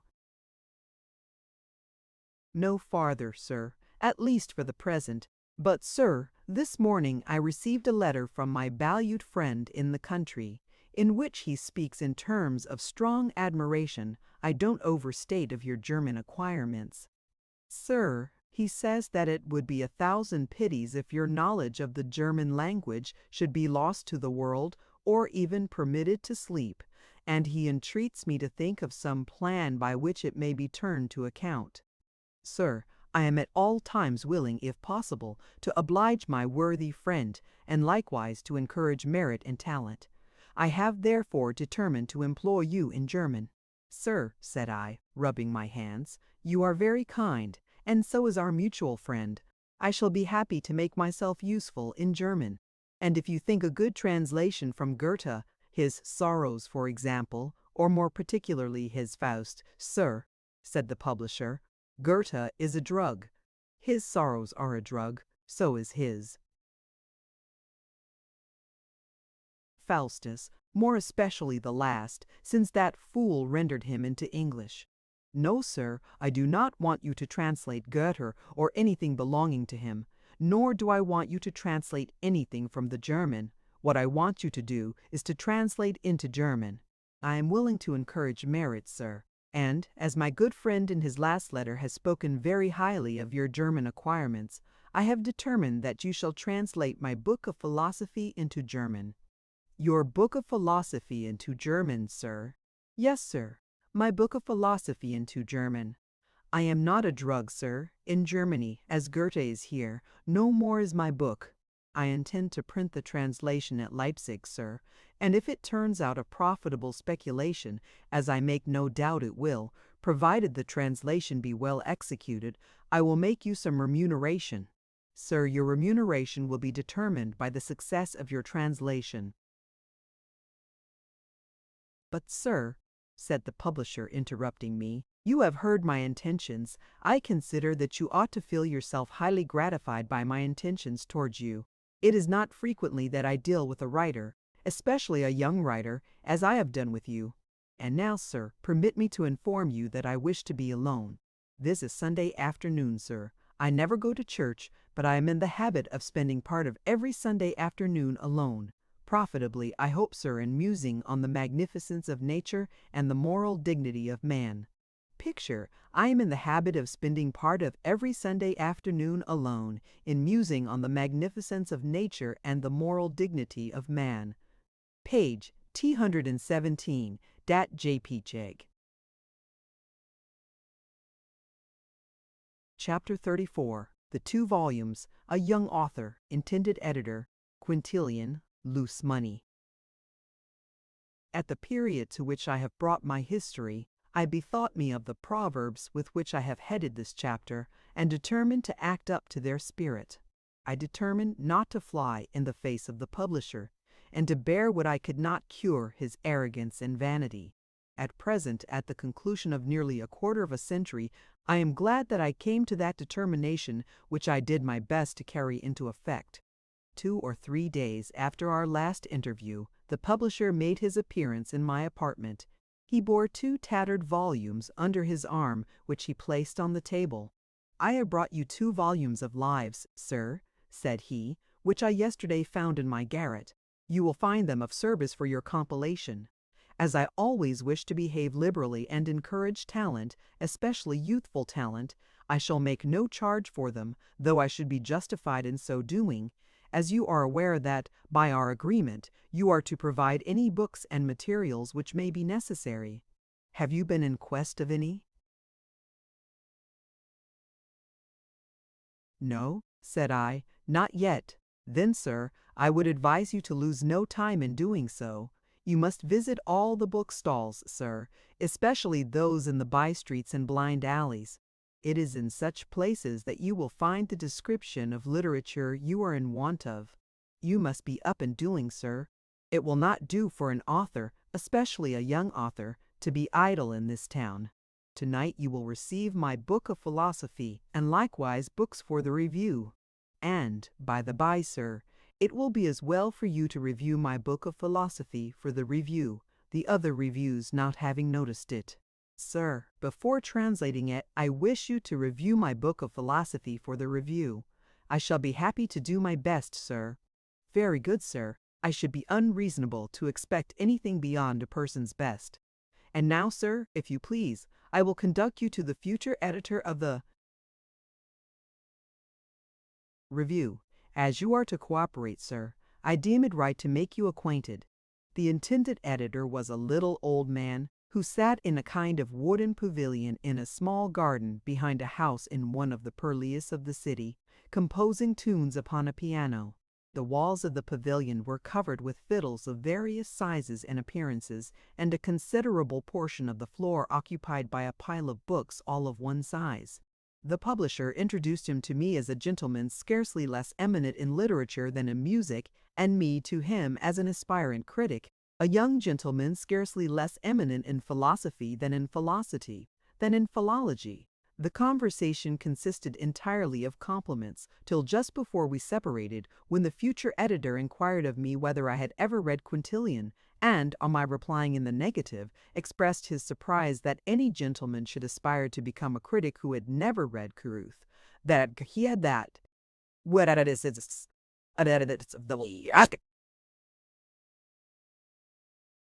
pointing to the heap on the floor, still a few copies remaining unsold. For some reason or other, perhaps a poor one, I did not purchase the editor's translation of Quintilian. Sir, said the publisher, as we were returning from our visit to the editor, you did right in not purchasing a drug. I am not prepared, sir, to say that Quintilian is a drug, never having seen him, but I am prepared to say that man's translation is a drug, judging from the heap of rubbish on the floor. Besides, sir, you will want any loose money you may have to purchase the description of literature which is required for your compilation. The publisher presently paused before the entrance of a very forlorn-looking street. Sir, said he, after looking down it with attention, I should not wonder if in that street you find works connected with the description of literature which is required for your compilation. It is in streets of this description, sir, and blind alleys where such works are to be found. You had better search that street, sir, whilst I continue my way. I searched the street to which the publisher had pointed, and in the course of the 3 succeeding days, many others of a similar kind. I did not find the description of literature alluded to by the publisher to be a drug, but, on the contrary, both scarce and dear. I had expended much more than my loose money long before I could procure materials, even for the first volume of my compilation. Chapter 35. Francis Ardrey. Certain sharpers, brave and eloquent, opposites, flinging the bones, strange places, dog-fighting, learning in letters, batch of dogs, redoubled application. One evening I was visited by the tall young gentleman, Francis Ardrey, whose acquaintance I had formed at the coffee-house. As it is necessary that the reader should know something more about this young man, who will frequently appear in the course of these pages, I will state in a few words who and what he was. He was born of an ancient Roman Catholic family in Ireland. His parents, whose only child he was, had long been dead. His father, who had survived his mother several years, had been a spendthrift, and at his death had left the family property considerably embarrassed. Happily, however, the son and the estate fell into the hands of careful guardians, near relations of the family, by whom the property was managed to the best advantage, and every means taken to educate the young man in a manner suitable to his expectations. At the age of 16 he was taken from a celebrated school in England, at which he had been placed, and sent to a small French university in order that he might form an intimate and accurate acquaintance with the grand language of the continent. There he continued 3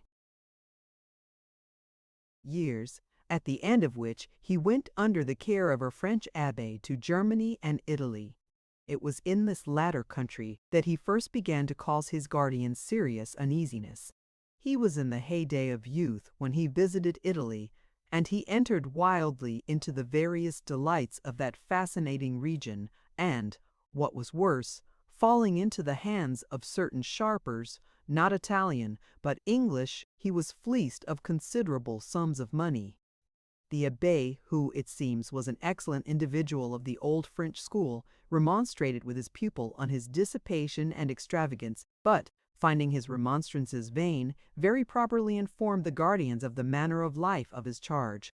They were not slow in commanding Francis Ardry home, and, as he was entirely in their power, he was forced to comply. He had been about 3 months in London when I met him in the coffee-room, and the 2 elderly gentlemen in his company were his guardians. At this time they were very solicitous that he should choose for himself a profession, offering to his choice either the army or law. He was calculated to shine in either of these professions, for like many others of his countrymen, he was brave and eloquent, but he did not wish to shackle himself with a profession. As, however, his minority did not terminate till he was 23, of which age he wanted nearly 2 years, during which he would be entirely dependent on his guardians, he deemed it expedient to conceal, to a certain degree, his sentiments, temporizing with the old gentleman, with whom, notwithstanding his many irregularities, he was a great favorite, and at whose death he expected to come into a yet greater property than that which he inherited from his parents. Such is a brief account of Francis Ardry, of my friend Francis Ardry, for the acquaintance, commenced in the singular manner with which the reader is acquainted, speedily ripened into a friendship which endured through many long years of separation, and which still endures certainly on my part, and on his if he lives. But it is many years since I have heard from Francis Ardry. And yet many people would have thought it impossible for our friendship to have lasted a week, for in many respects no 2 people could be more dissimilar. He was an Irishman, I an Englishman, he fiery, enthusiastic, and open-hearted, I neither fiery, enthusiastic, and open-hearted, he fond of pleasure and dissipation, I of study and reflection. Yet it is of such dissimilar elements that the most lasting friendships are formed. We do not like counterparts of ourselves. 2 great talkers will not travel far together, is a Spanish saying. I will add, nor 2 silent people. We naturally love our opposites. So Francis Ardry came to see me, and right glad I was to see him, for I had just flung my books and papers aside and was wishing for a little social converse, and when we had conversed for some little time together, Francis Ardry proposed that we should go to the play to see Kean. So we went to the play, and saw not Kean, who at that time was ashamed to show himself, but a man who was not ashamed to show himself, and who people said was a much better man than Kean. Kean, as I have no doubt he was, though whether he was a better actor, I cannot say, for I never saw Kean. 2 or 3 evenings after Francis Ardry came to see me again, and again we went out together, and Francis Ardry took me to, shall I say? Why not? A gaming house, where I saw people playing, and where I saw Francis Ardry play and lose 5 guineas, and where I lost nothing, because I did not play, though I felt somewhat inclined, for a man with a white hat and a sparkling eye held up a box which contained something which rattled, and asked me to fling the bones. There is nothing like flinging the bones. There is nothing like flinging the bones, said he, and then I thought I should like to know what kind of thing flinging the bones was. I, however, restrained myself. There is nothing like flinging the bones, shouted the man, as my friend and myself left the room. Long life and prosperity to Francis Ardry, but for him I should not have obtained knowledge which I did of the strange and eccentric places of London. Some of the places to which he took me were very strange places indeed. But, however strange the places were, I observed that the inhabitants thought there were no places like their several places, and no occupations like their several occupations. And among other strange places to which Francis Ardrey conducted me was a place not far from the Abbey Church of Westminster. Picture, there is nothing like flinging the bones, page 2233, JJJ. Before we entered this place, our ears were greeted by a confused hubbub of human voices, squealing of rats, barking of dogs, and the cries of various other animals.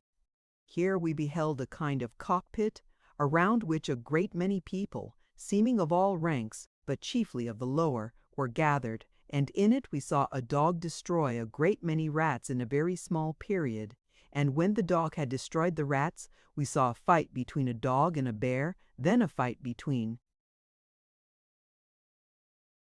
two dogs, then, after the diversions of the day were over, my friend introduced me to the genius of the place, a small man of about 5 feet high, with a very sharp countenance, and dressed in a brown jockey coat and top boots. "Joey," said he, "this is a friend of mine." Joey nodded to me with a patronizing air. "Glad to see you, sir. Want a dog?" "No," said I. "You have got one, then want to match him?" "We have a dog at home," said I, "in the country, but I can't say I should like to match him." "Indeed, I do not like dog fighting." "Not like dog fighting," said the man, staring. "The truth is, Joe, that he has just come to town." "So I should think. He looks rather green, not like dog fighting." "Nothing like it, is there, Joey?" "I should think not. What is like it? A time will come, and that speedily, when folks will give up everything else and follow dog fighting." "Do you think so?" said I. "Think so? Let me ask what there is that a man wouldn't give up for it." "Why," said I modestly, "there's religion." "Religion, how you talk!" "Why, there's myself bred and born and independent, and intended to be a preacher. Didn't I give up religion for dog fighting? Religion indeed!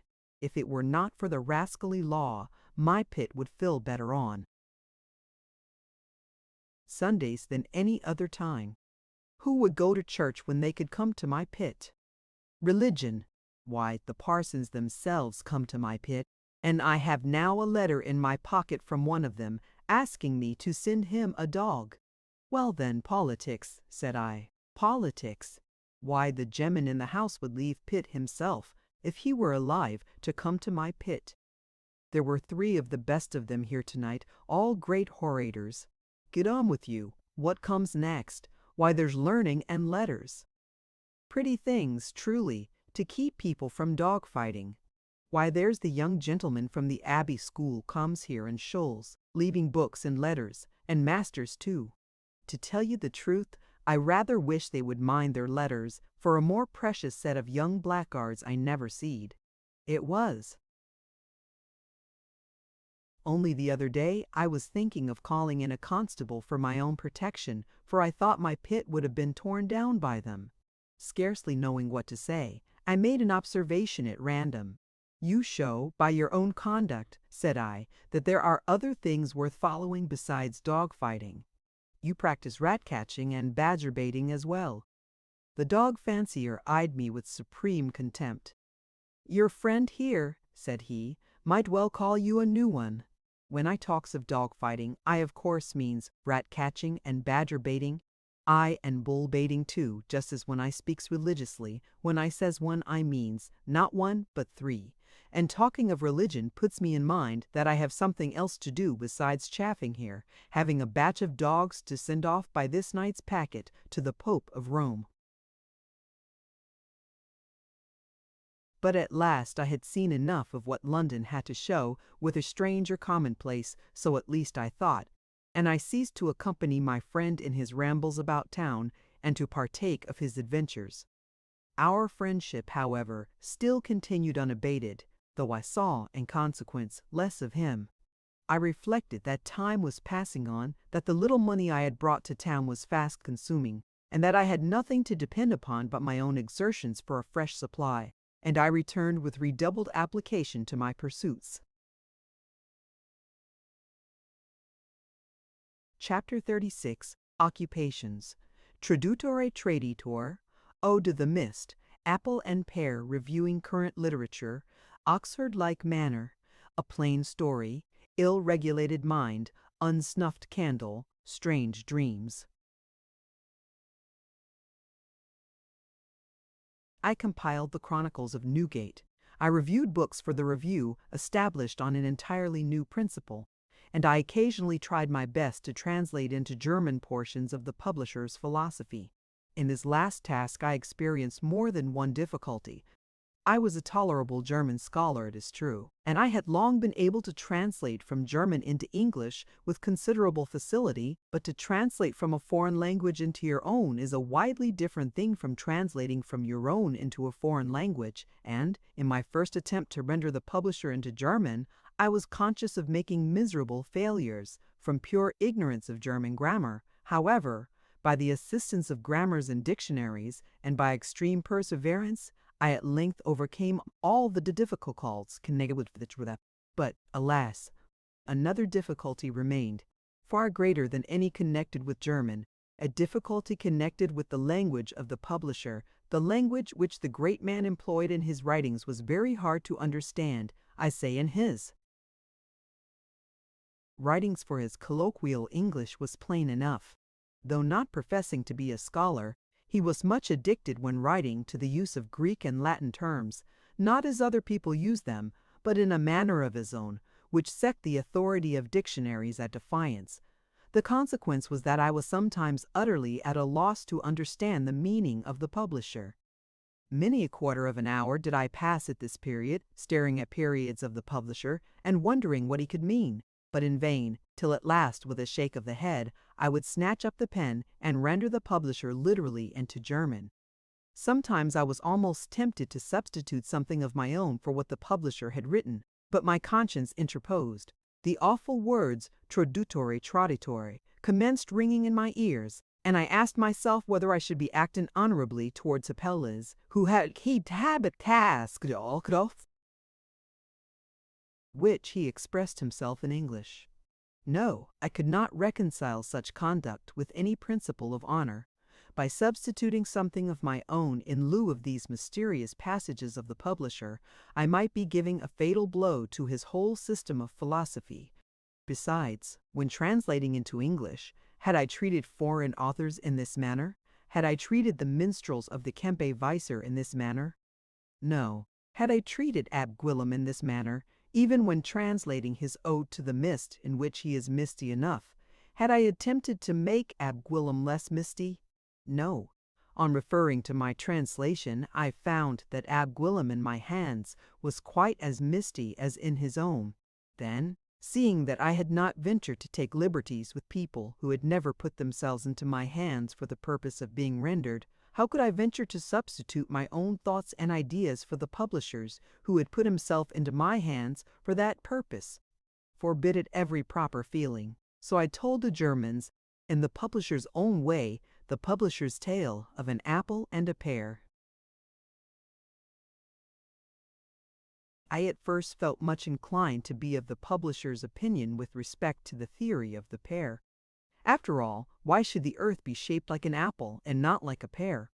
It would certainly gain in appearance by being shaped like a pear. A pear being a handsomer fruit than an apple, the publisher is probably right, thought I, and I will say that he is right on this point in the notice which I am about to write of his publication for the Review. And yet I don't know, said I. After a long fit of musing, I don't know but what there is more to be said for the Oxford theory. The world may be shaped like a pear, but I don't know that it is. But one thing I know, which is, that it does not taste like a pear. I have always liked pears, but I don't like the world. The world to me tastes much more like an apple, and I have never liked apples.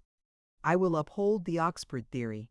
Besides, I am writing in an Oxford review, and am in duty bound to uphold the Oxford theory. So in my notice I asserted that the world was round. I quoted Scripture and endeavored to prove that the world was typified by the apple in Scripture. both as to shape and properties. An apple is round, said I, and the world is round. The apple is a sour, disagreeable fruit, and who has tasted much of the world without having his teeth set on edge? I, however, treated the publisher, upon the whole, in the most urbane and Oxford-like manner, complimenting him upon his style, acknowledging the general soundness of his views, and only differing with him in the affair of the apple and pear. Picture. I did not like reviewing at all. It was not to my taste. Page 228.jpg. I did not like reviewing at all. It was not to my taste. It was not in my way. I liked it far less than translating the publisher's philosophy, for that was something in the line of one whom a competent judge had surnamed Lavengro. I never could understand why reviews were instituted. Works of merit do not require to be reviewed. They can speak for themselves and require no praising. Works of no merit at all will die of themselves. They require no killing. V. Copps. The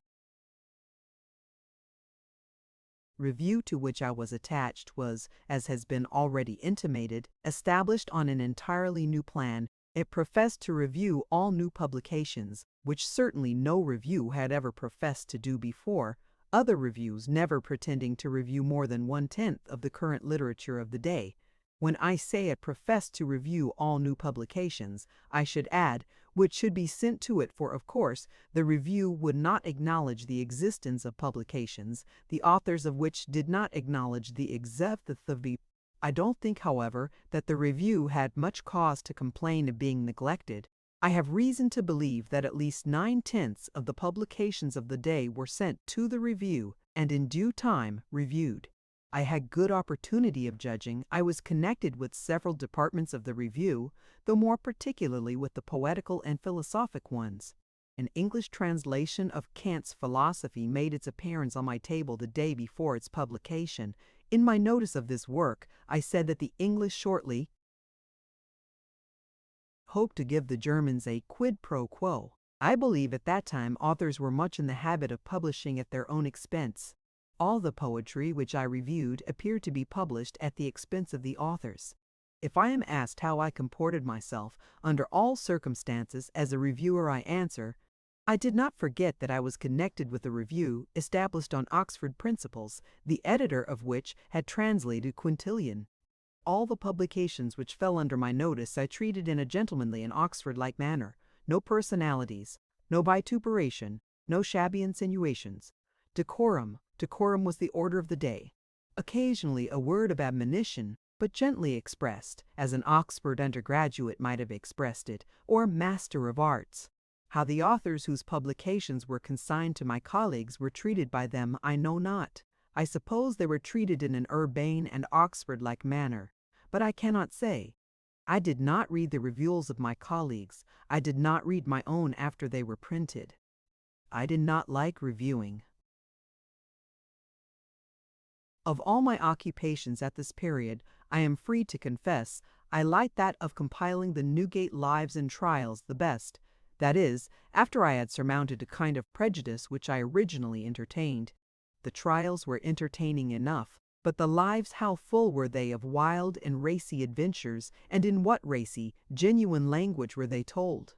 What struck me most with respect to these lives was the art which the writers, whoever they were, possessed of telling a plain story. It is no easy thing to tell a story plainly and distinctly by mouth, but to tell one on paper is difficult indeed. So many snares lie in the way. People are afraid to put down what is common on paper. They seek to embellish their narratives, as they think, by philosophic speculations and reflections. They are anxious to shine, and people who are anxious to shine can never tell a plain story. So I went with them to a music booth where they made me almost drunk with gin and began to talk their flash language, which I did not understand, says, or is made to say, Henry Sims, executed at Tyburn some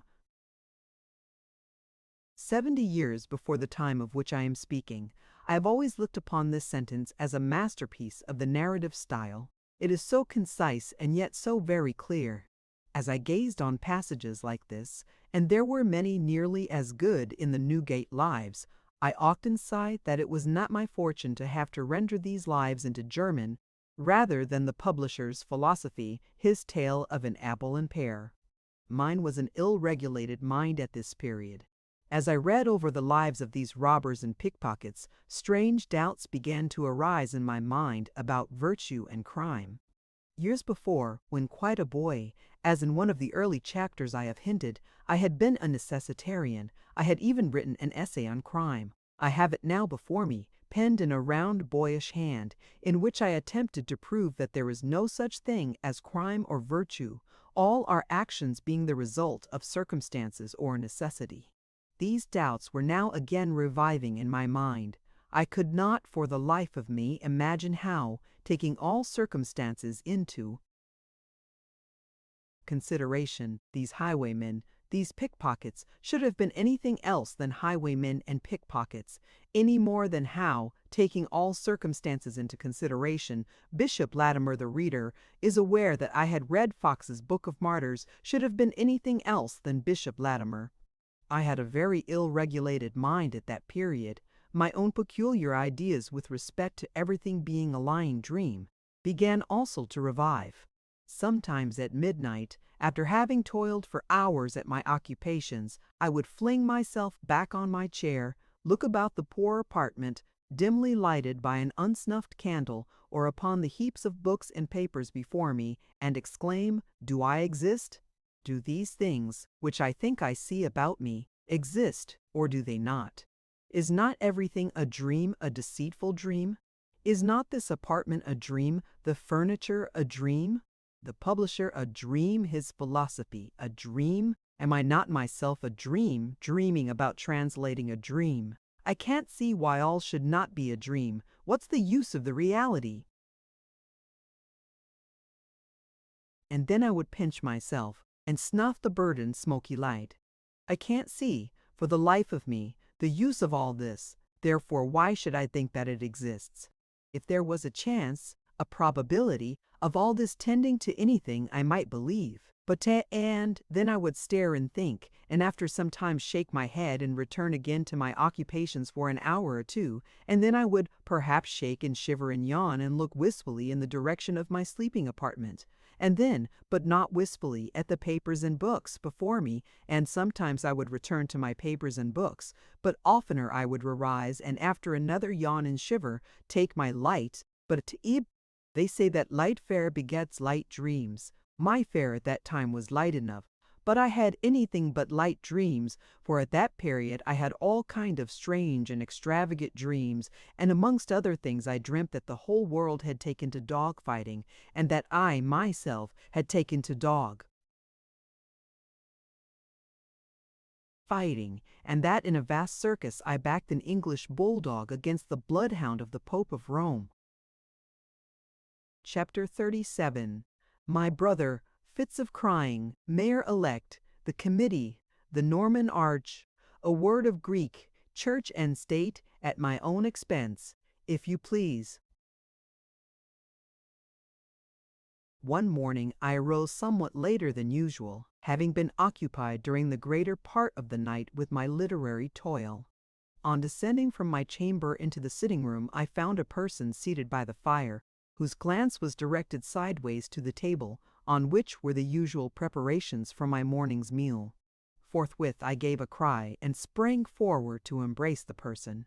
For the person by the fire, whose glance was directed to the table, was no one else than my brother. "And how are things going on at home?" said I to my brother, after we had kissed and embraced. "How is my mother? And how is the dog?"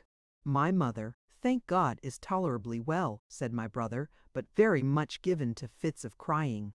As for the dog, he is not so well. But we will talk more of these matters anon," said my brother, again glancing at the breakfast things.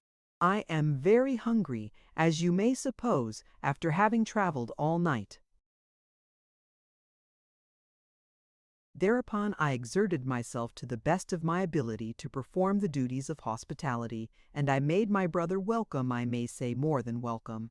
And, when the rage of my brother's hunger was somewhat abated, We recommenced talking about the matters of our little family, and my brother told me much about my mother. He spoke of her fits of crying, but said that of late the said fits of crying had much diminished, and she appeared to be taking comfort. And if I am not much mistaken, my brother it's quoted our predicate. We were silent for a time at last. I opened my mouth and mentioned the dog. The dog, said my brother, is, I am afraid, in a very poor way. Ever since the death he has done nothing but pine and take on. A few months ago, you remember, he was as plump and fine as any dog in the town, but at present he is little more than skin and bone. Once we lost him for 2 days and never expected to see him again, imagining that some mischance had befallen him. At length I found him. Where do you think? Chancing to pass by the churchyard, I found him seated on the grave. Very strange, said I, but let us talk of something else. It was very kind of you to come and see me. Oh, as for that matter, I did not come up to see you, though of course I am very glad to see you, having been rather anxious about you, like my mother, who has received only 1 letter from you since your departure. No, I did not come up on purpose to see you, but on quite a different account. You must know that the corporation of our town have lately elected a new mayor, a person of many qualifications, big and portly, with a voice like Bonerges, a religious man, the possessor of an immense pew, loyal, so much so that I once heard him say that he would at any time go 3 miles to hear anyone sing, God Save the King. Moreover, a giver of excellent dinners, such as our present mayor, who, owing to his loyalty, his religion, and a little perhaps to his dinners, is a mighty favorite, so much so that the town is anxious to have his portrait painted in a superior style, so that remote posterity may know what kind of man he was, the color of his hair, his air and gait. So a committee was formed some time ago, which is still sitting. That is, they dine with the mayor every day to talk over the subject. A few days since, to my great surprise, they made their appearance in my poor studio, and desired to be favored with a sight of some of my paintings. Well, I showed them some, and after looking at them with great attention, they went aside and whispered, "He'll do," I heard one say. "Yes, he'll do," said another. And then they came to me, and one of them, a little man with a hump on his back, who is a watchmaker, assumed the office of spokesman and made a long speech. The old town has been always celebrated for orators, in which he told me how much they had been pleased with my productions. The old town has been always celebrated for its artistic taste, and, what do you think, offered me the painting of the mayor's portrait and the £100 for my trouble. Well, of course I was much surprised, and for a minute or two could scarcely speak. Recovering myself, however, I made a speech not so eloquent as that of the watchmaker, of course, being not so accustomed to speaking, but not so bad either, taking everything into consideration, telling them how flattered I felt by the honor which they had conferred in proposing to me such an undertaking, expressing, however, my fears that I was not competent to the task, and concluding by saying what a pity it was that Crome was dead. Crome, said the little man. Crome, yes, he was a clever man, a very clever man in his way. He was good at painting landscapes and farmhouses, but he would not do in the present instance were he alive.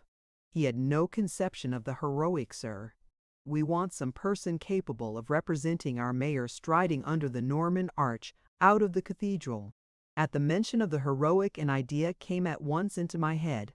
Oh, said I, if you are in quest of the heroic, I am glad that you came to me. Don't mistake me, I continued. I do not mean to say that I could do justice to your subject, though I am fond of the heroic, but I can introduce you to a great master of the heroic, fully competent to do justice to your mayor. Not to me, therefore, be the painting of the picture given, but to a friend of mine, the great master of the heroic. To the best, the strongest, Greek text, I added, for, being amongst orators, I thought a word of Greek would tell. Well, said I, and what did the orators say? They gazed dubiously at me and at one another, said my brother. At last the watchmaker asked me who this Mr. Christo was, adding that he had never heard of such a person. That from my recommendation of him, he had no doubt that he was a very clever man, but that they should like to know something more about him before giving the commission to him. That he had heard of Christie the great auctioneer, who was considered to be an excellent judge of pictures, but he supposed that I scarcely. Whereupon, interrupting the watchmaker, I told him that I alluded neither to Christo nor to Christie, but to the painter of Lazarus rising from the grave, a painter under whom I had myself studied during some months that I had spent in London, and to whom I was indebted for much connected with the heroic. I have heard of him, said the watchmaker, and his paintings too, but I am afraid that he is not exactly the gentleman by whom our mayor would wish to be painted. I have heard say that he is not a very good friend to church and state. Come, young man, he added, it appears to me that you are too modest. I like your style of painting, so do we all, and why should I mince the matter? The money is to be collected in the town. Why should it go into a stranger's pocket and be spent in London? Thereupon I made them a speech, in which I said that art had nothing to do with church and state, at least with English church and state, which had never encouraged it, and that though church and state were doubtless very fine things, a man might be a very good artist who cared not a straw for either. I then made use of some more Greek words, and told them how painting was one of the 9 muses, and one of the most independent creatures alive, inspiring whom she pleased, and asking leave of nobody. That I should be quite unworthy of the favors of the muse if, on the present occasion, I did not recommend them a man whom I consider to be a much greater master of the heroic than myself, and that, with regard to the money being spent in the city, I had no doubt that they would not weigh for a moment such a consideration against the chance of getting where I I never talked so well in my life, and said so many flattering things to the hunchback and his friends, that at last they said that I should have my own way, and that if I pleased to go up to London and bring down the painter of Lazarus to paint the mayor I might. So they then bade me farewell, and I have come up to London to put £100 into the hands of a better man than myself, said my brother, of course. And have you come up at your own expense? Yes, said my brother, I have come up at my own expense. I made no answer, but looked in my brother's face. We then returned to the former subjects of conversation, talking of the dead, my mother, and the dog. After some time my brother said, I will now go to the painter, and communicate to him the business which has brought me to town, and, if you please, I will take you with me and introduce you to him. Having expressed my willingness, we descended into the street. The end. Thank you for listening to this story. I hope you enjoyed the journey, the characters, and the world they carried with them. If you enjoyed this audiobook, please subscribe to the channel and leave a comment below. Your support helps keep these stories alive and allows more timeless books to be shared with listeners around the world. Until next time, thank you for listening.